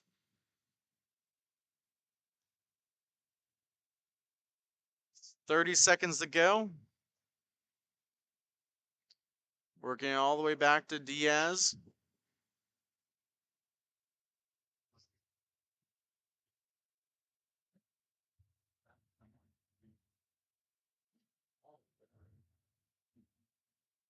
Puck just sitting there and see if there's anything else that really happens here. Walker with it, maybe one last shot. And that will do it. We're going to step aside, but stay tuned. We got Inside the Glass with Jake Drzezinski, going to interview a player from the winning team. We'll be right back after this station identification. Black Biscuit is a hockey company that specializes in team uniforms and apparel and is based in St. Paul, Minnesota. We have been working with teams throughout Minnesota and all around the world. If your team or association is looking to update your uniforms, then let our all-star design team show you what we can do for you. Our slogan is made for misconduct because our uniforms can take a punch. From jerseys, socks, and shells to team apparel, there's almost nothing we can't do. If you can imagine it, we can design it. Visit our website, Black Biscuit Hockey, and check out our design vault for inspiration for your next uniform. Need a company that checks all the boxes? Outstanding design, quality product, great customer service, and timely delivery? Call us at 855-978-6888 to see what the Biscuit team can do for you. Black Biscuit. Black Biscuit. Black Biscuit. Made for misconduct. Don't risk it. Go Biscuit.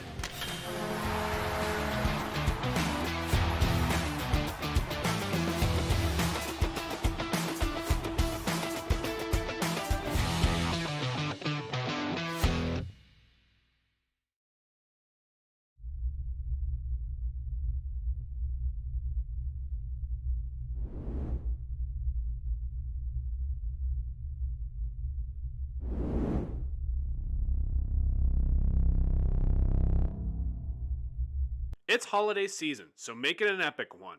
Epic Hockey has you covered in their countdown to Christmas sale. Running now until Christmas Day, they'll have a different item on sale for 24 hours. Go to epichockey.com to purchase. While you're at it, don't forget to follow them on social media to keep up on the daily deals. So far on their countdown, they've done gloves and apparel, so you don't want to miss out on anything else. Thanks again for Epic for sponsoring Grove City Hockey, and make sure to check them out at epichockey.com.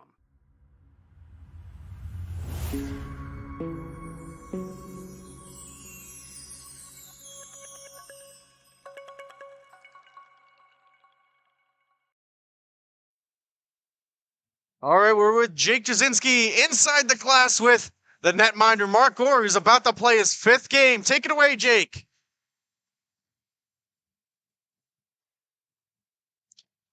Thanks, Sean. I'm here with Mark Port and Tom Ward. We got a rare goalie referee hybrid. Mark, Ironman game of the century, Ironman day of the century, 5 games in a row. What's the fatigue level as a goal? How do you overcome it? To be honest with you, I have no idea how I'm overcoming it right now. I'm just kind of wheeling and dealing right now. Everybody keeps loading me up with a bunch of water and sugar and just telling me to keep going. So You're looking crisp in there, and I understand you still have a little bit more to go. What gets you prepared for the next one? I'm excited to play with both sets of teams. The Hitman's got a great squad as well. We're hoping to take home the trophy in T3. But I love playing with these boys. They bring nothing but energy to every game. Christmas is right around the corner. What's a goalie like yourself looking for under the tree? Probably a custom list. I'm tired of the plain black one. Last question here, a little bit of a fun one for Christmas. Eggnog, good or gross? With liquor, great. Myself, no. Fair enough. Thanks, Mark. We're sending it back to you, Sean, and when we come back, we're going to have some more MIHA action. Thank you much, Jake. We'll take a quick timeout. Stay tuned for the Fresh Coast taking on the Syndicate.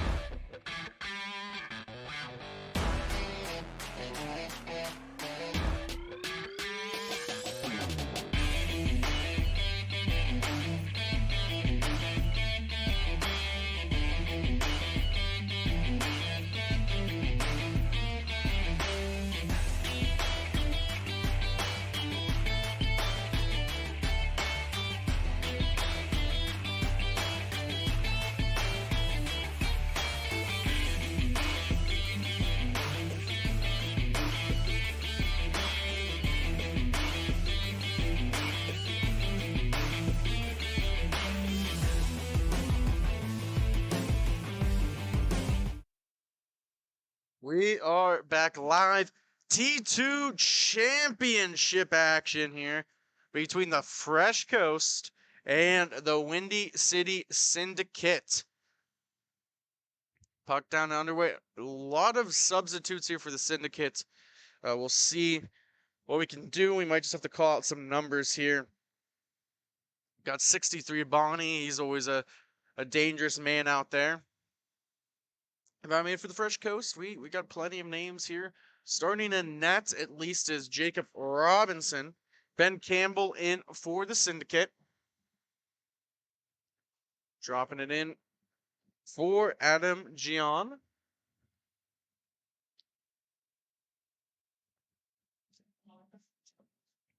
Now a lot of skating around here. We'll see what happens. Just trying to set up and maybe get into the rhythm of everything. Blazer heading towards the net. Gian just overskates it. And now holding on to it is Derek Graham behind his own netminder. He breaks out, working from right to left in the white and blue is the Fresh Coast. The Syndicate, they have a little bit different jersey matchup compared to some of their T3 and T4 teams here. They're in the orange and blue, very similar to the Tropics jerseys. Do have that trim of the city of Chicago skyline, which is, pretty cool. Graham stick handling, looking for a lane to pass it to. Now holding on to his Vandenberg.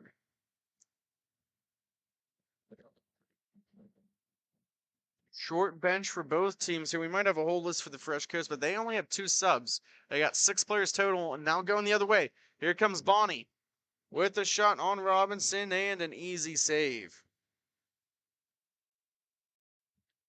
Some more changes being made. Looks like both teams only have 6 players total, so it's going to be a battle of stamina. Both teams going to be playing their 4th game in 2 days. May not seem like a lot, but it builds up over time, especially if you're not doing the proper things like staying hydrated with water, eating healthy grains, fruits, vegetables, not getting enough sleep. At this point in the day, hopefully both teams had naps, and it makes a world of difference. Being able to come out and being able to recuperate. Sandberg drops it in down low. Working it across is Chambers. It gets it to Dow. Back to Chambers. Fakes the slap shot. Looking for a saucer pass. That gets knocked down.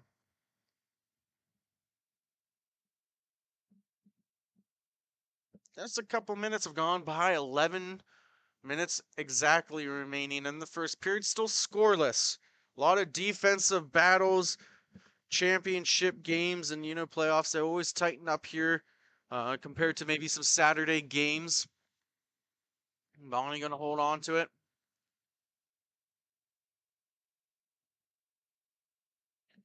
We have one more game after this, the T3A Championship between the Chicago Hitmen and Active Stick. That should be a good one as well.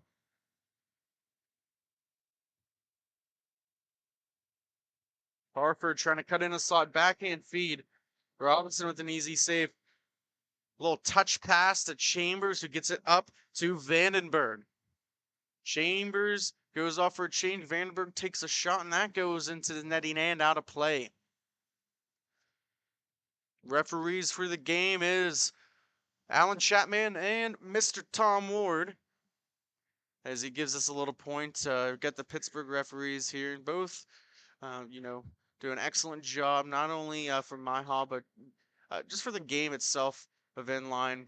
Had a good talk with Tom Ward, about his coaching opportunities for North Allegheny, which is a powerhouse in the Inline Pearl division, has been a powerhouse for almost a decade now, and he was a big part of that. And Alan Chapman always refereeing a lot of these tours, Echo events, so very familiar, very experienced. Just like a lot of these players playing right now, whether it was State Wars. So we got a lot of good talent here on hand. It's a little bit slow just to begin.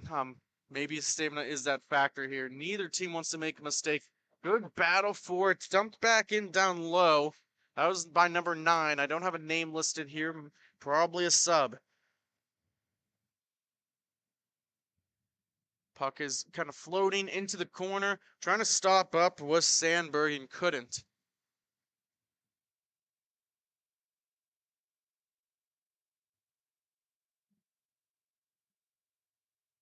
Now just going to settle it down a little bit. And to retreat now, eventually back in his own zone.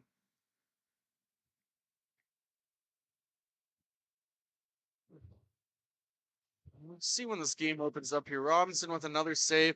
Held on by Graham. Graham works it across. He's got number 10, Callan, looking for a sprawling save. Campbell just eventually plays it out himself. Another shot. Starting to see the game open up a little bit. He's going to fake the clear and take it behind his own net.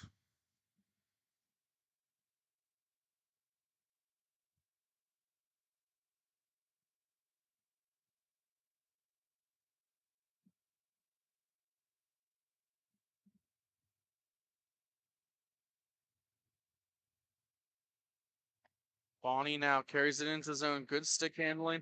Looking for a lane. That hits Vandenberg in front. Bonnie able to corral and kick, get it himself. Long distance. Oh, it's a nice feed. Glazer came out of nowhere. He's going to feed it back to Gian. Gian with the shot. He's going to get the rebound. It still has it. Just sticks to his stick.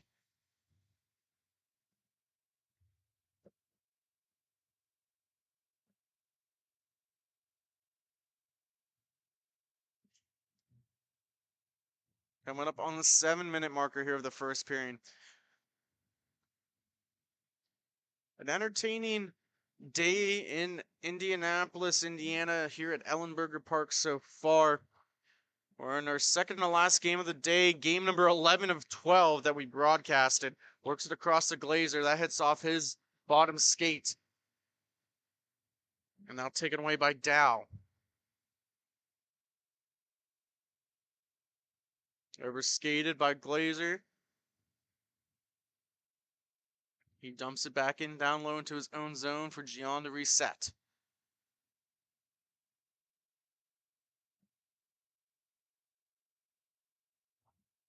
Not many shots in this first period. Both teams kind of reluctant to take any shots. As soon as I say that, shot taken off the boards, and now it's going to just be whipped all the way back down and be played by Gian.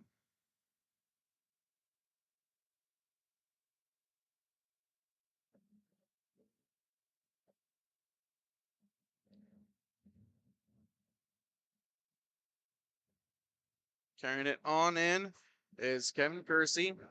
Holds up. Gets it to number 6, and that gets redeflected into the ceiling and out of play.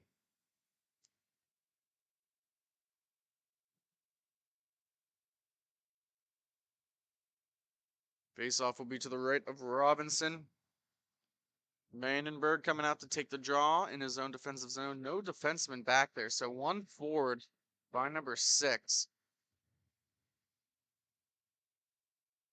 Well played. Puck comes right in front.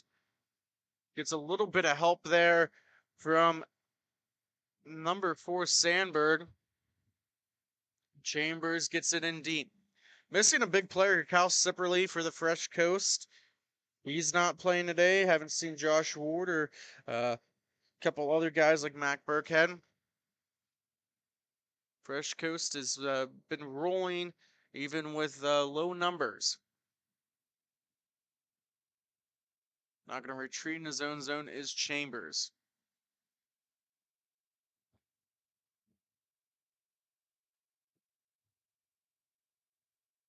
Dropped off now. Vandenberg makes a move around Bonnie and a good backdoor feed. Just couldn't get it on net. Still looking for that first goal of the game. Bonnie now with it through the neutral zone. Shot off a shinny. 3-on-2 if they hurry. Chambers at the top of the slot. He misses wide.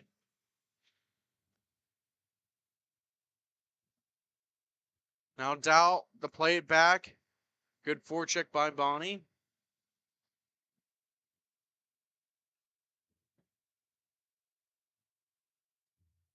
Miscommunication, and it's going to be taken away by the Syndicate.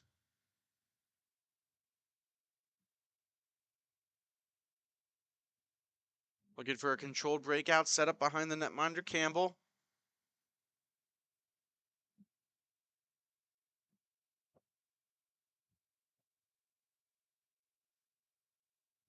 Looking for a long stretch pass. Able to get it to Glazer. Looking for some help. Nice in and out move. He takes a shot. Good save by Robinson. That was beautiful skating there by Glazer. Sandberg plays it in between his legs. Now Glazer on it. He wins the foot race. Puck's still rolling on edge, trying to settle it down. He can't. He's got it on his knees. Drops it in for a shot. Harford, and that hits a post and into the netting and out of play. Just under 3 minutes to go in this first period. Face off to the left of Robinson.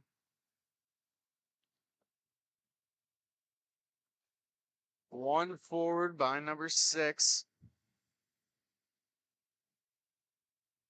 Down now skating it up.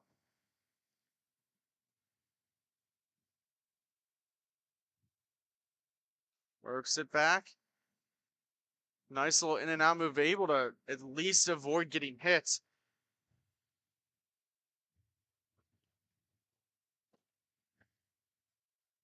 On his feet, able to get the G on. Offered back, looking for an open lane. Robinson with a left leg save. Couple of players collide.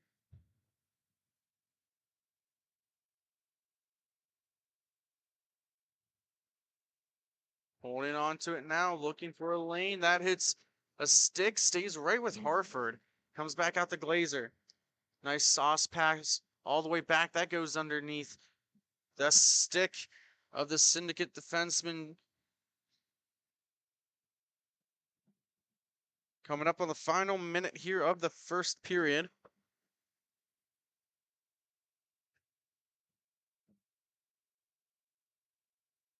And Bonnie's just going to settle it down. I don't know if everyone's just kind of waiting until the third period to turn on the Jets and get going. Both teams look like they're being optimistically cautious.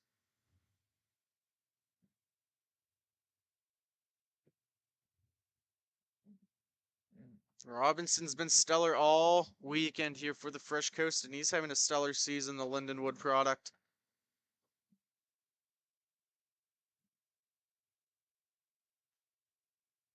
Trying to play it in between his feet. He mishandles it. Now going the other way. Vandenberg gets it to Callan. 30 seconds to go. Works it across the Glazer, trying to settle it down. He takes a shot. Hits a man in front and going to be settled by Dow. Gets it across the Chambers. Makes at least one miss. Follows up on the puck, and it's in the back of the net. The first goal with 10 seconds to go in the first period. They're going to call that the end of the period. After 1, the Fresh Coast 1, the Syndicate 0. Thank you for listening to Grove City Hockey. This copyrighted telecast is presented by Grove City Hockey. It may not be reproduced, retransmitted in any form without the expressed written consent of Grove City Hockey, LLC. We thank you for your understanding and hope to continue to enjoy this complimentary broadcast. To purchase footage, email grovecityhockeyllc@gmail.com.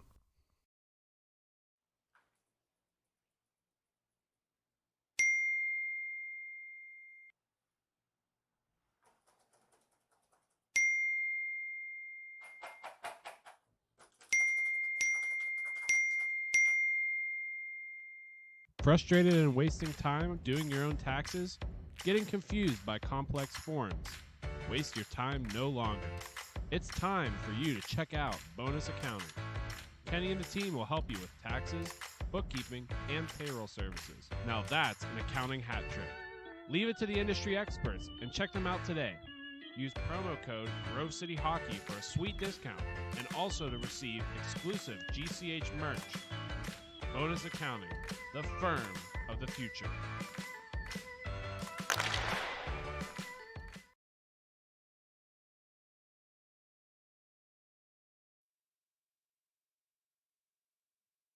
We are back live for the second period. We saw our first goal go in for the Fresh Coast with about 10 seconds to go.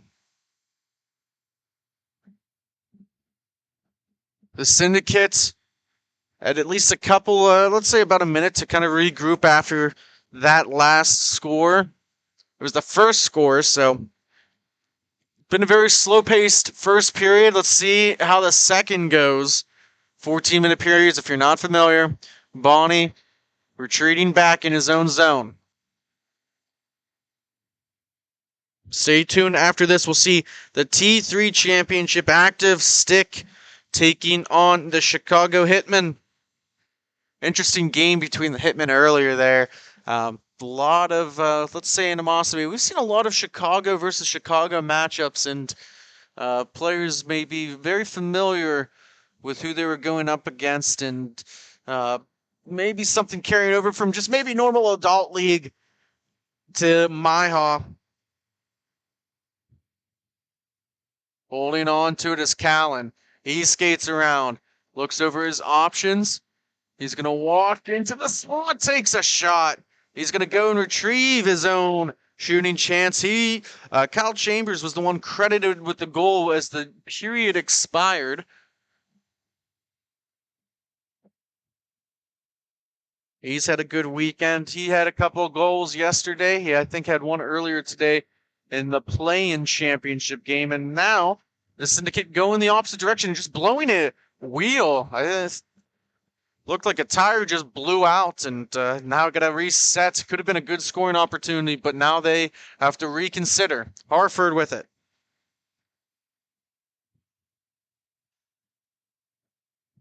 Forcing the issue is Sandberg as Bonnie and Harford play catch. Now Gian has it. Gian's going to skate up on the near boards, half wing. Cuts it to the other side, reversing position. Couple minutes have gone by in the second period. 11:40 to go.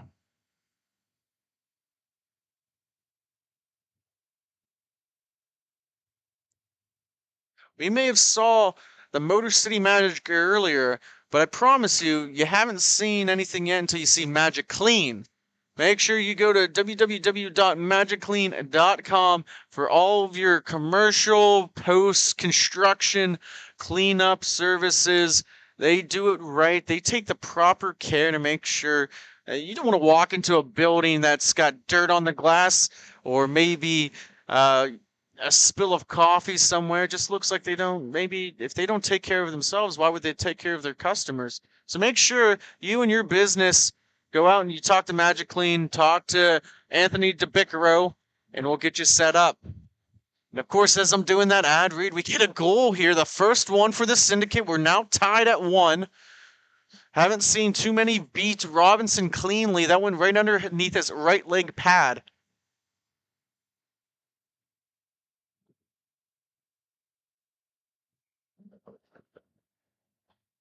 Ooh, false start. That's a 5-yard penalty. It's an automatic first down. Oh, no, this isn't football. Just had to make a joke. It is football Sunday here. But we're glad you're tuned in with us here at Grove City Hockey with some great MIHA action.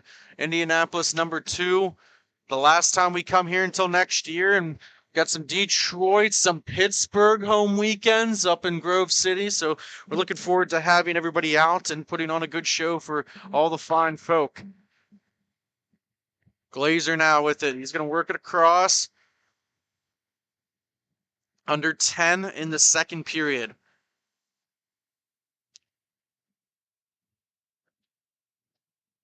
Steady, precise movements by both teams. Now we finally get a little bit of a scrum and a pin-up on the very far wall in the far corner. And now it's going the other way.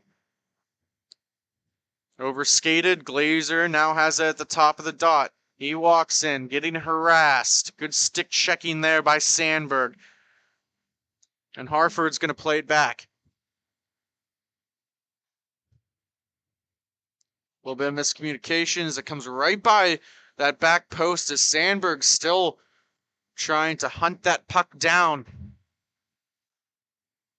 Catching on his backhands, number 6. He lets one go into the corner. Picked up. No one home, and now it's going to go the opposite direction, coming right in front of our booth here at the top of the dot. Sandberg trying to cut it to the slot. Gets a shot off. Goaltender almost loses a stick down to try and help out. Now Hartford picks it up. Almost hitting the referee, Tom Ward. Hartford was just trying to get it to his D partner.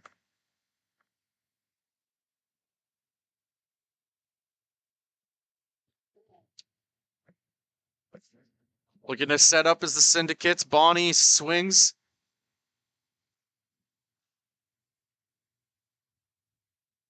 Always enjoyable when you have Tom Ward out there repping. It makes the game fun, and that's what we're about, growing the game here. And I think, MIHA is the perfect league for that. So, I mean, if you have any questions about playing for next season, maybe if it's with Grove City, email us at Grove City Hockey. But if you just want to play in the league in general, say you're in Columbus, say you're maybe in Wisconsin, I don't know. Email Carl Richardson, he'll get you set up here. So they'll take good care of you. Play continuing to slow down, under 8 minutes to go here in the second period. Just a 1-1 game. A few goals. That's going to get whipped around the boards. Hartford's going to let it go to be played by number 6. Looking for a backhand feed. Now digging for it behind the net. It's sitting kind of right on that, not on the net exactly, but that bottom white blacked out part. Bonnie now just drops it off for Hartford. Everyone's switching places. Gian now going to take it at top of the point. Bonnie with a shot that hits off the left toe of Robinson. Now going the other way. 2-on-1. Let's see how this goes. Quick shot. Now trying to tip it. Oh! It's still there. It's still loose and swatted away. Callan with a great opportunity. He had Vandenberg with him. An excellent save there by Ben Campbell, number 31.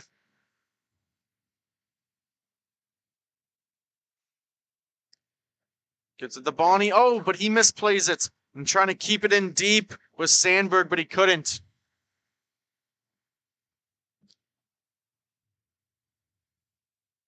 Gian a little upset with himself as he misplays that pass. Chambers reverses. Here comes Graham. He takes a shot, and that goes into the ceiling and out of play. You can see a lot of the holes here in the ceiling of where the pucks just shoot up and ricochet into that almost silver tarp. Face off to the left of Campbell. Glazer to take the draw against Vandenberg. Glazer wins it cleanly back. Kersey has it. He whiffs. Sandberg now. Pivoting and getting open, and now just dropping back down deep, and that goes underneath his blade. Graham. And now Gian has it.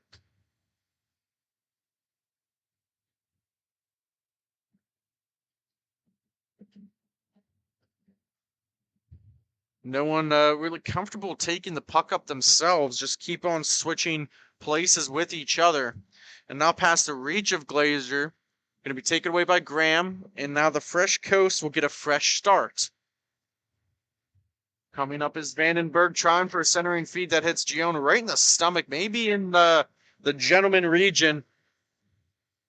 Unsure, but at least shaking it off. Sandberg now drops it in. That goes underneath Graham's stick.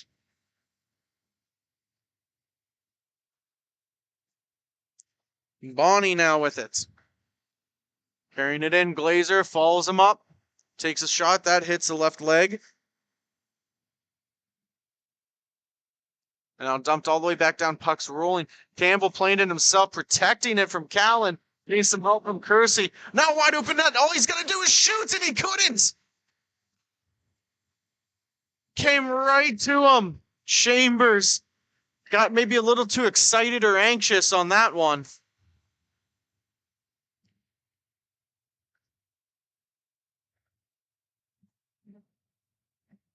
Harford now dropping out for Bonnie. 4 minutes left to go in this second period. Still 1-1 game.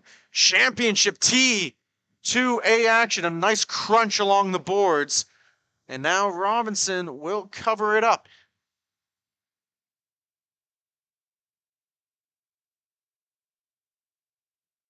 Face-off will be to the left of Robinson in the Fresh Coast zone. As a reminder, stay tuned for the T3A Championship after this game. It'll be the final game of the day, final game in Indianapolis for the MIHA season. But doesn't mean hockey's done. There'll still be some adult league games going here. Nice turnover.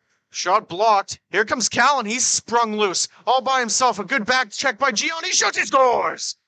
Number 10, Chase Callan gets the second goal for Fresh Coast, and they regain their lead. It is 2-1. Fresh Coast over Syndicate.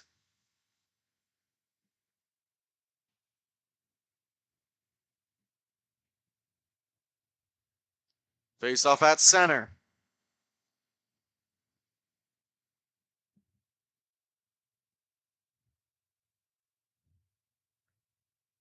Graham with it through the neutral zone. 2-on-3, a little outnumbered, but Graham, it's still loose. Poking it free was Campbell. Could have been a very dangerous play. Campbell was a very good stick handler, able to at least pry it and poke it free, get it out of the reach of a Fresh Coast player. Graham now. He's waiting for some support from either a defenseman or just anyone on his team, really. Now Gion. Almost over skates it, works it back, settled down by Glazer. Now he's coming through the neutral zone. Left-handed shot to Harford. Tic-tac-toe, it's still free. Trying to stuff it home, and there it goes.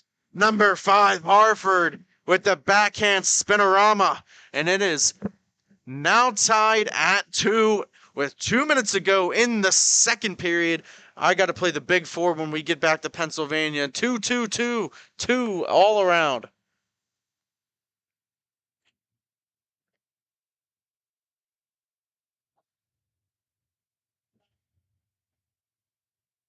Hustling back for it is Chambers now in his own zone. Sets up behind Robinson.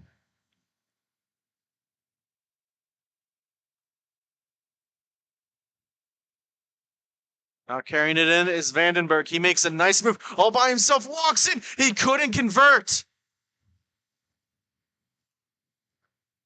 That is a prime scoring opportunity that kind of drifted away.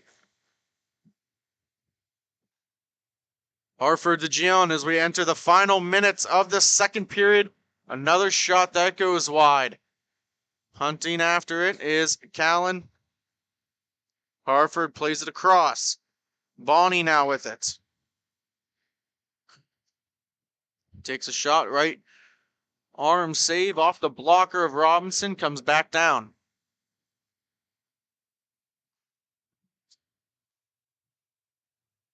Trying to play it. Callan with a good forecheck. Cutting strong, and Campbell with a great left leg save. He was in perfect position for that. And we just got under 30 seconds to go in the second.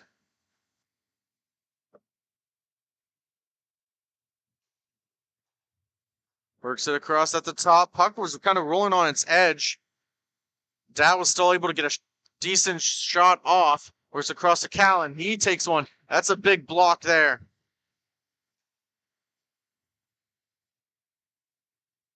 Just clearing it all the way back down, and that should do it. So after 2, we're tied at 2. Stay tuned for the conclusion and see who wins the T2 championship. We'll be right back. Thank you for watching Grove City Hockey. Black Biscuit is a hockey company that specializes in team uniforms and apparel and is based in St. Paul, Minnesota. We have been working with teams throughout Minnesota and all around the world. If your team or association is looking to update your uniforms, then let our all-star design team show you what we can do for you. Our slogan is made for misconduct because our uniforms can take a punch. From jerseys, socks, and shells to team apparel, there's almost nothing we can't do. If you can imagine it, we can design it. Visit our website, Black Biscuit Hockey, and check out our design vault for inspiration for your next uniform. Need a company that checks all the boxes? Outstanding design, quality product, great customer service, and timely delivery? Call us at 855-978-6888 to see what the Biscuit team can do for you. Black Biscuit. Black Biscuit. Black Biscuit. Made for misconduct.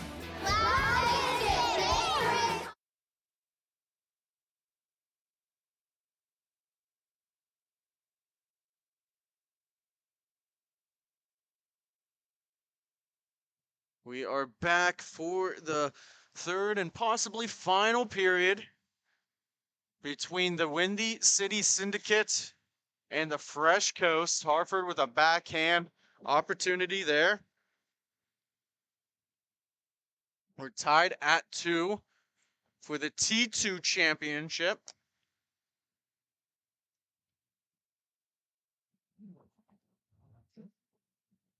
Long distance shot that hits Dow in front.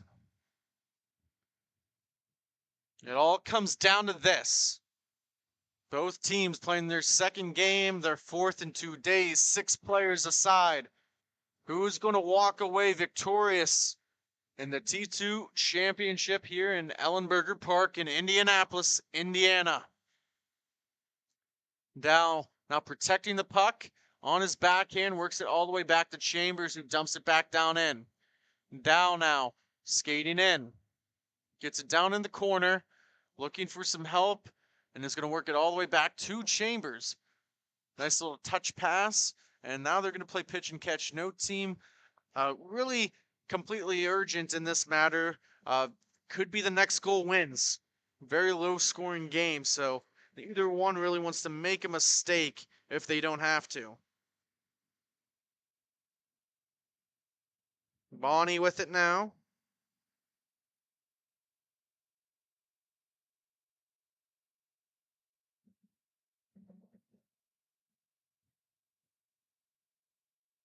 He's going to take it up himself. Looking for a shot. That's blocked in front. Comes right in front of us. Bonnie, almost a little bit of a whiff pass. And now Graham's going to take control and possession for the Fresh Coast. Touch pass by Callan to Vandenberg. Vandenberg now walks in. He blocks. Gets blocked.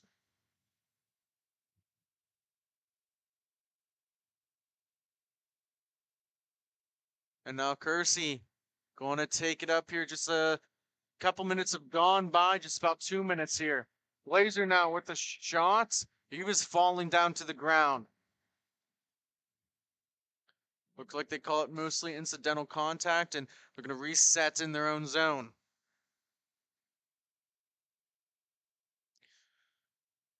Highlight videos are on sale. Just email us at grovecityhockeyllc@gmail.com for that perfect maybe birthday gift, Christmas present. Maybe you're celebrating Easter or something and you like to give out gifts then too. We can always put together a nice highlight package. You just let us know who the player is, maybe how long and what kind of feeling you want for it, and we'll come up with something completely personalized, and you get to see a whole highlight video of yourself and all the excellent hockey you've played here in MIHA. Speaking of excellent hockey, Vandenberg to Chambers to Callan. There's a 3-on-2 opportunity still in the corner.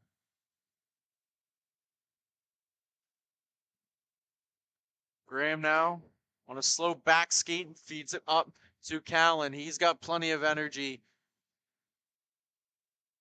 Looking to possibly get a shot off. Almost turned it over. Graham now with it. Works it around Gian. Harford to play it. He smacks it back towards his own man. Got a couple of players kind of colliding towards that back end, and we're going to get a whistle.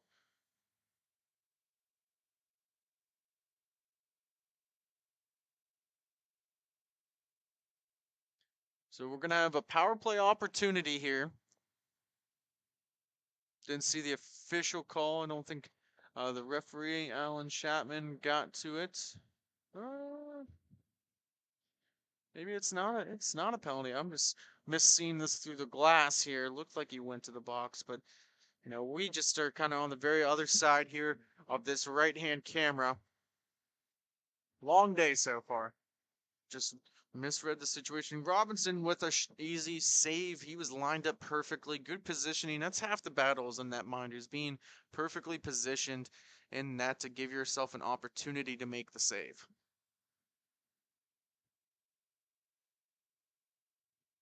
Now a race for it as Callan picks it up. Coming up on the 9-minute marker. Next goal could easily do it. 2-2 game. In the corner, in the syndicate zone. Trying to maybe capture that title where T4 team was unsuccessful earlier, so. And that's going to be a tripping call. Touched up and down is the guilty party. As Bonnie was skating in. He looks a little bit shaken up there and is hopefully okay. So we'll have a face-off down to the right of Robinson.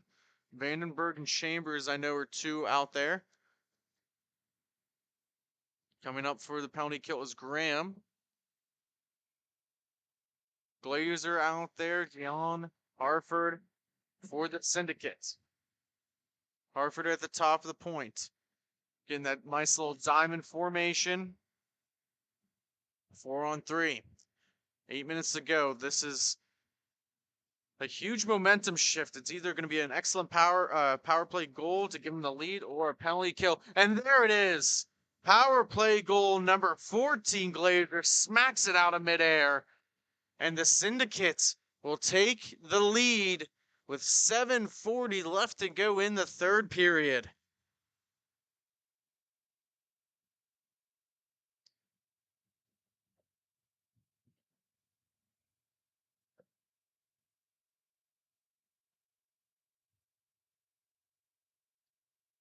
Dow, who took that tripping call, and you know, kind of just unfortunate, but it definitely affected the play and disallowed maybe a scoring opportunity. Looking to maybe right the ship and correct the wrong here. Now down by 1. He might be looking for an equalizing goal to get his team back into this game.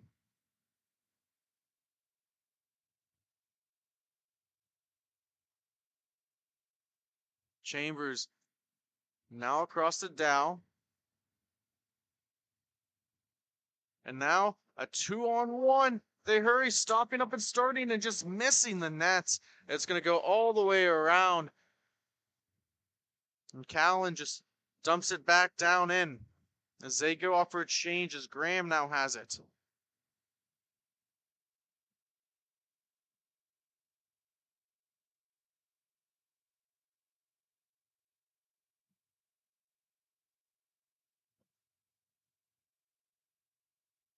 Graham played there by Glazer, who scored that last power play goal. He's getting harassed and it gets taken away. Glazer now has it. Dumps it back to Gian. A good takeaway there. He's doing it all, playing that full 200-foot game.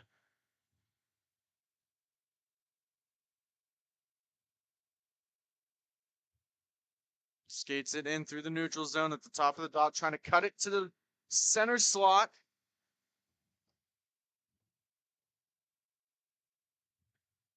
And now just clearing it all the way down. Oh, almost shoot. He pretty much shot it on his own netminder. Very dangerous play. And now Graham's going to intercept that pass. He's going to walk in. Could have been a 4-on-3 if they hurried, but we'll just walk in and shoot it. Chambers was a little out of position on that.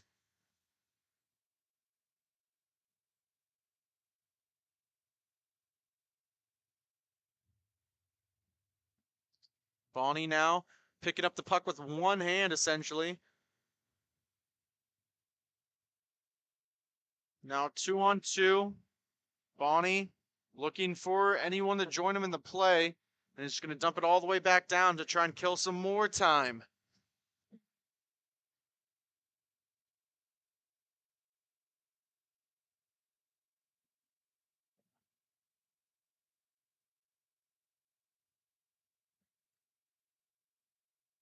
Now going to sit behind Campbell in the net. Gonna have to see a little bit more urgency here if you're the Fresh Coast. Glove saved by Robinson. He was trying to cover it up. Maybe just a little bit tired here. Puck gets up to Callan. Callan makes a nice move there. Tried to get a shot off. Couldn't get it to his forehand.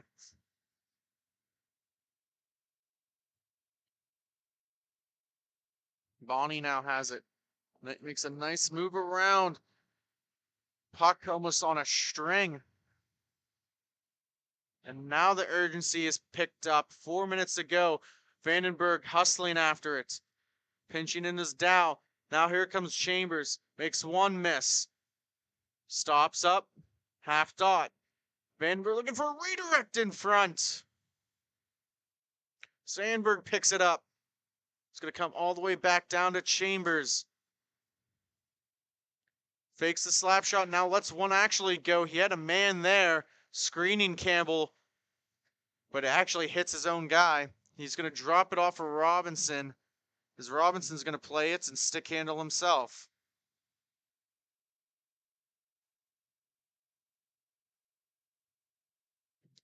Good stick handling there by Robinson.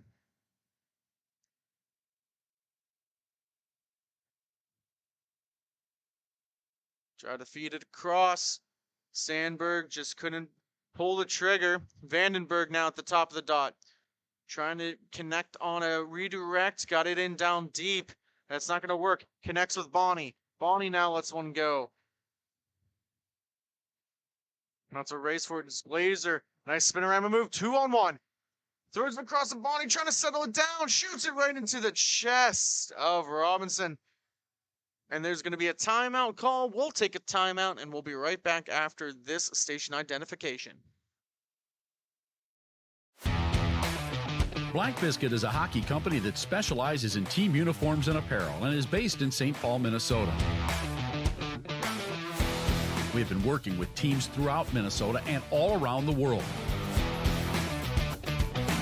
If your team or association is looking to update your uniforms, then let our all-star design team show you what we can do for you. Our slogan is made for misconduct because our uniforms can take a punch. From jerseys, socks, and shells to team apparel, there's almost nothing we can't do. If you can imagine it, we can design it. Visit our website, Black Biscuit Hockey, and check out our design vault for inspiration for your next uniform. Need a company that checks all the boxes? Outstanding design, quality product, great customer service, and timely delivery? Call us at 855-978-6888 to see what the Biscuit team can do for you. Black Biscuit. Black Biscuit. Black Biscuit. Made for misconduct. Don't risk it. Go. We're back after the quick timeout. 2:42 left to go.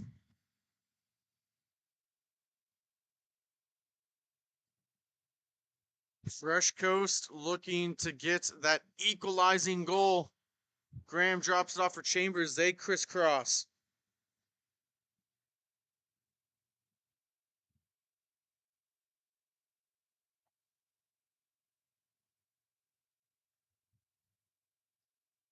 Puck's just sitting behind the net. 2:11. The clock will stop when we get to 2 minutes here.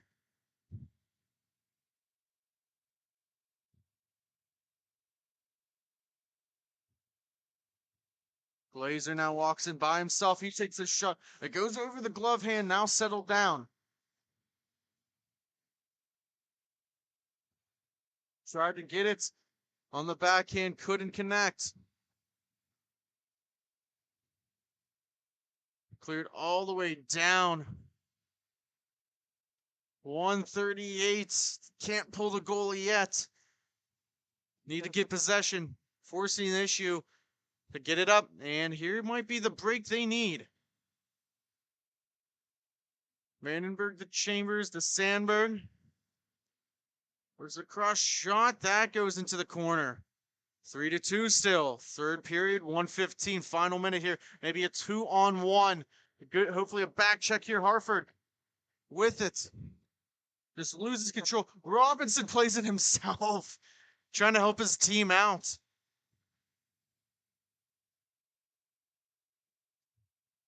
No, it's going to get dumped all the way down. They get possession, and Robinson heads to the bench. Now it's going to be 5-on-4. Works it across. Callan dumps it in down low. Shot into the glove hand of Campbell for a whistle. 38 seconds to go.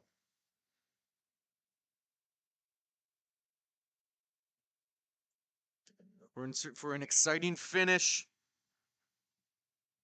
between the Fresh Coast and the Windy City Syndicate. Looking to dump it, and Chambers at least prevents it from going towards the empty net. 29. Callan with a nice toe drag, trying to get one on. Wraparound chance. Still there. Callan in the very far corner. He takes a tough angle shot. That gets blocked. And now it's going to get dumped out of play. 12 seconds. That's still going to stay in the defensive zone. Still some life left. Vandenberg to take the draw for the Fresh Coast. 10 seconds till championship for the Syndicates, looking to prevent any opportunity. 4 seconds. They're going to need a shot almost essentially off the draw and hope for a good bounce.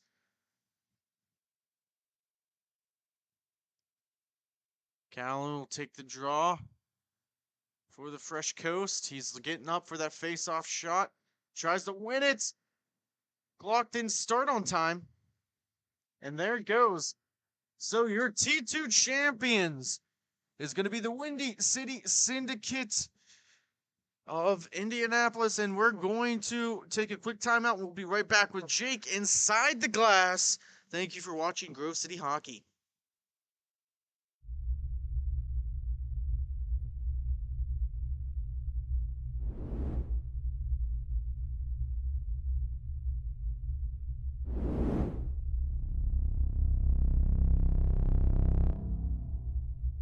It's holiday season, so make it an epic one. Epic Hockey has you covered in their countdown to Christmas sale. Running now until Christmas Day, they'll have a different item on sale for 24 hours. Go to epichockey.com to purchase. While you're at it, don't forget to follow them on social media to keep up on the daily deals. So far on their countdown, they've done gloves and apparel, so you don't want to miss out on anything else. Thanks again for Epic for sponsoring Grove City Hockey, and make sure to check them out at epichockey.com.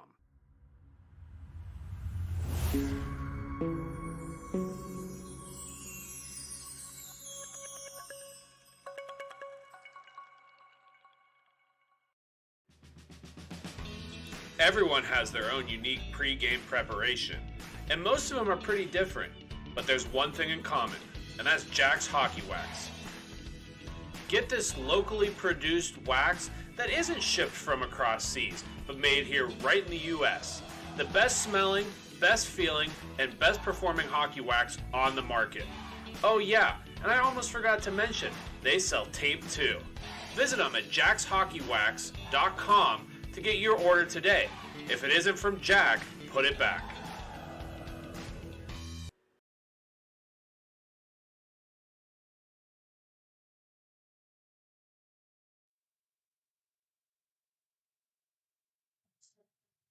We are inside the glass with Jake Drzezinski. Jake's got the winning goal scorer, number 14, Glazer. Jake, take it away. Hey, I'm here with the game winner goal. I mean, huge weekend for you, buddy. What do you have to say about coming together as a team and having a good performance? Huge. We only had 6 guys all weekend. Usually I think it was 10. We grinded that one out. I just want to say, go Lions. We had a couple guys on the team that were Vikings fans. We gave it to them hard there, so I'm glad we got the win for the Gorge Boys. You have such a short bench. How do you keep the legs fresh? Because speed was definitely a huge contributing factor for the game. The puck is tapped in. If you don't have anything, we got enough good D-men to hold the puck for long enough to keep us going. It was a good weekend for the team, and our goal was on his head all the whole weekend. Last tournament before Christmas. What are the boys expecting underneath the tree this year? Expecting some more goals. Need it more tough, especially for 6-3. Last question for you. We've asked every winner this weekend. Eggnog, good or growth? Good. Whiskey eggnog, good. Fair enough. Back to you, Sean. We got the last weekend. Congratulations on a big win. We'll see you next time. Thanks for the week. Back to you, Sean. Thank you very much, Jake. You might be the only one that thinks eggnog is gross. We're going to take a quick commercial break. We'll be right back for the T3A championship game.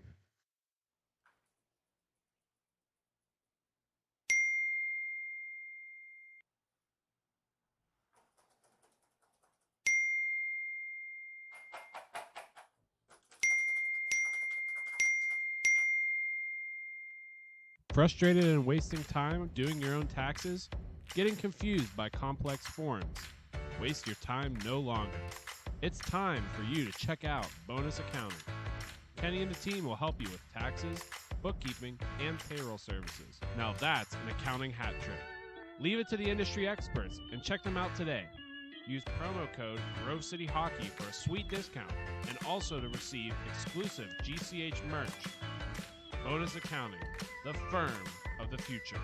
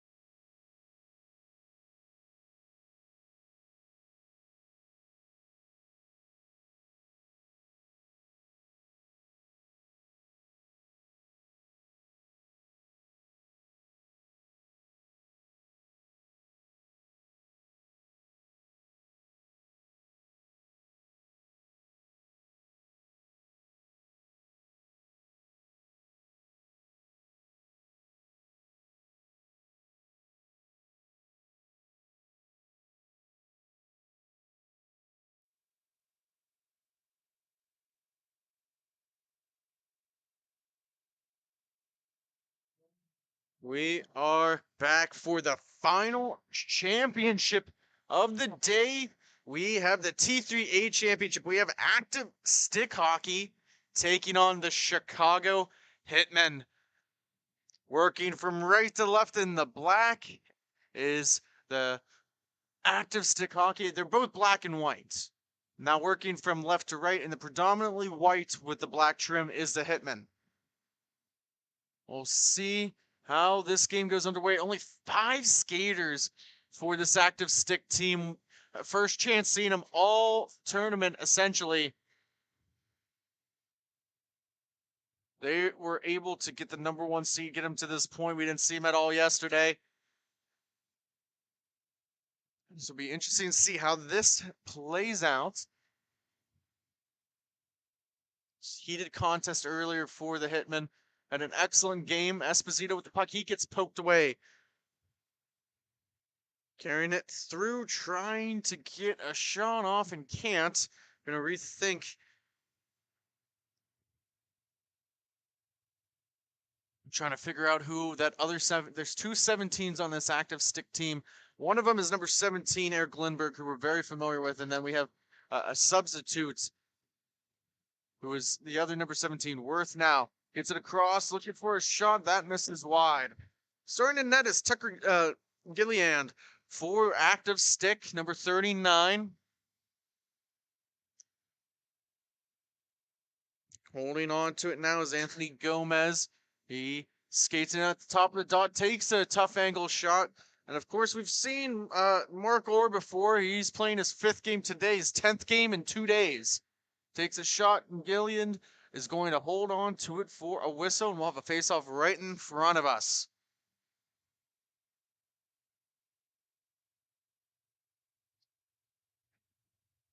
So Lindbergh to take the draw for active stick. Bednar's to take the draw for the Hitmen. Just about 2 minutes have gone by. Bednar's with it. Drops it in for Cole. Cole trying to cut it to the slot. Cannot. Intercepted. Gomez now lets one go, or with a save. very long stretch pass to Bednarz. He's got Montegrano down low. Feeds it back to Cool. He's got Humphrey on the other side with him. Active Stick missing a lot of their normal guys, including both the Consolidates, Barry and Tony, missing Brian Berman on that back end. So able to get to this point here. Bednarz just whips it all the way back down, or will play it with his paddle. Humphrey there to set it up behind his own net.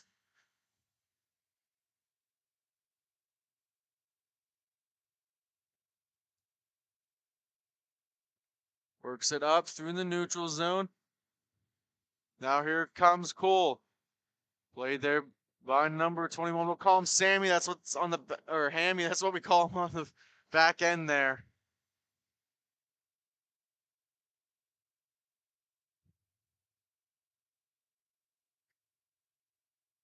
Now just going to slow it down.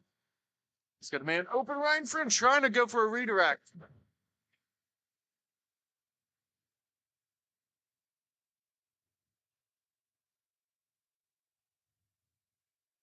Hammy now trying to get out of the zone. He doesn't. Bednarz goes across. Worth now hops out.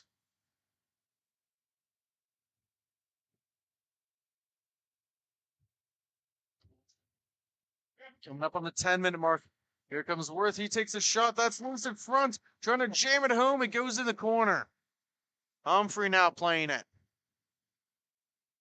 A massive difference in size of bench here. The Hitmen should easily be able to outplay or outwork this Active Stick team.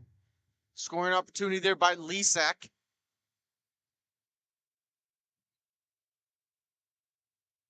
Hammy now works it across to Kearns.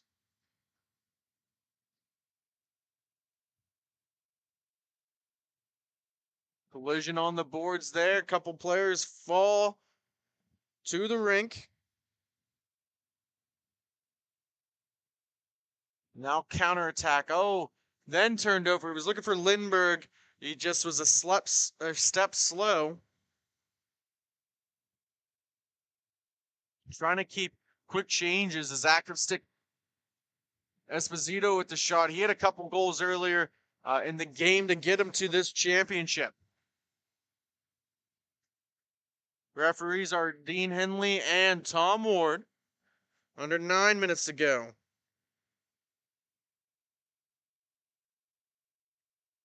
Nice little cut move to the slot. To hold on to possession, works it back. 117 to another. Lindbergh, long stretch pass, it gets turned over. Salzenbrunn now is going to carry it in. The defenseman looking for a tip in front. No one's there.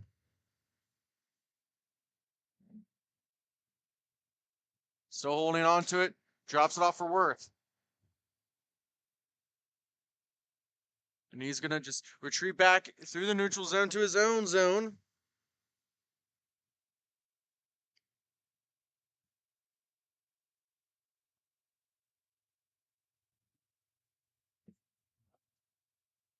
Still holding on to it is Worth. A lot of puck possession. Usually in hockey, if you hold it for more than 5 to 6 seconds, it's you either got to make a play like a shot attempt on net, or you got to get rid of the puck. Just maybe had it a little too long. Gets it to Esposito. He's by himself. Drops it off. Lisak with a shot. Gomez now trying to get it out. Gets it to Lindbergh. Good back check by Esposito. Drops it off. And another great defense trying to get it out. They do. Salzbrunn now.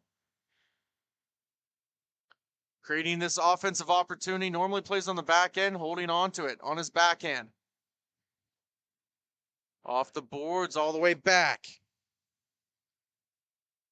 Thank you for watching and tuning in to Grove City Hockey. Final game of the day, championship T3A division in Indianapolis, Indiana, and Ellenberger Park, as that shot careens into the netting and out of play. It'll go back to center rink. Shot by Montegrano.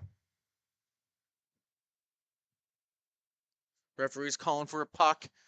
We've lost a lot of them into the netting this weekend. A lot of block shots. Always good to see the defense on hand. It's always scoring that always gets all the recognition. But good defense wins championships in any sport. Amy calling out directions on the back end, calling for a double swing, and they do exactly that. Gets it off to Gomez. Through the neutral zone, stick handling backs to Hammy. Or, again, if you haven't joined us, this is his 5th game, his 10th in 2 days. Long day. He's got a little bit of hardware, but I think he wants to add to that total. Not many shots have occurred yet. Kern's now going to carry it through. 2-on-2, drops it off. Shot goes wide of the netminder, or under 6 minutes to go, still scoreless. Looking for that first strike. Last game was a 3-2 victory for at least one of the teams. Lost memory, a lot of games called today, but the last game was a 3-2 final. Gomez sitting behind his own net, crosses with Hammy. It was the T2A championship. That was a 3-2 final. This Windy City Syndicate over the Fresh Coast. Worth now picking it up. Gonna slow it down. He's got Montegrano streaking, looking for a redirect. Maybe just a tad too powerful on that one. That looked more like a shot than for a tip play than anything else. I mean, almost had it. They're gonna have to recycle. Hammy behind his own netminder, Worth on the forecheck. Breaks it out to Lindbergh. Pushes it forward. He gets some support from Gomez. Gomez with the shot or with the save.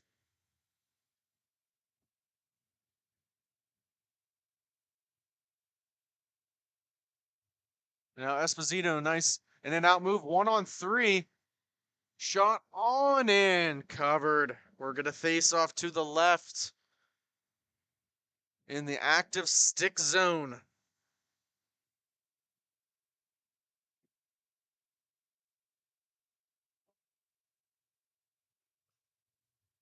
Race off. One back. Esposito at the top of the point. Gets turned over. Springing Gomez. And he loses it at the last second. How unfortunate. The Hitmen now looking to make their mark on this game. Worth. Stick handling. Works it across.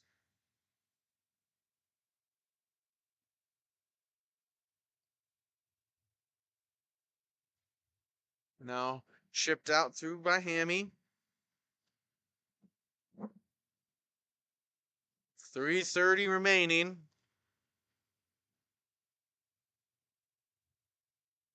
Now Worth making a couple of men miss.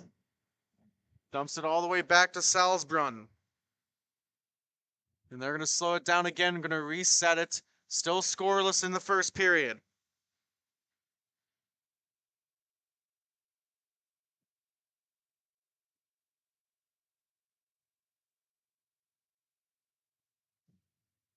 Salzbrunn falling.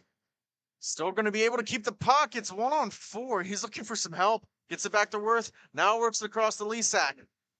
Trying to get it around one. Stick tied up. Esposito trying to help out.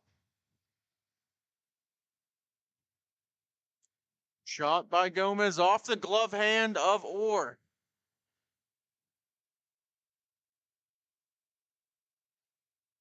And it's going to come to the netminder Gilliand and go for a cover.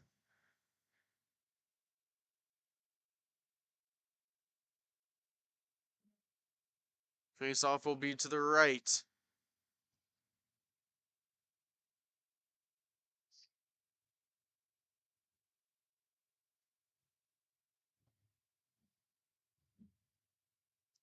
Gomez going to settle it down behind his own net. The last game and this game, both teams very patient with the puck.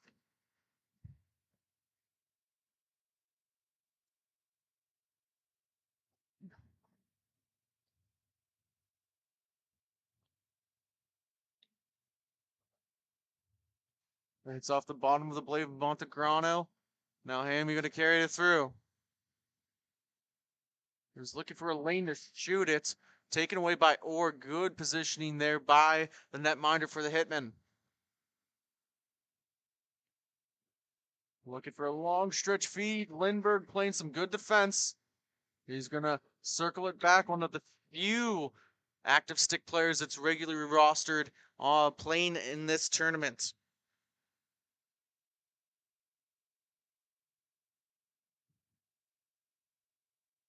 Final game of the day.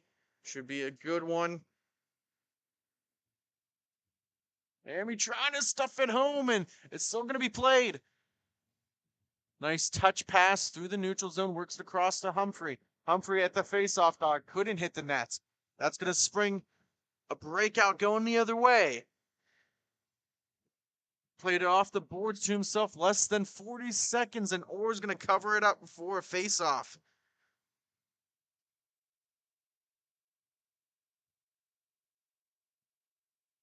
Good game on tap so far. Still scoreless. Maybe one last chance before the second period starts in this first period here.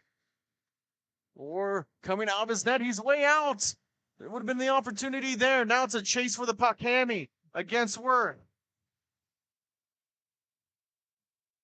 4 seconds. And that should do it. A scoreless first period between Active Stick and the Chicago Hitmen. We'll step aside for a quick commercial break. Thank you for watching Grove City Hockey.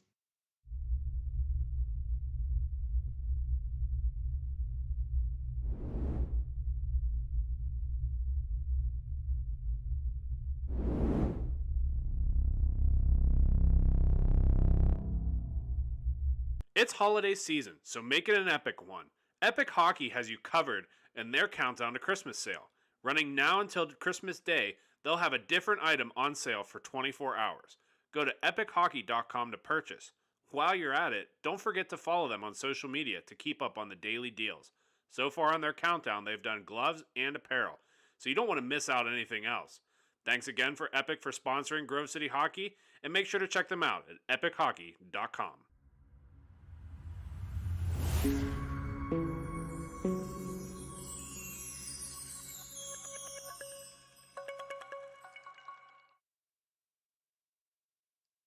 We are back for the second period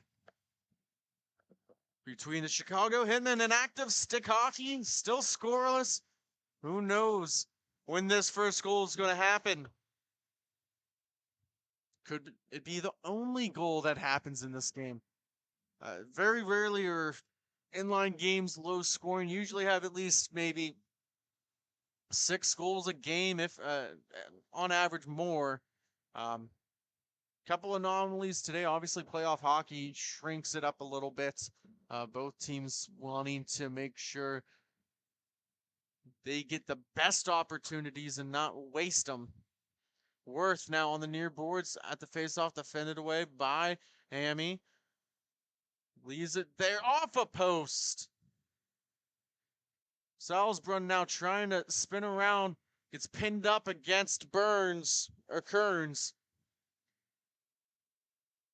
Now it's going to go the other way. Esposito now going to collect it. Right-handed shot. He's got Worth with him back. Worth usually playing forward, and he's back here defensively.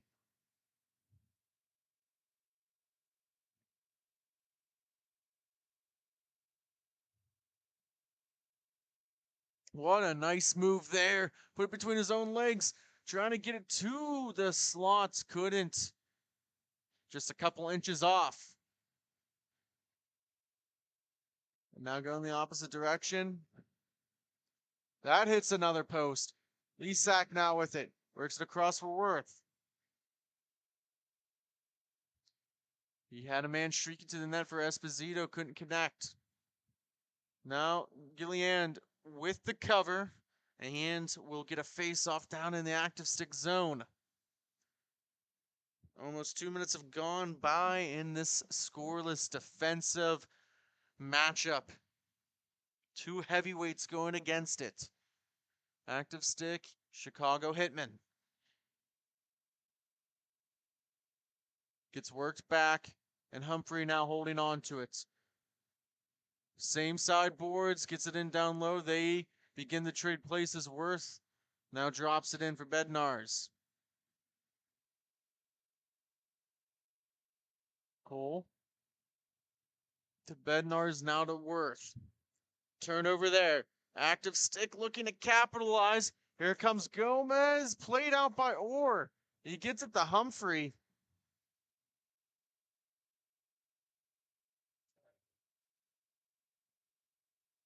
Long stretch pass to Worth. He's trying to stuff it home. Still has it loose. Fighting for it. Gillian is able to recover his stick. Dropped off for Cool. He takes a shot. Trying to settle it down. Bednar's down low. Gets it to Cool. He shoots and misses the net. Now he's going to pinch in. Try to keep the play alive against Gomez. Gets some help from Bednar's. Bednar's now is going to walk in. Cuts it right to the middle. Probably should have took a shot instead. Worth with it. Dumps it all the way back down for Humphrey. Humphrey to Cool through the neutral zone. He's going to walk in. He lets it go. That hits a stick and goes. Oh, I thought it was going to go into the netting. Just didn't have enough steam on it, so it stays in play.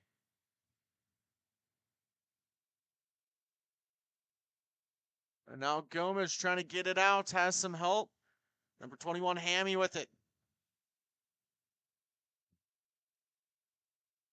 Slowing it down. Is this team, one of his players at least, is going on for a change. If Gomez all the way down here, Salzbrunn with him.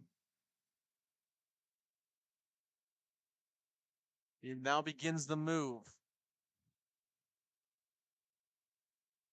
Looking for an open lane. Almost forgot the puck. Shoots it. Now that goes into the net out play. It's going to go to center.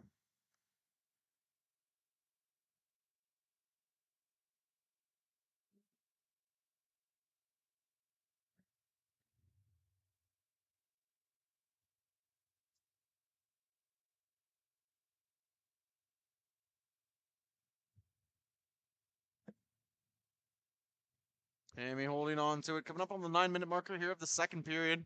Still waiting for the first tally. T3A championship game. Overskated, and now Lisak has it. Gonna work it across. Gets one off. Easy save by Gilliand. Esposito all the way from his own zone dumps it back in. Salzbrunn with the shot. That goes right behind the net. Good wrister.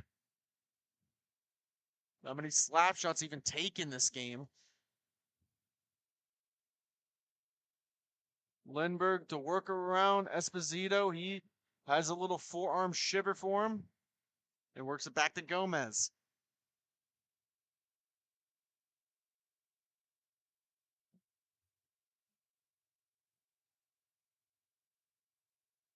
Gives it over to Hammy. Gonna leave it there for Lindbergh. Good battle in the front and or deflects that into the netting and out of play.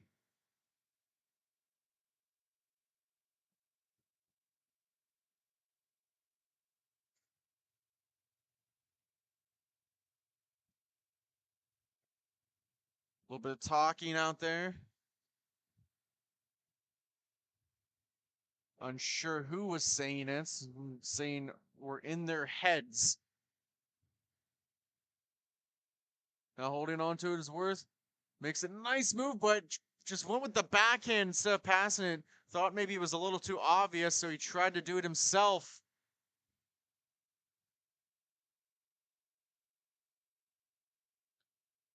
Holding on to it is Worth.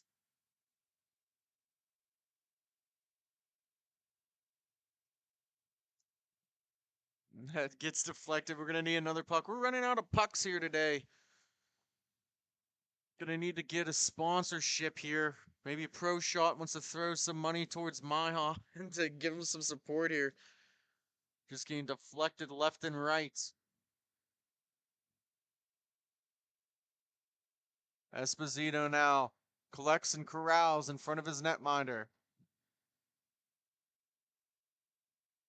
Gets it up to Worth. Back to Esposito. Looking for a shot. Picks up his own rebound. At the top of the face-off. Circle. Gets it to Worth. He cuts in. Great body positioning. Very tricky to figure out where he's going at all times.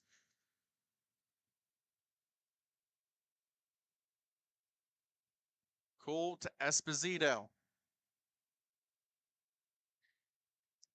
Esposito with a shot. Gillian with another save.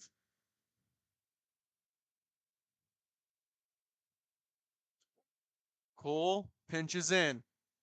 Dangles in the corner. 6 minutes to go. Still scoreless. Good battle with Gomez down low. Letting him play. Trades places with Bednarz. And works its way weakly back to Esposito. He gets it to Cool. And Cool with the long stretch pass to Worth. Looking for Bednarz. Trying to get it out of midair, and that's going to be covered for another whistle.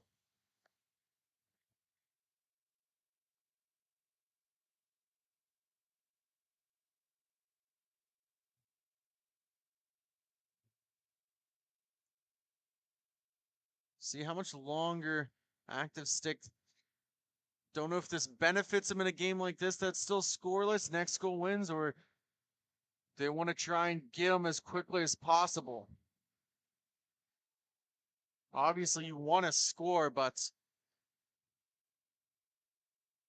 with a lot of extra people, if you can keep it close, it maybe shortens up the game for yourself. Lindbergh with it now. Moves it back. At the top of the point, Amy fakes the slap shot, pulls it back. Now he's going to throw a saucer pass. That gets knocked down all by himself. Trying to stuff at home, and Orr comes up huge. Couple of big saves there. And now the Hitmen looking to generate some offensive zone time themselves, and it's going to go for a cover.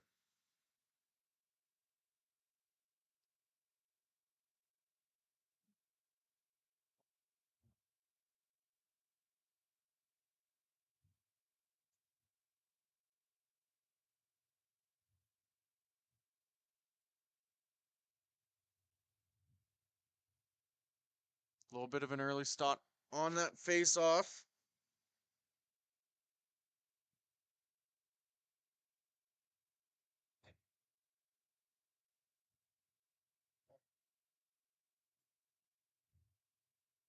Now just slowing it down. Bednarz works it in low. Looking for a redirect in front. Couldn't get a stick on it.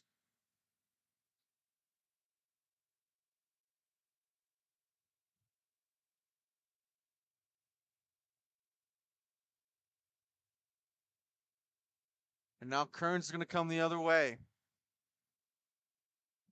Low game so far, and I think it's more of just both teams being cautious with how they want to go about this. No one's opened up the scoring yet. Does Montegrano have it in him? Threw it towards the net. Gillian, he tuckers in that left arm and pins it against his body.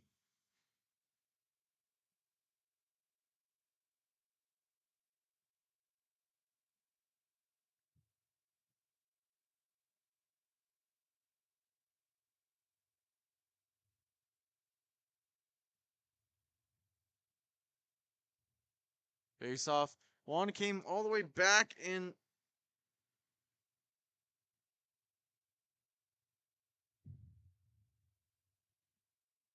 Cole's going to work it up.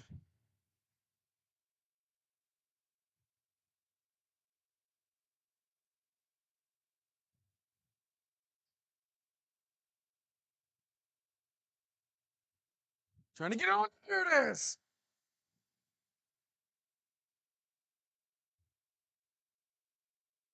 The first goal of the game with 2 minutes to go in the second period. Active stick scratches the surface.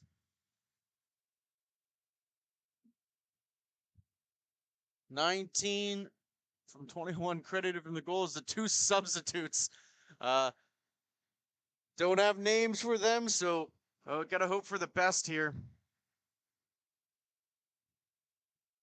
Here comes Esposito, working it around, carrying it in, defended away by Lindbergh. Drops it off for Cool. He misses just wide. Worth now with the shot. He misses. That kisses off the glass. Low redirection for trying to stuff it home. Gilliand able to get across just in time. Coming up on the final minute of this T3H championship game. 1-0 is the score. We just broke the surface a minute ago. Now Gomez trying to get around Cole. Couldn't. He's able to find the puck again himself, or with another big save. Backhand feed the Gomez. That hits a man in front. Trying to get it out. Swatted down by Gomez. He's on his feet, and now Cole's going to get it. 2-on-1. Cole walks in. He takes a shot. That hits Gilliand. Sits in the corner, able to find his own rebound. Got quiet all of a sudden. Almost all the fans have gone for the day. I know it's the final game, but still an eerie feeling. Shot on. Gilliand with an easy glove save. And that will do it. After two, active stick with a very slim lead. 1-0 over the Hitmen. We're going to take our last commercial break, and then we'll be right back. Have you let office hygiene get away from you? Place of work starting to stink? It's time to call MagiClean. Windows? Check. Washing? Check. General cleanup? Check. Now that's a Magi Hattie. Reach out for your free consultation today. MagiClean. Keep the cleaning to MagiClean.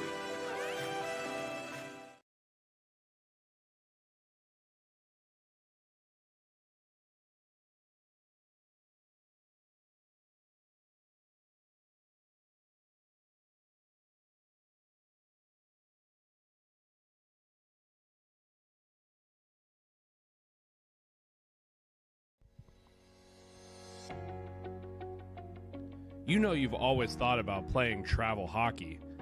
Have you ever heard of MIHA? Well, here's the time for you. We're taking registrations right now.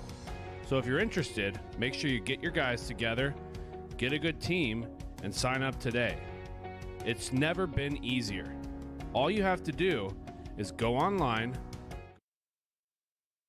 We are back for the conclusion of this MIHA tournament here in Indianapolis, Indiana.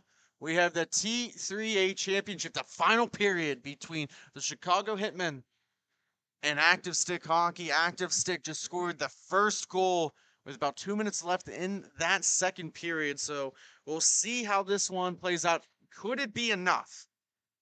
I would typically say no, but the way this game is gone, it might be. Inline hockey, a very high-scoring game.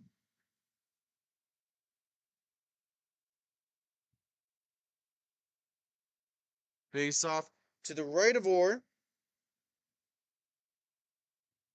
Now going the other way. Gilliand able to get his right leg out there just in time. Worth turns it over to Gomez. Gomez now looking for a feed.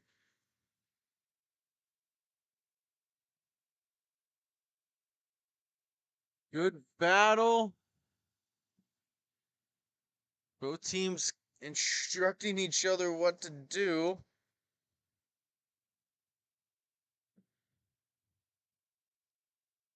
Worth with it. Works it across for Salzbrunn. Finds it again and tries to tip it right over the glove hand.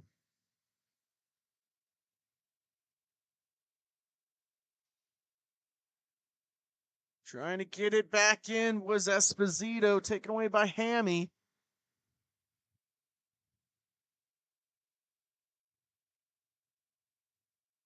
Just about 2 minutes have gone by. Going the opposite direction, trying to find it was Lisak. He's in the corner, whips it around for Esposito.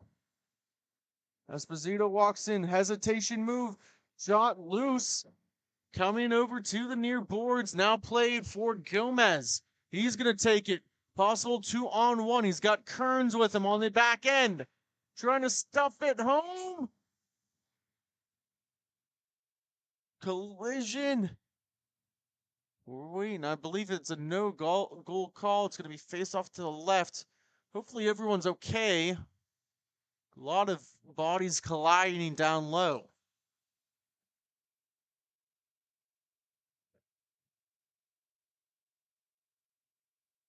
Both teams slow.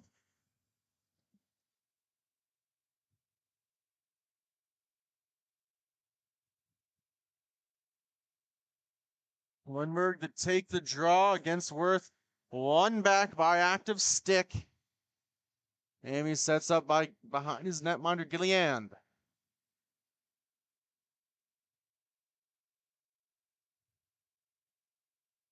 Feeds it up to Lindbergh. Lindbergh now skating it in.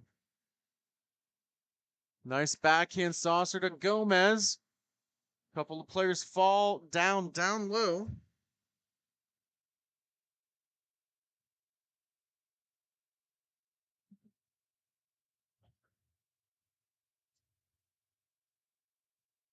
Worth skating in. He's got two players defending him. He carries it in deep. Backhand feed to Bednar's. Shot off the glass and wide.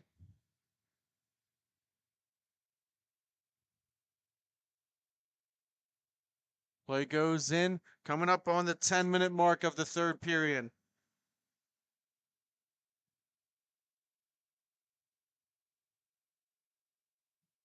Cole's carrying it in, trying to feed it across. He loses an edge. Kearns to Lindbergh, and he overskates it. Upset with himself. I would be too. Gomez now chasing after it. Now we got a couple players colliding down low between Hammy and Bednar's. Fed one in front. Cole retrieving it.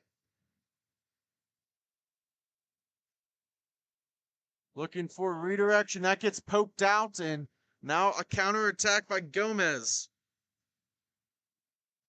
Puck still loose, or trying to slide across.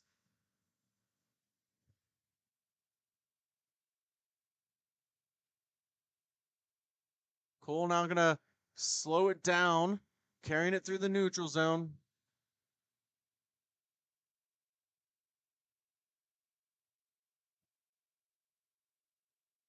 Maybe not the active Chicago Hitmen team we've seen through the first couple tournaments that we've been at, whether it's the 2 times they were here in Indianapolis. Very high scoring team, a lot of high powered players on there. Just haven't been able to break through yet. Hammy holding on to it. Puck was rolling on its edge. Lindbergh works it through the neutral zone across to Kearns. Esposito defending. He was able to pickpocket him. Now it's on the far wall. And almost overskated. Now Lindbergh's going to pinch in. He's crashing down on the near wall. Works it back to Hammy. He's going to retreat in his own zone. Probably going to set up behind Gilliand. He does.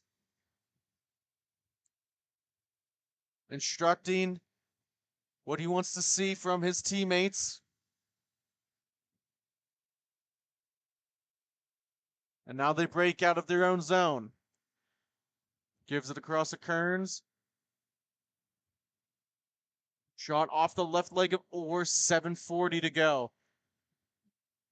That gets tipped out and into the benches and out of play, just over the official scorekeeper, Alan Chapman. At least we were able to recover that puck. We've lost a lot of them in the netting, like I said before. Face-off will be at center. Montegrano to take the draw against Gomez. One forward. Now it's a battle in the neutral zone. Gonna let them play through it. Gomez now walks in. He takes a shot. That's blocking into the netting. 7 minutes left to go. Both teams still have their timeouts here. And there we go. We'll get a face off to the right of Orr. Clock will stop. When the clock strikes 2 minutes, as long as it's a 2-goal game. Worth on his forehand slides behind his netminder. Now he's going to try and wind it up, carrying it through the neutral zone. Gets pushed off the puck just a little bit by Lindbergh. Feeds one in front, and that gets smacked out. Now a possible 2-on-1 if they can hurry. An easy save by Orr, and we'll get another stoppage. Shots and goals are just very hard to come by in this last game.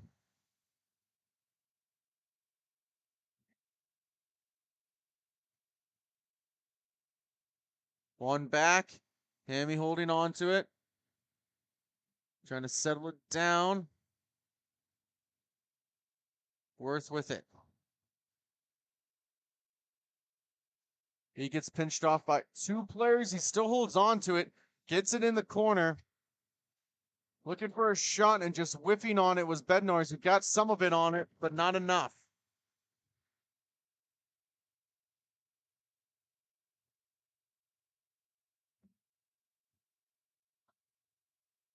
Skating through his Salzbrunn. Makes a nice move on the backhand, and Gillian will pinch it off and cover.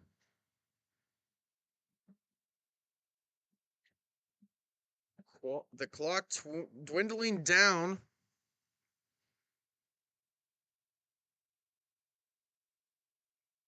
Face off to the right of Gillian. Hammy with it now. Pinching down. Bednarz. Able to get out of the zone. Lindbergh in the neutral zone looking for some help. Looks at 2 Hammy. Backhand to Gomez. Shot deflected into the corner. Just trying to throw it back on net. Was Kern on Orr.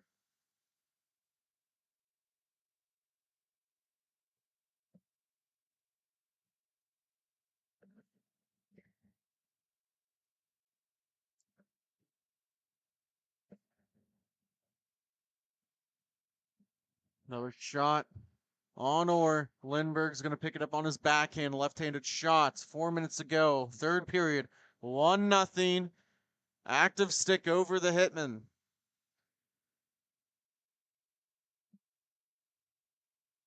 Esposito cutting it to the slot. Bednarz helping him out. He's got Cool on the back end, looking for Lisak. Gets deflected and goes all the way down.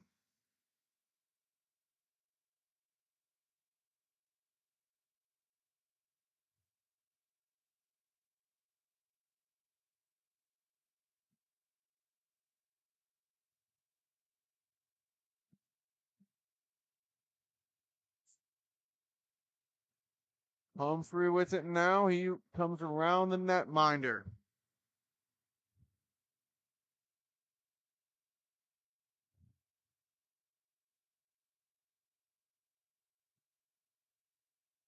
Works it over. Stick handling is Lisak. 3 minutes to go. Trying to swat it out there was Gomez. Backhand feed. Cool with it now. Trying to get it in deep. He goes right into the net.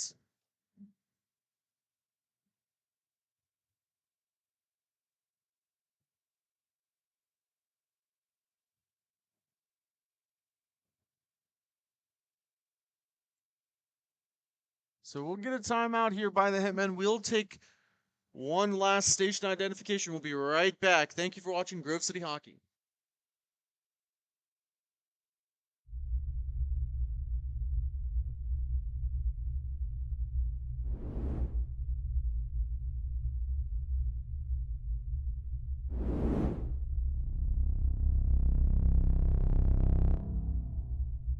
It's holiday season, so make it an epic one. Epic Hockey has you covered in their countdown to Christmas sale. Running now until Christmas Day, they'll have a different item on sale for 24 hours. Go to epichockey.com to purchase. While you're at it, don't forget to follow them on social media to keep up on the daily deals. So far on their countdown, they've done gloves and apparel, so you don't want to miss out on anything else. Thanks again for Epic for sponsoring Grove City Hockey, and make sure to check them out at epichockey.com.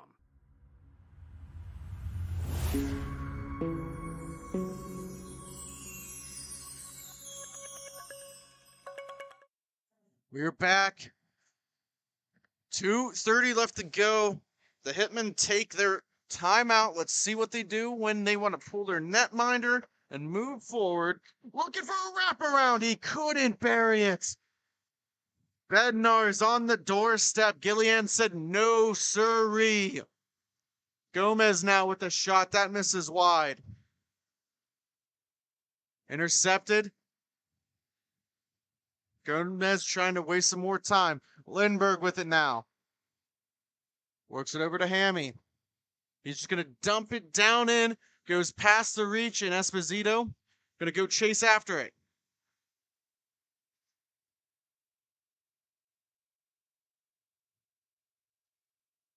Bernard feeds it across. Worth with it now. Looking for a redirection. Got enough on it. Puck still loose in front, covering it. Is Gillian for a stop 131. Can't even buy a goal. Maybe one of their best chances is Gillian. He is looking tremendous out there right now. Didn't want to pull the netminder yet. Going to wait until the faceoff's down and maybe looking for possession. His possession is with active stick. Works across to Lindbergh. He's got it now. Soft feed to Gomez. Long distance shot. Now it's going to be turned over.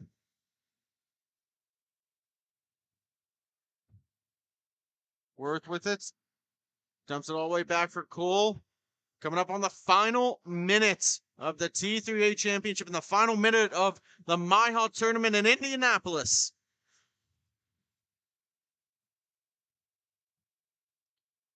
Works it across Bednar's. Worth is down low. 5-on-4 action. Shot. Picked up by Bednar's. Tried working across and Hammy now. Gonna feed one all the way down. And he gets it in. 2-0. Active stick. And that might be the dagger in the coffin.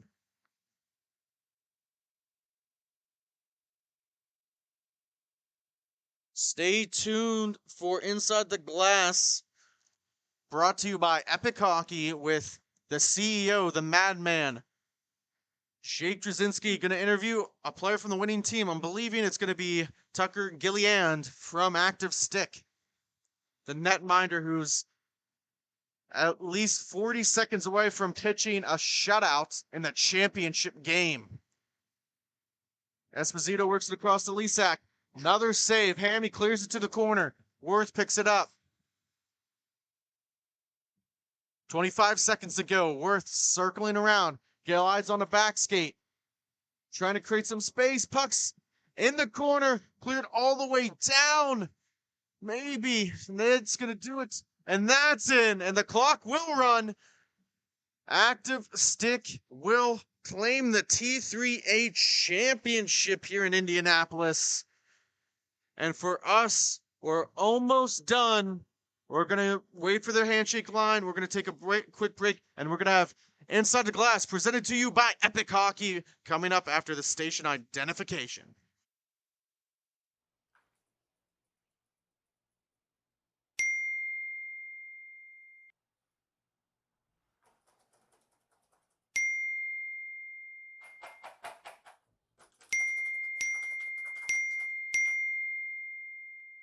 Frustrated and wasting time doing your own taxes? Getting confused by complex forms? Waste your time no longer. It's time for you to check out Bonus Accounting. Kenny and the team will help you with taxes, bookkeeping, and payroll services. Now that's an accounting hat trick. Leave it to the industry experts and check them out today. Use promo code Grove City Hockey for a sweet discount and also to receive exclusive GCH merch. Bonus Accounting, the firm of the future.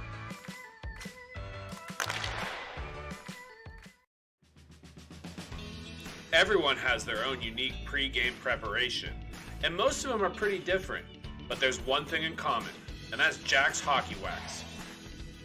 Get this locally produced wax that isn't shipped from across seas, but made here right in the US. The best smelling, best feeling, and best performing hockey wax on the market. Oh yeah, and I almost forgot to mention, they sell tape too. Visit them at jackshockeywax.com to get your order today. If it isn't from Jack, put it back. We are back for Inside the Glass with Jake Drzinski, presented by Epic Hockey. Jake, talk us through this last game here, the shutout by Tucker. Thanks, Sean. I mean, it's been a weekend for goalies. However, for all the championships, the only one to come away with a goose egg. What's it mean for you and the team in front of you to get that 0 on the scoreboard? It was fun. We played a really good team game, actually. Had some good block shots along the way. Moved the puck well, just possessed. Capitalized opportunities that we had, and that was about the only difference. It was a good goaltending game by both sides, honestly. So I don't have a whole lot of experience with this, so you're going to have to help me out. When they finally pull that goalie and you got that extra man on there, what's going through your mind and how do you stay calm, cool, and collected? You just got to play where the puck is, play the shooter, let your D-men take away those passes if they can, follow the puck, and hope they shoot from the outside, and you can cover the rebound. Tucker, it's the last tournament before Christmas. What are you expecting under the tree, and what do goalies want that is easy for family members to get for a goalie? The only thing I need anymore is new pads, and that's not easy to do. It's been a few years since I've had them, but not expecting much for Christmas. Novelty jerseys, then? Those are always fun, get some good numbers, get good things on there. It's always a fun time. The last question. The boys in the booth are making fun of me. Eggnog, gross or good? I'm not a fan, but that's just me. I don't know. I'm on Team Gross as well. Well, Tucker, I don't want to hold you up any longer. Great win. Congratulations on the shutout. We're going to send you home, and we're going to send it back to you, Sean. Thank you, guys. Thank you very much, Jake. Thank you, Tucker. And from us here at Grove City Hockey, final game of the day, we're going to sign off. Next broadcast is January 7th and 8th. We're going to be in Taylor Sportsplex right outside of Detroit, Michigan. Stay tuned. We'll be posting out about that, and stay tuned for pictures too as well. From me, Sean Takachi, thank you for Jake Drzinski, Matthew Flannery, Mark Modilewski, and all of our supporters, Ben Stock and Colin Corbett, who can't be here. Thank you for Grove City Hockey for tuning in. We hope you have a great holiday season. Hope you have a great Christmas. Thank you very much, and we'll see you soon.